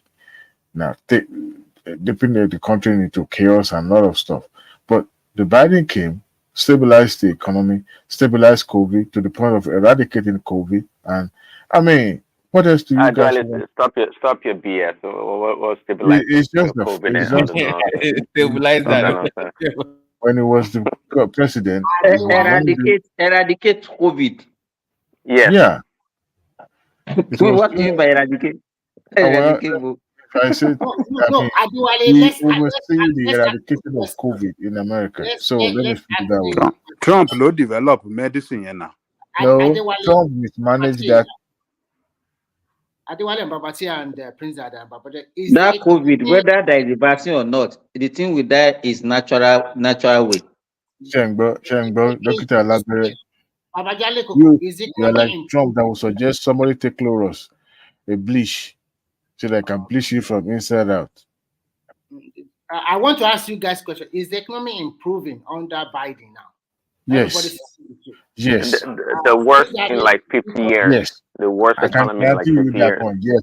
This guy says what's economy. Let's hear Babajale go. At least Babajale will not take side. Since that don't borrow people like Biden. Businesses are not doing good. It's a lie. It's a lie. Go and listen to the farmer. Remy, let me tell you this. During COVID, businesses were shutting down. A lot of businesses running to millions, talking about small scale businesses, shut down because they couldn't continue. Guess what? Government gave them money. The incentive that they gave them was not even enough. Biden came and gave. No, Adwale, you full of fake news. They were shutting down because the country was shut down. The country was shut down, just like in Nigeria, Lagos, and everywhere around the world. So don't say that. Please, you know what it did? You know what this administration did, Remy? They also give out loans so that people like you and I, or entrepreneur, or any businesses that employ people, can also pay salary and revive those. That's another lie. If you talk about the PPP loan or the EIDL loan, that was under Trump. Trump started now. I know. I know it's going to be lying. That was Trump. I know. Look at his lying to the Remy, giving all the credit to freaking Biden. You're full of propaganda, Adwale. It's a shame. You keep lying blatantly. Twice this year, the chairman of what do you call it? The reserve. What do you call it? Powell. Yeah, like CBN in America. What is it called? What do you call it? The Federal Reserve. The Federal Reserve had to raise interest rate twice. Okay. What is the effect of that on the economy? Because they could foresee inflation tripling. And how does that affect borrowing and credit facility for businesses? Because they have to slow people down from borrowing. Okay, now we are talking about the policy is not good for business. You saw the housing bubble where there was low. Even the housing market now has slowed down. It was well managed in the sense that up to this moment, we may say that we can't compare the economy of 10, 15 years ago to what we have now, because you can't have three people here or four people in the same country, and only you are the right person that knows everything. It's not possible. Angelico does not agree with you, but he doesn't agree with you, nor do I agree with you. No, it's whether you are 3 or 4 doesn't make. And we all live in different parts of the country, so how is it possible? Some of you live in how is it possible that it's your numbers and your policies that are working? Cost of living as a result of this inflation that is ravaging us has tripled. When you have a logistic problem, triple cost of living, compared to the time of Trump. What is the inflation rate in America now? Adewale, what is the inflation? Cost of living has tripled compared to the time of Trump. It's not up. I can assure you that. Oh no, just all about Nigerian politician. I assure you. Oh, this all about Nigerian politician. I assure you. I want once you hear, I can assure you, run. No, it's all like. Adewale, answer Remy's question. I'm googling it so that I won't go and give okay. The fact it's not double digit, Trump is going to get the highest number of any black. I think since 69 or 68. Trump since 1842. He's going to get the highest amount of black voters in American history. I'm telling you. What is this obsession? What is this obsession about black towards Trump? What is causing it? No, you got to remember. Trump. Let me hold on now. Hold on. You gotta understand. Trump used to be a Democrat, not just regular Democrat, though, a contributing Democrat. He actually used to fund elections. it in Democrat. Hold That's why on now. Let's tell the truth now. Let's tell the truth. Simba, Trump used to be a Democrat. You see, all these people that hate Trump now, they used to be his friends, oh. Clinton, they used to be his friends, oh, not like just regular, close best friends before.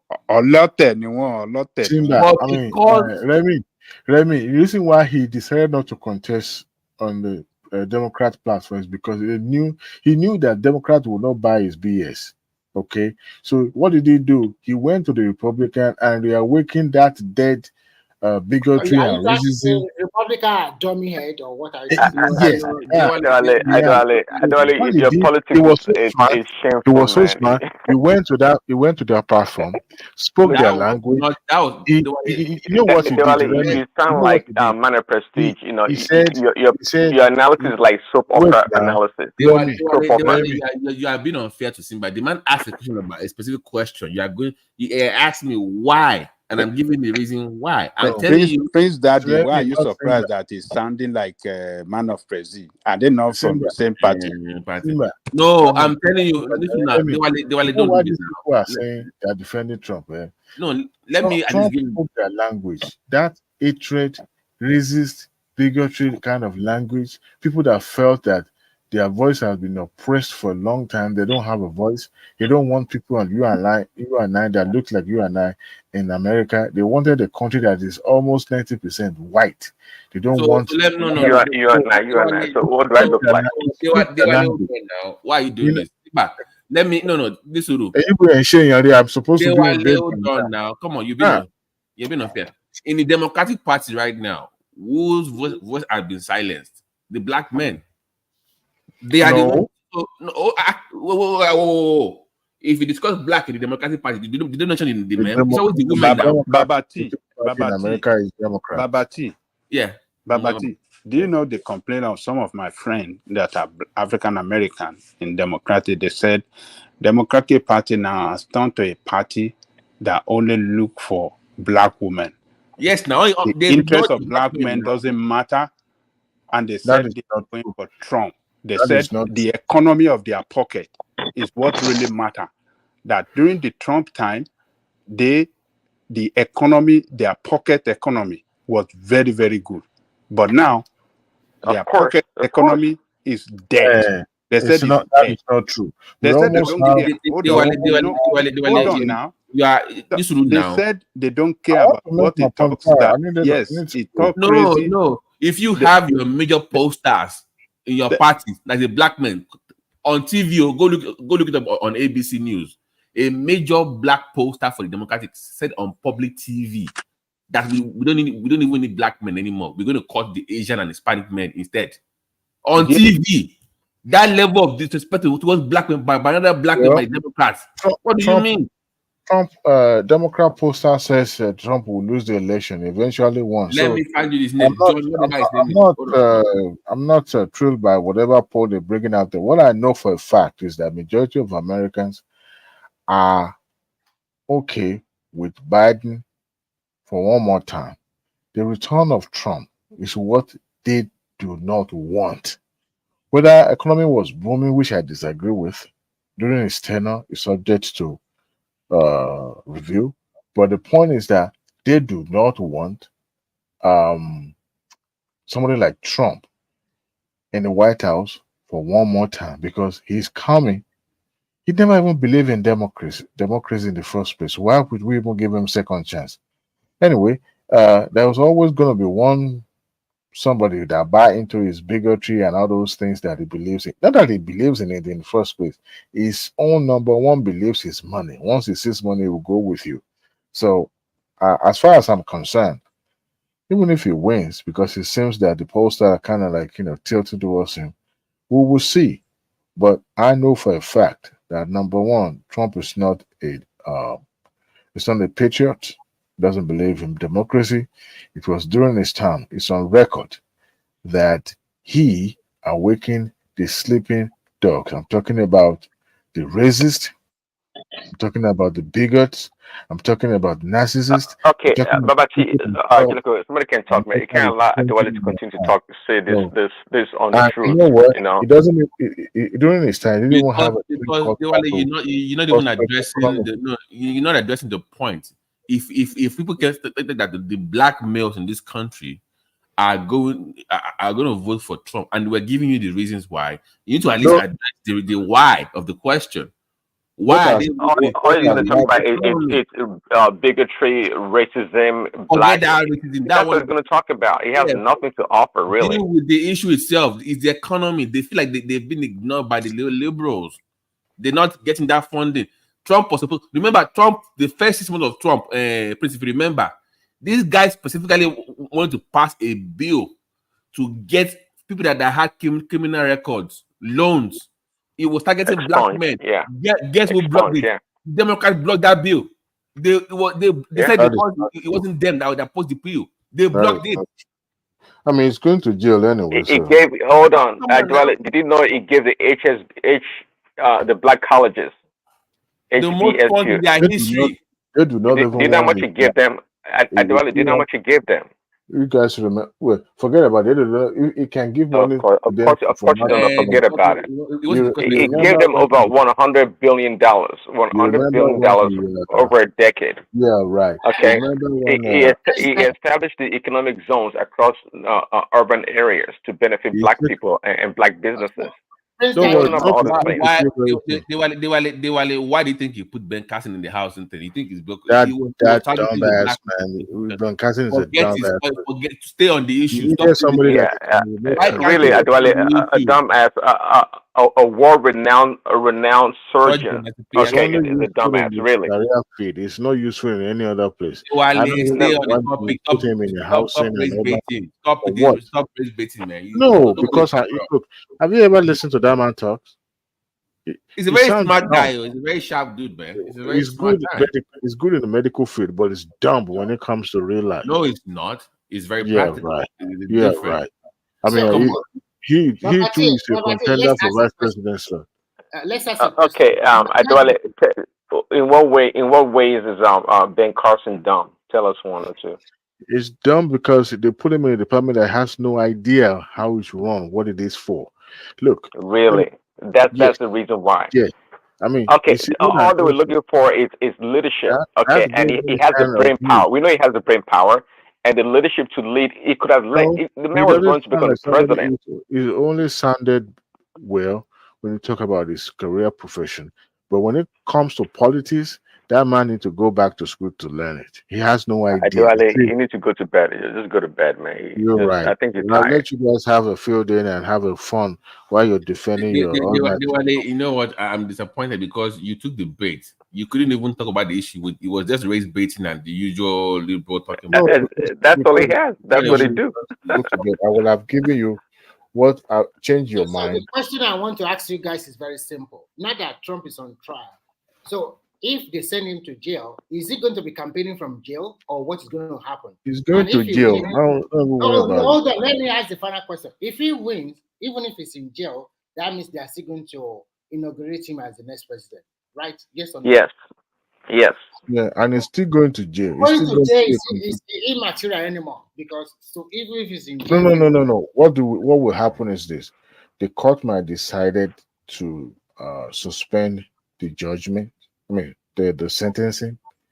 But what the court is going to do now is going to sentence him before the election.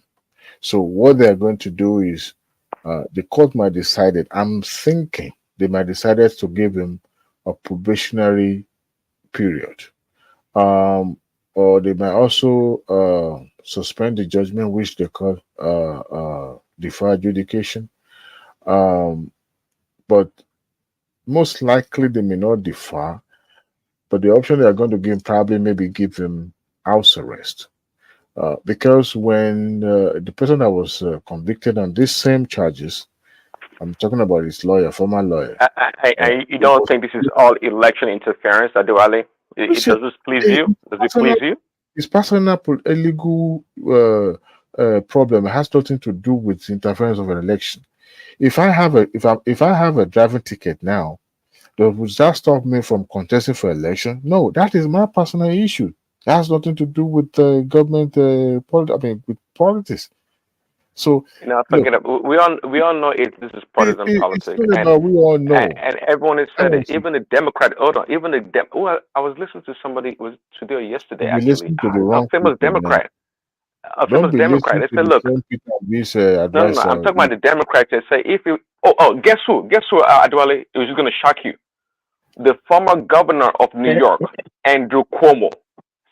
Google it. He just said it yesterday, or was it this morning? I was watching it. You guys, why are you people so passionate about the politics of America? Why? They're Americans now. They can be passionate. You go and talk about politics in Saudi Arabia if they will not cut your face. Be that.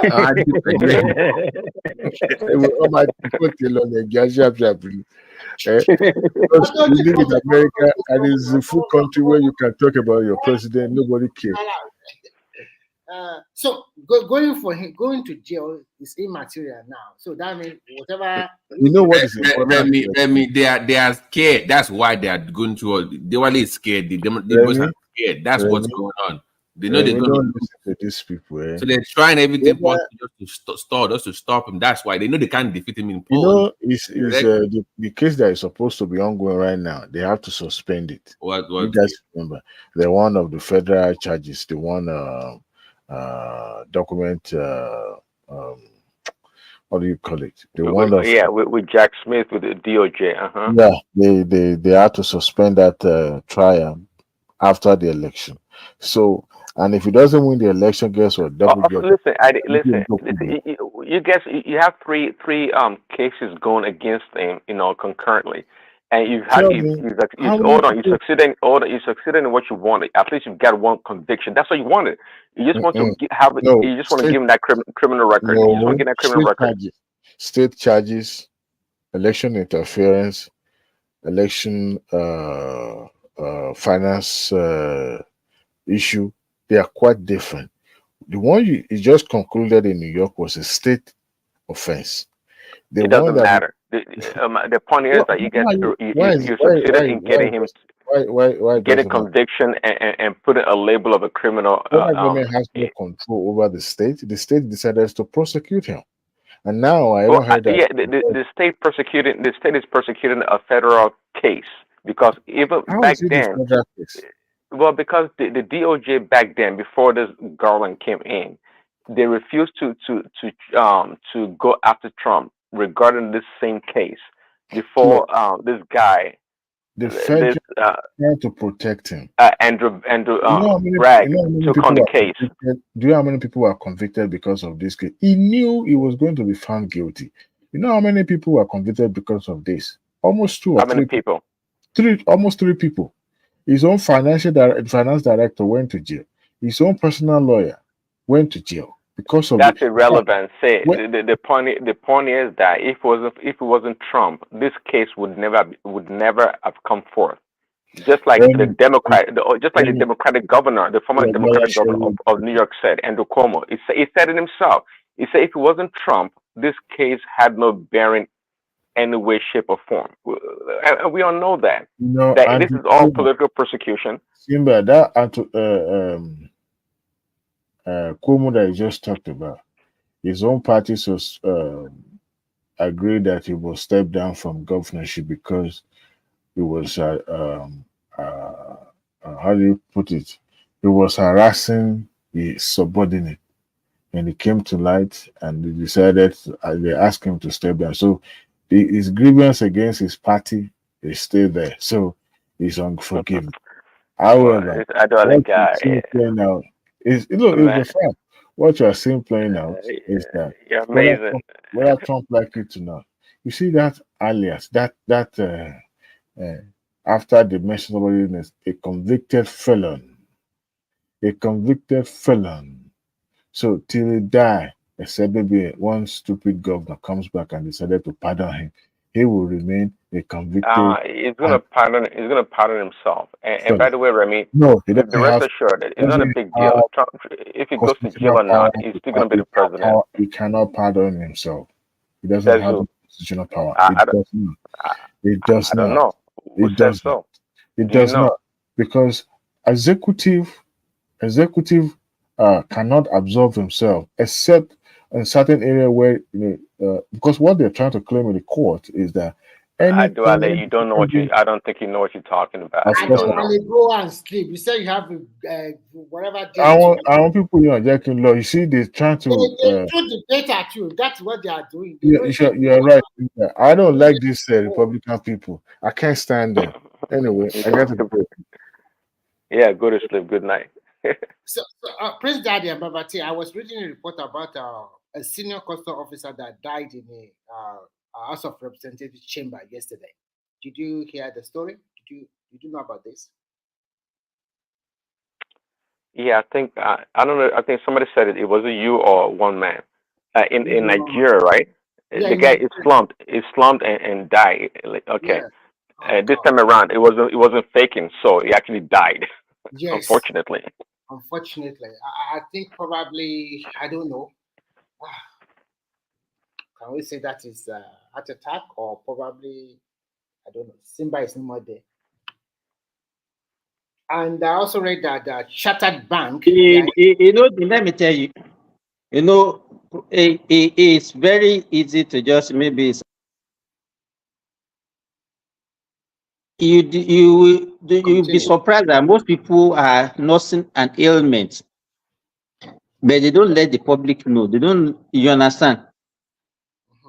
So it's not common that you just see somebody just dropping dead without an underlying illness. Yeah, because before he died, he asked for water, and after drinking water, he slumped. What is it? That means he's already suffocating. Yes. You understand? Probably the heart is not pumping blood, and that it will be tasty. You understand? So and sometimes you might not even know.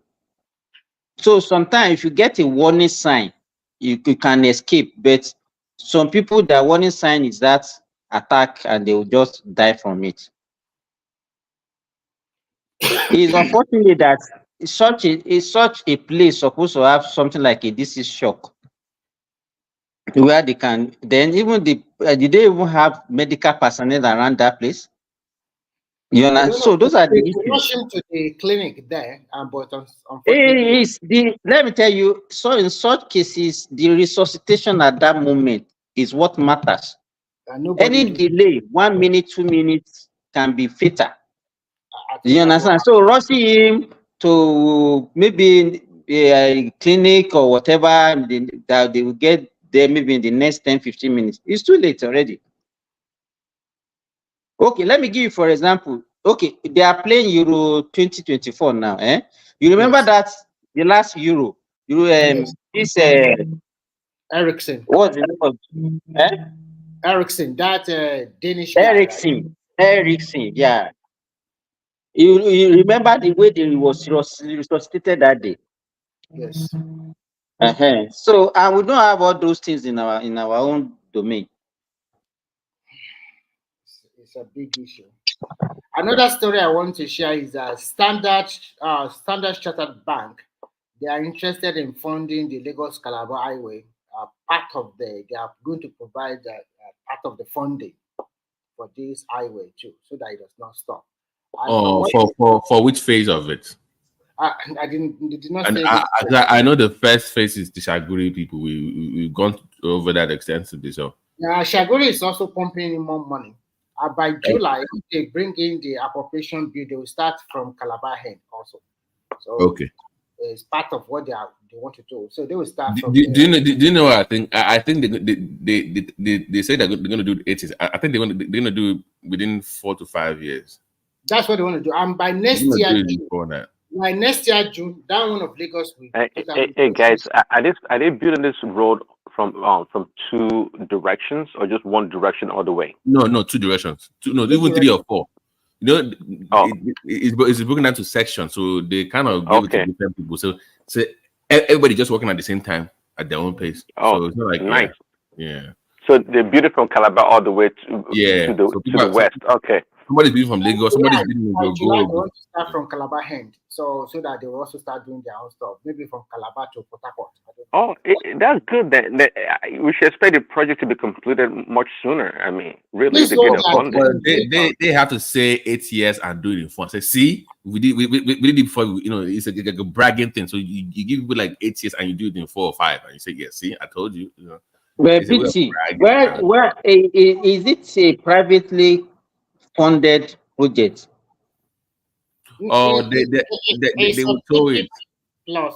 They will tow it and just share they will tow the road, right? So it's not being funded by the government. No, government also provide fund. Government also providing for, but government has a limit to. So it's a PPP.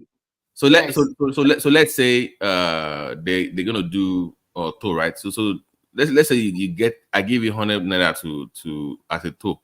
So they will give government about 15 naira from that money. That would be government money in that toll project for about 15 years to make their money back. So government in 15 years will make all their money back plus profit. So this is the first time government will actually make money from building a road. So they will make money from. You know why I like such things? Yeah. At least for that 15 years, they will also be doing the maintenance. Yeah, 15 years, 15. Because the average lifespan of road in Nigeria is no more than 2 years. If it is built by government. You understand? So if they do this thing and the so-called private person is the one maintaining it for 15 years, no, it's going to be wonderful. They will actually make money from the road. Is the point? Government actually make money from this road. Apart from making money from the toll, just look at the opportunity that abounds. Just like you just pick your car and you just drive directly to Ondo directly from there. It will free the old Ondo road. It will free a lot of Lagos to Benin, to Edo to Benin road. So many. The game changer of that road is actually the rail. If they can actually construct that rail, it will be superb. That would be, if you look at the design, I think that can lead. That is, the rail is close to, I think is the green line, if I'm not mistaken. Is maybe they might move the green line down there, but I'm not sure. I might have to look at it. But go ahead. But even before the road, before the train, if they complete this road section alone, oh man, it's like all those old roads that you are going from Lagos to Benin. You don't need to go through that route anymore. Just go through this one. It's more faster and more better. So that means they free that road and accident, security, or whatever, and it's going to be lighting up. And by the time they are done, when people start building actual world-class resorts, not landmark. Yes. So nobody will remember some landmark. You start seeing real result of world-class standard, not the clown show that the guy was over glorified then. So I would say in about 3-4 years, look out for that route. You start seeing so many results pop up in that area. And we'll forget this landmark or whatever. No, I think you know what I discovered about. I'm sorry to say, most Nigeria, they fall for sentiment easily. If you like during Jonathan, I don't have shoe, I don't have this thing. Me, I don't like the guy from day one, and I don't have shoe. What have you been wearing when you are deputy governor? Are you telling me you only have one shoe? Or what are you wearing when you are governor of that state? So people, Nigerians, they just fall like, I don't know, just cry in front of them, or you just stand in front of them, you are highly religious or something like that, then people will just fall for it. But that is not the reality of life. But whatever the case might be, at least if they can finish this highway, even in 6 years, or they finish some section in 4 years, at least that one of Lagos State now, they already categorically, they will finish before next year, June. Before it was 3 years, they move it upward now. They are going to finish under 2 years. So by next year now, people will start plying the road already, or before even next year. So, and you can see the beauty of it. They lighten it up, and the way they construct it, they are also painting the divider by the middle. Also, Remy, by next year, people are going to start using the road from where to where? I can't remember of it, but this is 47 kilometers. I think it's that Babati will know that one. It starts from that what you call it, Babati, where it starts from, that big hotel. It starts from that side. So it's about 47 kilometers and it's fully concrete road. So if you have driven on the country concrete road before, it's very, very good. And what I like about the project is that as they are constructing, they are painting, they are lighting them Even up. the airport road is concrete now. Mm-hmm. Yeah. So a lot of things are going on in that Lagos that sometimes make me mad when I see Lagos developing so fast. I witnessed it when they were doing that airport road. It was as if they are doing the decking of the house. That's what they are doing now. Now it's about, when you see the code they use, it's about 7 meters high. And it's very thick, very thick. I think that Umai did a wonderful job. I think Dangote and Portland Cement, they will be very happy because guarantee of cement for the next 8 years, even if people are not building houses at least. And they said in Lagos now, all truck, load of laterite, sand, wherever they are working 24 hours non-stop.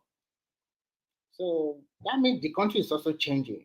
Even if you are calling this guy Ogun State governor, they just complete one road recently and it's on YouTube. It's well constructed and very beautiful. And things are changing. Before they will construct road in Nigeria, no lining, no sign, no signage, nothing. But now they are beautifying it. Even Ibadan is also constructing a major ring road around the state capital, which is going to ease traffic. And they are about 50% complete and they're still working on it. I think some of them are doing a wonderful job now. This is how it's supposed to be.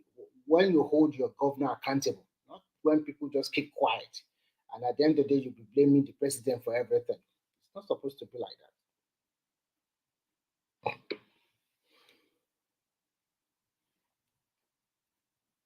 You guys. Bye-bye. We are going. I think everybody is gone. Well, Simba, okay, but yeah, it's a good project. But did you see they also got more trains for the Red Line? Did you see that video? No, I didn't see that video, but I can see the test running continue. No. They got one from America. The test Telgo. They also got one from the UK too. Longer than the one from. Well, what I know is that they started working on the second phase of the Blue Line already. Right. Yeah, but I think because of the demand, maybe they've test run. You know, they've been test running the Red Line, so they maybe they think that the demand for that, so they have to go get more. So they have about 6 now. 6. They need to get more. That is where the majority of Lagos are living along that line. But I see they get free from the US the train. Yeah, no. For the used one. No, brand new. The Telgo one. The Telgo ones were supposed to serve Wisconsin from Madison to Milwaukee, but because of the local politics over there, they didn't use it, so they just left it there. So Lagos came in and brought it for cheap. Yes. So it's technically brand new. It was never used. It was never used. So they got it for cheap because Telgo was dude, we're losing money here. Well, that's interesting. How did they get access to such procurement? Was it publicly made up? They never really, interestingly, it was during COVID. I was working, I was locum in Kenosha. So I was told by a friend that Sanwo-Olu was going to be in Milwaukee. So I drove down there about 50 miles from Kenosha to Milwaukee. So it was a business deal done with not even the state governor, with Milwaukee mayor. So the deal was done between the Milwaukee mayor and the Lagos state government. I mean, people source around. If you have something available, you put it out there. Same with the one that, so they get about 18 or 20 coaches or whatever. It's like 2 or 3 of them. So they also doing the test run for the Red Line, saw the demand, because I think they were expecting about 500 to 1 million people a day, right, Remy? That for the Red Line. So they had to go get more. So they got one, I think it's kind of used from the UK, 18 to 20 as well. They also have some coming from China as well. Yes. Yeah. I think at the end of the day, they are going to need more than 6. Yeah, they need a lot of, because the demand. I saw the map. I'm like, this is a lot of people, man. Because trains supposed to, if they start working, supposed to move an average of every 5 to 6 minutes, or let's say in Nigerian country, every between 5 to 10 minutes. So they have fulfilled 2 out of 3 now. Precisely. So and before the end of the maybe by next year, they will totally complete the second phase of the blue line, and then the green line. They have a green line. And that one is very easy to make now. Yeah, just you don't need to bring any bridge or anything. Just lay the tracks for that one. So that one is easy to complete quicker than. So if you can do all this rail in Lagos, you just park your car and take the train. You don't need to worry yourself. I think now Nigeria have alternative, although it's not totally complete. You can see that they are setting up a lot of CNG gas stations in some petrol stations. Some people already converting their vehicle to gas-driven one, which is more cheaper. It's about 1 ton. EV. Okay. This is not EV. Emigoti upgrades to hybrid now.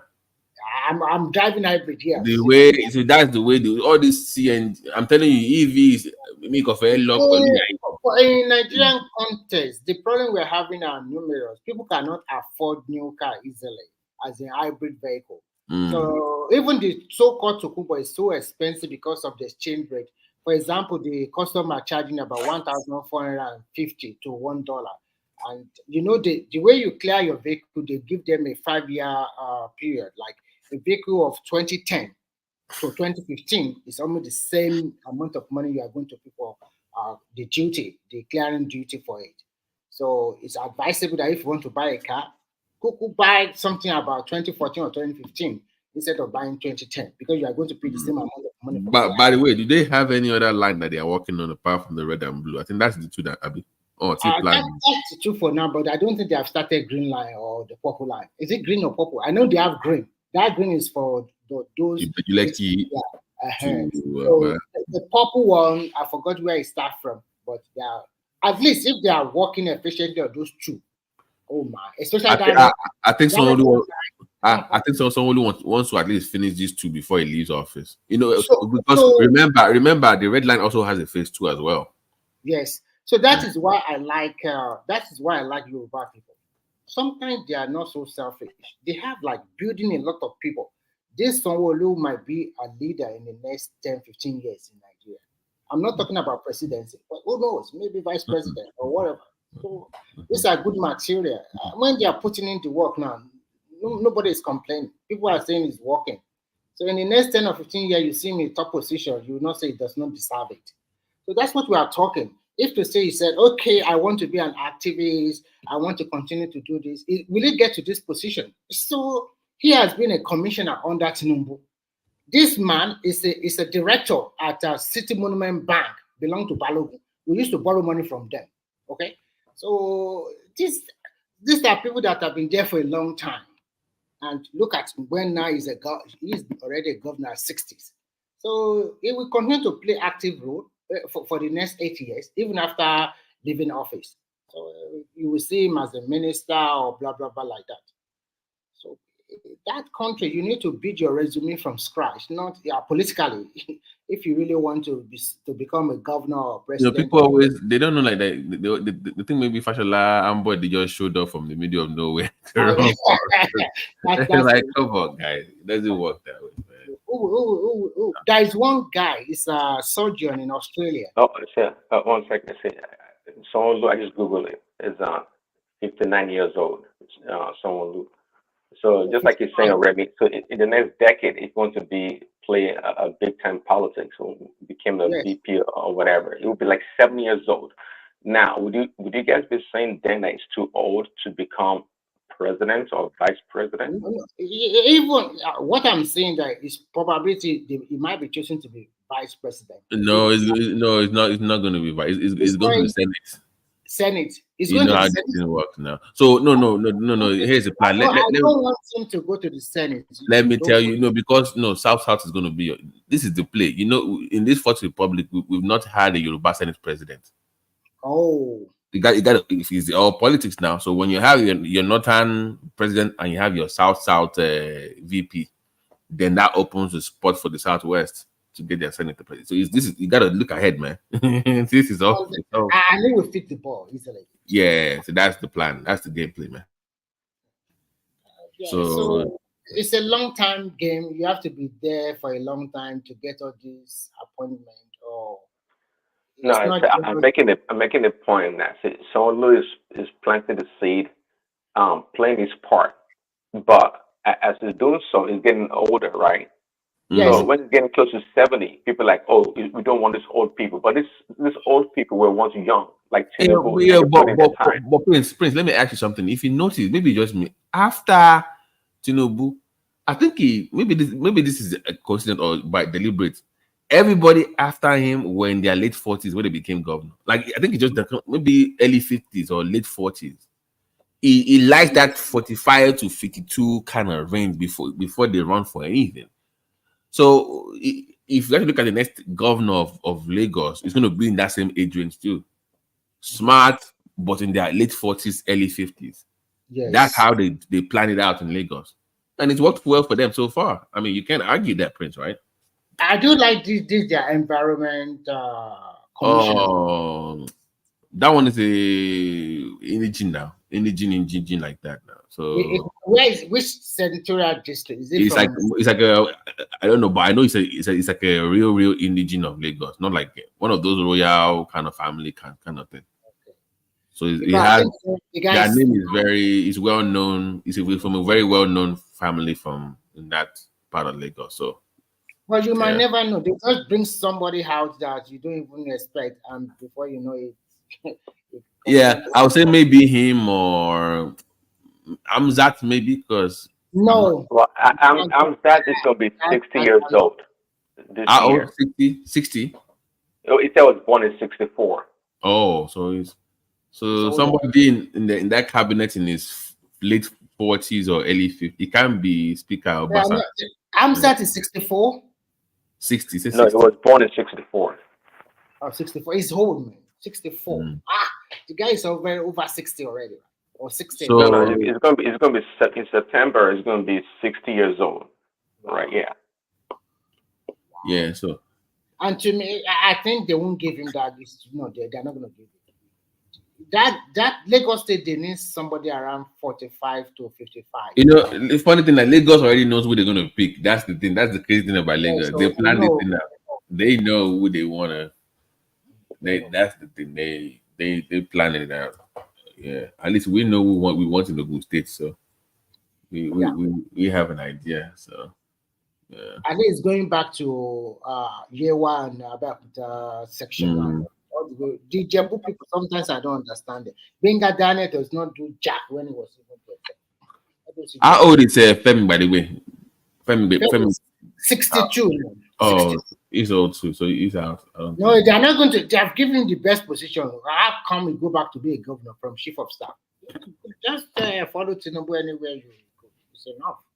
And if Tinubu is still there, because you can tell who's going to be the governor. It's going to be a Muslim. Mm-hmm. I can tell because they do the Christian. So if you notice, it's Christian, Muslim, Christian. They kind of move it around. Yes. So, from Fashola a Muslim to Sanwo-Olu are Christian. Then Ambode. Ambode a Christian and Sanwo-Olu are Christian. That would be perfect then to become the next governor. The what? Amzat would be perfect to become the next no, governor. No, they are not going to give it to him. It's just too old. You have to look at Nigeria president. Really? If you are a deputy governor in the Southwest, most time it's very difficult for them to be governor. Okay, if not that Akeredolu died, do you think this governor will be there contesting for Ondo State governor? Or something like that. So for you to be a deputy governor and then you come out and say you want to be a governor in most Southwest, it's very, very difficult. Sadly, if this guy had played his politics right, he would have been chosen if he was APC. This knucklehead, what's his name? The Labour guy.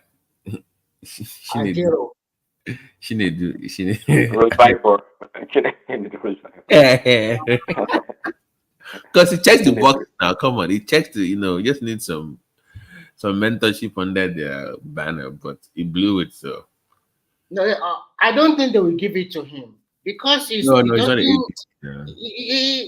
To me, it comes as entitled somebody that I'm entitled. They should just give it to me on platter of gold or something like that. I don't think they will give it to that such a guy, because Lagos State politics, they are smart. They know if they give it to him, people will say, it's Omo Igbo or something. No, that guy doesn't know much, man. He's like Shure in a lot of ways. He doesn't have that cultural competency. He does not. He doesn't even know how the system works, and he doesn't have the experience. He exposed himself in this past election. The questions he answered, I mean, is so amateurish in every way. He does not have that background. He can't play the politics. That's what I'm trying to talk about the other time. That when Shure being interviewed, you can see his response, the way he answered questions, the way he put himself out there. Instead of you to attract more people to support you, but people see you as arrogant. Talk to average Yoruba man, they will tell you he's arrogant, he does not know how to talk. Most of them always say something like that. And I think he thought you are from America. Forget it. You are not the only one in America. Nigerian people are very vast and they can get information easily. Almost in the Southwest, in a family, if you count from 1 to 10, I can guarantee you 5 of them have people in abroad, one way or the other. And then they can get information directly by themselves. They don't need to, all those ones you are telling them, you are not building your, your grassroots. You are not giving people opportunity to, you are not promoting people to be senators, to be rep, to be this. You are only interested in yourself. Only you. No, that is not the way the politics is being played. This is about 14 coaches now. I'm just looking at it right now. The one from the UK, it's plus the main one. It's about 14 coaches. This is a long one. Yeah, it's not enough. Because if you see, if you ever go to all this Alaba side that this guy is working, we see many people every day, bosses that is going to that side.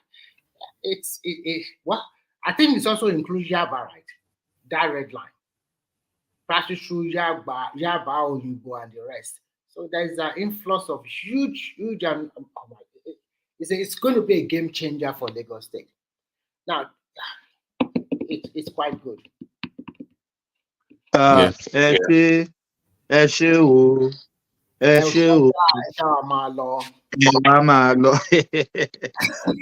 You wake up, people from Ogun are having the conversation, and the young man has to come in and just mess the whole thing up as usual. Nothing surprising. They don't get that bad. They don't even know who's going to be the next governor. Don't worry. I'm at work, but I don't even have chance to speak. You can see, guys, I can't really speak. So, which are dealing in. Yeah. Australia, Jerry. Wow, very. Thomas, I was supposed to come down there, like I told you, but you told me, yeah. Things happen, and No, they said December is the best. No, it's not. No, it is not too bad. No. It's bad. Come on, say the truth. No, it's not. I said it's not bad. Pet is different. I'm in Melbourne. Okay. Melbourne is good. Pet is Thomas, scorpion, all the scorpion and all this. Only crocodile, snake, that is how those are living in the village. I've never seen. It's only in the zoo that I've seen crocodile in this country. There is no snake. People will just say snake everywhere. No, people living in outback, people living all those where those Aborigine lives. That's why you will see all those, because they don't want to integrate into the new society. They like to still kill their so that's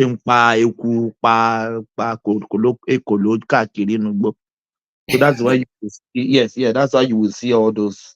But city like Melbourne, Sydney, Adelaide, those are cities. So you can't see such a thing.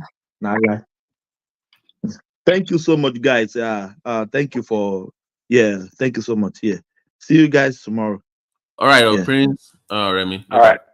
Let's see, Remy.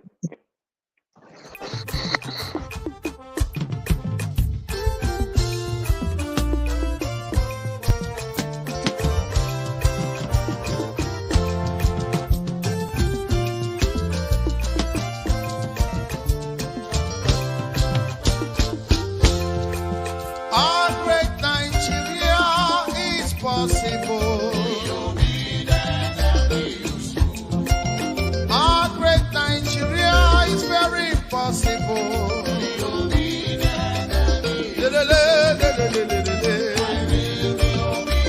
And useful.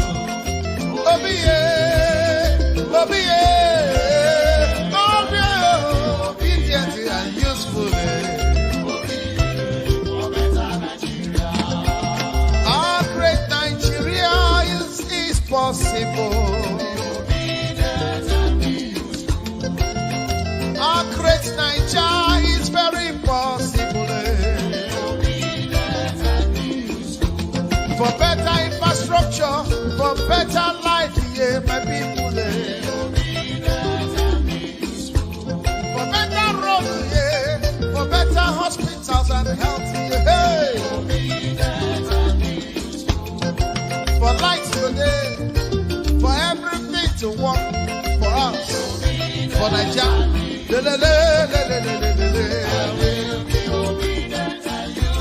Yeah. No more hunger.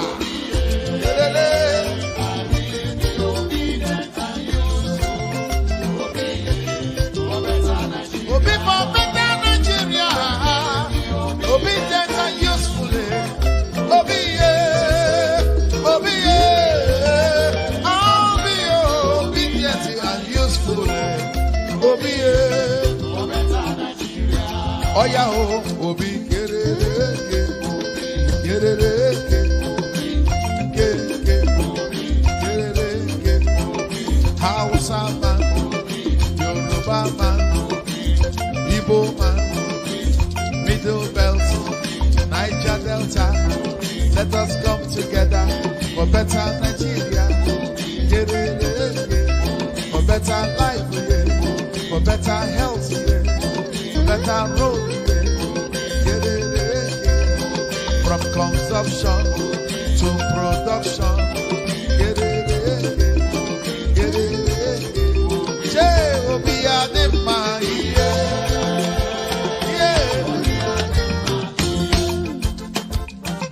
Obi Adema, Obi Adema, Obi Akachamba, Obi for Nigeria, Obi go to good, Obi follow Obi, Daga, Obi. Obi Adema.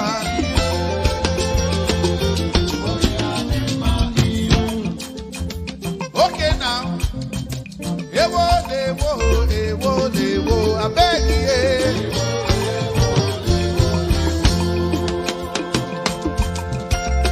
you. Ewo.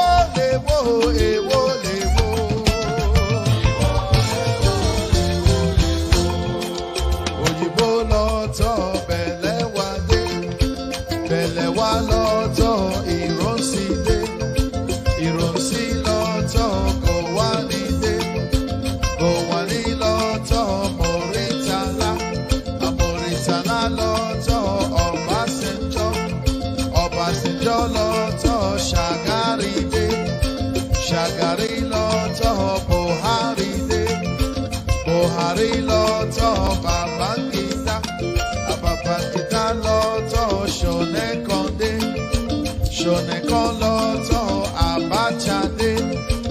Abacha lọ́tọ̀ Abdulsalam lọ́tọ̀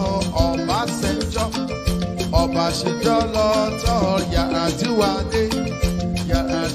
lọ́tọ̀ Jonathan lọ́tọ̀ Buhari lọ́tọ̀ Peter Obi. I beg you.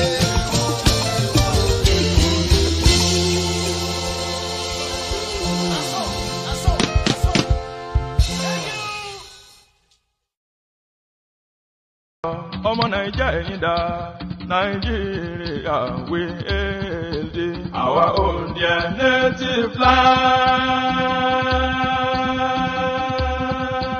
Nigeria we hail thee. Our own dear native land. Though tribes and tongues may differ, in brotherhood we stand. Nigerians all are proud to serve our sovereign motherland. Our flag shall be as if that truth and justice reign. In peace or battle honored, and this we count as gain. To and unto our children, Havana without stay. O God of all creation, grant this our one request. Help us to build a nation where no man is oppressed. And so with peace and plenty, Nigeria shall be blessed. And so with peace and plenty, Nigeria shall be blessed.